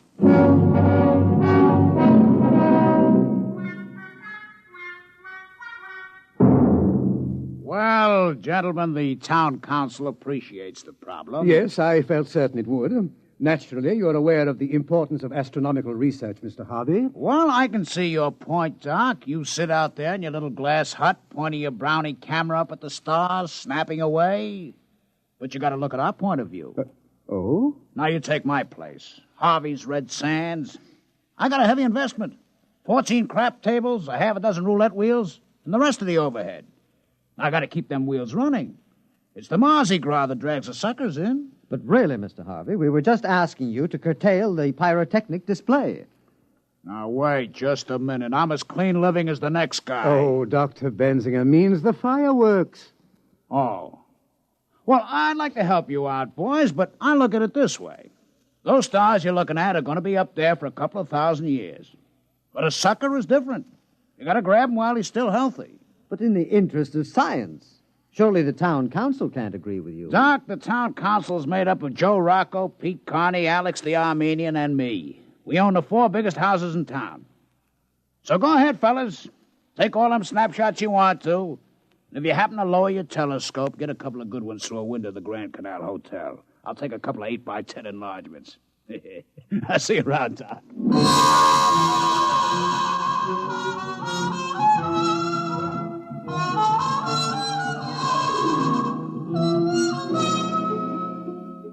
Well, I'm afraid the town council was no help. They just remain insensible to reason. Well, I'm afraid the only thing those gentlemen understand is money. My dear Dr. Benzinger, the smallest bet allowed in Mr. Harvey's establishment is approximately the same as your monthly salary.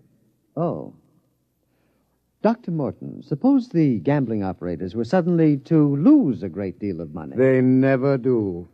Of course, with the ordinary layman playing against them.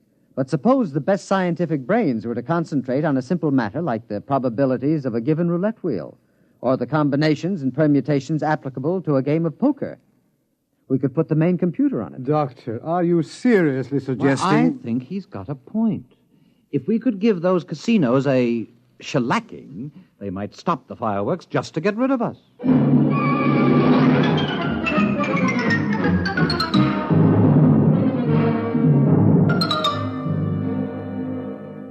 Now, let me get this straight, Doc.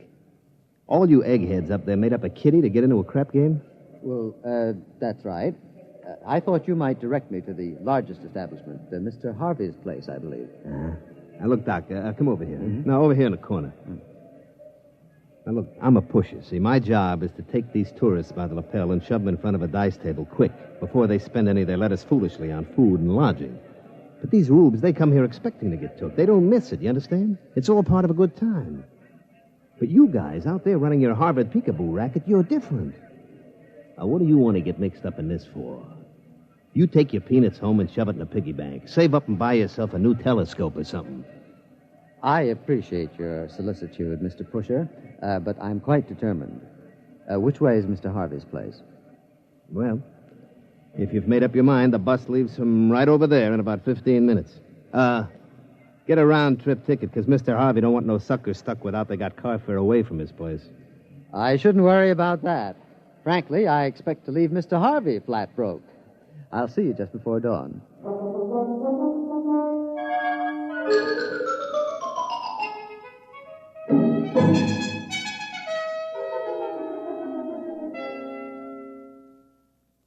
I don't understand it. I just don't understand it. But what happened? Luckily, a certain Mr. Pusher was generous enough to lend me $15 for a sand hack.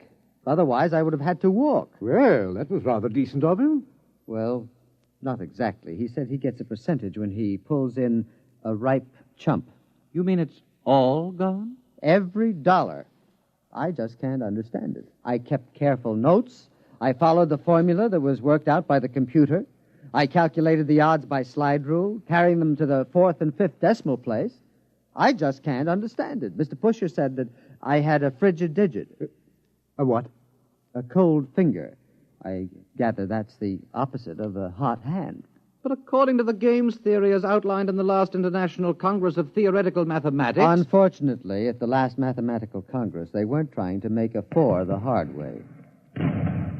There they go again, skyrockets. I was hoping to get at least 3 plates in before they started. And the crushing blow occurred when Mr. Pusher offered to sell me my horoscope. No. Yes. Oh. He said anyone was a fool to get into a dice game if the stars weren't right. Now, there's an example of what we're up against. Medieval superstition existing side by side with hydrozyne rockets and nuclear space drive. Shocking! I'm not so sure. Might be a good idea. Dr. Morton sent for the staff psychiatrist. Benzinger has scratched his reflector. No, gentlemen. Pusher was right. Every man who's going to gamble should have a horoscope. It's very important to know what the stars say. What are you talking about? And where on Mars is the place best equipped to tell you what the stars say? Oh, no. Dr. Benzinger. Gentlemen, I tell you, it may be a stroke of genius.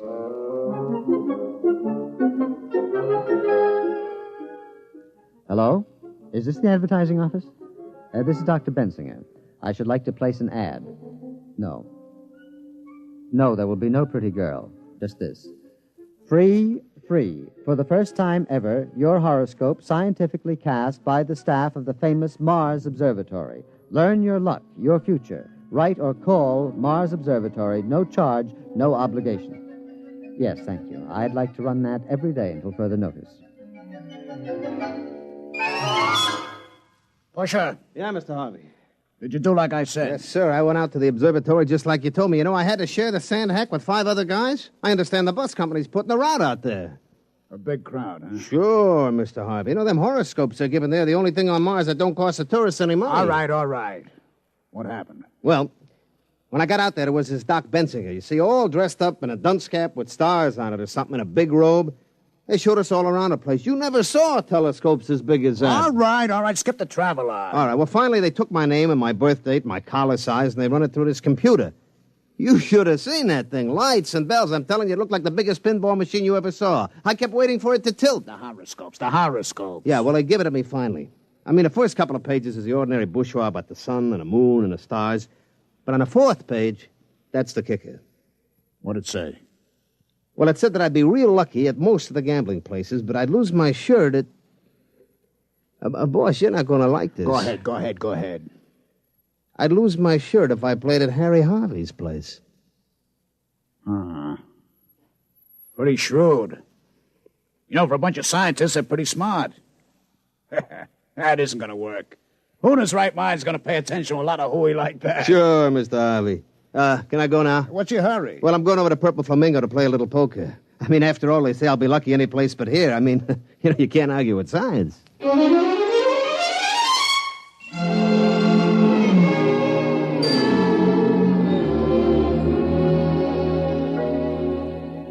Gentlemen, I think we're on our way. I checked Mr. Harvey's establishment. You could shoot an elk in the gambling room. Empty, eh? There was nobody playing but an elderly masochist who likes to lose. Dr. Morton, we have a visitor. Benzinger, I have asked you please to take off that confounded astrologer's hat when you come into my office. It embarrasses me. Oh, I'm sorry. But, Doctor, allow me to present Mr. Harry Harvey. Hiya. How's business, Mr. Harvey? Yeah. Well, look, gentlemen, let's put our cards on the table. You put a hole in my pocket like I haven't had since I once ran into an honest police lieutenant in Cincinnati. I presume you've come about our horoscopes? Yeah. Let's shoot or get off the foul line. How much? I beg your pardon? How much will it take to lay off? Mr. Harvey, just a promise. What? You're on the town council, Mr. Harvey. Now, the next time the question of tourist entertainment is discussed, we want you to vote against any fireworks display. Well, sure, that's no problem, but look, I'm only one vote. Oh, don't worry, Mr. Harvey. Every one of the casino owners on the council will have his turn to be, mentioned in the stars. Yeah? You going to knock us off one by one like a flight of ducks? Well, that's the general idea. I got to hand it to you. I got to take off my hat to you. Mr. Harvey, we're desperate. We cannot afford to let valuable and irreplaceable photographic plates be spoiled by fireworks. Okay, you win. But listen, here's $5 bills. $500? But we couldn't take it, Mr. Harvey. I've already explained. It's not for me.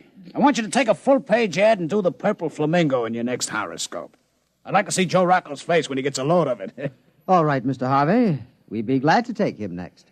Oh, and one more thing before I go.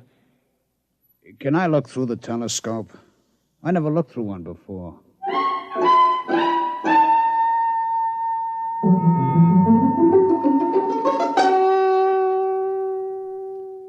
Well, that's the last of them. The Red Sands, Frank Land's Paradise, the Martian Gardens, the Two Moons Club. And the Purple Flamingo. Dr. Morton, we've got them all. There will be a meeting of the town council a week from now, and after that, no more fireworks. All those beautiful stars and nebulae and not a misbegotten skyrocket to stand between us. Oh, it's beautiful. Gentlemen, I have some news for you. You have? I am in receipt of an interplanetary radiogram from our parent organization, the Harvard Observatory. Are they going to send the new mass spectroscope? Please.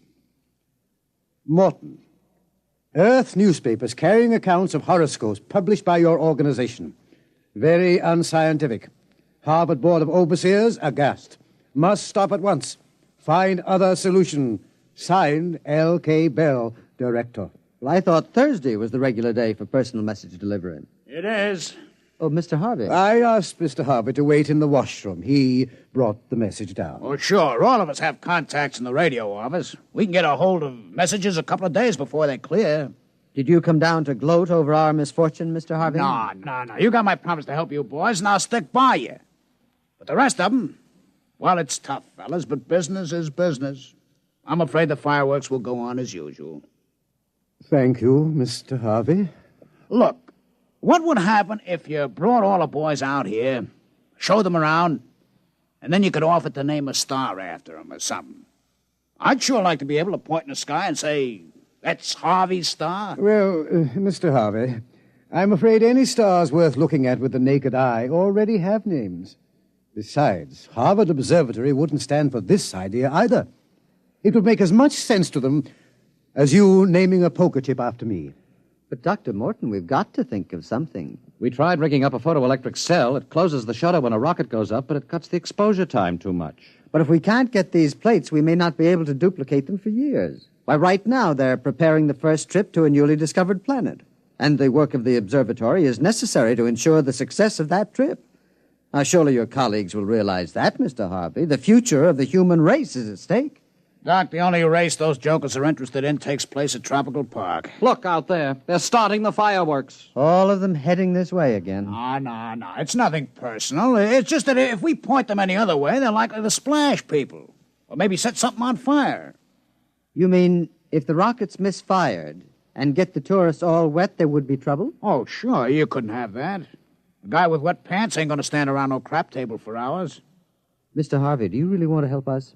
Well, sure. I promised, didn't I? Dr. Spiegel, do you think the research library would have any material on pyrotechnics? Bensinger, what do you have in mind? Well, Dr. Morton, I was thinking of fighting fire with fireworks.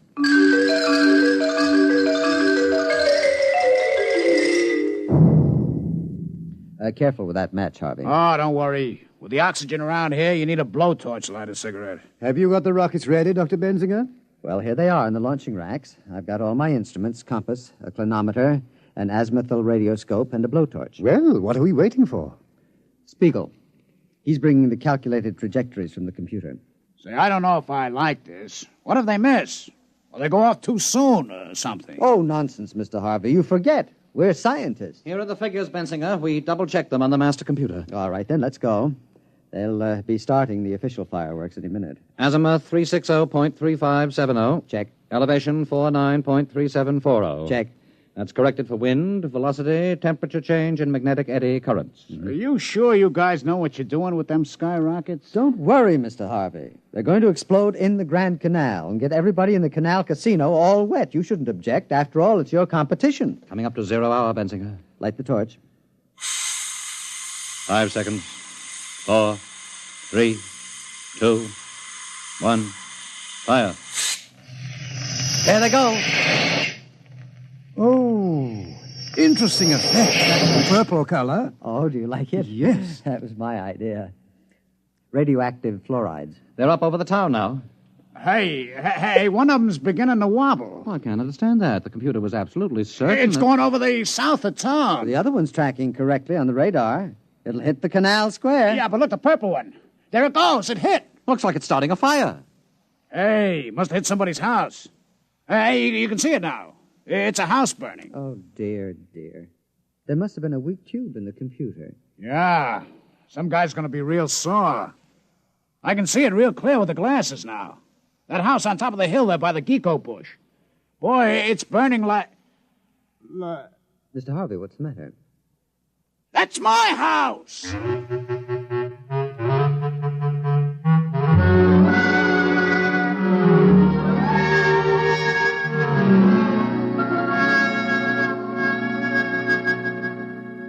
Dr. Benzinger, I've called you in to read a letter that I've written to Mr. Harvey. Oh, do you know his address? I believe he's staying at his gambling establishment. His house was a total loss. Yes, well, yes. This has been a very difficult letter for me to write. I believe the letter is academic, Dr. Morton. Mr. Harvey is outside. Oh, he is? With two very large gentlemen with bulging pockets. Oh, dear. I don't know what to say. Well, Mr. Harvey, what a surprise. You two apes wait outside. Now, Dr. Morton, about those fireworks. I want you to know I believe in direct action. I don't like fiddling around. Well, of course not. Like the time I had some trouble with a bottom dealer from Luna City. I didn't fool around. I sent him back to the moon in a cargo rocket. With no air. How interesting. Now, about your problem. I assure you, we apologize. Apologize? That's great. I just remembered I left a few plates in a bar. I don't go away, Doctor. You're in on this, too. No, there wouldn't be room. Not for two of us. What are you talking about? Well, in a cargo rocket, especially without air. What? I'm trying to tell you. The council voted against fireworks. No, as a matter of fact, I have a very bad sinus, and no air would definitely... What? Oh, sure. We decided anything that could burn down an honest citizen's house was too dangerous. Very civic-minded, that council. But I don't understand. I kept my promise. I said I'd help you, and I did. Well, I'm terribly embarrassed. We were trying to get a collection among the staff to help you pay for your loss, but I'm afraid the total assets of the observatory wouldn't reconstruct your garage. Yeah. But we held a staff meeting, and we decided on a more permanent kind of remembrance. Mr. Harvey, on this photograph, you see this trail? This bright trail? Oh, one of them skyrockets again? I'm sorry, Doc. It won't happen again. No. This is no skyrocket. It's a comet. It will be quite bright for several months. And we've decided to call it Harvey's Comet. Harvey's Comet? Hey, that's real nice. Harvey's Comet. Hey, Doc, you put me on top of the world. Them boys at the Canal Casino boasting about their new sign. But me, I got a comet. Harvey's Comet. Why, every sucker on Mars will see it every night. It's the best advertisement since they wrote 7 down across the face of the moon. Well, I'm glad that you're pleased. Well, as a matter of fact, Doc, I kind of heard about it in advance of one of your boys.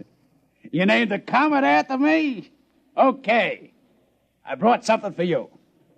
Here. What is it? A poker chip from my place. Go ahead, read it. Harvey's Club. Dr. Morton's poker chip. 5,000. That's dollars, Doc. Don't spend it all in one place.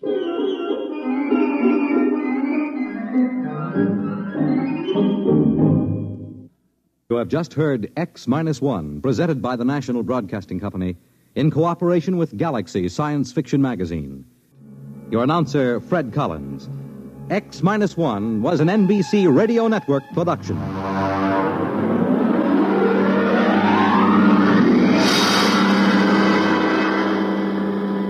In just a moment, X-1. But first, after a hard day's work, there's nothing more welcome than an evening of variety entertainment. That's just the tonic provided tomorrow night by NBC Radio. You'll laugh your cares away when good-natured contestants carry out the rib-tickling stunts dreamed up by MC Jack Bailey on NBC's Truth or Consequences. Later on, Groucho Marx peps things up with lots of spontaneous good fun and more of the friendly insults at which he is so accomplished. For a brighter, livelier evening tomorrow night, it's Groucho Marx and Truth or Consequences on this station. Now stay tuned for X-1 on NBC.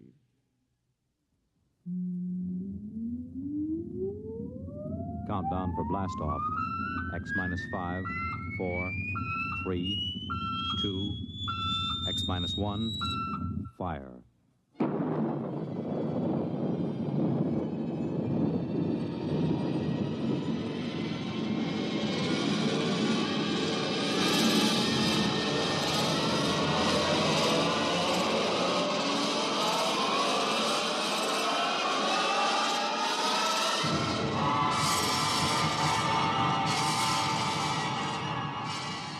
From the far horizons of the unknown come transcribed tales of new dimensions in time and space.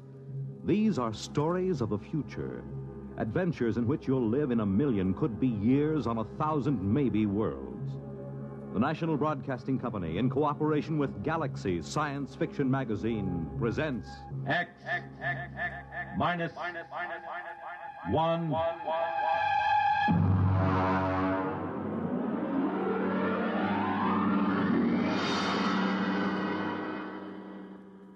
Tonight, Bad Medicine by Finn O'Donovan. But first, farmers know they can't stop storms, floods, or droughts from ruining a crop. But they can make sure things like that can't ruin them by investing in United States savings bonds. Not only farmers, but over 40 million Americans in all sorts of jobs own 40 billions of savings bonds. And why? Because savings bonds are the easy way to start saving and to keep saving. And the money you invest in savings bonds mean protection now and ready cash when you need it in the future. Improving the farm, sending the youngsters to college, or planning your own retirement. These are the big things you can be ready for with savings bonds. And besides offering you a safe investment, each Series E savings bond pays you back $4 at maturity for every $3 you invest. Yes, you earn extra dollars while you save, so start saving now. For the big things in your life, be ready with United States savings bonds. And now, on with our story.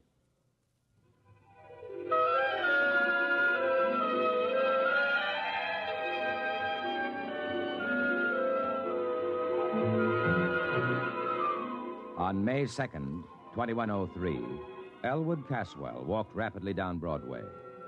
It was a gentle, misty spring day, and the air held the smell of rain and blossoming trees.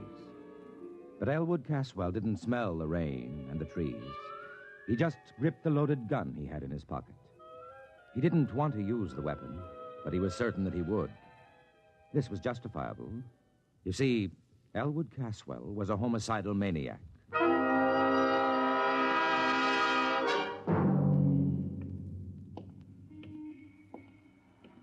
Why shouldn't I kill him? Hey, look out, will you? Oh, sorry, sir. Only the other day he said to me, Elwood, you're looking very well. What business is it of his how I look? Hey there, Elwood. Elwood. Huh? It's me, Marty Klein. I work on the jet buses with you, remember? Oh, yeah, of course. Hello, Marty. Forgive me, my mind was on other things. Yeah, I know how it is. A couple of weeks ago, I was walking around in a fog so thick you could cut it. Yeah, really? Sure. Preoccupied, you know. I had this idea in my mind. You too? Yeah. The same person? Huh? Were you troubled by the same person? My wife. Hey, you okay? Oh, yeah. Yes, of course. Well, I had this idea, see? I was going to get rid of my wife. Kill her? Kill her? I mean, send her to a country for a week. Oh. You sure you ain't sick? No, I never felt better. Well, anyway, I was going to take a week off. Quit the jet buses. Hey, can you imagine? I've been a jet bus operator for 10 years now, and all of a sudden, I feel like I can't take it for another minute. I know how you feel. And I was going to take a trip all by myself. A trip? To where? To the farthest place I could think, to Mars. I was just going to pick up and take a vacation on Mars. Silly, huh? I don't know. What happened? Well, I talked it over with Ethel. Your wife? Yeah. Ethel, she's a real sensible girl. You know what she did?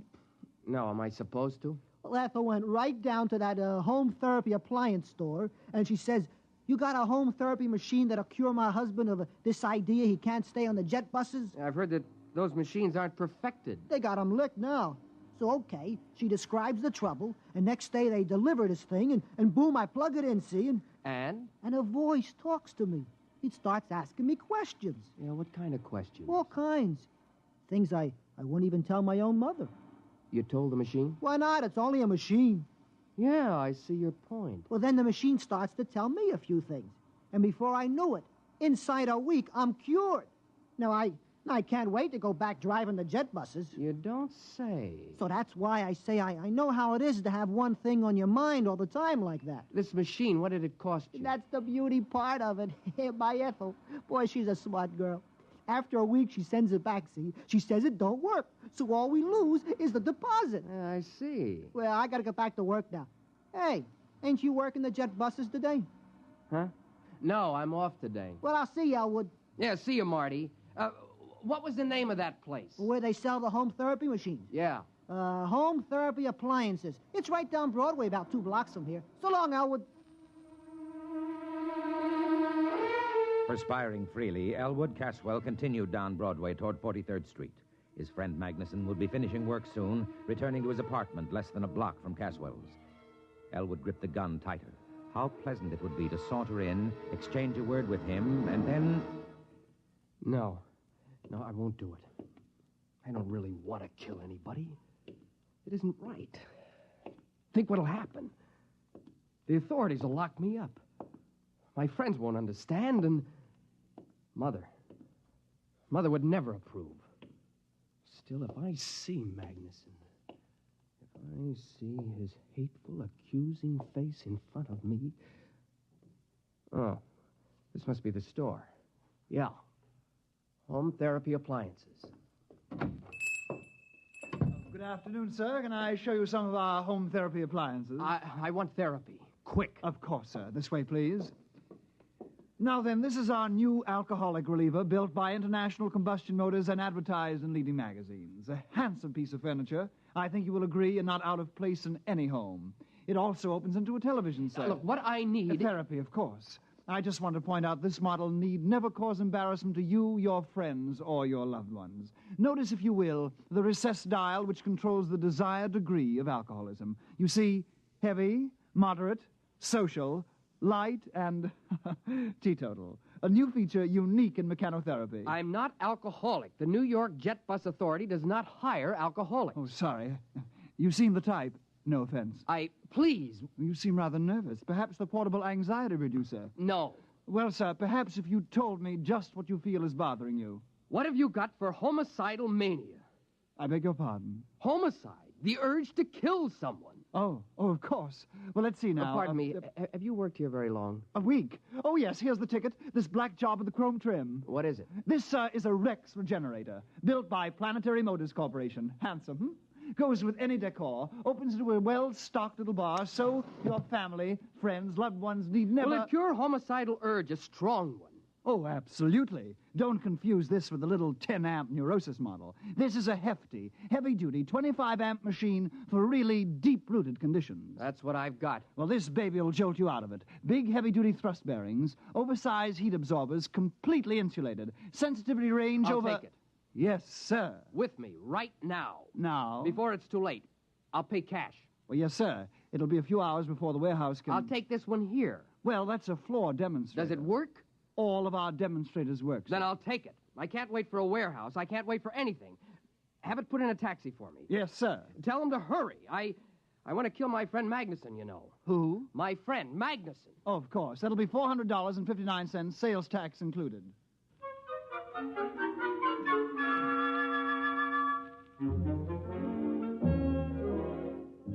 After Elwood Caswell left the store, the clerk, whose name was Haskins, smiled to himself and lighted a cigarette.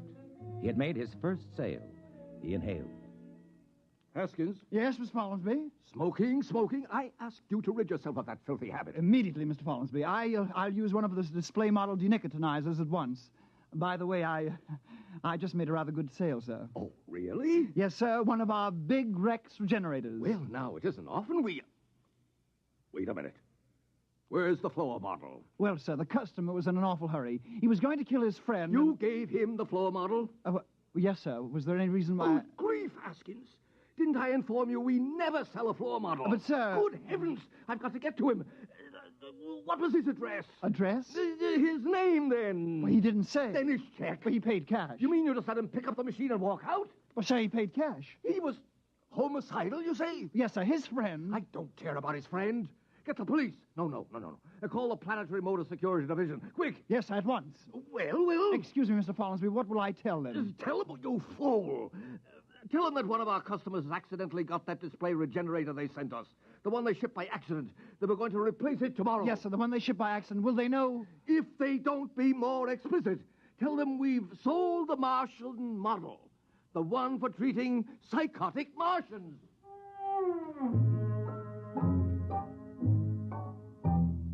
Meanwhile, Elwood Caswell had returned to his apartment and lugged the big black Rex regenerator into his living room. He put it down near the couch and studied it carefully. He was right. It does go with the room. Now then, let's see those instructions. Place regenerator near a comfortable couch. All right. Plug in machine. There. Affix contact band to your forehead. That's all there is to it. Just turn on the machine and it will do the rest. There will be no language problem since your regenerator communicates with you by direct sensory contact, patent pending. Well, that seems easy enough. Now, I'll just put the contact on my head and blast it. Hello? Elwood? Yes? This is Henry. Henry Magnuson. How are you, old boy? I'm fine. I wondered if you were doing anything tonight. Thought you might like to drop over for a game of chess. Game of chess, huh? You stupid oaf. What? Nothing. I thought you called me a stupid oaf. Just talking to my cat. Oh, I didn't remember you had a cat. I thought you hated cats. Oh, I do. This isn't really mine. It's a neighbor's. It keeps coming in. Oh. What about tonight? Will you be alone? Well, yeah. You haven't mentioned to anyone that you're inviting me over? Not a soul. Why? Someone's looking for me, a process server. Oh. Now, I've been avoiding him for days. I don't even leave word where I'll be when I go out. You can trust me, Elwood. I'm your best friend. Yes, you are. But not for long. Huh? Just talking to the cat again. Oh. Well, will you be over? Yeah. In about an hour, okay? Yeah, an hour will be fine. There are a few things I have to do I just first. gotten some new laugh records from the boys at the office. I got something here that'll really kill you. So long, Elwood. So long. I've got something here that'll kill you, too.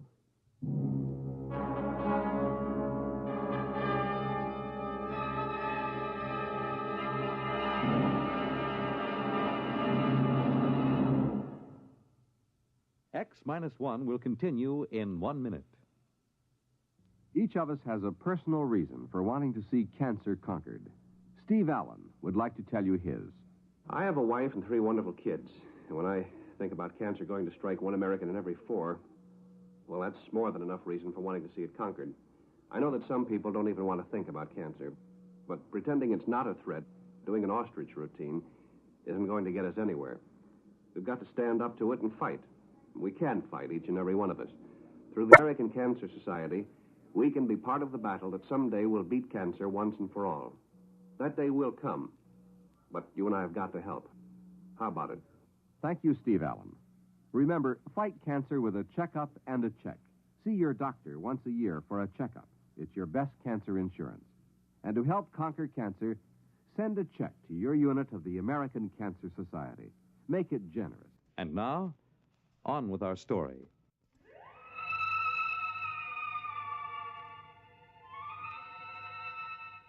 Taking the revolver from his pocket, Elwood laid it on the table in front of him. His face became suffused with hatred at the thought of Magnuson. He poked at the gun with a stiff forefinger. Magnuson, you no-good, shifty-eyed enemy of all that's decent in the world. The man who ruined my sister Irene. The man who... Wait a minute, Elwood. You have no sister, remember? No sister. Now, before you go off and commit murder, why not just try that machine just once, huh? Turn it on. Okay, now reach over and...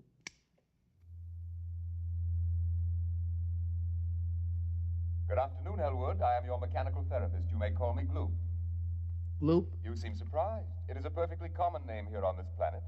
Gloop, of course.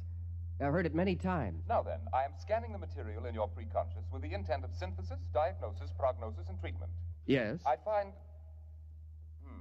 This is a most unusual case. Really? I thought it was simple homicidal mania. There is, of course, no such thing. You are obviously hallucinating a set of symptoms. Nonsense syllables to enable you to avoid the real problem. Oh? A most unusual set of symptoms, I must say. Your pilot light seems to be fading. My light is not fading. I am merely trying to relate your symptoms to proven theory. Well, as long as you know what you're doing. Mechanotherapy is an exact science, Elwood. It admits of no significant errors. We will proceed. Good. First, the word association test. Fire away. I will proceed to give a word. You answer with the first thing that comes to your mind. Ready? Ready. House. Home. Planet. Earth. Just musing. Now, Fleeful. Fleeful? Fleeful. That sounds like a Martian word. Just give me a response. Fleeful, Okay. I can make them up, too. Marfouche. That's a pretty good one, huh? Made it up in the spur of the moment. Marfouche is very significant. It is a corruption of the Martian concept of fush clib. Very significant. I don't know any Martian words. Aha, noteworthy. We will proceed. Loud. Soft. Green. Mother. Thanagoyas. Pathamathunga. How's that one? Arides. Nexothesmodrustica. Top that. Catith a snowhell gnoptices. Okay.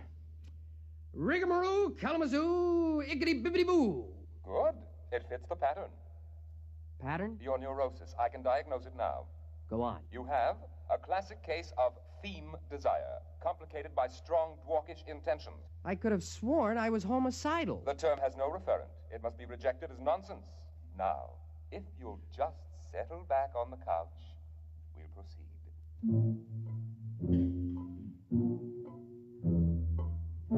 At precisely this moment, a tall, gnarled, ugly man pushed his way through the doors of home therapy appliances.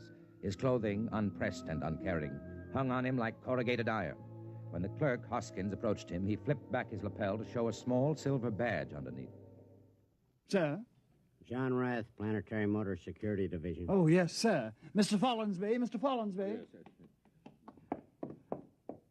Hello, Follinsby. Mr. Rath, Well? So far, we haven't a single lead. You certainly never mentioned his name? Oh, yes, sir. Now think. Is there anything significant? Is it serious, Mr. Rath? Mr. Follinsby, this man is homicidal. Won't it treat him? Homicide is unknown on Mars. It'll treat him for the most likely Martian sickness. What would that be? Theme desire, Mr. Follinsby. Theme desire? It's a Martian illness in which the victim feels cursed by the tree-like nourishing parent, although, of course, Martians don't have parents in the ordinary sense. Well, Haskins? I remember one thing. He mentioned he was a jet bus operator for the New York Jet Bus Authority. Ah. One other thing. Yes? I believe, yes, he was alcoholic. An alcoholic jet bus operator. Excellent. It'll be on his records. Get the Jet Bus Authority at once.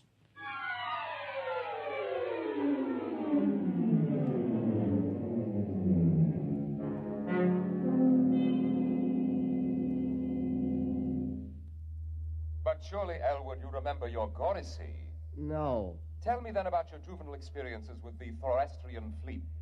Never had one. Complete blockage. My father... There is no such thing, of course. But... I thought we'd finally agreed on that. Okay, if you say so. Now then, since you claim you don't even know what a Gorisy is, tell me what you imagine it to be. A forest fire. A salt tablet? A small screwdriver? Am I getting warm? A revolver? What the heck is a Gorisy? Why, the tree that nourished you into puberty. No tree nourished me. You have completely repressed the experience. No tree ever nourished me. Mr. Caswell, let me try to explain your case as best I can. Somewhere in your childhood, your Goracy, or parent tree, stifled your theme desire. Now, this gave rise to your present urge to dwark someone in a Flendish manner. To what? To dwark someone in a Flendish manner. Listen, you crummy piece of hardware. I have never had a Goracy. I have no desire to dwark someone in a Vlendish manner or any other manner. All I want to do is put a bullet into Herbert Magnuson. Understand? All I want to do is kill Magnuson. Lie down, Mr. Caswell. We'll go over it again.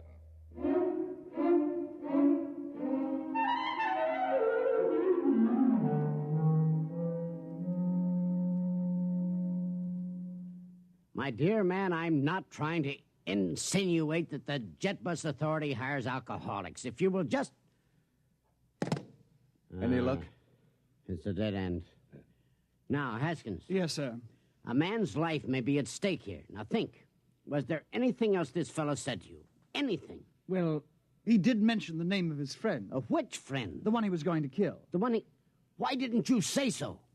Now, what was it? Magnuson. You sure? That's it. He said, I'm going to kill Magnuson. You know, just casually like that. Follinsby, see if there's a Magnuson in the Manhattan phone book. Now, hurry it up.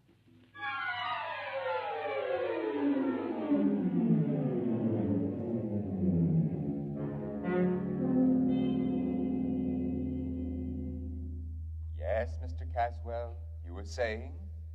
Well... Something about your Goracy? Yes, I was saying I think perhaps you're right. Naturally. But right about what, Mr. Caswell? Well, I think perhaps... Yes, I think perhaps I do remember my Goracy. Ah! Now, Mr. Caswell, we're on the road to a cure.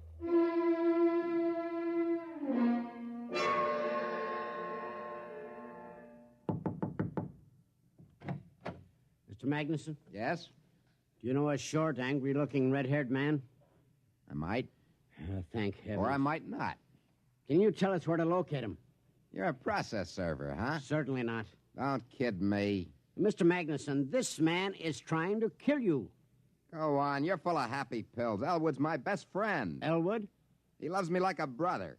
And if you think I'm going to stick some process server onto Mr. him... Magnuson, I'm not a process server. Your friend Elwood is a psychopathic killer.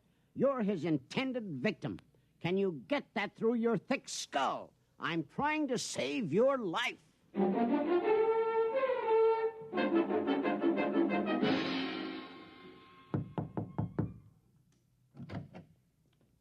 Yes? You're Elwood Caswell? Yes. The Elwood Caswell who bought a Rex regenerator early this afternoon? Yes. Won't you come in? Thank you. My name is Rath, Planetary Motors. Nice to meet you. Have you used the machine? Oh, yes. I see. Mr. Caswell, I don't know how to explain this, but we made a terrible mistake. The regenerator you took was a Martian model for giving therapy to Martians. I know. You do? Yes, it became pretty obvious after a while. Well, it was a dangerous situation, especially for a man in your condition. Yes, the poor thing tried its best, but of course it couldn't cure what wasn't there. Well, then the company will, of course, reimburse you for your lost time and your mental anguish. Naturally. And we will substitute a regular human-type regenerator. Oh, that won't be necessary. You see... Mr. Caswell, will you put down that gun? I warn you. I'm not going to shoot you. I merely want to turn this gun over to you. You do? Yes, I'm not going to shoot anybody. You mean that... The machine's attempt at therapy forced me to reappraise my whole self. There was an insight during which I was able to get rid of my obsession. You no longer want to kill your friend Magnuson? Kill Magnuson? Why, I haven't the faintest urge. Well, I must say, then, that it worked out for the best. I'll get back to the store and have him pick up this machine in an hour. And, well, sir... don't forget to take this gun. I won't need it. Of course. Well, nice to have met you, sir. Good evening. Good evening.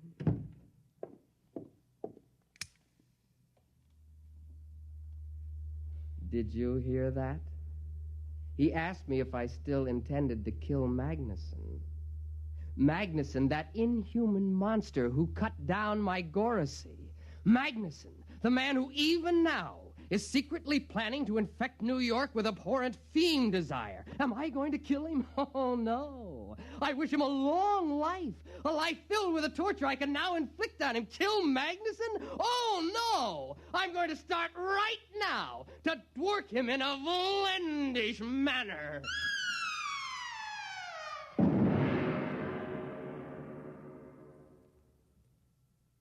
You have just heard X-1, presented by the National Broadcasting Company in cooperation with Galaxy Science Fiction Magazine, which this month features Honorable Opponent by Clifford D. Simak, the story of an Earth general with the distasteful assignment of meeting a delegation of unmilitary clowns who arrive as conquerors. Galaxy Magazine, on your newsstand today. In a moment, tonight's cast and a preview of next week's exciting drama. They took the blue from the skies and the pretty girl's eyes and the touch of old glory's view, and gave it to the men who proudly wear the U.S. Air Force blue. The U.S. Air Force blue. Oh, we are men with a dream on America's team. We're a rugged and ready crew. And you can bet your boots the world looks up to U.S. Air Force Blue. To U.S. Air Force Blue. We know where we're going. We set our course. The sky's no limit in the Air Force. They took the blue from the skies and the pretty girl's eyes and the touch of old glory's hue, and gave it to the men who proudly wear the U.S. Air Force blue. We proudly wear the blue, the U.S. Air Force blue.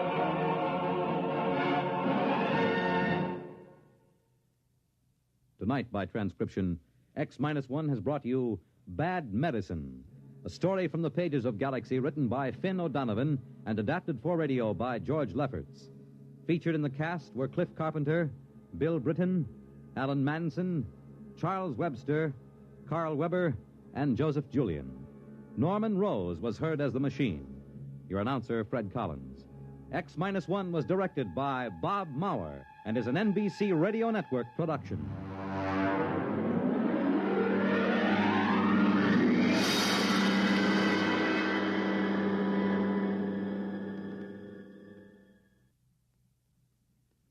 Weekday, the companion and advisor to America's women, offers a new informative series on childbirth. It's the actual case history of a young wife, following her through the late stages of pregnancy, childbirth, and postnatal care. You'll attend the childbirth courses offered at New York's Mount Sinai Hospital, and even enter the delivery room for the actual birth of the child. Listen tomorrow for the real-life series, The Story of Birth. Then, on the same program, listeners can also enjoy more women's specialties. Kitchen Hints by Charlotte Adams, Child Care News with Dr. Francis Horwich, Vacation Ideas offered by Walter Kiernan, and another personal visit with your radio friend, Mary Margaret McBride. Don't forget the exciting dramatization each day from Taylor Caldwell's book, Tender Victory. Be sure to join Virginia Graham and Mike Wallace tomorrow on this NBC station. Follow the news with Chet Huntley tonight on NBC Radio.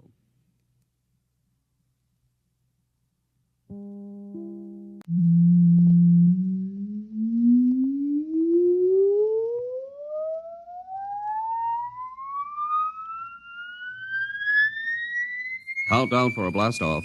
X-5, -4, -3, -2, X-1. Fire.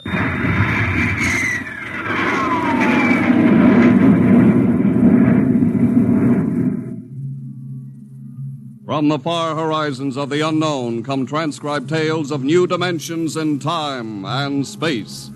These are stories of the future, adventures in which you'll live in 1,000,000 could-be years on 1,000 maybe worlds. The National Broadcasting Company presents X-1.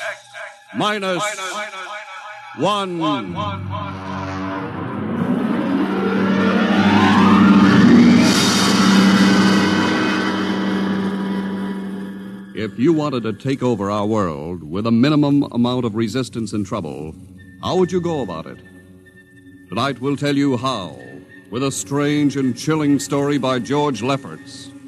The Parade.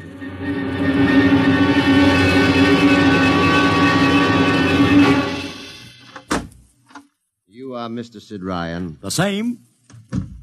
My name is Luchar. I am a Martian. Pleased to meet you, Mr. What was that again? A Martian? As in Orson Welles? Precisely. I'm a Rotarian myself. Sit down. Thank you. Now that we've had our little joke, Mr. Luchar, what can Publicity Associates do for you? I am interested in obtaining publicity. It has been my observation that advertising and publicity are the very backbone of earthly civilization. Spoken like a true Martian, Mr. Luchar. Now, if you'll tell me the name of the client. The client, of course, will be the Martians. You don't give up, do you? Give up? The gag, I mean. Oliver. Yes, Mr. Ryan? This is Mr. Luchar. How do you Mr. do? Luchar claims to be a Martian. Take him outside, will you, Oliver? I am happy to see, Mr. Ryan, that my telling you I am a Martian has approximately the effect I guessed it would. I believe we can do business. I have here cash retainer of $5,000. Oliver, take a look at that wad of lettuce. It's the real stuff, Mr. Ryan. And my client is prepared to spend many times that amount. Sit down, Mr. Luchar. Oliver, get the client a cigar, the 50-cent box. Yes, sir. Thank you. Well, now, what can I do for you, sir? I wish you to manage a publicity campaign. A very large and important campaign. Is the product established, or is it something brand new? Something quite new. Now, what would you judge the most effective type of campaign? Well, if the client has a lot of dough to throw around, a suspense campaign is best. First, you place ads in the paper saying, "Watch this space." Then about a week later, you run an ad saying XYZ or PDQ, and you get people guessing what it means. Then finally, when you've teased them enough, you bust loose and unveil the product. Excellent. We will conduct a suspense campaign. Of course, in this kind of campaign, secrecy is very important. Once the name of the product leaks out, it spreads like wildfire, and the whole campaign is kerfloppo. Quite so, quite so. The utmost secrecy. You realize, of course, these things cost like crazy. Would, say, $1 million cover expense? Come again? I said, would $1 million cover it? Why, yes, I am at... You did say $1 million. I understood that you have handled some very large accounts. Of course, if this is too big... No, not at all, not at all. As a matter of fact, I seldom touch anything less. Right, Oliver? Huh? Oh, of course. That's right, Mr. Ryan. Absolutely right. Yes, sir. You will begin, then, by saturating the newspapers, the radio, the streetcars with a very simple statement. What's that? I will write it on a card. Here you are. The Martians are coming. Say, that's not a bad teaser. Got that, Oliver? Yes, sir. The next ad will read, June 1st is Martian Day. June 1st is Martian Day. What happens on June 1st? The parade takes place. What parade? I wish you to arrange a parade up Fifth Avenue. You mean like the Macy Parade? Exactly. Except that the theme will be the world of tomorrow, the Martian world.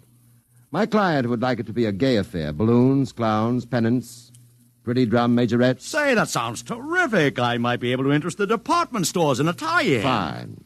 The parade will climax the campaign. On June 1st, the product will be unveiled. Good enough. By the way, Mr. Luchar, just what is the product? What are we selling? Oh, no, Mr. Ryan. Secrecy, remember? Yeah, but after all... Mr. Ryan, all will be revealed to you in good time. For the moment, let us say that we are selling a concept. A concept? The concept of invasion from Mars.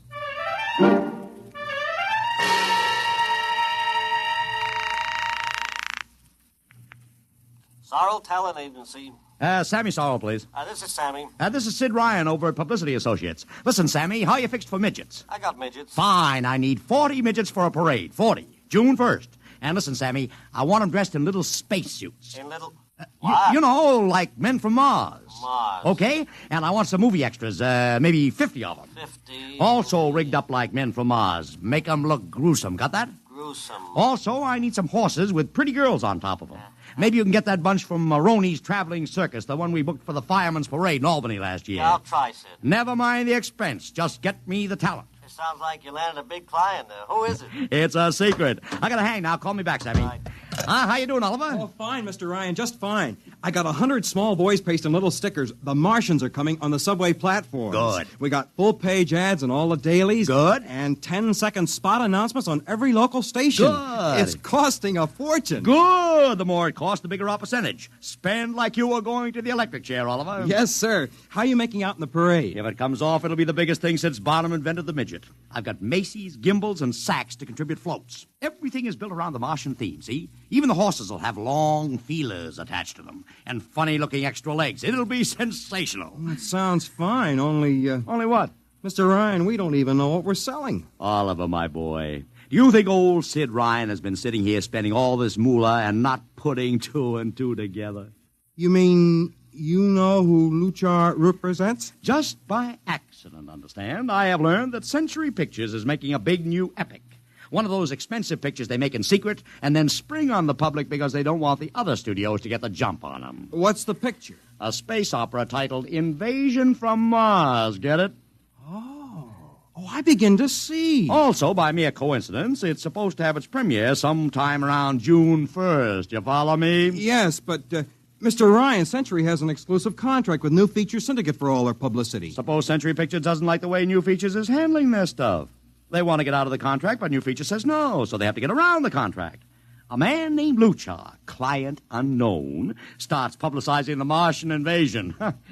Need I go further? I don't know, Mr. Ryan. Sounds pretty far-fetched to me, but I don't know. That's what I like about you, Oliver. You're so innocent.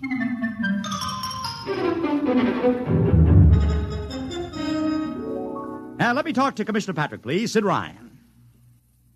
Hello. Commish, Sid Ryan. Oh. How are you, Ryan? Fine. What is it this time? You want to drop a man off the Empire State Building into a teacup full of water? The answer is no. Also, we're not arresting any fan dancers. You know I don't handle fan dances. I want a permit for a parade. June 1st, 5th Avenue. It's a Sunday. There's no traffic. Now, look, Ryan, Macy's gets a permit. Gimbals gets a permit. The American Legion gets a permit. The Sons of Erin march every time Morton Downey sings the Wearing of the Green. Oh, don't give me a hard time, Patrick. This is too big. I have the 5th Avenue Merchants Association behind me. Okay, Ryan. Fill out the forms. I'll pass them along to the license commissioner. That's my boy. By the way, what's the occasion for this parade? Oh, don't you read the papers, Patrick? June 1st is Martian Day.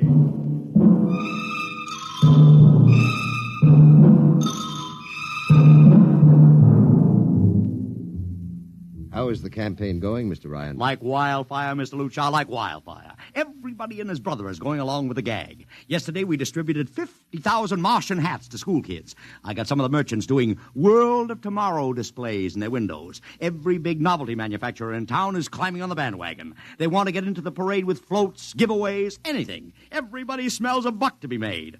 I wouldn't be surprised if the mayor himself declared Martian Day.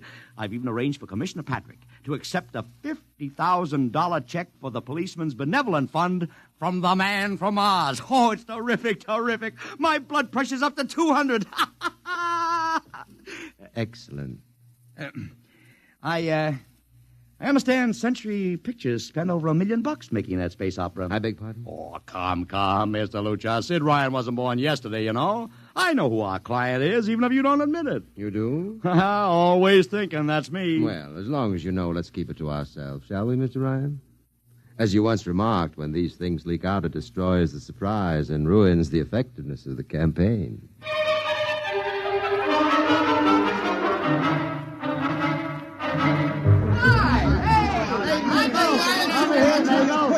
Ladies and gentlemen, this is Ken Daly speaking to you from our portable transmitter atop the reviewing stand for the much-heralded Martian Parade on Fifth Avenue. It's a beautiful sunlit day here in New York, a perfect day for a parade, and the streets are packed with thousands of spectators all eager to find out what this is all about. there's an air of shrill expectancy. Some of the kids and their parents have been camped on the curbstone since early this morning to be sure of ringside seats when the so-called Martians pass by. I've just had word from Saul Brown up at Central Park Mall that the Martians have landed from big pink balloons. And now, while we're waiting for the arrival of the parade, we brought some people up to our microphone to tell you their reactions to this most spectacular of all publicity stunts. That's right, come on. What's your name, madam? Miss Ada Shackley. A little louder, please. Miss Ada Shackley. Uh-huh. And where are you from, Mrs. Shackley? Columbus, Ohio. I see. And I see you have your family with you, too. Two little curly-headed blonde boys. Are you in New York on vacation? We came for the Shriners Convention with their daddy. What do you think of Martian Day, Mrs. Shackley? Well, it all seems very strange to me, but the boys have been pestering me to watch it, so we've been standing here 2 hours. I can't make head or tail of it. Well, neither can a lot of other people, Mrs. Shackley. But judging by the thousands here today, there's a lot of curiosity. Curiosity killed the cat, folks say. Well, let's hope not. Thank you, Mrs. Shackley. Mr. Ryan's here. Ryan, just sit right. And this is Mr. Sid Ryan, ladies and gentlemen, the publicity man who's the brains behind the Martian Day stunt. Hello, Sid. Good morning, Kenneth. Easy, not so close to the mic. Oh, sorry. Hey, Sid, you've certainly lifted the lid this time. Looks like it, doesn't it? Sid, there's been a great deal of speculation as to exactly what all this is leading up to. I've heard some folks say it's a big war bond drive. Others think it's just to stimulate local business. And, look, I understand in the trade itself, the smart money says you're building for the premiere of Century's forthcoming extravaganza, Invasion from Mars. Now, come clean. Can you tell us what the real story is? I can. I'd like to, but honestly, I can't. Oh, man of mystery, eh? Are you going to watch the parade from the stand here? No, Ken, I can't stand noise. I'm going up to my office and watching company. Well, thank you, Sid Ryan, and good luck. And here they come, ladies and gentlemen. The first units of the big Martian parade, swinging down Fifth Avenue with fanfare, colored streamers, music, confetti, floats, all the trappings of a Mardi Gras. And here in the vanguard is a whole troop of little midgets in weird-looking pink and blue spacesuits, carrying Rube Goldberg weapons with signs painted on them. Let's see, I can read one which says, Atomic Blaster. Another one has a placard reading, We're Martian through Georgia. And here come the clowns, laughing and falling all over each other. They're giving free sugar candy to the kids along the way. Yes, ladies and gentlemen, this is a happy, laughing crowd along Fifth Avenue today. A true reflection of the great sense of humor and good nature that makes America the place it is.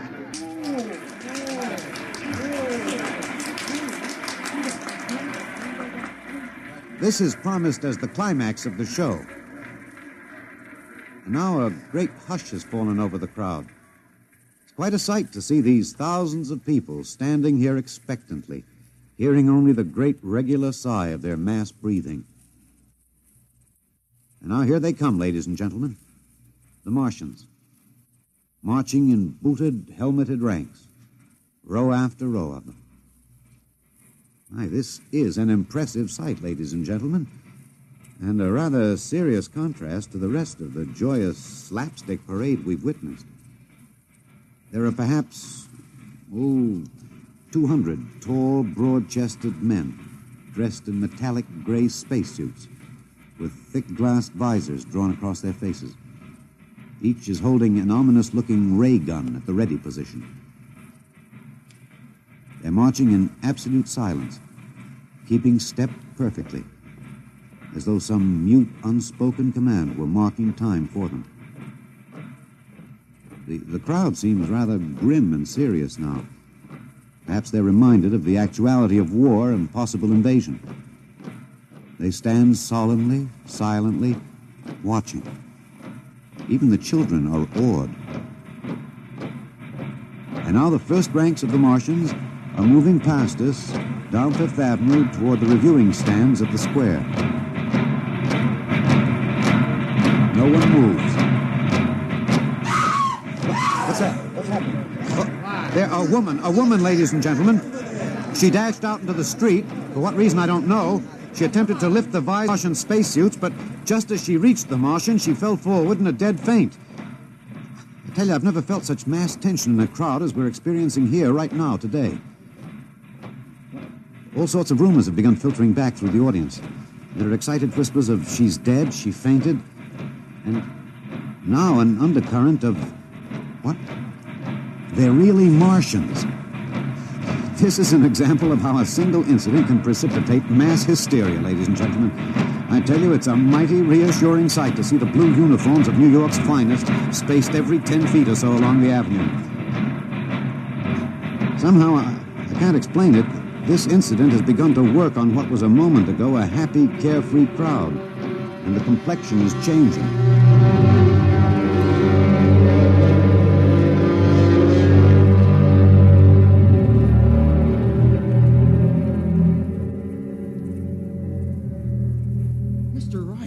Did you see that?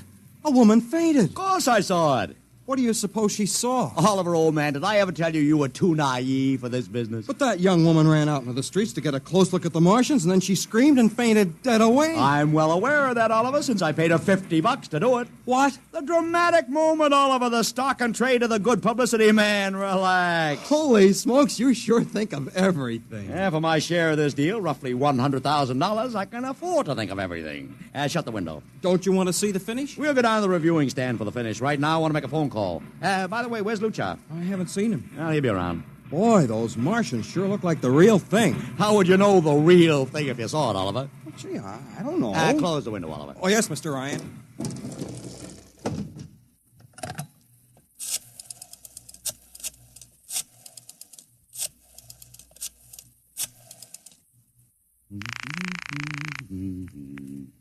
Sorrel's Talent Agency. Sammy, this is Sid Ryan. Say, listen, Sid, I was going to call you. I'm awful sorry about those Martians. What do you mean, sorry? They're terrific. No, don't joke, Sid. I mean it. Well, I mean it, too. They're great, great. Are you in the bag? Never felt better. You mean it, don't you? Of course I mean it. What is this? There are Martians in the parade? About 150. Of course, I only ordered 50, but Sid. under the circumstances... Sid. Well, what is it? Sid, don't you know? I couldn't get you a single movie extra. There's a studio strike in New York. I was going to call you, but I figured... Wait a minute. Where'd these guys come from if you didn't hire them? I don't know. Maybe Oliver... Oh, hold on. Oliver? Yes, Mr. Ryan? Did you hire those Martians? No, sir, Sammy, this is on the level, isn't it? Honest, Sid, Okay, Sammy, I'll call you back. What's the matter, Mr. Ryan? I don't know. I just don't know. I've got to locate Lucha. What's Century Pictures number? Mr. Ryan, this is Sunday. Oh, yeah. Well, get me their publicity director, Marty Sanford, at home. Oh, yes, sir. Yeah.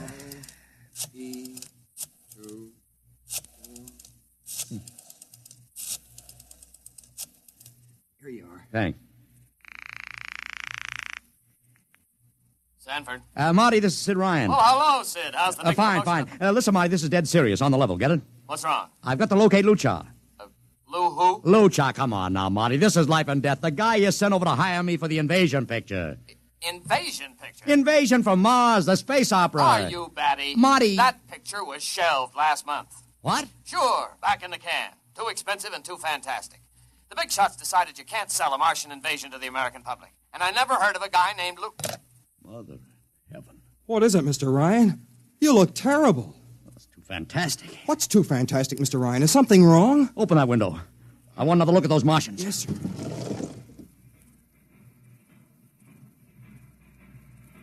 Look at it.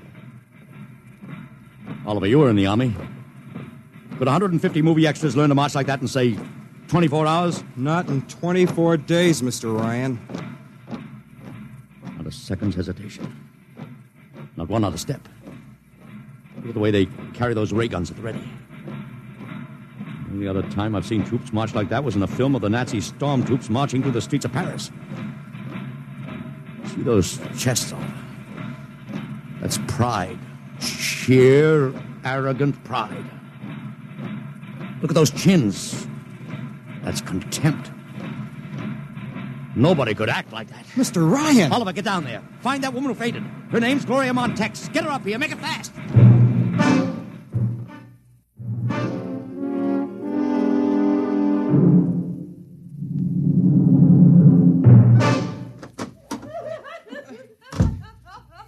Here she is, Mr. Ryan.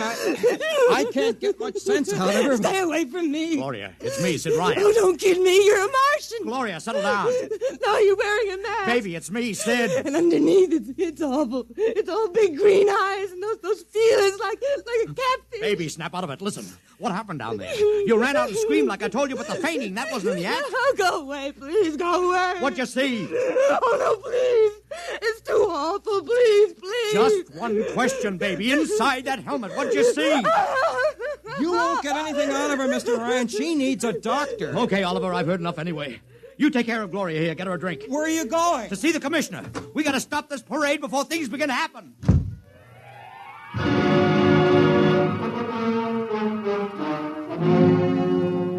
Okay, Ryan, what's the beef? Listen, Patrick, I don't know what it is, see, but something's wrong. You got to stop that parade. I suppose you'd like the riot squad. That would get you a front-page spread on every paper in town. Honest, you publicity guys give me a pay. This may be a matter of life and death. Oh, sure.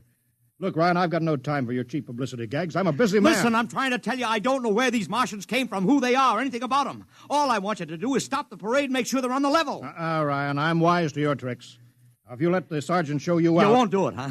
An honest citizen appeals for protection and you refuse it. I most emphatically do. Now beat it. All right, Patrick. I'll go right to the mayor's office. I'll have you busted flatter than a fried egg. Go ahead. I'm sure His Honor will be glad to toss you out on that phony nickel-plated skull of yours.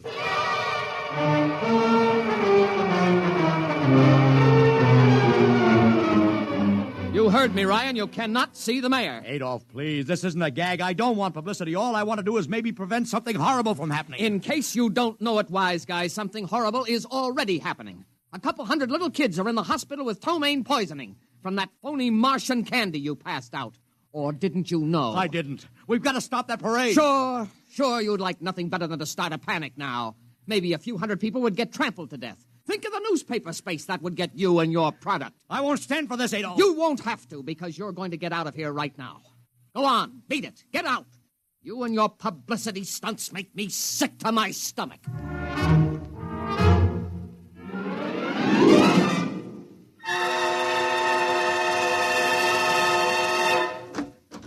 Oliver! Oliver, where are you? Oliver! Oliver! It is useless What? to scream at him, Mr. Ryan. Your friend is quite dead. Lucha. He wanted to run to the police with some story about a Martian invasion. I found it necessary to restrain him. Restrain him, you stinking murderer. Now, Mr. Ryan, collect yourself. After all our planning, it wouldn't do to have everything spoiled, now would it? Lucha, start talking and talk fast, because when you get through, I'm going to take you apart piece by piece. What's this all about? But surely you know, Mr. Ryan, after all, you've been publicizing it for months. Listen, you... Please, do not interrupt. You see, before colonizing your planet, we Martians sent advanced scouts to study your habits, your weaknesses. We found that the people on Earth are predominantly conditioned by advertising and publicity, and so... we conceived the idea of treating our entire invasion as a vast publicity stunt. Clever, huh? After all, Mr. Ryan, who would suspect an invader who advertised his invasion in the newspaper, invited the public to his surprise attack, and spent millions publicizing his plans? Holy jumping catfish. You've done very well. Then there was no product. Ah, but there is a product. The product is... death. What are you trying to do, Lucha? We Martians are a humane people, Mr. Ryan. We do not like to destroy thousands where a few hundreds would suffice. In exactly 2 minutes, our troops will treat the world to a spectacle of death, which will bring the rest of your planet to its knees in horror. Nations will clamor to surrender. Perhaps, Mr. Lucha, but not if I can help it. You...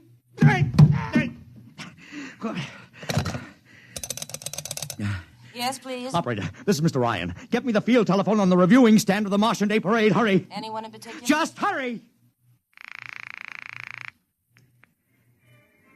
Reviewing stand, Sergeant Cassidy. Get me Commissioner Patrick. Hello. Hello.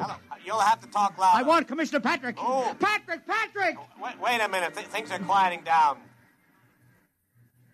Now, what was it you wanted? This is Ryan. I have to talk to the commissioner. It's a matter of life and death. I'm sorry, you can't talk to him now. The chief Martian is presenting the PBA check to him. The Martians are going to fire a salute. Listen, you gotta stop him. What? Stop him! I'm sorry, Mr. Ryan. You idiot! The works is going...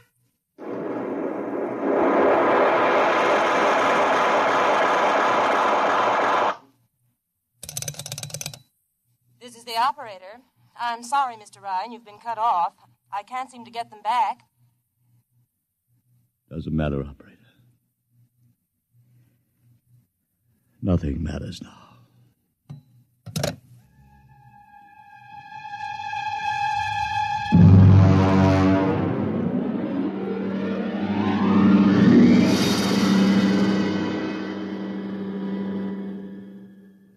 Tonight, X-1 has brought you The Parade, an original story written by George Lefferts. Featured in the cast were Joseph Curtin as Ryan, Joe DeSantis as Luchar, Alexander Scorby as Daly, Agnes Young as the woman, Ellen Deming as Gloria, John Thomas as Oliver, Arthur Anderson as Sammy, Wendell Holmes as the Commissioner, and William Keene as Sanford. Your announcer, Don Pardo. X-1 was directed by Fred Way and is a transcribed NBC Radio Network production.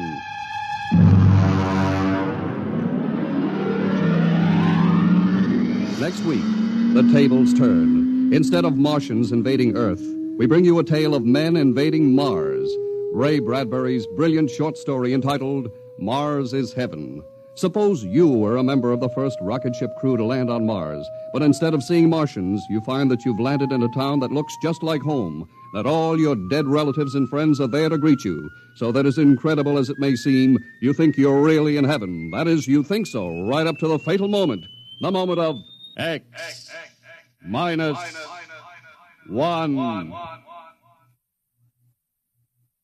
Join the Abbotts on another baffling mystery tonight over most NBC radio stations.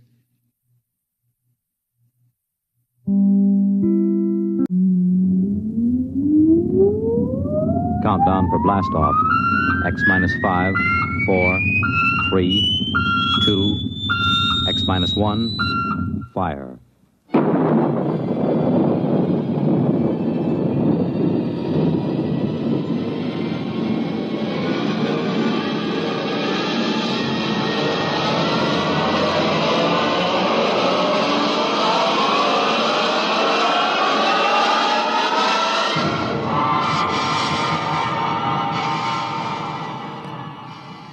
From the far horizons of the unknown come tales of new dimensions in time and space.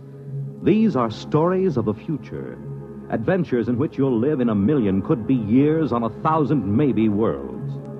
The National Broadcasting Company, in cooperation with Galaxy Science Fiction Magazine, presents X-1.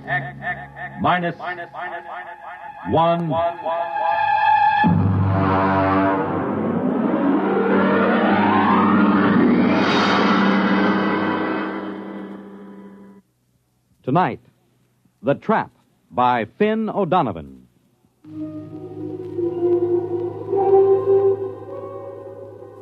Samish, I am in need of some assistance.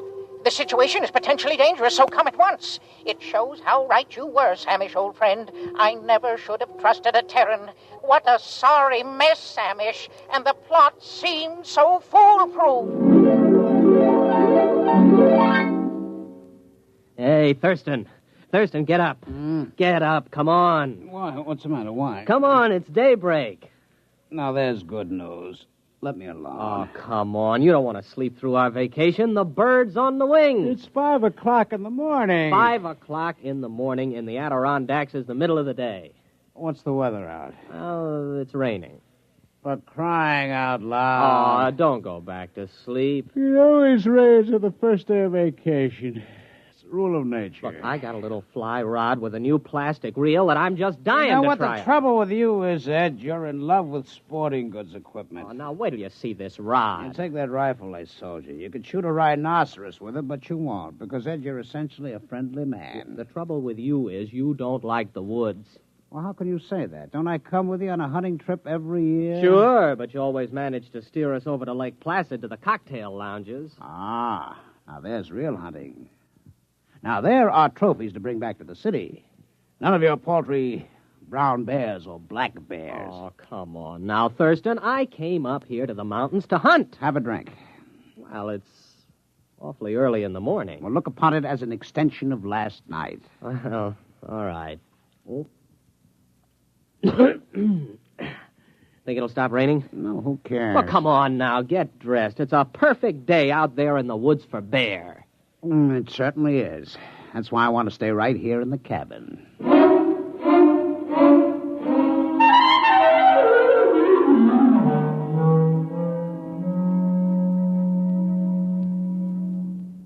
Ed. What? Past the canteen? It's empty. Well, open up one of the bottles and pour it in. Why don't you take it straight from the bottle? What, on a camping trip? Pour it into the canteen. Okay. Hey. Now, this is what I call a hunting trip. Well, you haven't been outside the cabin. Oh, come on, Thurston. Can't we go out just to hunt something, even if it's just a little rabbit? Look. It stopped raining. Close the door. Now, you let some of the fumes out. Did you fill that canteen yet? Hey, look at this. What? Right by the door. How many times have I told you not to leave your collapsible cook stove where I can step on it in the night? It isn't. What is it? I don't know. It's made out of metal. It's just sitting here in the doorway. It says, trap on the top. What? Trap. Where'd you buy that? I didn't. Well, I certainly didn't. Hey, there's a tag on it. Dear friend, this is a new and revolutionary design in a trap. To introduce the trap to the general public, we are giving you this model absolutely free. You will find it a unique and valuable device for the capture of small game, provided you follow precisely the directions on the other side. Good luck and good hunting. Well, now, what do you think of that? Pass me the canteen. If this isn't the strangest thing, do you suppose it was left during the night? Oh, who cares? Well, aren't you interested? Not particularly. It's just another gadget. I've got 100 like it. That bear trap from Abercrombie and Fitch, the jaguar horn from Battlers, the crocodile lure. Well, I've never seen a trap like this. Yeah, it's pretty clever advertising to just leave it here. Well, they'll bill you for it eventually. You care for the canteen? Oh, thanks. Hey, look at this thing, Thurston. Do I have to? Well, there are instructions on the other side. Quote, take the trap to a clearing and anchor it to any convenient tree with the attached chain. Here's the chain, all right. Press button 1 on the base. This primes the trap. Wait 5 seconds and press button 2. This activates the trap. Nothing more is required until a capture has been effected. Then press button 3 to deactivate and open the trap and remove the prey. Warning, keep the trap closed at all times except when removing the prey. That's goofy. No opening is required for the prey's ingress, since the trap works on the principle of osmotic suction and inducts the prey directly into the trap. Well, somebody's been at that canteen before us. No, that's what it says. What won't they think of next? Osmotic suction. Pass the canteen back. I'm going to set it. What, the canteen? No, the trap. Come on, help me. Now that's the trouble with you, Ed. You're always cluttering up a hunting trip with hunting. Come on, take this in. All right. If it makes you any happier. Hey, boy, it's cold. Come on, we'll carry it over to that tree. It's heavy. Yeah. Here, let's put it down here. You think we really ought to fool with it? Of course. Maybe we can catch a fox. What will we do with a fox? Turn it loose. The fun is in the catching. Here, take the end of the chain. Look out, you got your foot in it. Yeah, I guess it snaps in here. Oh, there it is. Let's get back to the cabin. The great outdoors depresses me. Wait a minute. I've got to press button 1. Hey, it's glowing. Yeah. 3, 4, 5. Now button 2. Well? I guess we just leave it. Well, come on back to the cabin. All right. It is time for breakfast. It certainly is. Pass it to me and don't spill it.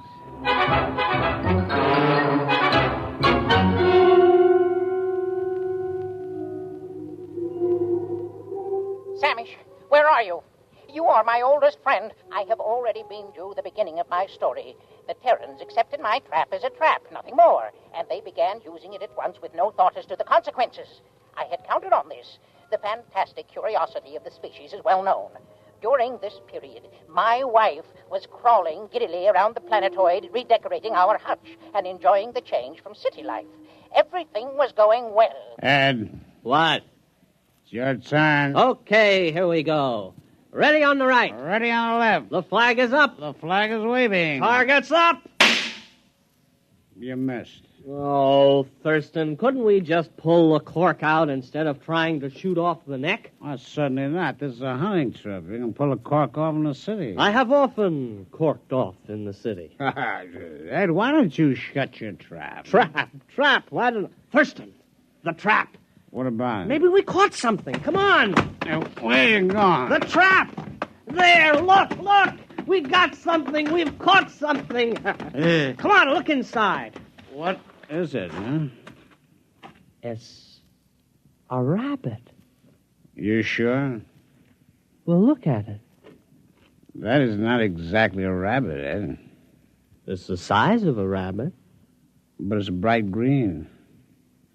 Ed, no more rum before breakfast. No, sirree.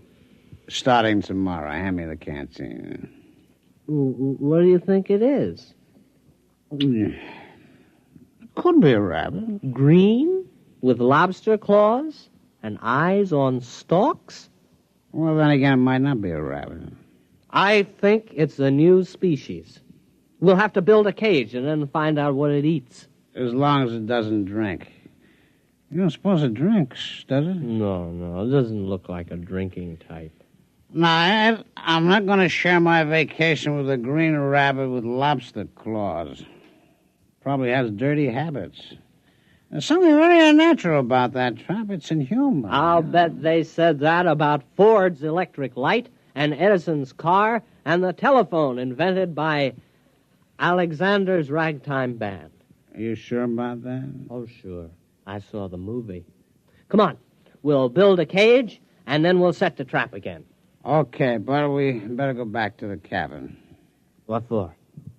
We better refill that canteen.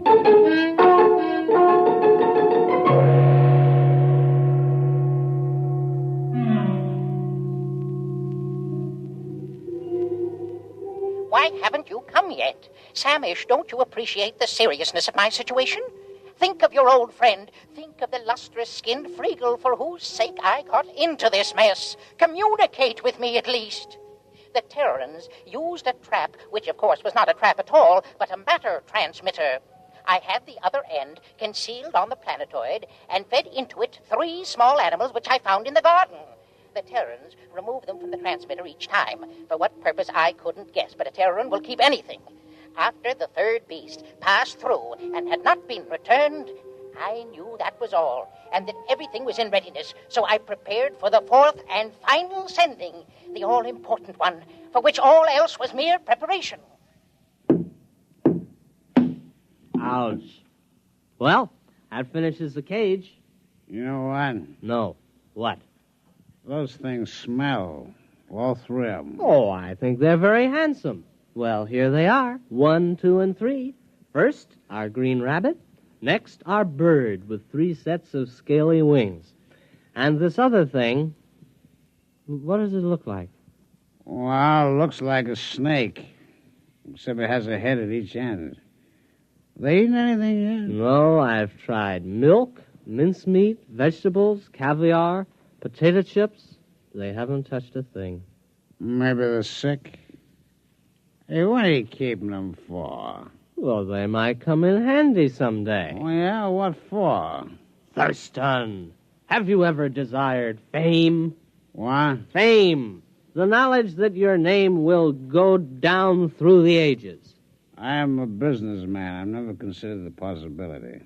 Never? What do you have in mind? These creatures are unique. And they smell. We'll present them to a museum. The Daily Thurston exhibit of creatures hitherto unknown. They might name them after us. Our names will go down with Livingston, Audubon, Teddy Roosevelt, Walt Disney. I was thinking of a wing on the Museum of Natural History that would go right across Central Park West. The Daily Thurston Wing. Thurston Daily. That's not alphabetical. That's true.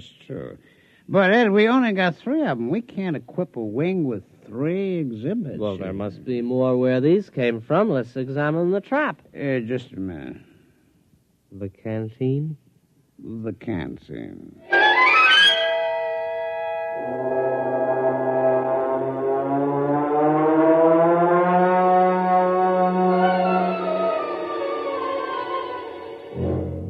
We've got something. There it is. Look, it's about 3 feet tall. A big one. Uh-huh. A small green head and a forked tail. Oh, look at him, waving something on top of his head. Well, the rest were quiet. Maybe this one's dangerous. Huh? We'll handle it with nuts. Nuts? Well, nets. Oh, nuts.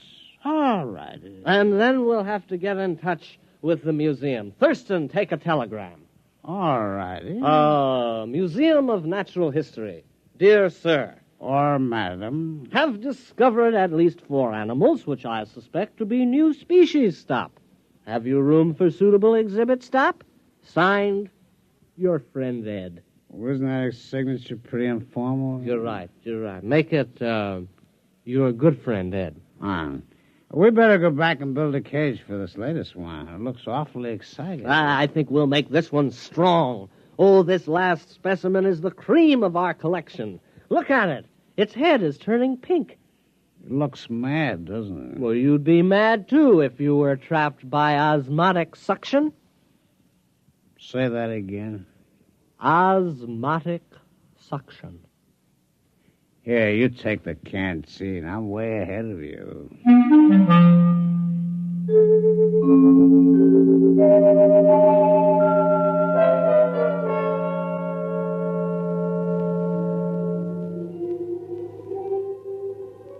What, Samish? The rest of the story? Well, it's obvious enough. After 3 animals had passed through the transmitter, I knew I was ready. Now was the time to tell my wife. Accordingly, I asked her to crawl into the garden with me. Tell me, dear, she said, has something been bothering you of late? Have I displeased you? My dear, I said, you have tried your best, but it just isn't good enough. I'm going to take a new mate. She stood motionless, her cilia swaying in confusion. Then she exclaimed, Freagle! Yes, I told her, the glorious Freagle has consented to share my hutch, and with a clever shove, I pushed her into the matter transmitter. Samish, you should have seen her expression. Her cilia wreathed, and she screamed and was gone. I was free at last, free to mate with the splendid Freagle. Now you can appreciate the full perfection of the scheme.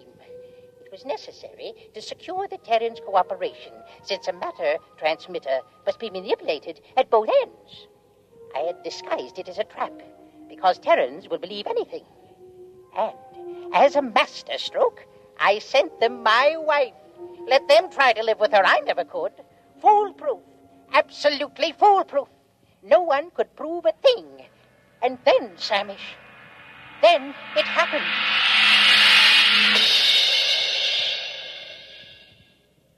Did you get the cage finished? Yeah, our 4th animal is snug as a bug in a... It doesn't matter. Boy, it's a mad one, though. I couldn't help feeling it was trying to tell me something. Come on. Here's a trap. It's empty. But it is. It's empty. You suppose something's wrong with it? Maybe there's nothing else to capture. Oh, that's silly. Why would it capture 4 animals and then stop? I've pressed all the buttons in the right way. Maybe the battery's down. Osmotic suction doesn't work on batteries. How do you know? Did you ever hear of osmotic suction working on batteries? No. You see? There you are. Well, you got something there. Oh, I know. What? Let's go to Lake Placid and forget the whole thing. No, this thing's got to work. It's got to. The Thurston Daily wing of the American Museum of Natural History is at stake.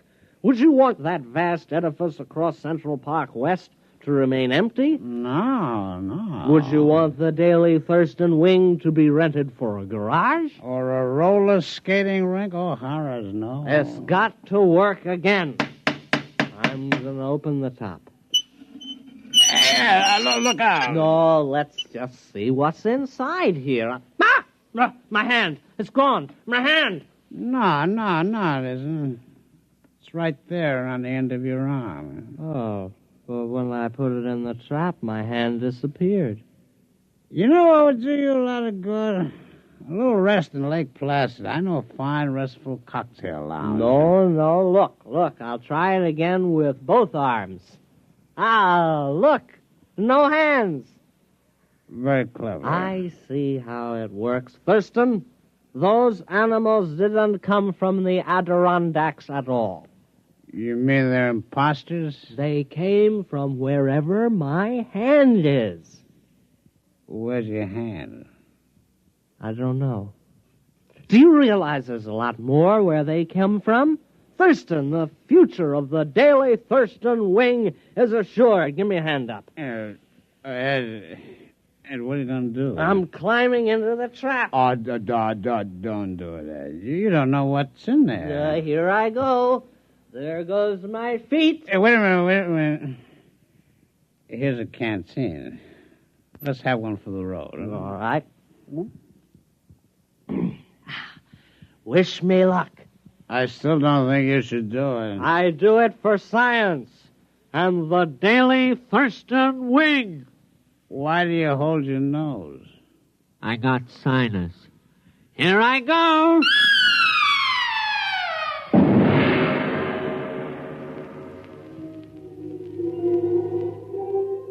Samish, if you don't come immediately, it'll be too late. I must stop beaming you. The enormous Terran has completely ransacked my little planetoid. He has shoved everything, living or dead, through the transmitter. My home is in ruins, and now he's tearing down my hutch. Samish, this monster means to capture me as a specimen. There's no time to lose. Samish, what can be keeping you? You, my oldest friend, you who... What's that? Samish, what are you saying? You can't mean it. No, not you and Friegel. Reconsider, my old friend. Remember our friendship. Remember...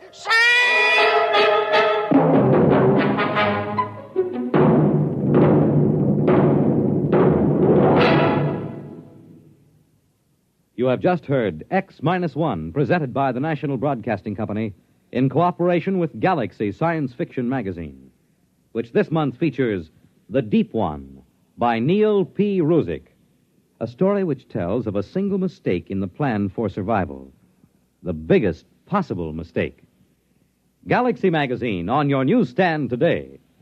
Tonight, by transcription, X-1 has brought you The Trap, a story from the pages of Galaxy written by Finn O'Donovan and adapted for radio by Ernest Kenoy. Featured in our cast were Donald Buca as the voice, Ralph Bell as Thurston, and William Redfield as Ed. This is Fred Collins. X-1 was directed by Daniel Sutter and is an NBC Radio Network production.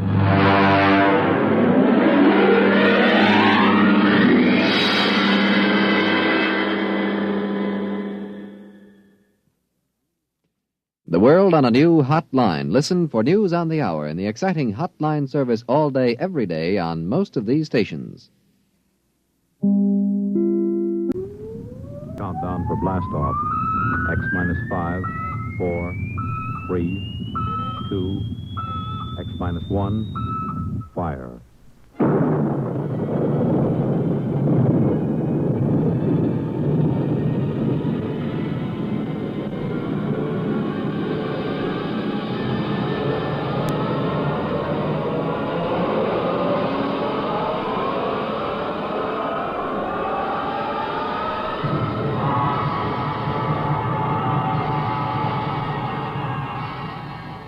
From the far horizons of the unknown come transcribed tales of new dimensions in time and space.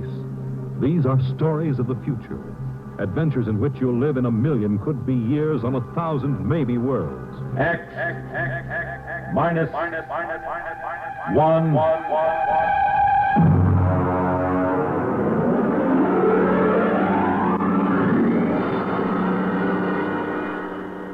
Tonight's story, The Parade, by George Lefferts.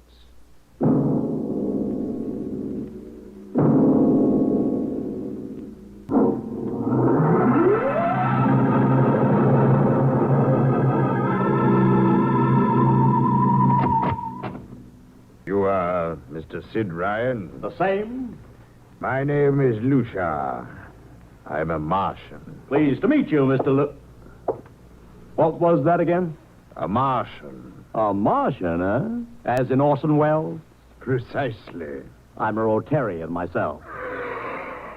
Sit down. Thank you. And now that we've had our little joke, Mr. Lucia, what can Publicity Associates do for you? It has been my observation that advertising and publicity are the very backbone of earthly civilization. Spoken like a true Martian, Mr. Lucia. Now, if you'll tell me the name of the client. The client, of course, will be the Martian. You don't give up, do you? Give up? The gag, I mean. Oliver. Oh, yes, Mr. Ryan? This is Mr. Lucia. How do you do, Mr. Lucia claims to be a Martian. Take him outside, will you, Oliver? Get the name of the sanatorium he escaped from and tell them to bring the butterfly net. Wait, sir. I'm happy to see, Mr. Ryan, that my telling you I am a Martian has approximately the effect I supposed it would have. I believe we can do business. I have here the cash retainer of $5,000. Sit down, Mr. Lucia. Oliver, get the client a cigar. Yes, sir. No, the other box. Thank you, no. Well, now, what can I do for you, sir? I wish you to manage a publicity campaign. A very large, a very important campaign. Is the product established, or is it something brand new? Oh, something quite new. Now, what would you judge to be the most effective type of campaign? Well, if the client has a lot of dough to throw around, a suspense campaign is best. First, you place ads in the paper saying, watch this space. Then, about a week later, you run an ad saying XYZ or PDQ, and you get people guessing what it means. Then, finally, when you've teased them enough, you bust loose and unveil the product. Excellent. Very well, sir. We shall conduct a suspense campaign. Of course, in this kind of campaign, secrecy is very important. Once the name of the product leaks out, it spreads like wildfire, and the whole campaign is kerfloppo. Yes, quite so. Utmost secrecy. That's right. You realize, of course, these things cost like crazy. Would, say, $1 million cover the expense? Come again? I said, would $1 million cover it? Yes, I imagine. You did say $1 million. I understood that you had handled some very large accounts. Of course, if this is too big... Oh, not at all. As a matter of fact, I seldom touch anything less. Right, Oliver? Huh? Oh, of course. That's right, Mr. Ryan. Absolutely right. Good. You will begin, then, by saturating the newspapers, the radio, streetcars, with a very simple statement. What's that? I shall write it for you. The Martians are coming. Say, that's not a bad teaser. Got that, Oliver? Yes, sir. The next ad will read, June 1st is Martian Day. June 1st is Martian Day. What happens on June 1st? The parade takes place. What parade? I wish you to arrange a parade up Fifth Avenue. You mean like the Macy parade? Exactly. Except that the theme will be the world of tomorrow. The Martian world. My client would like it to be a gay affair. Balloons, clowns, pennants, pretty drum majorettes. Say, that sounds terrific. I might be able to interest the department stores in a tie-in. Fine. The parade will climax the campaign. On June 1st, the product will be unveiled. Good enough. By the way, Mr. Lucia, just what is the product? What are we selling? Oh, no, Mr. Ryan. Secrecy, remember. Oh, but after all will be revealed to you in good time, Mr. Ryan. Moment, better say we are selling a concept. Concept? Precisely. Concept of invasion from Mars.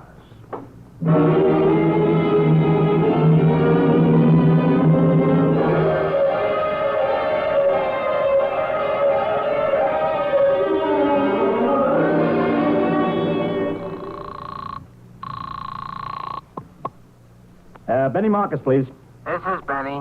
Benny, this is Sid Ryan over at Publicity Associates. Listen, Benny, how you fixed for midgets? I got midgets. Fine. I need 40 midgets for a parade. 40. June 1st. And listen, Benny, I want them dressed in little spacesuits. What? You know, like men from Mars, okay? Midgets. And I want some movie extras, maybe 50 of them. Also rigged up like men from Mars. Make them look gruesome. Got that? Gruesome. Also, I need some horses with pretty girls on top of them. Maybe you can get that bunch from Maroney's Traveling Circus.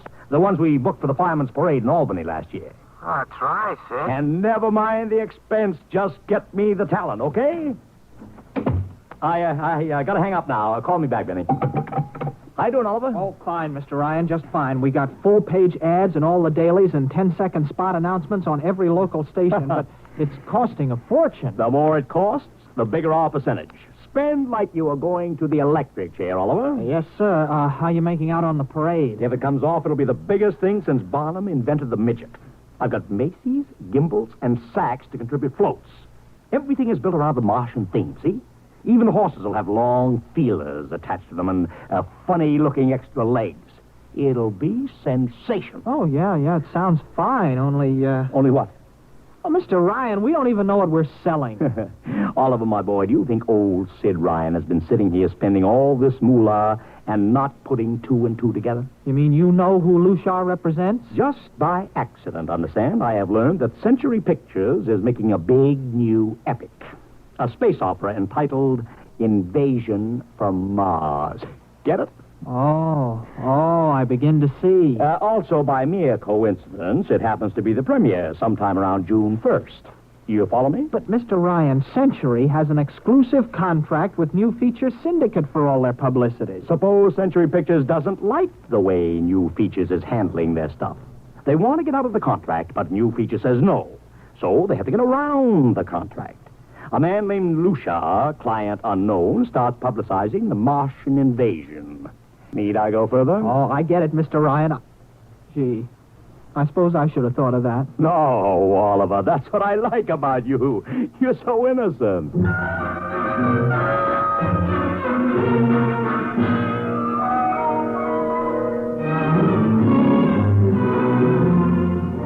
Let me talk to Commissioner Patrick, please. Sid Ryan. Hello? Commish, Sid Ryan. Oh, it's you. Well, what is it this time? If you want to drop a man off the Empire State Building into a teacup full of water, the answer is no. Also, we are not arresting any fan dancers. You know I don't handle fan dances. I want a permit for a parade, June 1st, 5th Avenue. It's a Sunday. There's no traffic. Oh, come now. Look, Ryan. Macy's gets a permit. Gimbals gets a permit. The American Legion gets a permit. The Sons of Erin march every time Morton Downey sings the Wearing the Green. Don't give me a hard time, Patrick. This is too big. I have the 5th Avenue Merchants Association behind me. Okay, Ryan. Fill out the forms. I'll pass them along to the license commissioner. That's my boy. Oh, by the way, what's the occasion? Oh, don't you read the papers, Patrick? June 1st is Martian Day.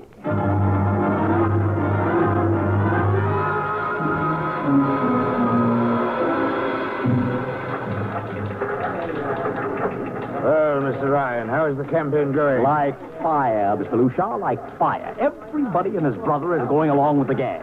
Yesterday, we distributed 50,000 Martian hats to school kids.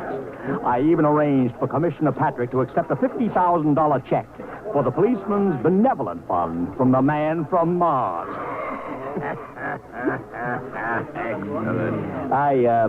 I understand Century Pictures spent over $1 million making that space opera. I beg pardon? Oh, come, Mr. Lucia. Sid Ryan wasn't born yesterday, you know. I know who our client is, even if you don't admit it. You do? Always thinking that's me. Well, as long as you know, let's keep it to ourselves, shall we, Mr. Ryan? As you once remarked, when these things leak out, it destroys the surprise and ruins the effectiveness of the campaign.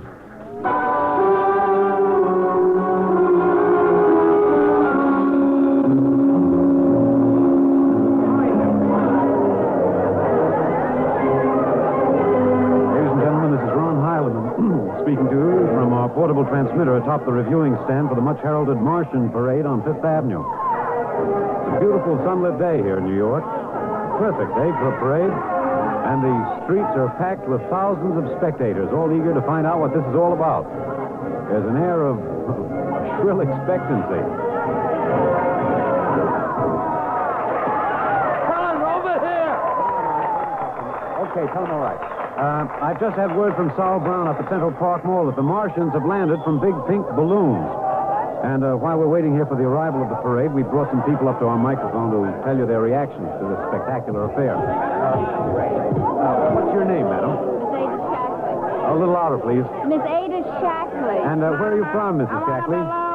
Columbus, Ohio. I see. And I see you have your family with you. Two little curly-headed boys. Are you in New York for your vacation? Yeah, we came for the Shriners Convention with their daddy. Well, what do you think of Martian Day, Mrs. Shackley? Well, it all seems very strange to me, but the boys have been pestering me to watch it, so we've been standing here for 2 hours. I can't make head or tail of it. Well, neither can a lot of other people, Mrs. Shackley, but judging by the thousands here already, there's a lot of curiosity. Curiosity killed a cat, folks say. Let's hope not. Thank you, Mrs. Shackley. And now Here they come, ladies and gentlemen. The first units of the big Martian Parade swinging down Fifth Avenue. With fanfare, colored streamers, music, confetti, floats, all the attractions of the Mardi Gras. Let's listen to the band for a minute.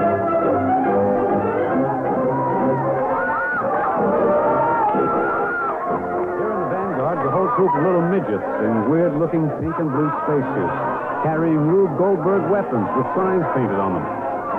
I can read one which says Atomic Blaster. Another has a placard reading, We're marching through Georgia. And here come the clowns, laughing and falling all over each other. They're giving free sugar candy to the kids along the way. Yes, ladies and gentlemen, this is a happy, laughing crowd along Fifth Avenue today. A true reflection of a great sense of humor and good nature that makes America the place it is. Why, only... What's this? The crowd's murmuring now. They've fallen somewhat silent. There's something coming. I'll try to get it for you. What? Ladies and gentlemen, here comes the Martian contingent. This is promised as the climax of the show. And now a great hush has fallen over the crowd. Quite a sight to see these thousands of people standing here expectantly, hearing only the great regular sigh of their mass breathing. Now here they come, ladies and gentlemen. The Martians, marching in booted, helmeted ranks, row after row of them. This is an impressive sight, ladies and gentlemen. And a rather serious contrast to the rest of the joyous slapstick parade we've been witnessing up in Mao. There are perhaps, 200 tall, broad-chested men dressed in metallic gray spacesuits with thick glass visors drawn across their faces. Each one's holding an ominous-looking ray gun at the ready position. And marching in absolute silence, keeping steps perfectly, as though some new unspoken command is marking time for them. Even the children are awed by the unexpected warlike realism of the Martian Legion. And now the first ranks of the Martians move past us, down Fifth Avenue toward the reviewing stands at the square. No one moves. There. A woman, ladies and gentlemen, just dashed out into the street. For what reason, I don't know. She just slipped through the police cordon somehow. They're after her now, but she's already reached the ranks of the marchers, and she's trying to lift the visor of one of the Martian spacesuits. Wait. She's fallen. She screamed and then fell forward in a dead faint. The Martian column keeps right on coming. Unless they break ranks, they're going to trample her. No. The policemen have got her now. They're dragging her away, out of the way. They're trying to revive her now. All sorts of rumors have begun filtering back through the crowd. Some are even whispering that the woman's dead. We don't know yet, but whatever's happened, the incident seems to have cast a slight shadow over the mood of the crowd. carefree holiday air seems to have vanished. The crowd's stirring uneasily, a little disturbed at what we've just seen. Nothing to be alarmed at, however. It just seems a shame that anything like this should happen to spoil our enjoyment of the Martian parade.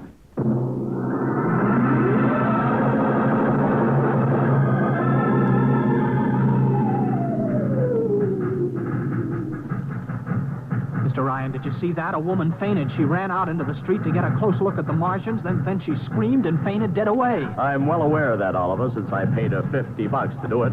What? The dramatic moment, Oliver. The stock and trade of the good publicity man. Relax. Holy smokes, you sure think of everything. For my share of this deal, roughly $100,000, I can afford to think of everything. Shut the window. Oh, okay, but don't you want to see the finish? We'll go down to the reviewing stand for the finish. Right now, I want to make a phone call. By the way, where's Lucia? Oh, I haven't seen him. Well, close the window, Oliver. Well, okay, Mr. Ryan.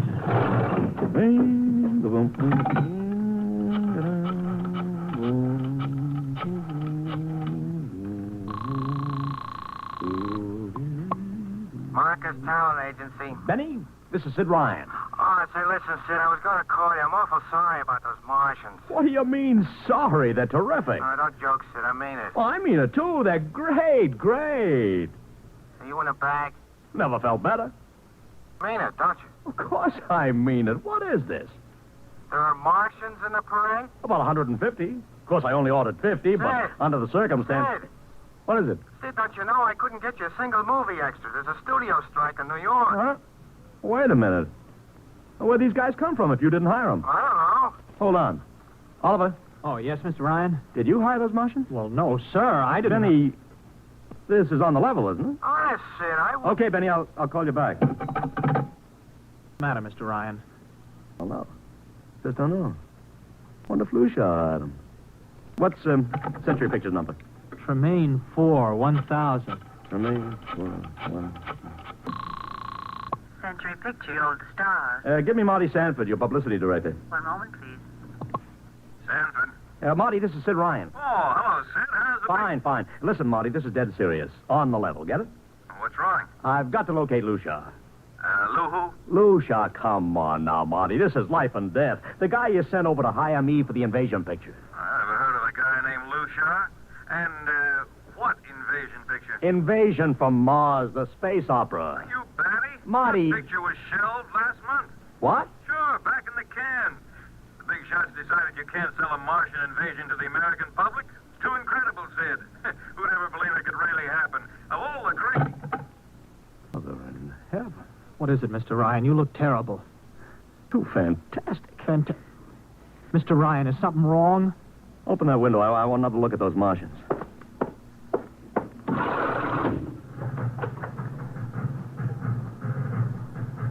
Look at them.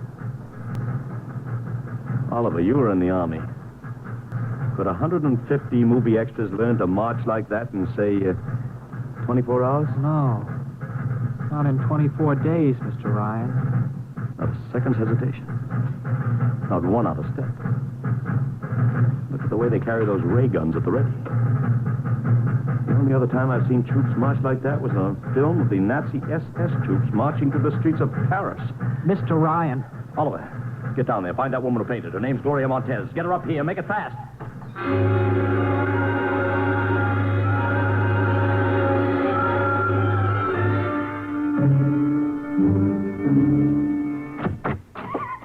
Yes, Mr. Ryan. I can't get much sense out of her. Stay away from me. Okay, Gloria. You can cut out the act and relax.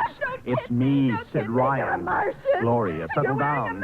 Baby, it's me, Sid. It's awful. It's so big green eyes and those feelies like a catfish. Baby, snap out of it.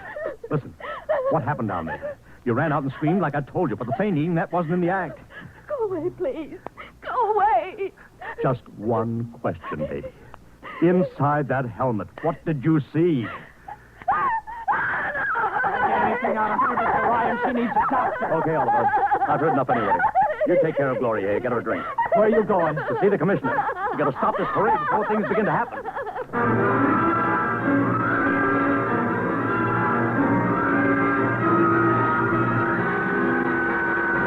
Okay, Ryan, what's the beef? Listen, Patrick, I don't know what it is, see, but something's wrong. You've got to stop that parade. I suppose you'd like the riot squad. That would get you a front-page spread on every paper in town. Now, look, Ryan, I've got no time for your cheap publicity gags. I'm a busy man. Listen, I'm trying to tell you I don't know where those Martians came from, who they are, anything about them. Oh, Ryan, I'm wise to your tricks. Now, if you let the sergeant show you out... You won't do it, huh? An honest citizen appeals for protection and you refuse? I most emphatically do. Now, beat it. All right, Patrick. I'll go right to the mayor's office. I'll have you busted flatter than the fried egg. Go ahead. I'm sure His Honor will be glad to toss you out on that phony nickel-plated skull of yours.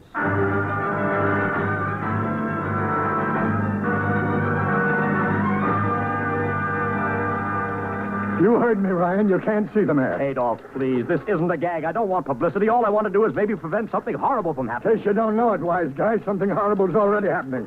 A couple of hundred little kids are in the hospital with ptomaine poisoning from that phony Martian candy you passed out. What? Or didn't you know? I didn't.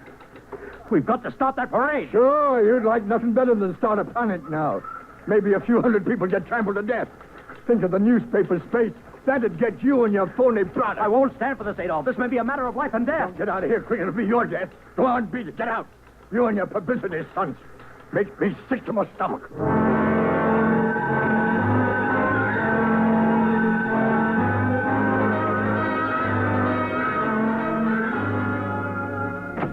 Oliver! Oliver! Oliver, where are you? Oliver! Oliver! Oliver! It is useless to scream at him, Mr. Ryan. Your friend is quite dead. Lucia. He wanted to run to the police with some story about a Martian invasion. I found it necessary to restrain him. Restrain him, you stinking murderer. Now, Mr. Ryan, collect yourself. After all our planning, it wouldn't do to have everything spoiled now, would it? Lucia, I'll stop talking and talk fast, because when you get through, I'm going to take you apart piece by piece. What's this all about? Surely you know, Mr. Ryan. After all, you've been publicizing it for months. See, before colonizing your planet, the Martian government sent some of us as scouts in advance, disguised as Earthmen, of course, to study your habits, your weaknesses. We found that the people on Earth are predominantly conditioned by advertising and publicity. So we conceived the idea of treating our entire invasion as a vast publicity stunt. Clever, yes? After all, Mr. Ryan, who would suspect an invader who advertised his invasion in the newspaper, invited the public to his surprise attack, and spent millions publicizing his plans? Holy jumping. You've done very well, you see. Then there was no product. Ah, but there is a product. The product is death. What are you trying, Lucia? We Martians are a humane people, Mr. Ryan. We do not like to destroy thousands where a few hundred will suffice. In exactly 2 minutes, our troops will treat the world to a spectacle of death, which will bring the rest of your planet to its knees in horror. Nations will clamor to surrender. Perhaps, Mr. Lucia, but not if I can help. No!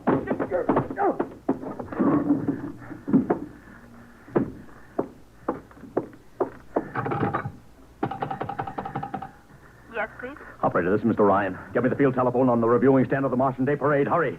Anyone in particular? Just hurry. Reviewing stand. Hello? Get me Commissioner Patrick. Hello? Hello. You have to talk louder. I want Commissioner Patrick. Oh. Patrick! Wait a minute. Things are quieting down. Hey, what was that you wanted? This is Ryan. I have to talk to the commissioner. It's a matter of life and death. Oh, you can't talk to him now. The chief Martian is presenting the PBA check to him. The Martians are going to fire a salute. Listen, you got to stop him. What? Stop him! I'm sorry, Mr. Ryan. I can't. You idiot! The worst is going.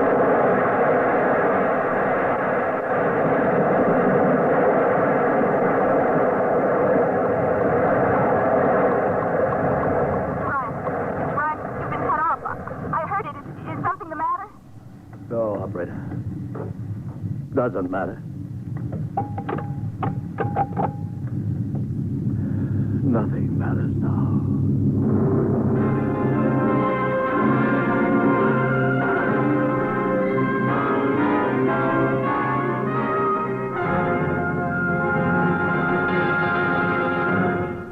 Tonight by transcription, X-1 has brought you The Parade. Written by George Lefferts. Featured in the cast were Joseph Curtin as Ryan, Barry Kroger as Luchar, Alexander Scourby as Ron Heilman. Music by Albert Behrman. X-1 was produced by Van Woodward and directed by Edward King. Fred Collins speaking. X-1 is an NBC Radio Network production.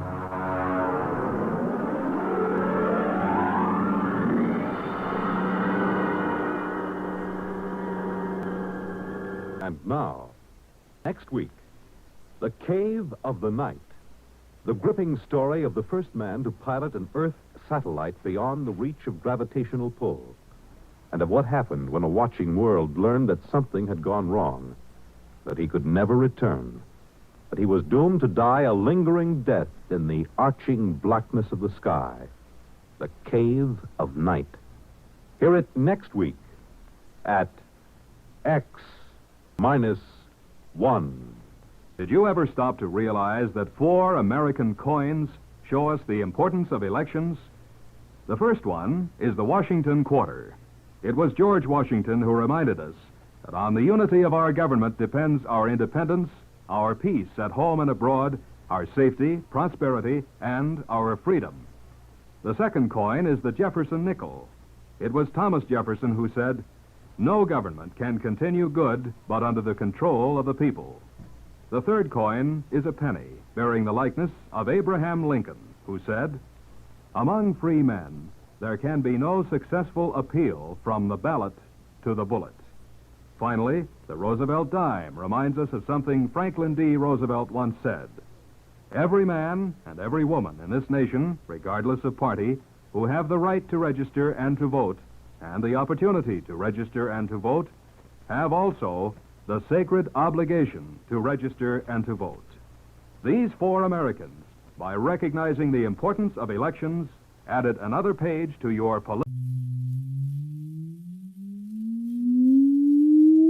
Countdown for blastoff.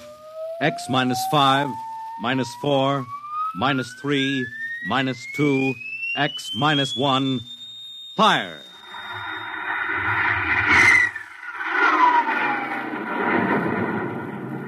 From the far horizons of the unknown come transcribed tales of new dimensions in time and space.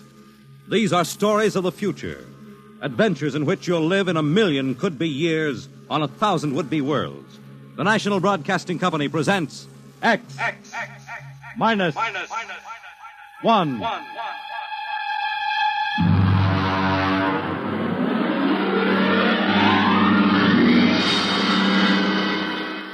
Tonight, the science fiction classic, Knock, by Frederick Brown.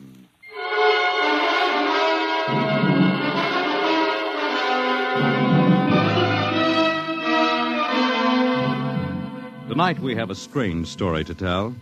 A sweet, blood-curdling little story that is really only 2 sentences long. The last man on earth sat alone in a room. There was a knock at the door.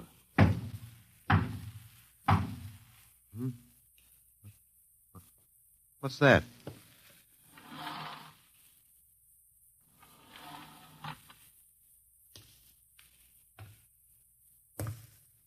Good morning, man. What? Who are you? You have regained consciousness. Who are you? I am Zan. I'm still asleep, I must be. You are not asleep. Maybe if I close my eyes, it'll go away. I will not go away, man. Oh, I guess I'm awake. What are you? I am a Zan. What's that? A Zan is intelligent life. Look, I don't... What happened? Where are you from? From Planet 7 in the 3rd galaxy in the 4th quadrant. Where? It is not necessary to repeat information which is correct in the original statement. Planet 7, but... You mean I'm not on Earth? You are still on your planet. Then what are you doing here? The Zans have annexed your world. You mean you've conquered Earth? Yes, that is correct.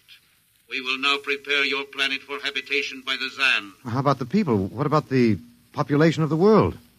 You are the population of the world. Huh? Now, wait a minute. I can't...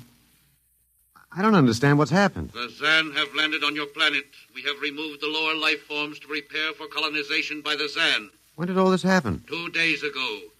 You have been unconscious until now. You really mean I'm the last man on Earth? That is correct. Identify yourself now. What?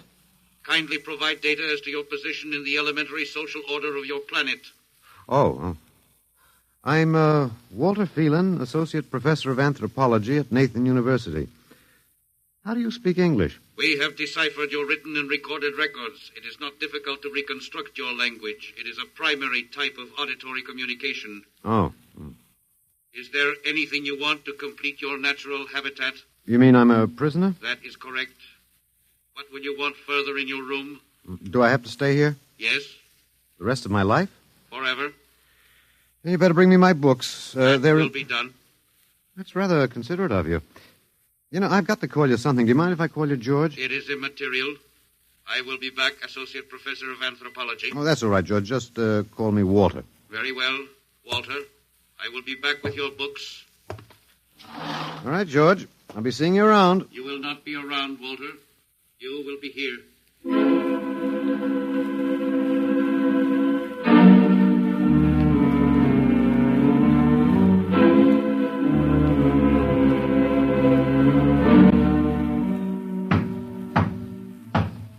Come in.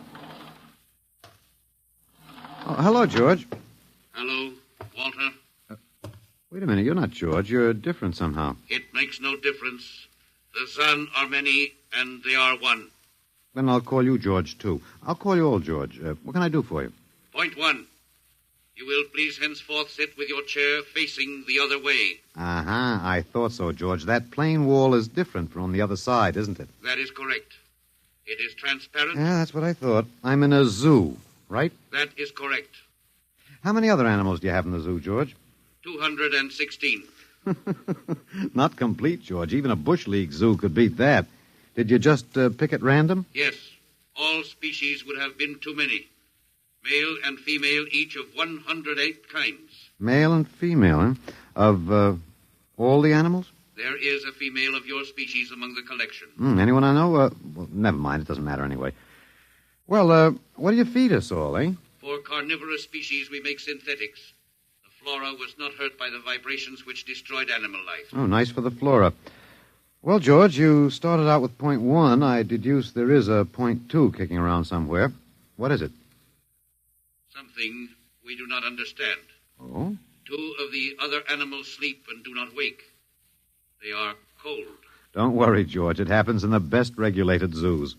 What is wrong with them, Walter? Nothing much. They're just dead. Dead? Mm-hmm. That means stopped. But nothing stopped them. Each was alone. Well, maybe they just died of old age. Old age? I do not understand. You don't? Well, how old are you, George? Your planet went around the sun about 7,000 times since I was born. 7,000 years? Yes, I am still young. Yeah, babe in arms. Look, George, you've got something to learn about this planet you've hijacked. Here on Earth, we've got somebody you don't know where you come from. An old man with a beard and an hourglass and a scythe. Your vibrations didn't kill him. What is he? Oh, old man Death. Down here, our people and animals live until somebody, the Grim Reaper, stops them. He will stop more? Well, he gets us all, George. With your lifespan, it won't seem like a minute and we'll all be gone. Looks like you made a mistake, George. And I don't think there's much you can do about it. That is not correct. The Zan is a logical being. We will take action.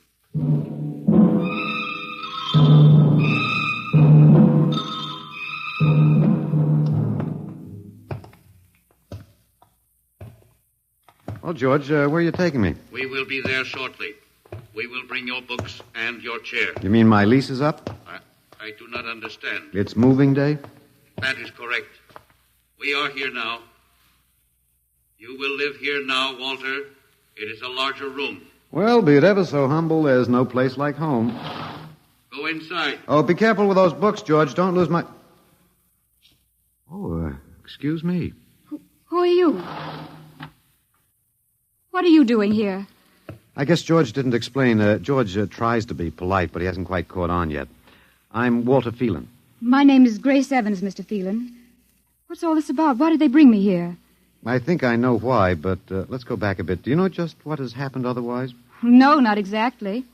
Well, I've been talking to George. George? Well, that's what I call them, all of them. There's no way to tell them apart anyway. There aren't many of them here yet. They come from outside the solar system, sort of an advanced scouting party. I saw their spaceship. It's as big as a mountain. Yeah, they're moving in on us. They cleaned off the Earth with some kind of vibration. It destroys all sorts of animal life. I don't know whether they did it all at once or if they had to circle the Earth a few times, but they killed everybody. No. I was afraid The that... cheerful note is that you and I and 200-odd other animals were picked up beforehand as specimens for the zoo. You do know this is a zoo, don't you? I suspected it. But I don't remember anything about being captured. I just woke up here. Well, my hunch is they used the vibrations just low enough to knock us all out. And then they cruised around, picking up samples at random. When they were all set, they turned the juice on full blast. How terrible. Yeah, well, they solved a lot of problems for us. Housing shortage, wars, even the atomic bomb. I don't suppose the human race, you and I, have to worry about anything now. It's awful. Only they made a mistake. They underestimated us. I don't understand. They thought we were immortal. That we were what? Immortal, like they are. Oh, they can be killed, but the Zans don't know what natural death is. They didn't know anyway until they lost two of us yesterday. You mean there are more than two of us? Oh, not more of our species, no. These were merely fellow animals, a rabbit and a canary. And by the Zan's way of figuring time, the rest of us are only good for a few minutes apiece. It's a joke on them. They figured they had permanent specimens here in the zoo. Well, didn't they even know we'd all die eventually? I don't think so. George, that is the second Zan I saw, told me he was 7,000 years old, and he's young by their standards. When they learned how quickly we die, they were practically shocked to the core, if they have cores. How can you talk that way about it? Academic detachment. I learned it at faculty teas. At any rate, they've decided to reorganize their zoo. 2 by 2. What, are they going to keep us locked up together in this one little room? Yeah, I'm afraid so. There's plenty of furniture, though, and George promised to bring me my chair. We've got to do something. Why? Well, I don't know. It just seems to me we owe it to the human race to do something. Oh, well, perhaps you have a suggestion? There must be some way. They can be killed, you said. Oh, yes, I've been studying them. They look horribly different, but I think they have about the same metabolic and digestive system as we. I think that anything that would kill one of us would kill one of them. But you said 7,000 years. Yeah, I think I figured it out. Now, George cut his, I suppose you'd call it his hand, when he brought in my books. Started to bleed, red blood. But I could see the cut closing as he stood there. By the time he left, it was healed. I don't understand. Well, you see, whatever factor there is in man that makes him grow old is missing in the Zan. Their regenerative powers must be unlimited. They just don't wear out. They go on and on until they're stopped. Suppose we killed one. There must be some way. Oh, what would be the use? They wouldn't even punish us. They'd just give us our food through a trapdoor and put up a sign saying, "Beware of the man. Dangerous." I don't think they'll even have to bother in your case. I don't see anything funny. I'm sorry. It just reminds me of Martha. Martha? My wife. She died 2 years ago. I'm sorry. Well, not at all. It was a pleasure. That'll be George with my books. Come in. Hello, George. Hello, Walter. Point 1, I have brought your books. Point 1, eh? What else is on your mind? Another creature sleeps and will not wake. Oh? A small feathered one called a duck. Well, it happens, George. I warned you. Old Man Death, the Grim Reaper. I told you about him. Walter, the Council of Zan has met. It has been decided logically that A, no life form can withstand the full strength vibrations with which we cleared your planet. Therefore, the Grim Reaper you spoke of does not exist. Pretty neat, George. What's B? B, the only intelligent life to escape the vibrations is you. Therefore, the logical conclusion is you are stopping these animals by some means unknown to us. George, you are off your trolley. You will tell me now how this is done. You've got me. Yes, we have. It is necessary to save the remaining specimens as long as possible. If we do not get the information, we may be forced to dispense with your species entirely. This means you, Walter, and the female. Now, hold on, George. Don't go off half-cocked. Let me take a look at these animals that won't wake up. I will take you there now. Go first, Walter. After you, my dear George.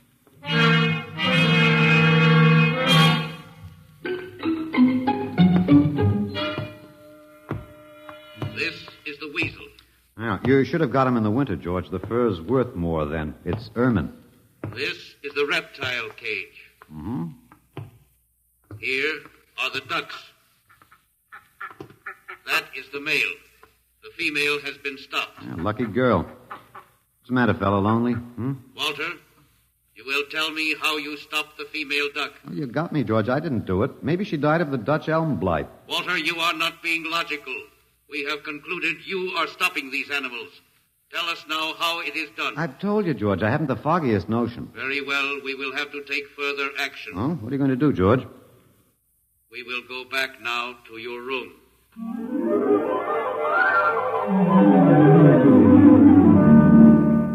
What happened, Mr. Phelan? You might call me Walter. After all, George does.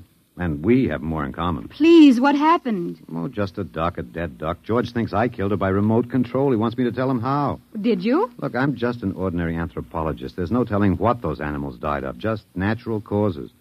But George can't see it that way. He thinks I'm holding out on him. Good. What? At least we can get back at them some way.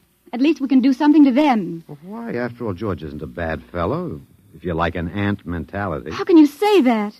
Well, they murdered the human race. I suppose so, but we can't change that now, so why think about it? We just can't sit here and do nothing. I fail to see how we can do anything else. But at least we could be fighting. I can't see the virtue in that.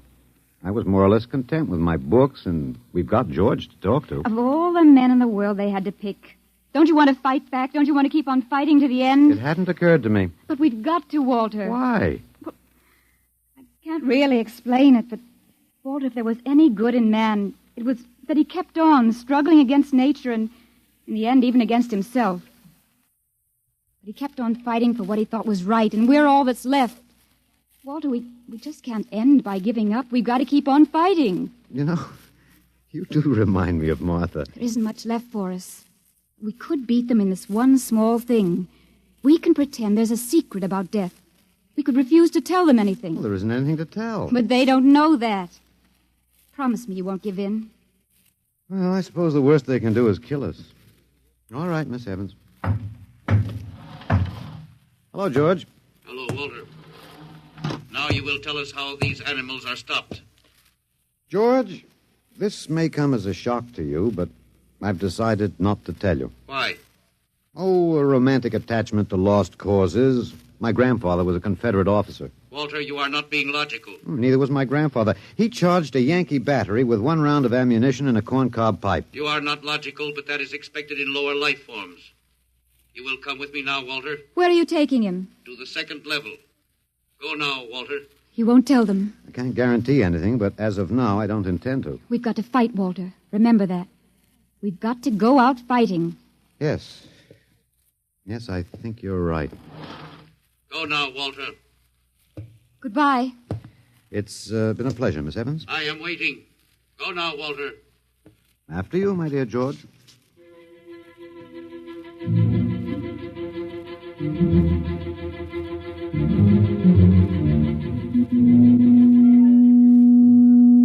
You will tell us now, Walter? That was the first level of vibration. There are many more. However, we have calculated that none of them exceed your threshold of unconsciousness. Very clever, George. Of course. You will tell us now, how do you stop these animals? You will tell us now? As of now, no. However, I'm not very brave, if that encourages you, George. You are not being logical, Walter. You're telling me. We will now use vibration level 2.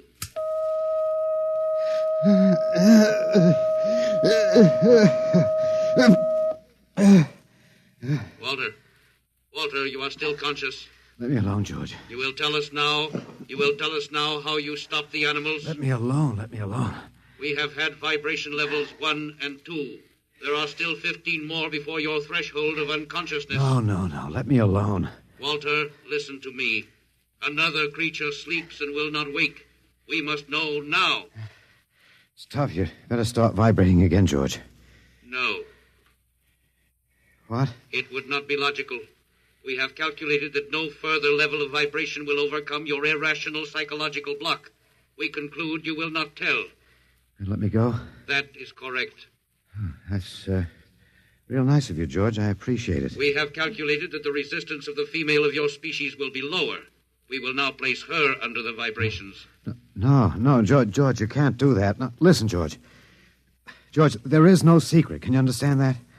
There is no secret. Those animals died from natural causes. I'm telling you the truth. That is not a logical answer.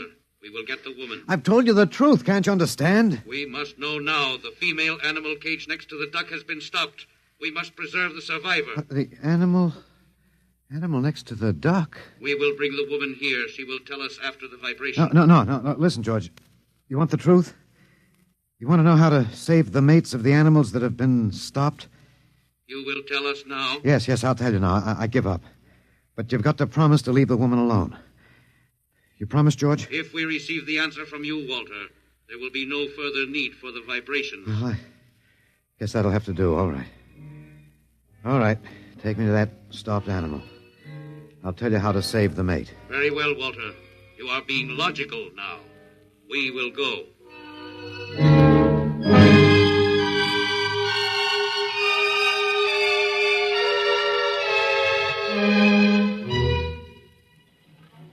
Walter, are you all right?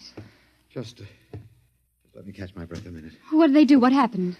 After a while, I told them what they wanted to know. Oh, no.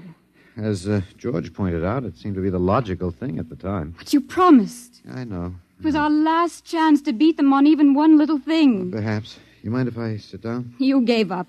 I suppose you could call it that. I'm very tired. They've beaten us completely then. There isn't even anything we can do. The last of the human race, and we give up. We don't even die fighting. Oh, it isn't that bad. Something might turn up, Martha. What did you call me? Huh? No, I must have said Martha. Sorry, she was my wife. She died 2 years ago. What were you saying? Nothing. It doesn't matter. It's too late. It's too late for the whole human race. What now, George? The Council of the Zan has met. No? Something wrong, George? A Zan has been stopped. What?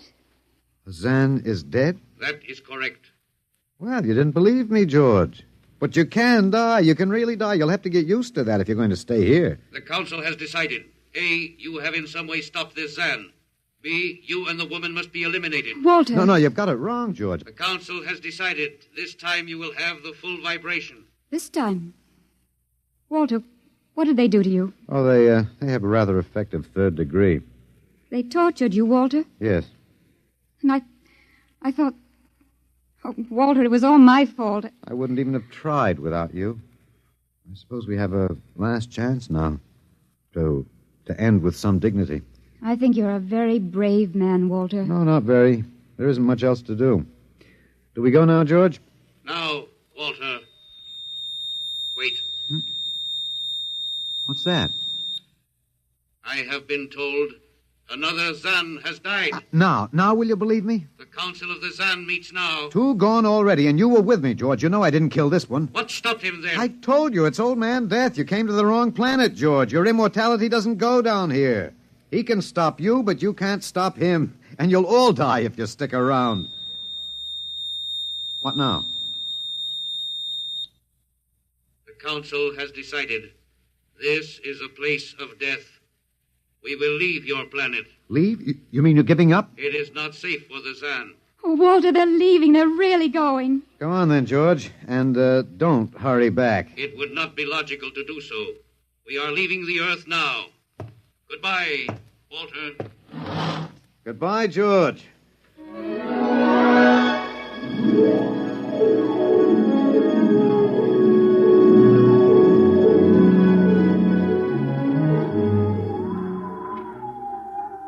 Well, they're all aboard now. So wonderful to feel the sun and the wind again.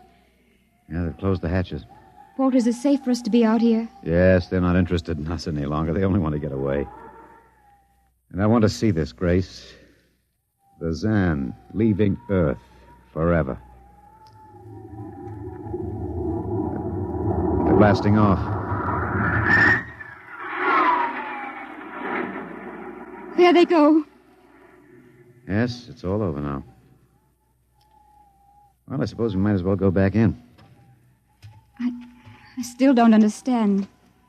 Walter, what made them go? I just told them the facts of life. Of death, you mean? No, of life. After all, I thought George was old enough to know. At 7,000 years, he was getting to be a pretty big boy. I wish you'd stop joking and tell me what happened. Look out for the step.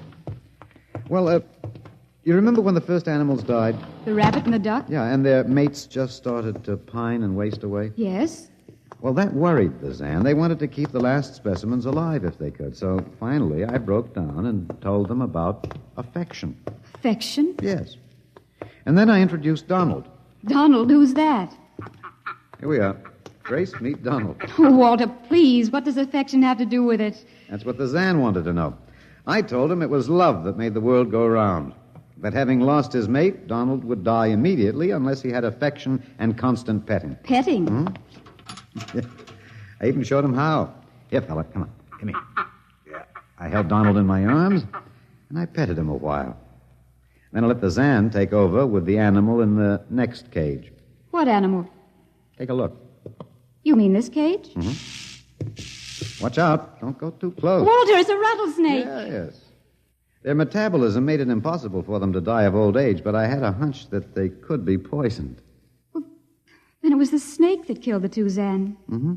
They never even knew what bit them. Then you outwitted them, Walter. Well, I suppose... I thought you'd just given up. Oh, Walter, I'm so ashamed. You don't have to be. I had given up. I probably wouldn't have fought if you hadn't pushed me. Well, we've got a world to plan. A new world, Grace. I know. We'll have to decide which animals to let out of the zoo and which ones it'd be safer to keep in. But first, there's a bigger problem. What's that? The human race. Oh. We've got to make a decision about that. Pretty important one. Yes, but... It's been a nice race, even if nobody won it. Of course, it may go backward for a while until it gets its breath, but we can save the books and all the most important things and get it started ahead once more. No. It's the Garden of Eden all over again. But Eve, you'll have to watch out for that snake. Now, don't be ridiculous, Walter. You know, funny, you even blush like Martha. Only you're stronger than she was. Prettier, too. I wish you'd forget about Martha. I think I will, my dear. If you'll give me time. Now, Walter Phelan, you listen to me. If you think for 1 minute that I thought it would never happen to me again. But it is love that makes the world go round. So, Grace, if you could only... No. I wouldn't marry you if you were the last man on earth. But that's exactly what I am. I don't care. I don't even want to talk about it. I'm going out. All right, my dear, but think it over. And please come back.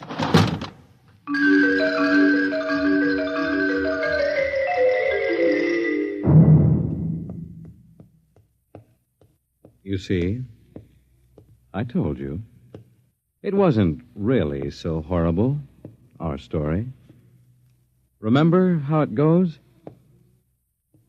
The last man on earth sat alone in a room. And then there was a knock on the door. Come in. Come in, Grace, my dear.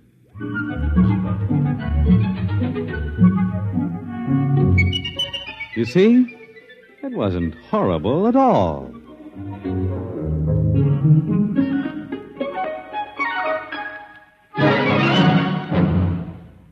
In just a moment, a word about next week's adventure.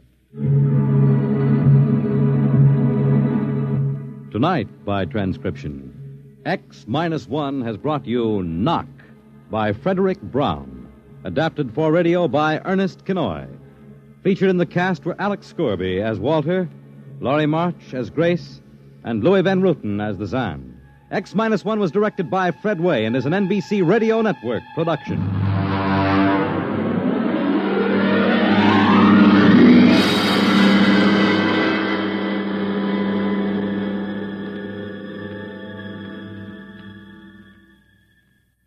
And now, next week.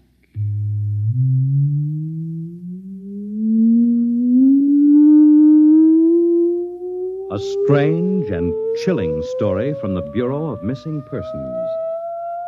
The story of what occurred when they accidentally intercepted a short-wave message, a cry for help from a missing atomic scientist who told them the fantastic story that he was now The Man in the Moon. How did it happen?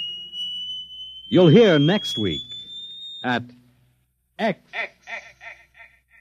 minus 1.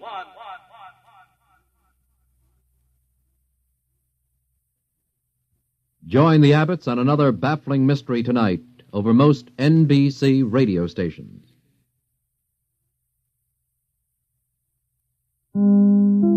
In just a moment, X-1, but first... Boy, that kind of music went out with a handlebar mustache, didn't it? But the kind of wonderful melodies you'll hear on NBC's bandstand are guaranteed to remain popular throughout the years. This is Bert Parks, your bandstand MC. I'd like to invite you to spend 2 full hours each weekday morning with America's top name bands. Groups like Guy Lombardo, the Dorsey Brothers, and Ralph Flanagan. They'll entertain you in person. So listen Monday through Friday to NBC Bandstand. Now stay tuned for X-1 on NBC. After tonight's broadcast, X-1, the adult science fiction show, will not be heard until Wednesday, September 26th. It will be heard on Wednesdays thereafter. For the exact time, consult your local newspaper. And now, X-1. Countdown for blast off. X-5, 4, 3, 2, X-1, fire.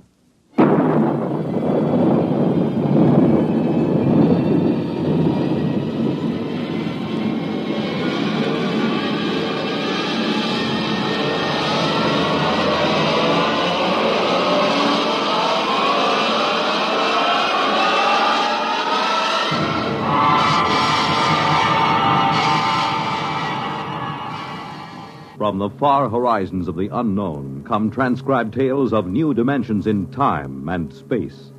These are stories of the future, adventures in which you'll live in 1,000,000 could-be years on 1,000 maybe worlds. The National Broadcasting Company, in cooperation with Galaxy Science Fiction Magazine, presents X-1.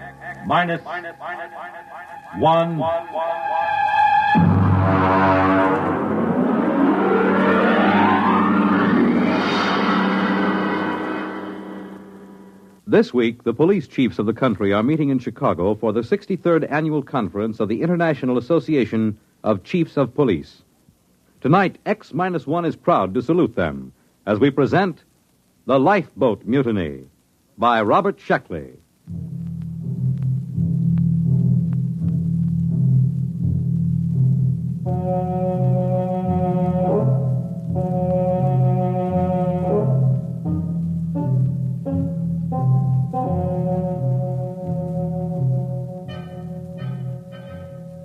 Of course, we should have known better. In a way, we were asking for it, but frankly, we were short of credits, and beggars can't be choosers. As a rule, I don't like second-hand equipment, not if I have to trust my life to it. But Joe, the interstellar junk man, can be pretty persuasive.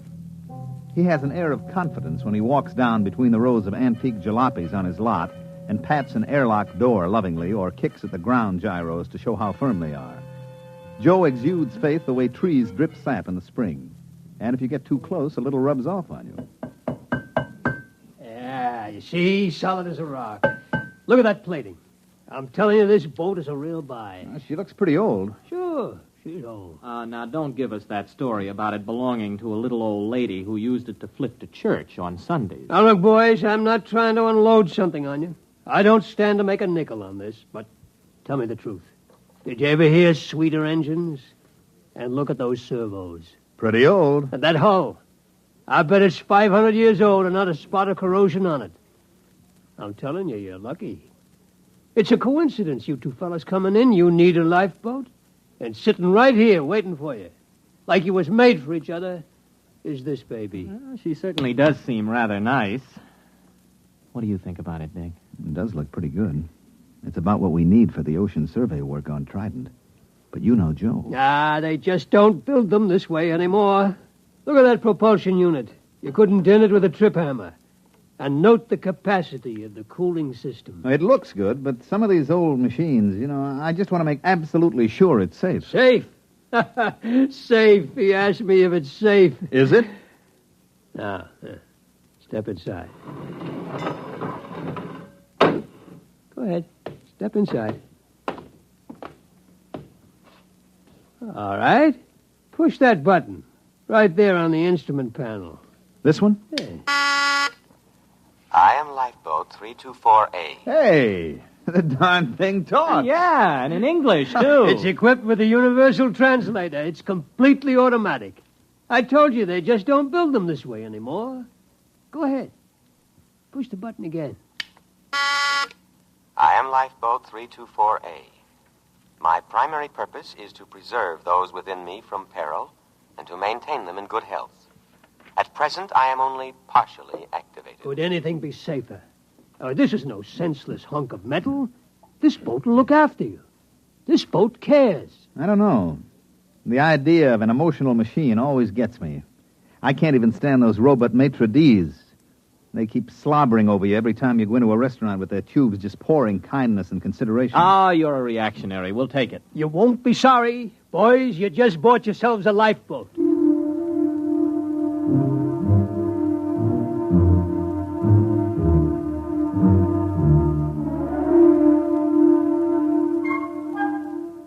Joe delivered this assurance in the frank and open tones that had helped make him a millionaire several times over. It wasn't that he was dishonest. Far from it. All the flotsam he collected from anywhere in the universe worked. But ancient machines often had their own idea of how a job should be done. They tend to get peevish when forced into another routine.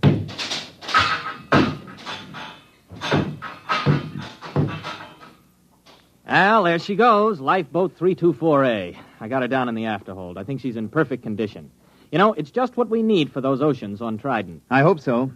The last thing I bought from Joe was an electric razor. Only it turned out that it came from Deneb 3, where they are slightly reptilian. And an electric razor is used to help them change their skin in the hot months.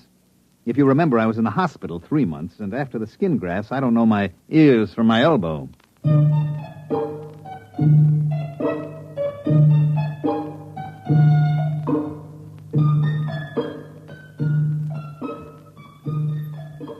This job we were on was to survey the planet Trident for a real estate speculator who bought it for subdivision.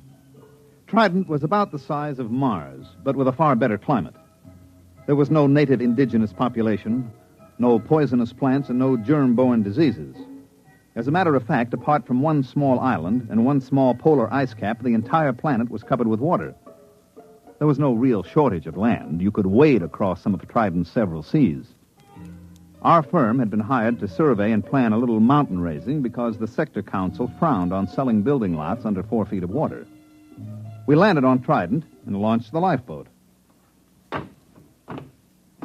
Okay, I got the sandwiches in the water. Ready to cast off? Aye, aye, sir. All mooring lines are on board. All right, let's crank this swan boat up and get going. Well, push that button. Aye, aye. I am Lifeboat 324A. My primary purpose is to preserve those within me from peril and to maintain them in good health. At present, I am only partially activated. For full activity, press button 2. Oh, there it is, right next to the first one.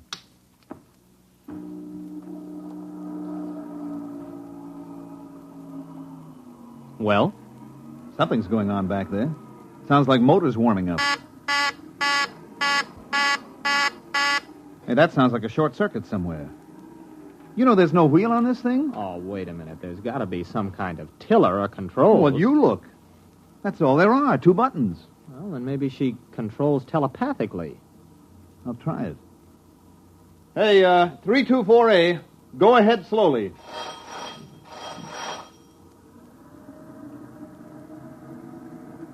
Ah, there she goes. That's it. Starboard a little. Wait a minute. I still don't like the sound of that. I bet there's a short somewhere. I'm going down to look for it with a circuit tester. Don't louse anything up. I like a boat that works this way. Gives me a sense of power. Hey, 324A, full speed ahead.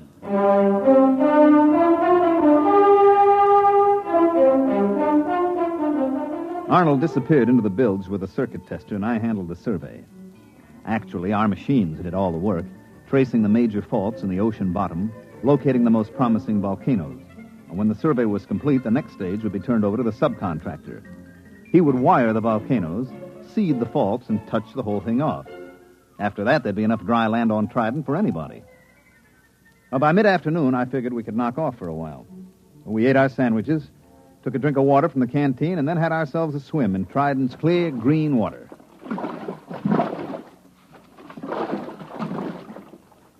Hey, give me a hand up.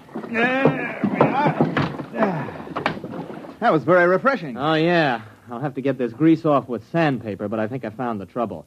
You see, the leads to the primary activator have been removed and the power cable's been cut. Well, why would anyone do that? Well, it might have been part of the decommissioning, but I got it hooked up now. Go ahead, hit the second button. Might as well have this thing working right. Okay, here she goes.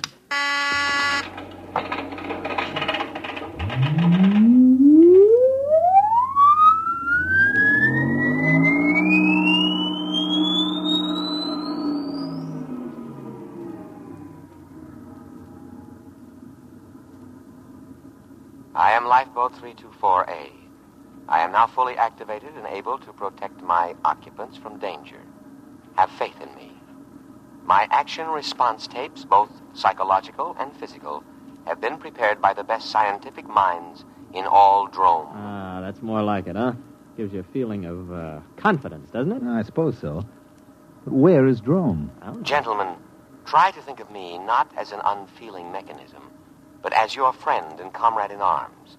I understand how you feel. You have seen your ship go down, cruelly riddled by the implacable Hagen. What ship? What's it talking about? You have crawled aboard me, dazed, gasping from the poisonous fumes of water, half dead. Oh, no, wait a minute. You mean that swim we took? You got it all wrong. We were just surveying. Half dead, shocked, wounded, morale low. You were a little frightened, perhaps, and well, you might be. Separated from the Drome fleet and adrift upon an alien planet. A little fear is nothing to be ashamed of, gentlemen. But this is war, and war is a cruel business, and we have no alternative but to drive the barbaric Hagen across space. There must be a reasonable explanation for all this. Probably an old television script got mixed up in its response bank. We better give it a complete overhaul. We can't listen to that stuff all day. Well, we're about a quarter of a mile from the island. I'll tell you what. I'll take it down and clean the goo out of the contacts when we get there. Hey, what's going on? We're stopping. Hey, lifeboat. Quiet, calm, trust in me. I am scanning the island. What's he talking about, scanning the... Better humor it. Lifeboat, that island's okay. We checked it personally. Perhaps you did, but in modern lightning-quick warfare, Drome senses cannot be trusted. They are too limited, too prone to interpret what they wish. Electronic senses, on the other hand, are emotionless, eternally vigilant, and infallible within their limits. But there isn't anything there. I perceive a foreign spaceship on the island. Oh, that's our ship. It has no Drome markings. Well, it hasn't any enemy markings either. I painted it myself. In war, we must assume that what is not ours is the enemy's. Oh. I understand your desire to set foot on land again, but I take into account factors that a Drome motivated by his emotions would overlook. Consider the apparent emptiness of the strategic bit of land, the unmarked spaceship put temptingly out for bait, the fact that our fleet is no longer in this vicinity. All right, that's enough. Now, I'm tired of arguing with you. Go directly to that island. That's an order. I cannot obey that order. You are unbalanced from your harrowing escape from death. All right. Enough of this nonsense. I'm just going to take that cutoff switch and... Come to your senses, gentlemen. Only the decommissioning officer is empowered to turn me off. For your own safety, I must warn you not to touch any of my controls. You are mentally unbalanced. Later, when our position is safer, I will administer to you. Now, my full energies must be devoted towards detection and escape from the enemy.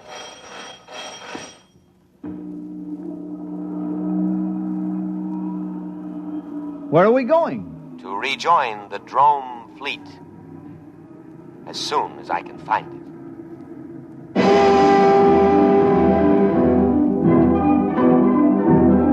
sailed over the empty seas of Trident for the rest of the afternoon and far into the night. At about midnight, we sat in the cabin sharing our last sandwich. The lifeboat was still rushing madly over the waves, its every electronic sense alert, searching for a fleet that had existed 500 years ago upon an entirely different planet.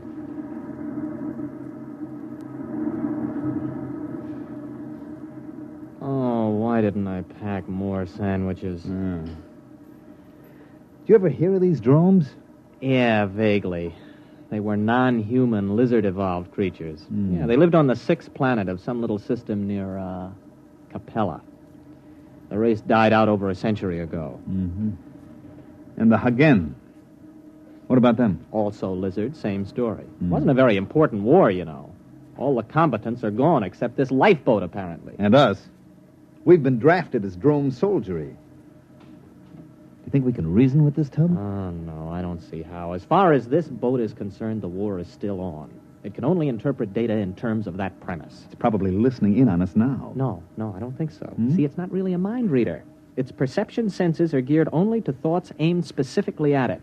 Yes, sirree. They just don't build them this way anymore. Oh, I wish I could get my hands on Joe. Well, you know, it's actually a very interesting situation. The machine is acting very logically upon no longer existent conditions. Therefore, you could say that the machine is the victim of a systematized delusion. You mean the lifeboat is just plain insane? Well, I believe paranoia would be the proper designation. But it'll end pretty soon. Why? It's obvious. The boat's prime objective is to keep us alive. Our sandwiches are gone, and the only other food is on the island. I figure it'll have to take a chance and go back. Gentlemen, at present I am unable to locate the drone fleet. Therefore, I am turning back to scan the island again. Fortunately, there are no enemies in this immediate area, so I can devote myself to your care. Oh, you see, it's about time you got around to us. We're hungry. Feed us. Of course. Immediately.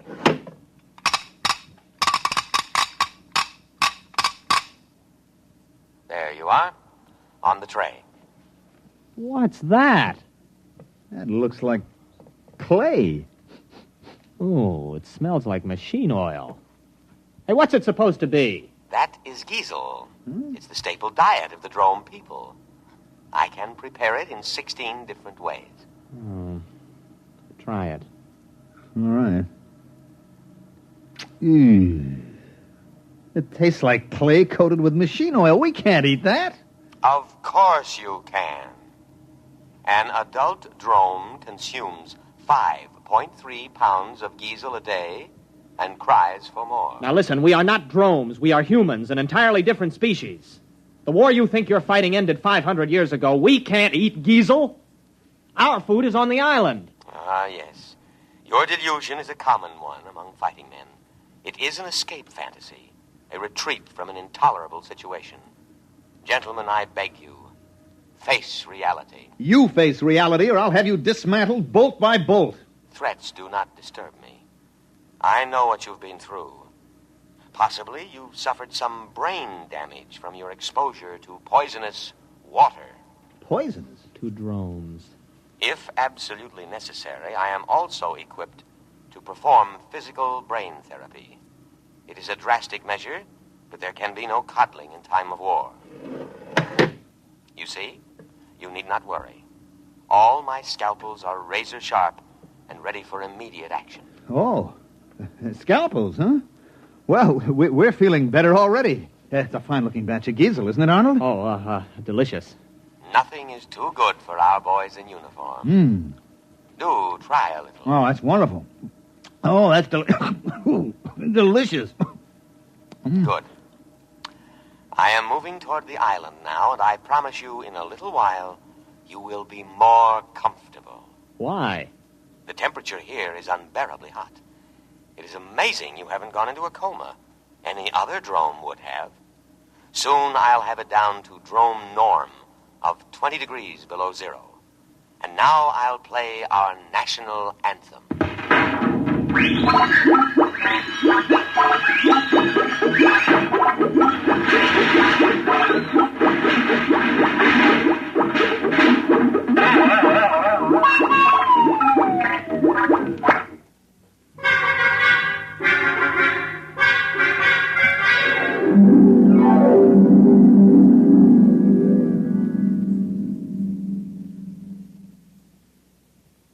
Arnold. What? I'm cold. Well, you should be very comfortable. Drones live at 20 below zero. We're drones and no back talk. Those cooling tubes are all frosted up. Yeah, I just wrote my name in frost in the porthole. Hey, wait a minute. Hmm? Wait a minute. I got an idea. Just follow my lead. Why not? Lead on, fellow drone. Give me the canteen. What are you doing? Just gonna get a little exercise. Gotta stay fit, you know. That is true. Here you are, boy. Catch. Look out, that canteen's heavy.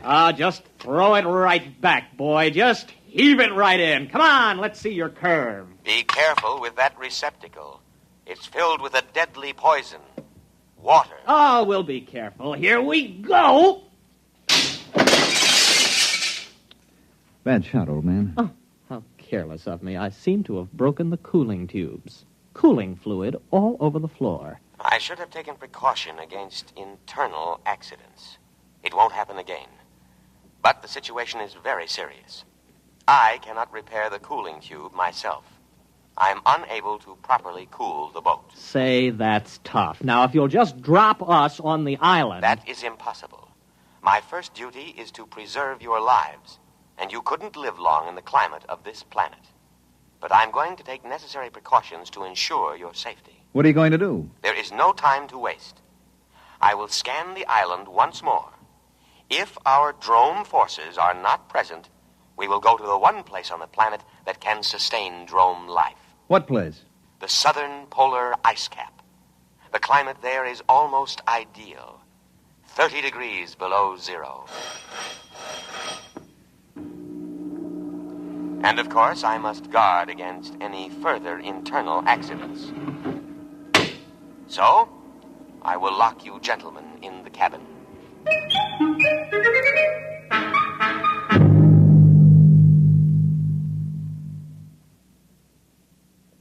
Think. I am thinking. Nothing's coming out. Well, we've got to get off when he reaches the island. It'll be our last chance. Now, look. We know his internal scanning isn't very good. When we reach the island, maybe we could cut his power cable. Oh, you couldn't get within 5 feet of it. He's got an electric charge on all the controls. I am now scanning the island. Place looks fine today. Oh, sure does. I'll bet our forces are dug in underground. They are not. I scanned to a depth of 100 feet. Well, under the circumstances, I think we should examine it a little more carefully. It is deserted. I cannot let you endanger your lives by going ashore. Drome needs her soldiers, especially sturdy, heat-resistant types like you. We like this climate. Spoken like a patriot. I know you must be suffering, but now I am going to the South Pole to give you veterans the rest you deserve. Wait a minute. You don't understand. We're operating under special orders. We weren't supposed to disclose them to any vessel below the rank of super dreadnought. We're a suicide squad. Yes, that's right. Especially trained for hot climate war. Our orders are to land and secure that island for the drone forces. I didn't know that. You weren't supposed to. After all, you're only a lifeboat. Land us at once. I couldn't guess, you know. All right. We'll head for the island. Arnold, it's going to work. Why not, as long as we tell him the truth? The beach is only 50 yards away.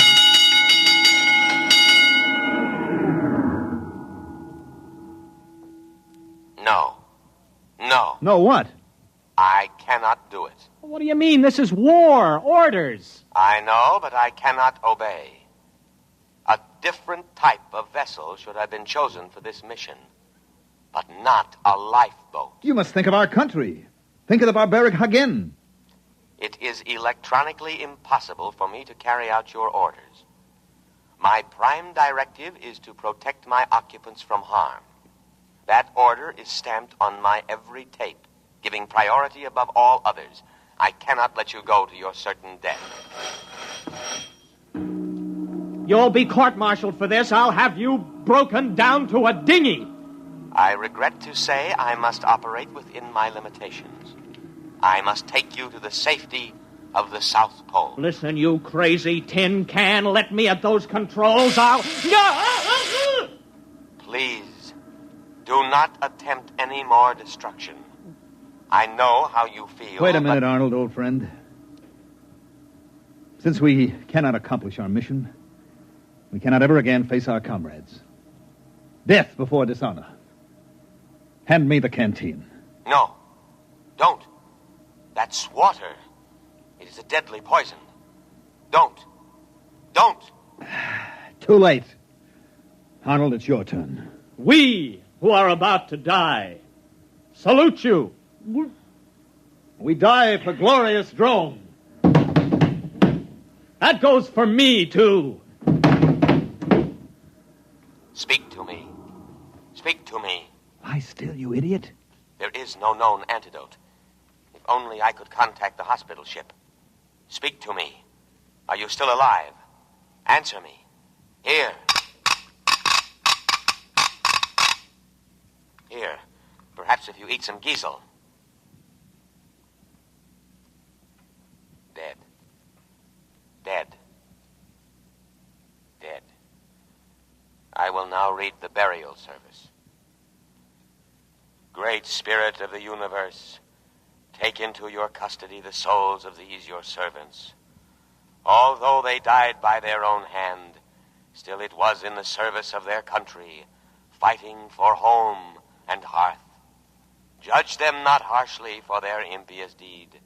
Rather, blame the spirit of war that inflames and destroys the spirit of all Drome.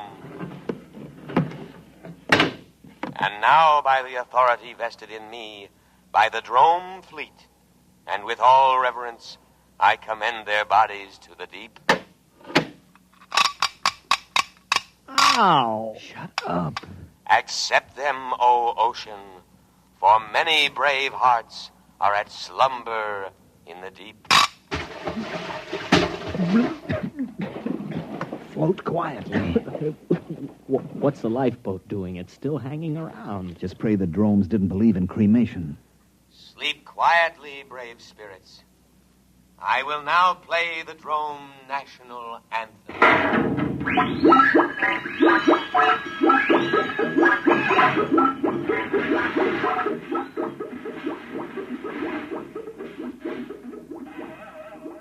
Well, there she goes. Where? To the South Pole. To wait for the Drome fleet.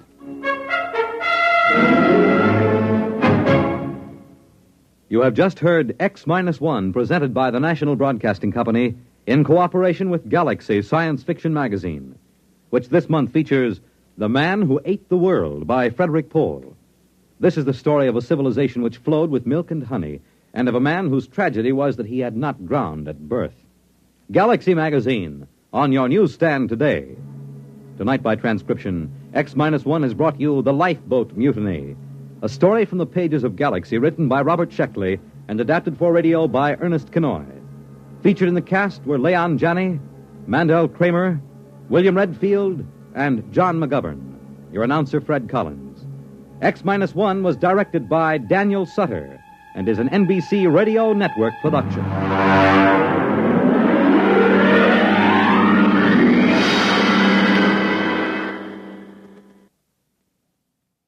A special announcement to the audience of X-1, the adult science fiction show. X-1 will not be heard next week, but will resume broadcasts at a new time on Wednesday, September 26th, and every Wednesday evening thereafter. For the exact time of the broadcast in your locality, remember to consult your local newspaper. The music of Tommy Tucker, live on Bandstand, weekday mornings on NBC Radio. In just a moment, X-1. But first, when you hear the hearty laugh and familiar voice of the great Gildersleeve tomorrow night, you know you're in for some hilarious adventures. Because wherever Gildy is around, why, somehow things never seem to go as planned. It might be his impulsive nature, or maybe it's his incurable weakness for the fairer sex. But whatever it is, the great Gildersleeve is bound to keep you laughing for a full 30 minutes. Tune in tomorrow night and meet Judge Hooker, Nephew Leroy, Housekeeper Bertie, and all the rest of the friendly people from Somerville as they join the great Gildersleeve. And now stay tuned for X-1 on NBC. Countdown for blast off. X-5, 4, 3, 2, X-1, fire.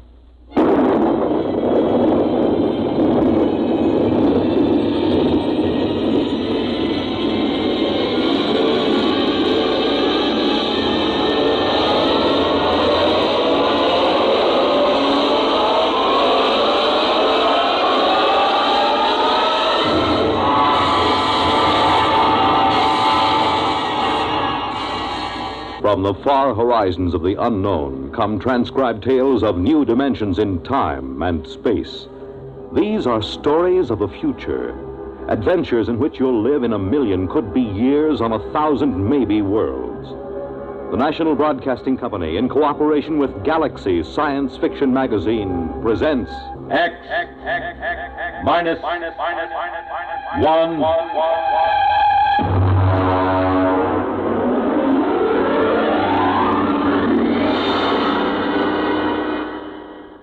Tonight's story, Junkyard, by Clifford D. Simak. The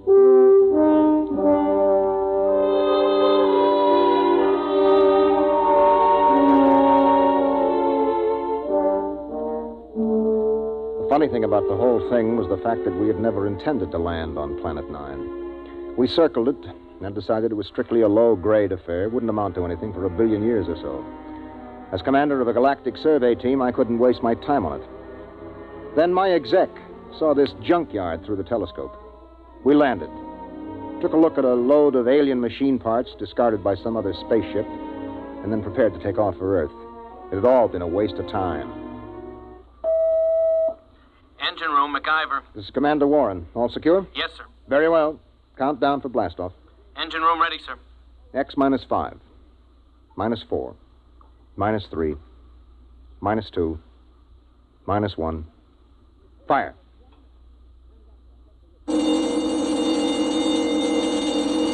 Mac, what's wrong down there? Well, I don't know, sir. Brady, get the data analyzer ready. We'll have to correct for a new takeoff time. That's the first time I ever heard of engine failure before takeoff. Oh, better before than after. Engine room? Yes, sir. What's happening? You boys ready yet?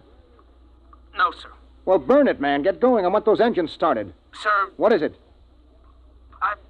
I don't quite know what to say. Well, say something or I'll have you busted.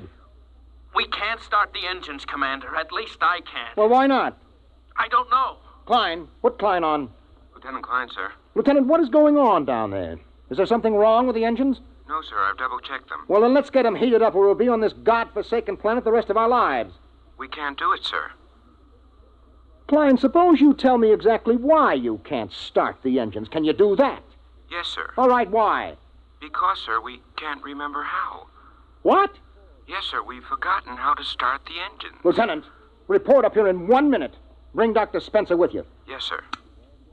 All right, Brady, where have you got it? Got what, Ira? Don't play innocent.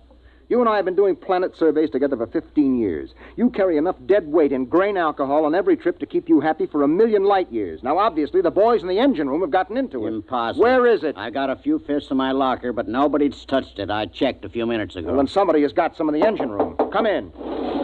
Lieutenant Klein, sir. I brought Dr. Spencer as ordered. Hello, Doc. Did Klein here tell you what's going on? He did. How long will it take you to get these guys sobered up? I can't. Why not? Because they're not drunk. I tested Klein in my office. Now, wait a minute, Doc. Are you trying to get me to actually believe that these men, intergalactic engineers with years of hyperfission experience, have forgotten how to start the engines of this ship? That's right. You're serious? Dead serious, Ira. Something, somehow, has caused these men to forget how to start the engines. There it was. It fit in perfectly with a lot of other annoying little things that have been happening to us ever since we put down on Planet 9. It was to have been a routine exploration of a low-grade uninhabited planet. Some routine exploration. All right, Klein, now listen to me. Do you have manuals aboard, engineering manuals? Yes, sir. Take the engine room boys and study those manuals. They'll tell you how to start the ship, won't they? Yes, sir. Okay, get going. Doc, I'd like you to stay here with me and Brady for a minute. Okay. Report back to me, Klein. Yes, sir. Okay, Doc, you're supposed to be an expert on space medicine. What is it? I've never seen anything like it, Ira. Brady? Search me, Captain. I've seen them with space blues, alien psychoses, the works. But I've never seen a disease that could make a crew forget how to start the engines. Maybe it isn't a disease. Okay, what then? Maybe it's a deliberate thing. You mean they're faking? No, I know Klein and the others too well for that. I mean, maybe there's some outside influence. Doc, we've surveyed this planet from top to bottom. We know there isn't a living cell on it. What about the junkyard? What junkyard? Oh, he means that pile of rusty space engine parts we found. The boys nicknamed it the junkyard. He's right. Somebody put it there. Well, we know that another spaceship landed here. We know that from the blast marks on the rock. We know that for some unexplained reason they took their engine apart and tried to put it together again. And we know they succeeded in building a much simpler engine, leaving a lot of spare parts, and we know that they took off. The blast-off marks tell us that, too. What we don't know is whether or not they left somebody behind. Or something. What about that stone tower, Ira? The boys looked it over. It's just a pile of stones. They probably threw them together as a shelter while they were rebuilding their engines. Oh, that sounds too simple. I don't like that tower, Ira. Why not? I don't know. It was scary. It had that black look about it. The smell of death. I felt it when I walked past with Klein and MacIver. Oh, that's the Celt in you. Banshees and spooks. I still don't like it. I need a drink. Skip it. We should be ready to blast off in a few minutes. Engine room. Engine room. What's going on down there? Engine room. Lieutenant Klein. Daddy? Is that you, Daddy? Did you bring me a present? Daddy, I'm scared. Holy mackerel, that's Klein. He's gone off his rocker. Klein! Doc, I think we better get down to that engine room.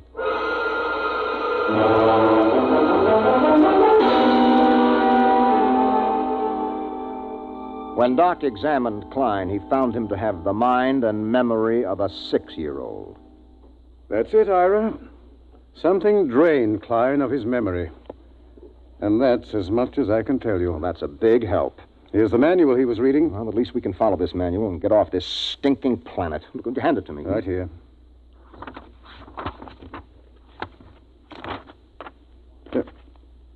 Anything wrong, Ira? Is it all there? It's all here, Doc. This is the engine manual that tells all about the engines. How they operate, how to locate trouble, how to fix them, how to start them. Well, what is it then? You're sweating like a pig. All of a sudden, I can't remember the symbols. Doc, I've forgotten how to read.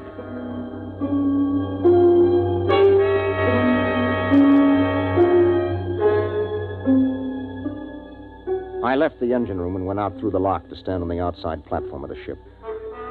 I looked over the junkyard where the metal of the rusted engine parts gleamed. There was a riddle there. A riddle we hadn't been able to figure out. Why had an alien spaceship landed here, ripped out its engines, and then put together a simple, less efficient engine and taken off again? And they had worked in an awful hurry, judging by the mess they'd left. Why? Why? Mind if I join you, Ira? No, help yourself, Doc. How's Klein? We've made him some toys. He's playing with them. I've assigned Mac to see that he doesn't hurt himself. Doc. Yes? Have you got any ideas on what's happening to us? Well, man experiences incidents, gathers knowledge, knows emotions. Then, as he grows older, he begins to forget those experiences, forget that knowledge. That's what life is, a long series of forgettings. Here on 9, in some impossible way, the forgetting is speeded up. It happens overnight. Oh, there's more to it than that. Well, I'm going back to my cabin and try to get some rest.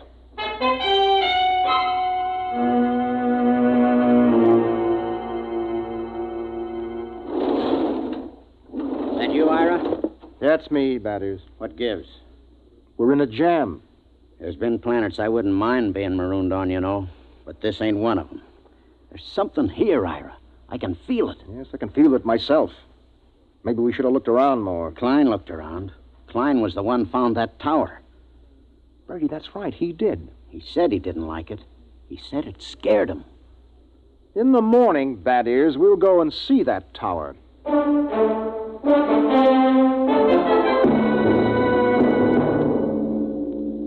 In the morning, I took Doc and MacIver and Brady with me, and we walked across the valley to the stone tower. It wasn't much of a tower, maybe 8 or 9 feet high, made of rocks piled one on top of the other.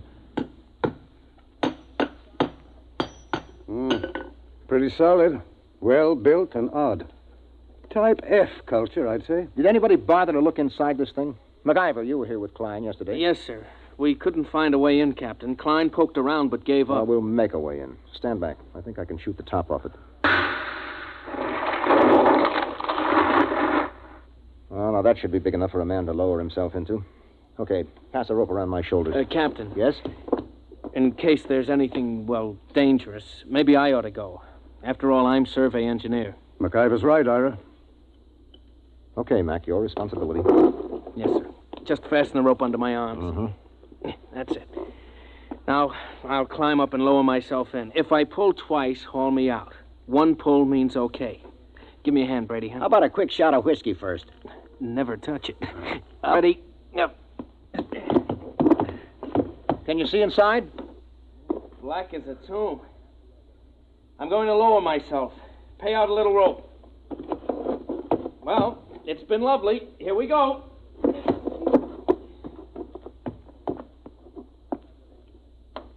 One tug. He's on the ground inside. Yeah, I wonder what he's found. I still don't like it. Oh, Brady, there's probably not a thing in there except a few... There's 2 tugs. 3. Come on, haul them out. Heave. Yeah, Brady, help me through the top. Right. Easy now, Mac. What the heck is in there, anyway? Mac? Mac?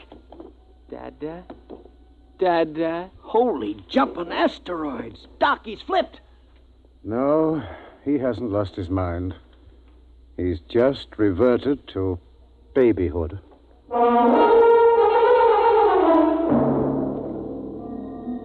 We stood there at the foot of the tower, stunned. MacIver sat on the ground, happy as a clam, playing with his fingers and talking happy little nonsense syllables. Doc, take a look at him. Make sure that he's okay physically. Check. If it's fright, his pulse will be way up. Mac, let me have your hand. That's a good fellow. Now. Good heavens. What is it? I've forgotten what the normal pulse rate is. Pulse? Doc, let's get out of here. Brady, pick up MacIver and bring him back to the ship. Come on, let's get away from this tower.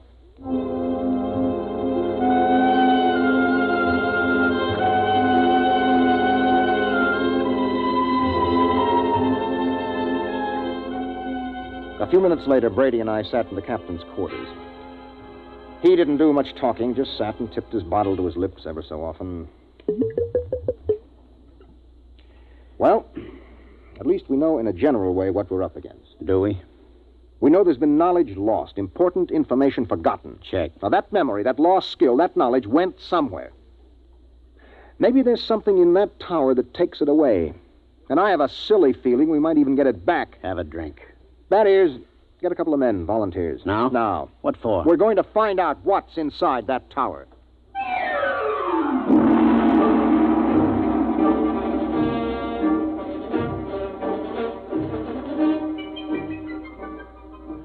We lowered a rotating infrared movie camera into the tower, took some pictures, and went back to the ship for a look. There was something in there, all right. Now, as far as we can determine, this thing we photographed is shaped like a watermelon standing on end. The movement of the hairs all over it suggests vibrations, such as an antenna of an insect. Underneath are wires leading to terminals that seemed plugged right into the thing. You think it's a form of life? My guess is a combination of living organism and machine. After all, man and machines work together. The difference is that man retains his individual identity. Well, since it doesn't locomote, somebody or something must have put it there. Exactly. It looks like some kind of communication organism. If it is, it's a communication machine that is built to take in information rather than pass it along. Doc, do you really think that egg in there has been stealing our memory? Why not? Well, because it's too wild, that's why not. It's no wilder than a lot of other things we found. Say that egg is a device for gathering knowledge. But there's no knowledge here to gather. I mean, how often does a ship land on an out-of-the-way melon like this? Wait a minute, Brady. Who says that knowledge has to be collected here? What? I said, why do we assume that knowledge has to be collected right here on Planet 9? We forget things back on Earth, don't we? Good Lord. Suppose you were some race setting out fish traps for knowledge, and you had plenty of time to gather it.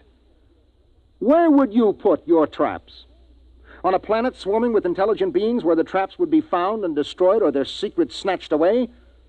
Or would you put them out on some second-rate world where nobody would ever bother them? Good heavens, I'd pick a spot just like this. Let me fill in this picture, Doc. I think that some unknown race is bent on trapping knowledge throughout the galaxy. Ira, if what you say is true, if it is, then every time someone on Earth forgets something, it's because one of these eggs has drained it out of him. Well? It's too fantastic. Have you got a better guess? No. The question is, what do we do next? If anybody gets near that egg, he winds up like some puling little baby. You were pretty near it that first day. Did you forget anything? Well, how should I know? I was too pleasantly lit up on grain spirits to know the difference. Well, the question is still, what now? I'm going outside to think. Ira. Yes? There is one thing to keep in mind. What is that, Doc? If those are memory traps, then there must be a way for somebody to empty them. And if we're ever going to get away from here, what's gone in has got to come out.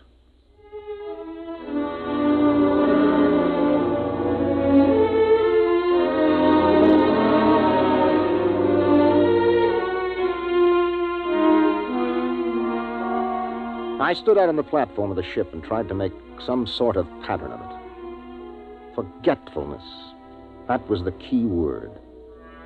All through the galaxy, in every culture, there was forgetfulness. There were lots of learned theories, of course, kinks in the brain, neuroses, data processing. But suppose they were wrong. Might it not be that forgetfulness was caused by thousands upon thousands of these memory traps planted throughout the galaxy, nibbling away at the conscious memory of all the sentient beings that lived among the stars? On Earth, a man forgets slowly because the traps are far away. But here, in their very shadow, a man forgets suddenly. And then another thought entered my mind. What kind of race had set these traps? How did they empty them? How? Brady. Huh? Where do you keep your liquor? Not cheap. Come on, where? It's in my locker. Get it out of there, all of it. Ira. That's a direct order. Okay. All of it. That it? Yeah. I never thought I'd see the day when you pulled rank on me, Ira. If you confiscate this stuff, so help me, I'll never Who forgive said you. anything about confiscating? That is, have you ever really hung one on? I mean, just got pie-eyed drunk? Let's see. There was once on Mars. Was that the worst? It was beautiful. Took me 3 days to sober up. They say I fought off the whole galactic patrol for hours. Well, do you think you got enough here to get that polluted again? I got a pretty good supply, Ira. Well, that's good, because in 1 minute, I'm going to give you a direct order to hang on the biggest, most monstrous drunk in the entire history of the universe. But first you have to volunteer. I volunteer. No, not until I explain why I'm doing this. Ira, this sort of project don't need reasons. It's a pleasure. Let me finish. You know that egg up in the tower? Yeah? The minute you get near it, it grabs your mind, wipes it clean, right? Yeah. And a lead space helmet doesn't shield you, as we saw with MacIver. Right. Now, Doc thinks this egg is a kind of communications thing. It must be. Okay, you're a communications man. What do you do when you can't shield a communication? Well, that's easy. You scramble it. Any fool knows. Holy mackerel. Exactly. Are you still game? You think it'll work? I don't know. I think it might. Well, suppose it doesn't. You'll be a babbling infant like Klein and MacIver. If we don't stop that thing, it'll happen anyway. Unless we can remember how to start the engines. Okay, Ira. I'll do it. When do I start? Right now.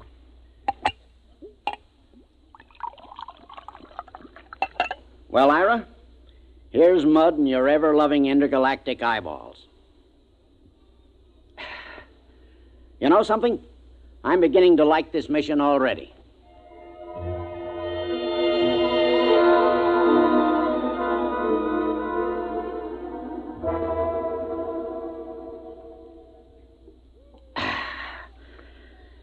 Well, that kills the last bottle. How am I doing, Ira, old buddy? You're not drunk enough.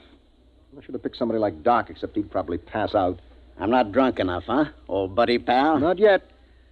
Well, then, in which case, old buddy, I'm going to have to do something I never like to have to do. What's that?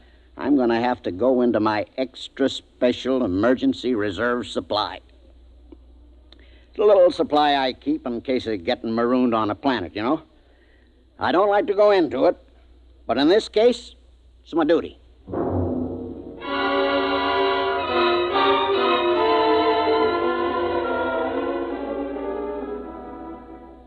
I'm a rambling wreck from Georgia Tech and a heck of an engineer. A rambling wreck from Georgia Tech and a heck of an engineer. Woo! Blast off! Okay, I guess you're ready. What do you think, Doc? Most amazing thing I've ever seen. Is he drunk enough? What I want to know is what's keeping him conscious. Okay, Bad Ears, on your feet. Help him up, Doc. Right. Rambling wreck from Georgia Tech. Let's go, Bad Ears. Right. Rambling wreck from Georgia Tech.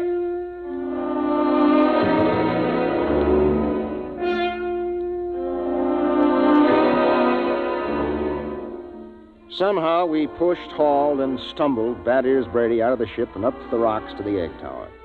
We erected a tripod over the hole with a block and tackle, passed a rope around Brady's chest, and hauled him over the entrance to the tower. There he swung like some overstuffed pig, singing raucously under the eerie moonlight. Rambling wreck from Georgia Tech. Well, what do you say, Ira? You got the earphones on him so they can't slip off? They're on. Well, I guess we're ready to lower him. Ira. Yep. You sure? It's a man's life. I'm not sure, Doc. But as commander of this expedition, I sometimes have to risk the lives of my men. Okay, Ira. Lower away before I start to get sober. Lower away. Blast off. Fire one. Fire two. Bon voyage, Ira. Good luck, Brady. Good luck. He's at the bottom, Ira. Yeah. Bad Ears, can you hear me? Get your hands out of my hair. Something's got his hands in my hair, Ira. Oh, the thing must be picking at his brain. Brady, listen to me. Do you see the egg? See ya, this is my buddy, Ira. My little old egghead buddy. You and me's buddies, egghead, right? Have a drink. Oh, good Lord, he's got a bottle with him. He's pouring it on the egg. Brady, listen to me. The wires. Wires? The lead wires you took in with you. Yeah. Pull out the studs on the egg and hook your wires to it. You got that? Just a minute. Me and Egg here's got to have a drink. Oh, good heavens. It's no use, Ira. He's too drunk to know what he's doing. I'll try again. Brady, listen. Your friend, the egg, can't hear you, see? He can't have a drink until you hook your wires into him. You got that? Sure, that's an awful thing. That's dreadful. Okay. What's he doing? Doc, you getting any impulses? Not a thing. Maybe we better haul him out. If he starts to sober up... Maybe we'd better. Okay, 1, 2... Wait a minute, wait. What? I'm getting something, Ira. What? This is fantastic. Oh, I'm getting something. All right, haul him out, quick. Right. Come on. A rambling wreck from Georgia Tech. A rambling... Brady, are you all right?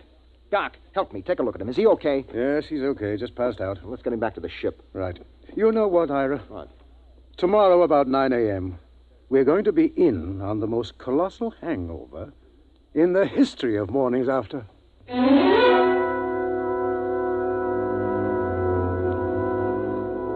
We were in on more than Doc Spencer had bargained for.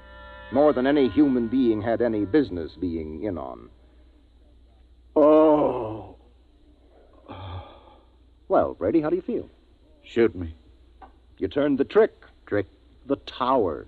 You hooked into the egg. The stuff is rolling out now.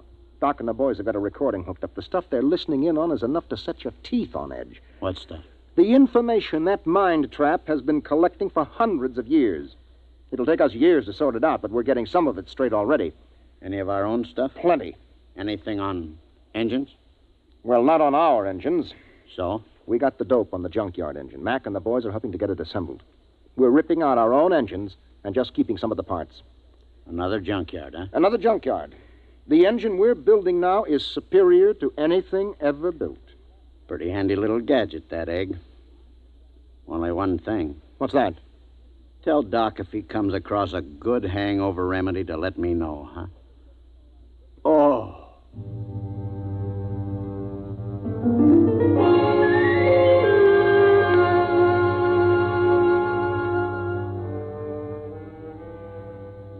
It took us about 6 days to assemble new engines using some of our parts and some of the advanced designs from the junkyard.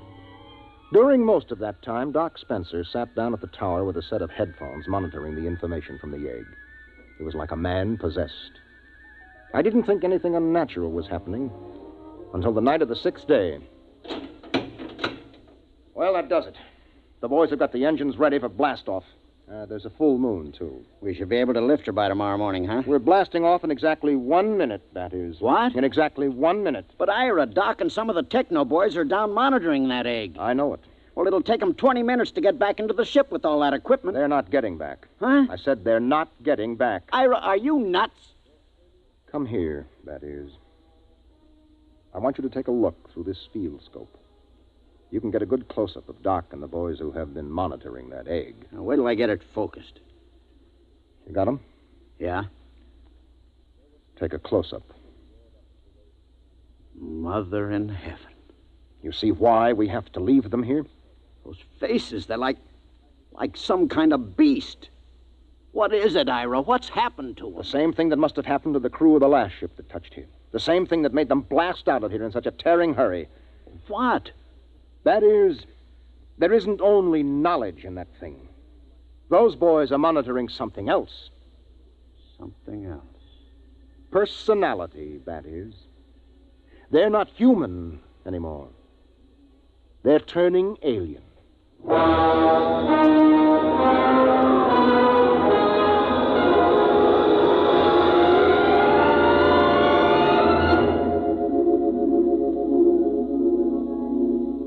They were still there when the ship roared up away from Planet 9 and pointed her silver nose toward Earth. We could see them in the scopes. A group of tiny figures crouched over the recording equipment, their earphones plugged into the egg. They didn't even look up when we blasted off. They were no longer human now. They were something else. Something 1,000,000 light years old and of another world.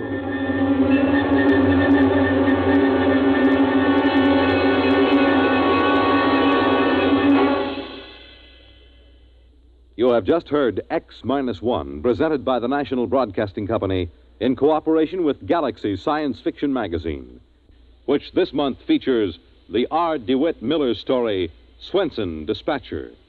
The story of a shrewd but unscrupulous spaceship dispatcher who tries to best the rival airlines by unethical means, and with most surprising results. Galaxy Magazine on your newsstand today.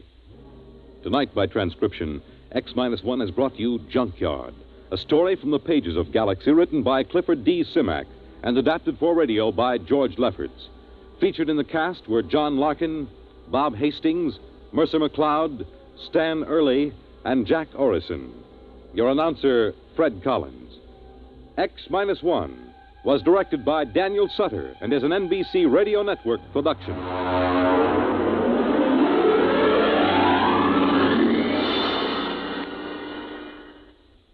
Let's visit Fibber McGee and Molly tonight on the NBC Radio Network.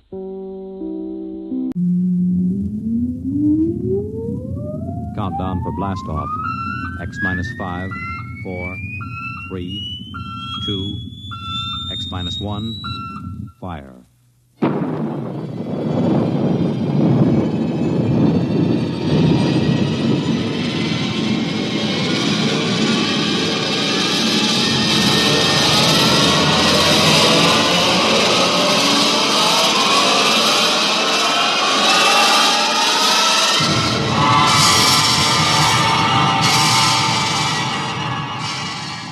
From the far horizons of the unknown come transcribed tales of new dimensions in time and space.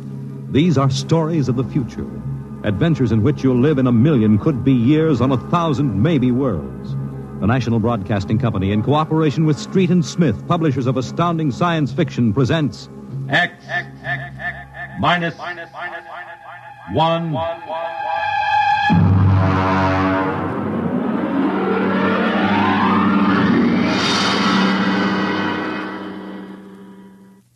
Tonight's story, Requiem by Robert Heinlein.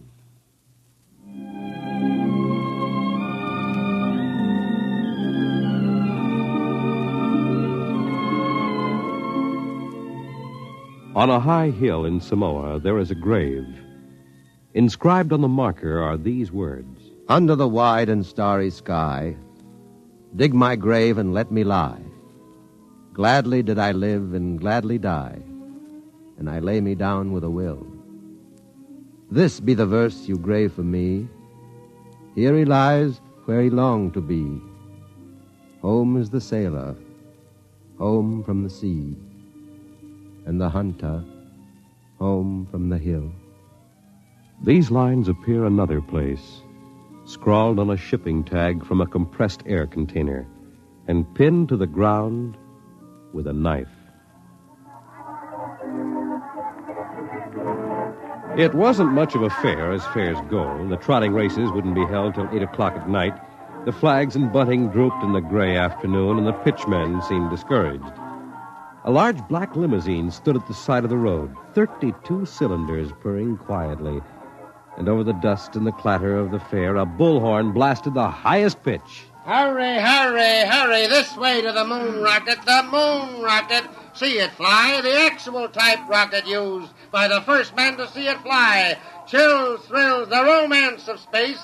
You can ride in it for only $25. Hurry, hurry, hurry. Hey, Charlie, have you got that feed tube patched? I welded it. Good for maybe an hour. What a crowd. They wouldn't risk a nickel to see the sun blow up. Oh, Captain, excuse me, Yeah? Captain. Oh, yes, sir. 50 cents to inspect the rocket. One? Could you take a passenger this trip? You mean you want to go up? $25. That's right. Yes, sir, right away. Charlie, take the pitch. Step this way, sir. Look out for the feed lines. Oh, yes, I see them. Hey, Doc. Passenger for a checkup. Okay, Mac. Well, is this necessary? Regulations. Take off your coat, open your shirt, roll up your right sleeve. All right. How are things, Mac? Slow. We're not drawing as much as the cooch tent. It'll pick up tonight with the trotters. I'm ready, Doctor. All right, give me your arm. All right, breathe in. Breathe. Breathe. Sorry, Mac. No go, Doc? Cardiac condition I couldn't certify. I'm sorry. You mean you won't take me up? He's the doctor. Well, I rather expected it. Sorry. Between you and me, we could have used the 25. Excuse me, Captain. Yeah? Could you and your engineer have dinner with me after your flight? Dinner? At my home. My car's over there. That's your car? The limousine? That's right. You serious, Mac? You want Charlie and me for dinner? Of course. Okay. Okay. Don't see why not? Thanks.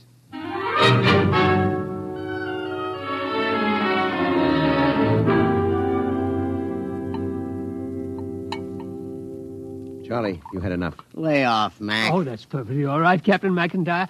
Cigar? Thanks.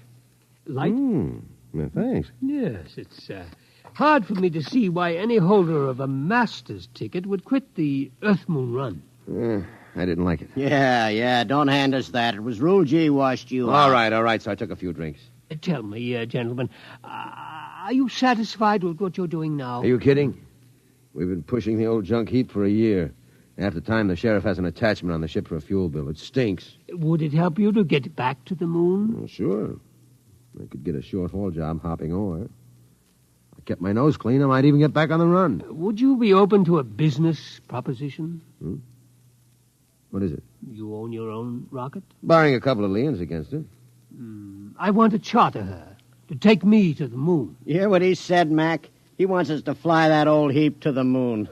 He can't do it. The old boat's worn out. Why don't you charter a regular company ship? Oh, no, I can't do that. The company charter comes up before a congressional committee this year. They have to follow the regulations. You can't pass the physical. Now, if you can afford to hire us, why don't you bribe a couple of company medics? It's been done before. I know, but not for me. I'm D. Harriman. Harriman? You own the company. Hey, what are you giving us? I own a large percentage of the company, but the other directors won't permit me to jeopardize the franchise. You tie that, Mac. A guy with half the money in the world, and he's up a creek. Shut up, Charlie. Why do you want to go to the moon so bad, Mr. Harriman? Well, it's the one thing I've really wanted to do all my life. I'm maybe 50 years older than you. When I was a kid, nobody believed we'd really reached the moon. You've seen rockets all your lives. When I was a boy, they laughed at the idea, but I believed. I wanted the moon then. I used to stand in the backyard and stare at it.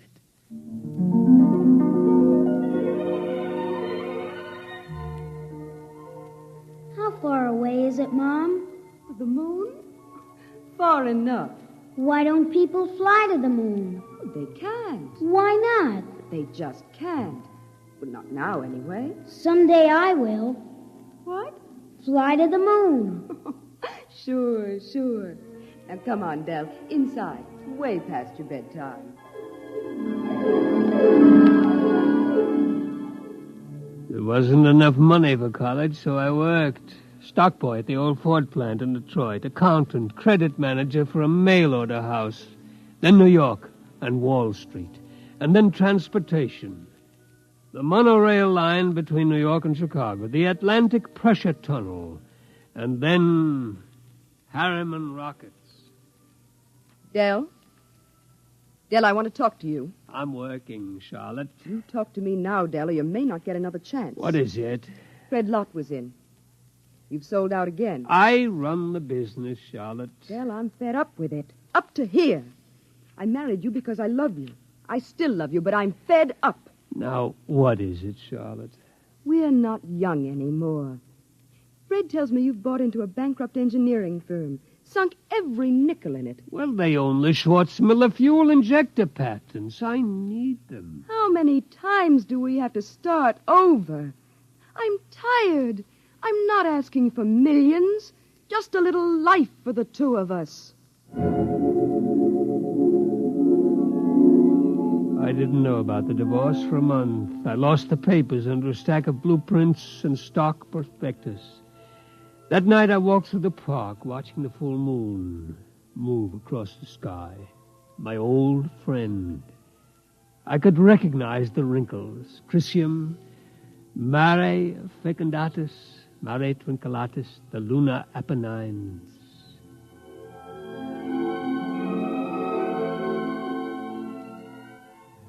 It took 2 fraudulent bankruptcies and an investigation by the Securities and Exchange Commission before we did it. The moon. There were 3 injunctions on the rocket before it blasted off. I was going on the second trip, but my considerate board served a court order on me. You can't go down. Fred, I'll break you if it's the last thing I do. Del, you've got a bad heart. That's no secret. Oh. If you die out there, the whole card house comes down. Now, we've got an equity in this corporation. We're going to see it protected. You've sucked us in on this wild scheme, and now that it paid off, you're going to sit right down here on Earth and see that the dividends come out on time. You're not going to the moon, Del. Forget it. I never went. By the time my lawyers shook off the restraining orders, the first cargo rocket had crashed in the Pacific, and Congress rushed through the Space Precautionary Act. My heart kept earthbound, and now I'm old. I've lived longer than I should, but I would not let myself die. I will not until I have set foot on the moon. There, Captain McIntyre, you asked why I wanted to go to the moon, Well? You find a ship, Mr. Harriman, and I'll drive her. You'll hit the moon. All right, then we can get down to business. I'll have contracts drawn up for you. You two will have to buy me a ship. I can't do it openly, of course. My dear board of directors would find out and slap a court order on me. Well, we can't get credit. Oh, don't worry. I'll supply the cash in advance. Pick some ship that can be fitted for the jump. A strato yacht, Apply for a strato license. Then after it's issued, you move to a piece of desert. I'll find a strip and buy it. You mean fit her out there? Yes. We'll install extra fuel tanks, change the injectors and timers for space flight. Johnny, you think you can manage the changeover without a dockyard and shops? Well, I'll have to have a load of power tools and a lot of time. It'll be haywired and spot welded. Just so it doesn't blow up when I slap the keys. It won't blow. Well, that's what you said about the last ship. Now, cut it out, will you? I ask you, Mr. Harriman, that last ship was a junk heap and we knew it. Now, this'll be different. We're going to spend some dough and do it right. Ain't we, Mr. Harriman? You spend all the money you want. I'll see that you get it.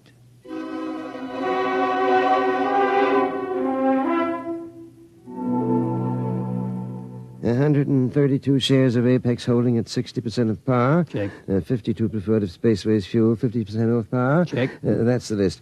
Oh, Mr. Harriman, there's a process server outside. Yeah? What is it? I don't know, sir, but I think it's a subpoena. Oh, I was expecting that. Ashley, get Mr. Kamens on the phone. I think it's time for my lawyer.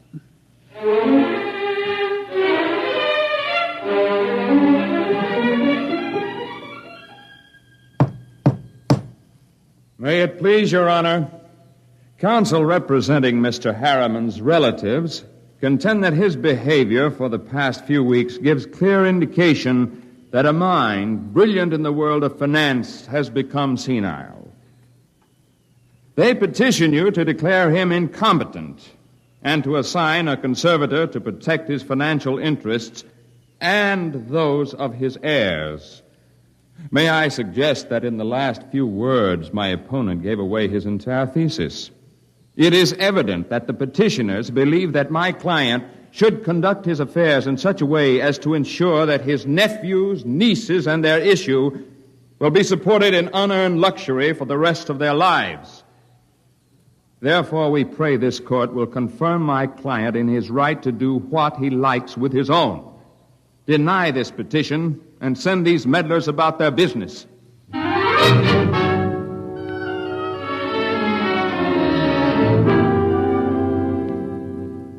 Well, Kamens, It could go either way. He might rule against me? He might. We'll know tomorrow.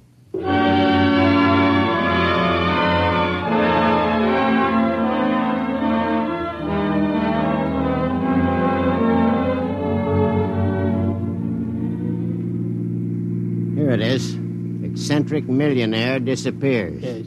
You eccentric, Mr. Harriman? Well, they used to call me crazy, but that depends on your credit rating. A bench warrant under contempt proceedings has been issued. They won't find me out here.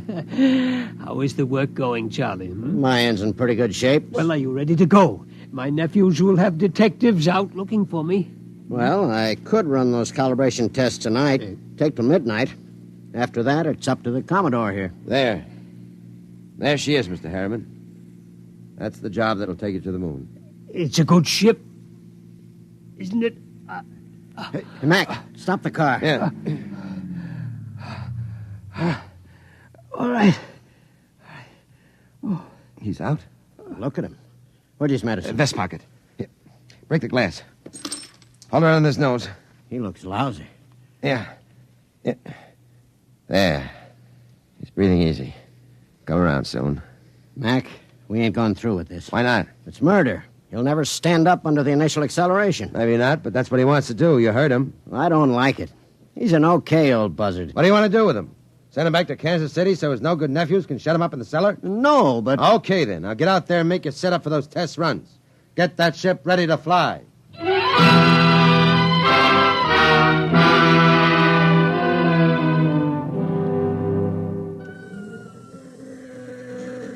Hey, you. Me? How many other people are there out in this desert? What can I do for you? You James McIntyre? Hey, Mac. What's the matter, Charlie? You McIntyre? Oh. Yeah. I'm the deputy federal marshal in this district. I got a warrant for your arrest. What charge? Conspiracy to violate the Space Precautionary Act. I suppose you're Charles Schwartz. I got one for you, too. Thanks. And a man named Harriman. Got a court order to put seals on your spaceship. We haven't got any spaceship. What's that, a kiddie car? Strato yacht. Yeah? Well, I'll put seals on until a spaceship shows up. Where's Harriman? In the shed. What shed? Oh, my knuckle. That's the one I broke playing football. I'm always hurting that finger. We gotta hurry. Get Papa to the cabin and strap him into his hammock. Right. So long, deputy. Oh, my knuckle.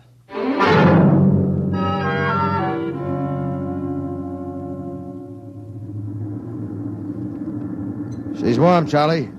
Everything set back there? How do I know? I didn't have time to run tests. Tough. You all right, Mr. Harriman? I think so, but these straps are tight. Have to be when we blast off. All set, Charlie. Give me control. Check. Test keys. 1 bank. Check. 2 bank. There's an auxiliary out. We don't need it. All right, boy, hang on. Let's go.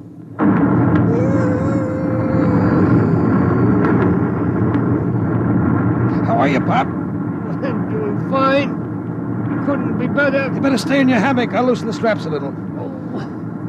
What is it? Nothing. Just go easy on that side. You ain't fooling me none, Pop. We got a couple of busted ribs. There isn't much I can do till we ground. You take a neobaritol, and I'll wake you when we cut jets. No, I'll stay awake. Okay, just as you say, Pop.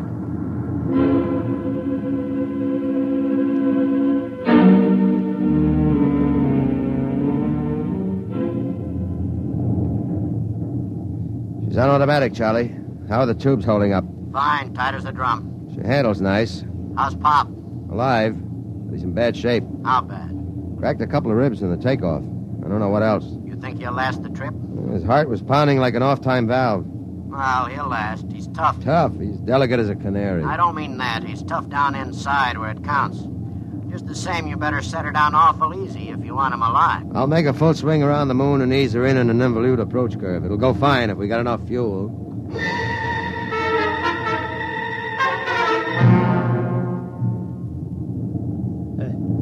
Somebody call me? Something wrong, Pop? Thought somebody was calling me. Must have been asleep. I swung your hammock around. We're breaking now. There she is ahead. The moon. I've seen 1,000 photographs. There. That's Copernicus.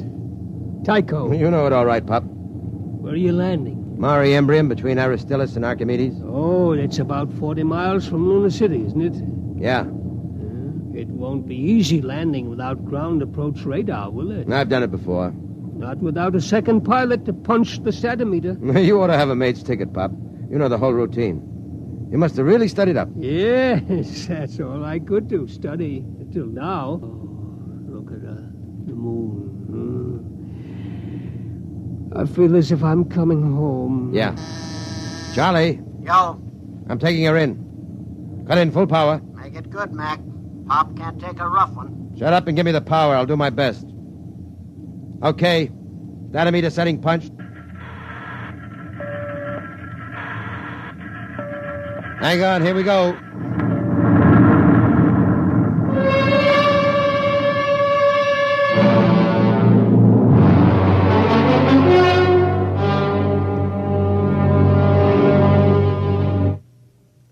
That was a lousy landing, Mac. Dynamite drift. How's our passenger? Quiet. Now look. I wouldn't make any bets. That landing stunk. Will you shut up? I did my best. Hey, Pop. He's alive. There's blood in his mouth. He's trying to say something. Take it easy, Pop. We're down. Oh, where? Take it easy. Vacuum suits. Where are they? Steady, Pop. You can't go out there yet. We got to give you some first aid. Give me that suit. What do you think, Mac? Might as well. Get the suit out of the locker. Yeah, we'll use the big one. Be more comfortable. Okay. Hurry. Okay, Pop. Easy now. Hurry. All right, pull it up. Oh. Seal these zippers, Charlie. Take it easy. All right. The helmet. Air diaphragm set. Check. Air valve. Set. Lift it on him. Don't hit him. There. All right. Come on, Charlie. Get into your suit, and we'll carry him out the back.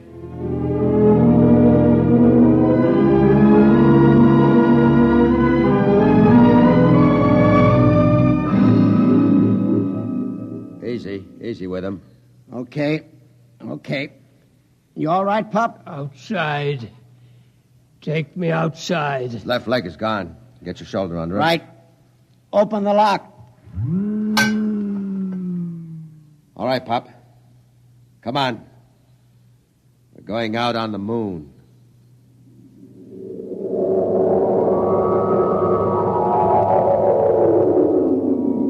The moon.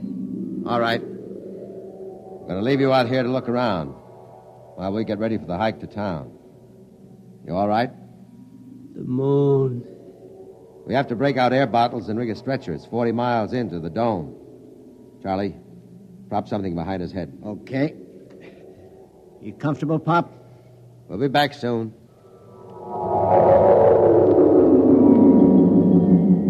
Moon. I can feel the pumice dust, and it doesn't hurt anymore.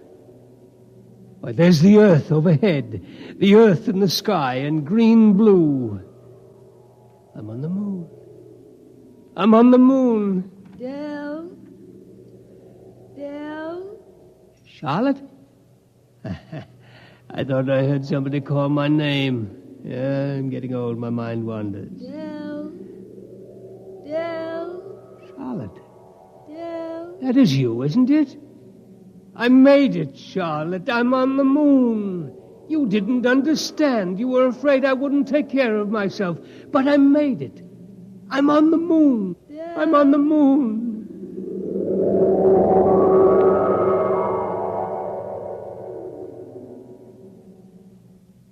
Come on, Charlie. We better get Pop going. Here, give me a hand getting him on the stretcher. Never mind the stretcher, Mac. What's the matter? He won't need it. He's dead. Oh. Better get out the pumice skis and the air bottles. It's a long walk to town. Yeah. What about him? Looks as if he's resting, doesn't he? Propped up, looking out on the pumice. Well, he hit the moon. Come on. Let's start walking.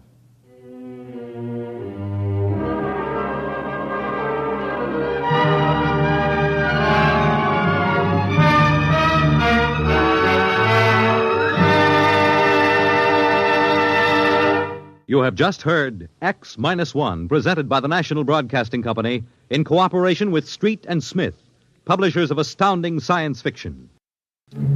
Your announcer, Fred Collins. X-1 was an NBC Radio Network production.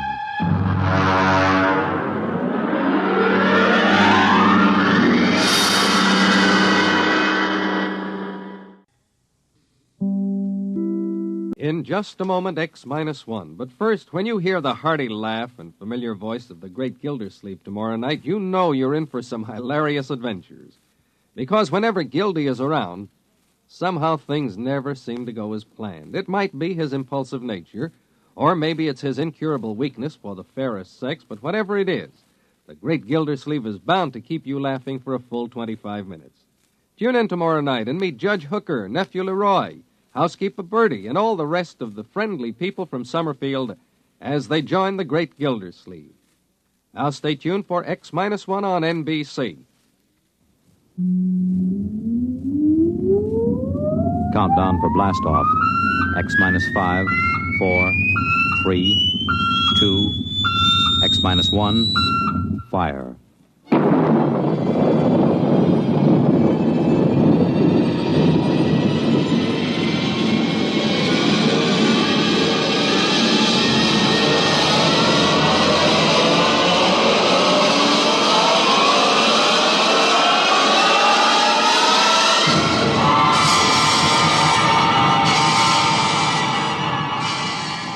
From the far horizons of the unknown come transcribed tales of new dimensions in time and space.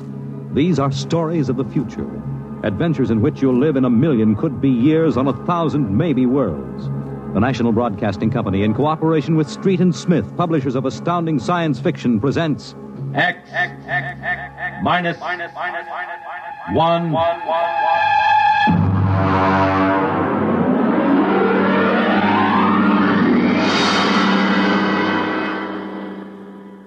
Tonight's story, Time and Time Again, by H. Beam Piper.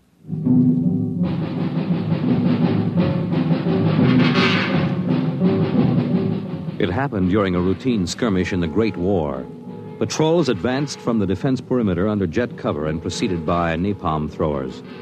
The enemy defended in depth and mopped up with guided 98s fired from 40 miles to the rear. The blast area was 10 miles in circumference, and the medics didn't find much to pick up over 500 yards in. Come on. All right, now back it in here. Look out, it's lousy with mud. More. Now, cut left. More, hold it. Stretches. Come on, Travers, get those men out. Yes, sir. Get a move on. Line them up. Come on. Easy, easy. You want to kill him? Okay, take it away. They might have left those Joes where they was. Half of them won't last till the plane comes. As long as they're alive, they'll be treated. Get those tags out, Travers. Start taking names. Yes, sir. This one must have been 1,000 yards in. Get his dog tag out. What a mess. Here. Hartley Allen, Captain G5 Chem Research AN73D.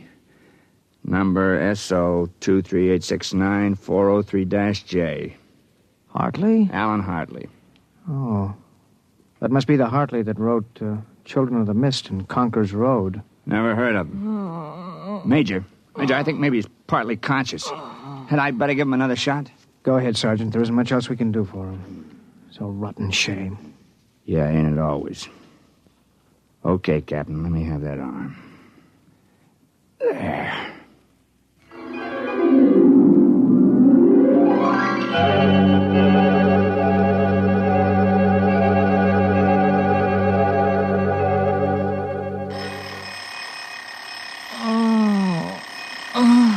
Alan! Alan! Oh, God. Down. Get up, Alan. Can't stay in bed all day. I remember that. Clear as if it were real. Up and at him. Hit the deck. Remarkably vivid. It's strange. Alan, are you all right? I'm all right. What's wrong with my voice?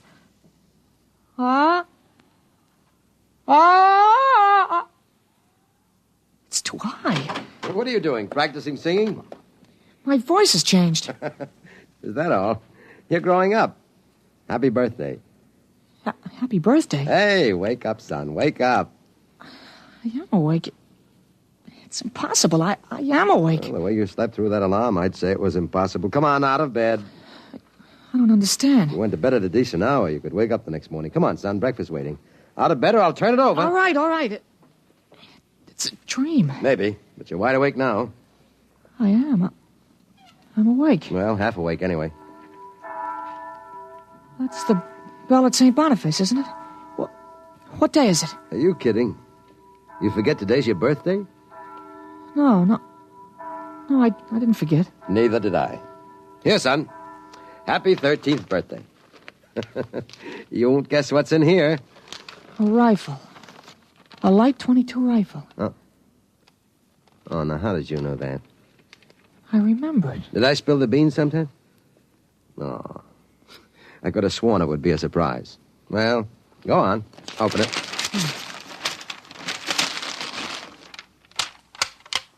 You like it? Yeah. Yeah, it's perfect, Dad. We'll have to lay down rules about using it, and I'll have to teach you how to operate it. I don't believe in letting a boy handle a gun till he really knows how. If I let you play with that thing before I teach you about guns, you'd blow your head off. I suppose so. I'll be shaving, Alan. Come down to breakfast when you're ready. Well, it's a big day today. You're almost a man. Almost. You're still groggy. Snap out of it, Alan. I will. There's a dream in it somewhere, but I'm not sure which. What? Never mind, Dad. I'll be right down for breakfast.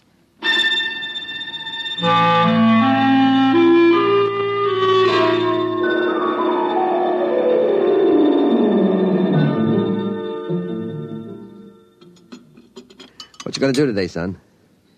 I want to do some reading this morning, I guess. That's always a good thing to do. After breakfast, suppose you take a walk down to the station and get me a Times. Didn't it come? What, the Times? Well, they don't deliver. Be a good idea, though. Maybe I'll talk to Sam Ashburn about it. Here's $50, Alan. Get anything you want for yourself out of the change. Thanks, Dad. Finish your milk before you go. Sure, Dad. Thanks for the money. You're big enough to handle it now. Hurry back. I'd like to finish the crossword puzzle before lunch.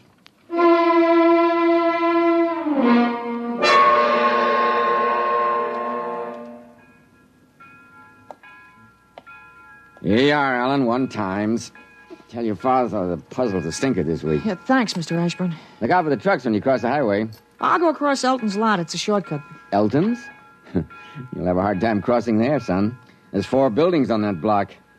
I thought they burned down. I've seen them this morning, big as life. I guess that didn't happen yet. What'd you say? Nothing, Mr. Ashburn. I was just muttering. My days, youngsters talked up. Yes, sir. Bye, Mr. Ashburn.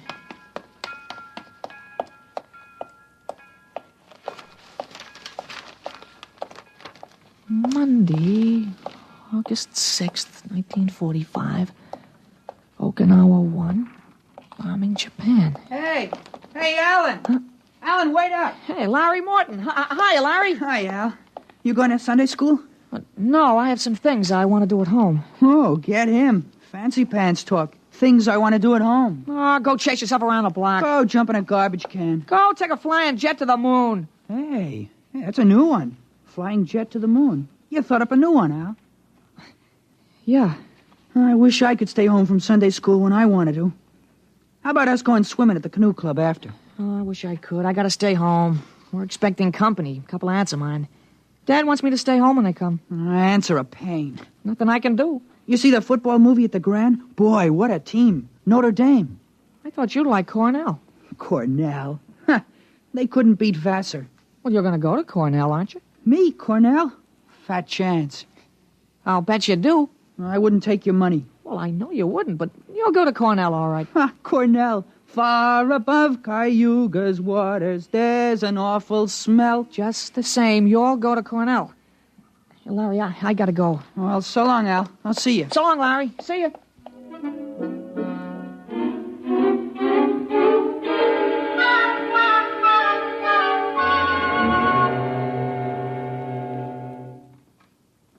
I'm stuck in this corner. 7-letter word, a mix in proportion. Titrate. Huh? Titrate? T-I? It fits. Now, how did you know that, Alan? That? I read it somewhere, I guess. Oh. What you reading now? Tarzan again? No, not Tarzan. It's refreshing to see you with a book. Sometimes I think I ought to forbid comic books in the house. Yeah, they must be raising the devil with those bombing raids in Japan. How long do you think the war in Japan will last, Dad? Oh? I'd say to the middle of 1946. They'll have to invade those islands foot by foot. I don't think so, Dad. I wouldn't be surprised if the war was over very suddenly. How, by magic? There isn't a thing on earth will make those Japanese surrender. You expect somebody to make a pass and it'll be all over by this afternoon? Something like that. I wish it could. A lot of boys dead in the invasion of Japan. Mr. Hartley, excuse me, please. Oh, hello, Mr. Gutchell. That's Frank Gutchell, Dad? That's right. Excuse me. I didn't mean to disturb you, Mr. Hartley. It's all right. Lovely day, isn't it, Mr. Gutchell? Mr. Hartley, the Lord's Day is always beautiful. Of course, Mr. Gutchell. Mr. Hartley, I wonder if you could lend me a gun and some bullets. My little dog's been hurt, and it's been suffering something terrible. Oh, that's too bad. I want a gun to put the poor thing out of its pain. Of course. Now, how would a 20-gauge shotgun do? You wouldn't want anything heavy. I was hoping you'd let me have a little gun. Maybe, so big. Pistol? So I could put it in my pocket. It wouldn't look right to carry a hunting gun on the Lord's Day, and people wouldn't understand that it was for a work of mercy. Of course, I understand. You're a very religious man. The whole world is evil, Mr. Hartley. Yeah, sometimes it certainly looks like it. Well, I have a Colt 38 Special from the auxiliary police outfit. Well, that's fine. Now, you've got to bring it right back, Mr. Gutchell. I might be called out. Now, you'll have to promise to get it right back. Dad, wait a minute. I just remembered. Remembered what? Well, aren't there some cartridges left for the Luger? Then you wouldn't be without the Colt. That's right. I have got a German automatic I could let you have. That way I wouldn't get stuck. You'd have to return it promptly, though. Oh, wait, Dad, I'll get it. I know where the cartridges Be are. careful, son. Well, Mr. Gutchell, it sure turned out nice after all that.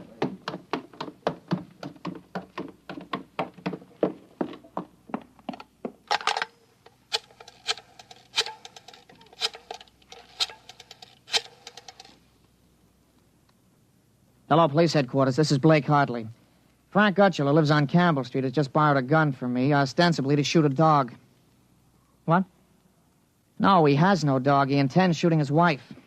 Now, listen, he'll walk home. If you hurry, you can get a man there on time. What? No, but I wish you'd get my pistol back to me. It's from the First World War. All right. Then you'll take care of it. Goodbye.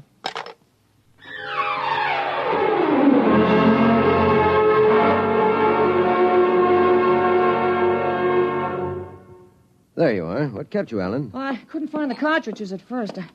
I'll show Mr. Gutchell how it works. It's all loaded, ready to shoot. This is the safety. Just push it forward and up. There are 8 shots in it. Did you load the chamber, Ellen? Sure, it's on safe now. You understand how it works, Mr. Gutchell? Oh, yes, I understand. Thank you, Mr. Hartley. Thank you, Sonny. Goodbye. Goodbye, Mr. Gutchell. Return the gun when you're done. Yes, I'll be done with it soon. Goodbye. Alan, you shouldn't have loaded that gun. I guess it's all over now. I had to keep you from fooling with it. I didn't want you to see I took out the firing pin. You what? Gutchell didn't want that gun to shoot a dog. He's a fanatic. He sees visions, hears voices. The voices probably put him up to this. Well, I'll submit that any man who holds intimate conversations with disembodied spirits isn't to be trusted with a gun. What are you talking about? While I was at it, I called the police upstairs. I put a handkerchief over my mouth and told them I was you. You? Well, why did you have to do that? I couldn't have told them this is little Alan Hartley, 13 years old. And suppose he really wants to shoot a dog. What kind of a mess will I be in then? No mess. If I'm wrong, which I'm not, I'll take the rap for it. Dumb kid trick, you know. But if I'm right, you'll have to front for me. You give me a lot of cheap boy hero publicity, which I don't want. This is crazy, Alan. This is absolutely crazy. Maybe. We'll have the complete returns in 20 minutes.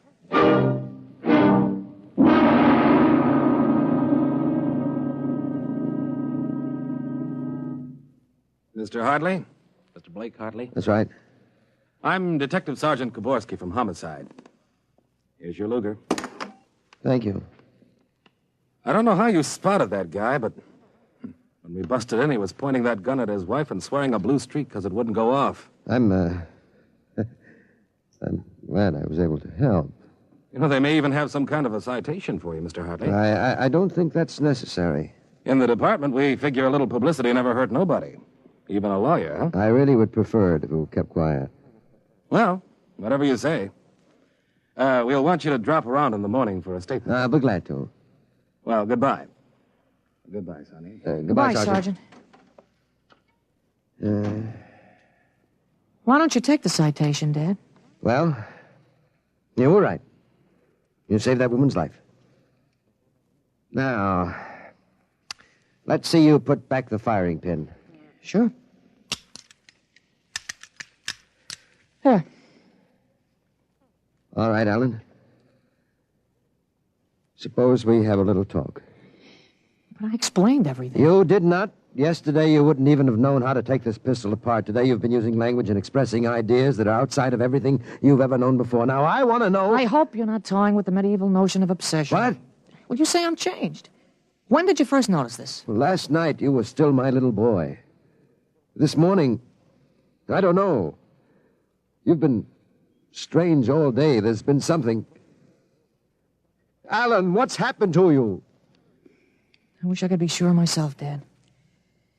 You see, when I woke this morning, I hadn't the least recollection of anything I'd done yesterday, August 4th, 1945. Oh, but that's serious. You don't know how serious.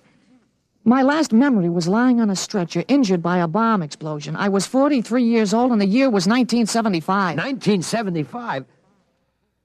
Well, that's right. You'll be 43 in 1975, but a bomb? Yes, during the siege of Buffalo in the Third World War. I was a captain in G5, Scientific Warfare, General Staff. Buffalo? You mean Buffalo, New York? There'd been a transpolar invasion of Canada. I was sent to the front to check on service failures of a new lubricating oil. A week after I got there, Ottawa fell and the retreat started. We made a stand at Buffalo, and that was where I got it. I remember being picked up and getting a narcotic injection. The next thing I knew, I was in bed upstairs, and it was 1945 again. And I was back in my own 13-year-old body. Oh, Alan, you just had a nightmare to end all nightmares, that's all. I thought it might be that at first, but I rejected it. It won't fit the facts. But it's ridiculous, all this Battle of Buffalo stuff. You picked up something listening to the radio. All the commentators have been going on about another war after this one. You've just got an undigested hunk of H.V. Kallenborn in your subconscious, that's all. But that isn't everything. I remember 4 years of high school, 4 years at Cornell, 7 years as a reporter on the Philadelphia Record, 3 novels, Children of the Mist, Rose of Death, Conqueror's Road. You think a 13-year-old can dream up all that stuff? But it's the only possible explanation. Maybe, but I can speak 5 languages today that I couldn't yesterday. French, German, Chinese, Russian, and a little Spanish. Although I've got a Mexican accent you could cut with a knife. But how did it happen? Alan, I can't believe it. All I know is here I am. I've been reading up on time theories. Nobody seems to know much about them. Evidently, time exists parallel as another dimension, and I got kicked backwards along it. But how? Oh, it may have been the radiations from the bomb or the narcotic injection, or both together. But the fact remains I'm here with full knowledge of my future identity. This is quite a shock, Alan. But you do believe me, don't you? Yes, I suppose I must. You seem so strange, as if you weren't my son. I'm your son, all right. Same body as yesterday. I've just had an educational shortcut. Wait a minute. If you can remember the next 30 years, suppose you tell me when the war is going to end. This one against the Japs, I mean. Oh, sure. Well, the Japanese surrender will be announced at exactly 7:01 p.m. on August 14th. That's a week from Tuesday. Week from Tuesday? You better make sure we have plenty of grub in the house by then. Everything will be closed up tight till Thursday morning, even the restaurants. I remember we had nothing to eat in the house but some scraps. A week from Tuesday. And that's pretty sudden, isn't it? Not after today. What do you mean? What happened today? Oh, plenty. What time is it, Dad? That's 11:16. Is your watch right? Well, to the seconds, why? Well, it'll come at exactly 11:17:40. What'll come? The radio announcement. What are you getting at? Something important on the radio? Well, we'll see. Well, don't bother, Dad. It won't work. I remember we had a tube burned out. Well, there is something wrong. When is this announcement of yours? Now I remember it. I memorized it in journalism school in 1954. What time is it? 11:18 o'clock. We're breaking into the program now. President Truman has just announced that an atomic bomb has been dropped on the Japanese industrial city of Hiroshima. The bomb was dropped 16 hours ago, and the announcement was delayed to ascertain the results of the explosion. A man named John Howard Peterson read that announcement from the Washington newsroom with NBC. I don't believe it. No? Well, listen. That's the Berg Platt factory whistle. And the bells of St. Boniface. Now, next, the whistle at the volunteer firehouse. You like it? Then it's true. It's true. Sure. Then Larry Morton came by on his bicycle. Hey, Al. Al, you hear? You hear about the bomb? An atomic bomb. Yeah, we heard. Boy, atomic bomb. Oh, boy. I gotta go find my pop. He's on the golf course. Bye, Al. Bye, Mr. Hartley. You knew. You knew about it. The next bomb hits Nagasaki. I thought that stuff about atomic energy was so much fantasy. Was that the kind of bomb that got you? Oh, that was a firecracker to the one that got me. It was a guided 98. Exploded 10 miles away. And that's going to happen in 30 years? I remember it. How about... how about me? Oh, wait. Never mind. I don't think I'd better know when I'm going to die. I couldn't tell you anyway. I had a letter from you just before I left for the front. You were 78 then, and you were still hunting and fishing and flying your own plane. But another war, and fought on American soil. Oh, Ellen, I wish this hadn't happened to you. It happened. I remember it. But if I can help it, I'm not going to get killed in any battle of Buffalo. But if you remember it, if time exists as a parallel dimension, then every tick we're getting closer to that Third World War. Dad, you know what I remembered when Gutschall came to borrow that gun? No, I suppose that you suspected him and warned me. No, that wasn't it. The first time when I was really 13, I wasn't home. I'd been swimming at the canoe club with Larry Morton. When I got home about a half an hour from now, I found the house full of cops. But if the gun didn't fire... What makes you think it didn't? Gutschall talked the 38 out of you. He went home, shot his wife 4 times in the body, once behind the ear, and used the 6th shot to blow his own brains out. That's what you remember? Yes. The cops traced the gun. They took a very poor view of your lending it to him. You never got it back. But here it is. Oh, not the way I remember it. But I didn't want you in trouble, so I warned you.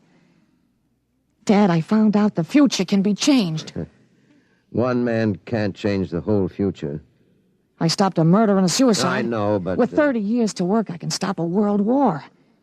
I'll have the means, too. The means? Unlimited wealth and influence. I've got a good memory, Dad. I wrote a list out this afternoon. Salt, jet pilot, citation, ponder, middle ground. What is this, a code? Horses. That's a list of Kentucky Derby winners from 1946 to 1970. Huh? You sure? Oh, I learned that list on a bet at the Officers Club in Cincinnati in 1971. Assault paid 8-1. You figure out what we can take in. But gambling. Oh, this isn't gambling. It's a sure thing. When we get rolling, we'll make the Rockefellers look like pikers. The salt at 8-1. Mm-hmm. I suppose I could scrape up $5,000. In 10 years, that'll make a lot of money. Any other little thing you have in mind, Ellen? Well, by 1952, we start building a political organization here in Pennsylvania.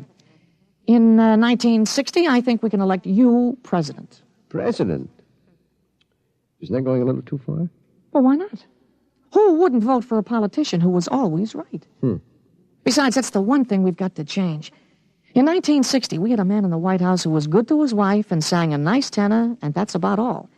He fouled up so completely, we ended up at war. Now, I think President Hartley might be a little more trusted to take a strong line. But I don't know anything about international decisions. I do. I know all the wrong ones. If we can stop one murder, we can stop a war. It's worth a try, isn't it? I guess so. How do I start?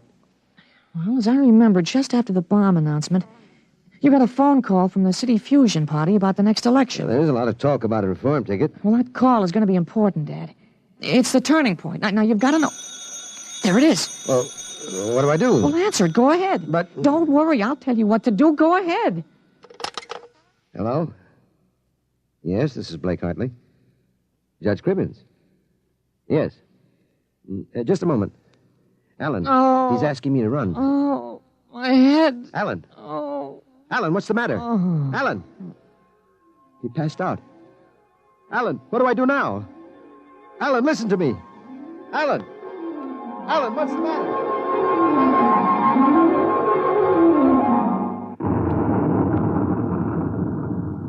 Captain Hartley.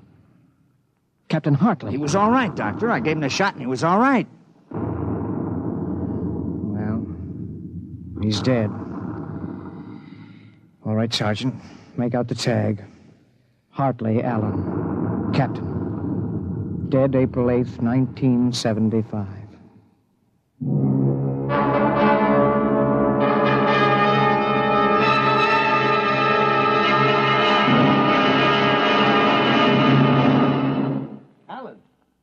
Alan, what happened? Alan! Alan! Huh? Alan, are you all right? Oh, hi, Dad. I've got Judge Crimmins on the phone. What do I tell him? What? Alan, are you all right? You passed out. Sure. I'm all right. Hey, today's my birthday, isn't it? What'd you get for my birthday, huh? Don't you remember? The Third World War? What Third World War? Gee, Dad, what's the matter? You're looking at me funny. You don't remember. You're back again, aren't you? Back to 13 years old. Sure, I'm 13 today. For corn's sake, Dad. You must have died up there. It was only a mind transfer. That means I'm on my own. I have to do it myself without your help. Help for what? If it's the grass, I said I'd cut it tomorrow. No, it's not the grass. I've got to save your life, Ellen. I can't let you die that way in 1975. What are you talking about, Dad? You sound goofy. I've got to change it all by myself. Change what? Never mind, Alan. You don't know yet. Come on. Let's have lunch. Sure, Dad, but now, how about my present now? What'd you get me for my birthday, In a minute, son. Go on in. Okay, well, hurry up, Dad, huh? Sure, all right. Now, where did I put that list of horses?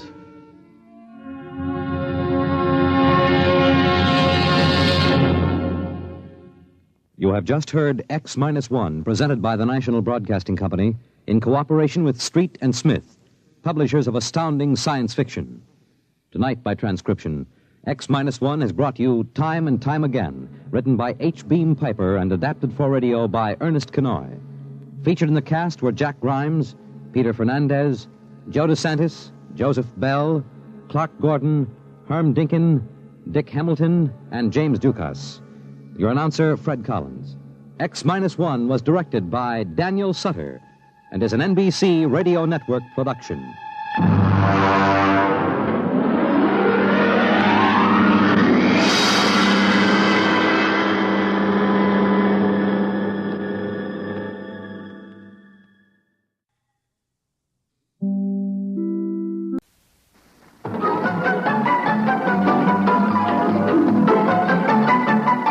This is Nightline, your open door to people and places, and this is Walter O'Keefe.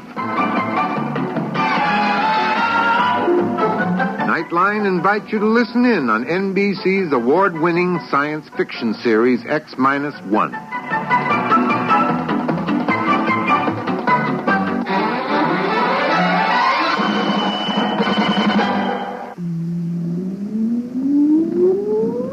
Countdown for blast-off. X-5, 4, 3, 2, X-1, fire.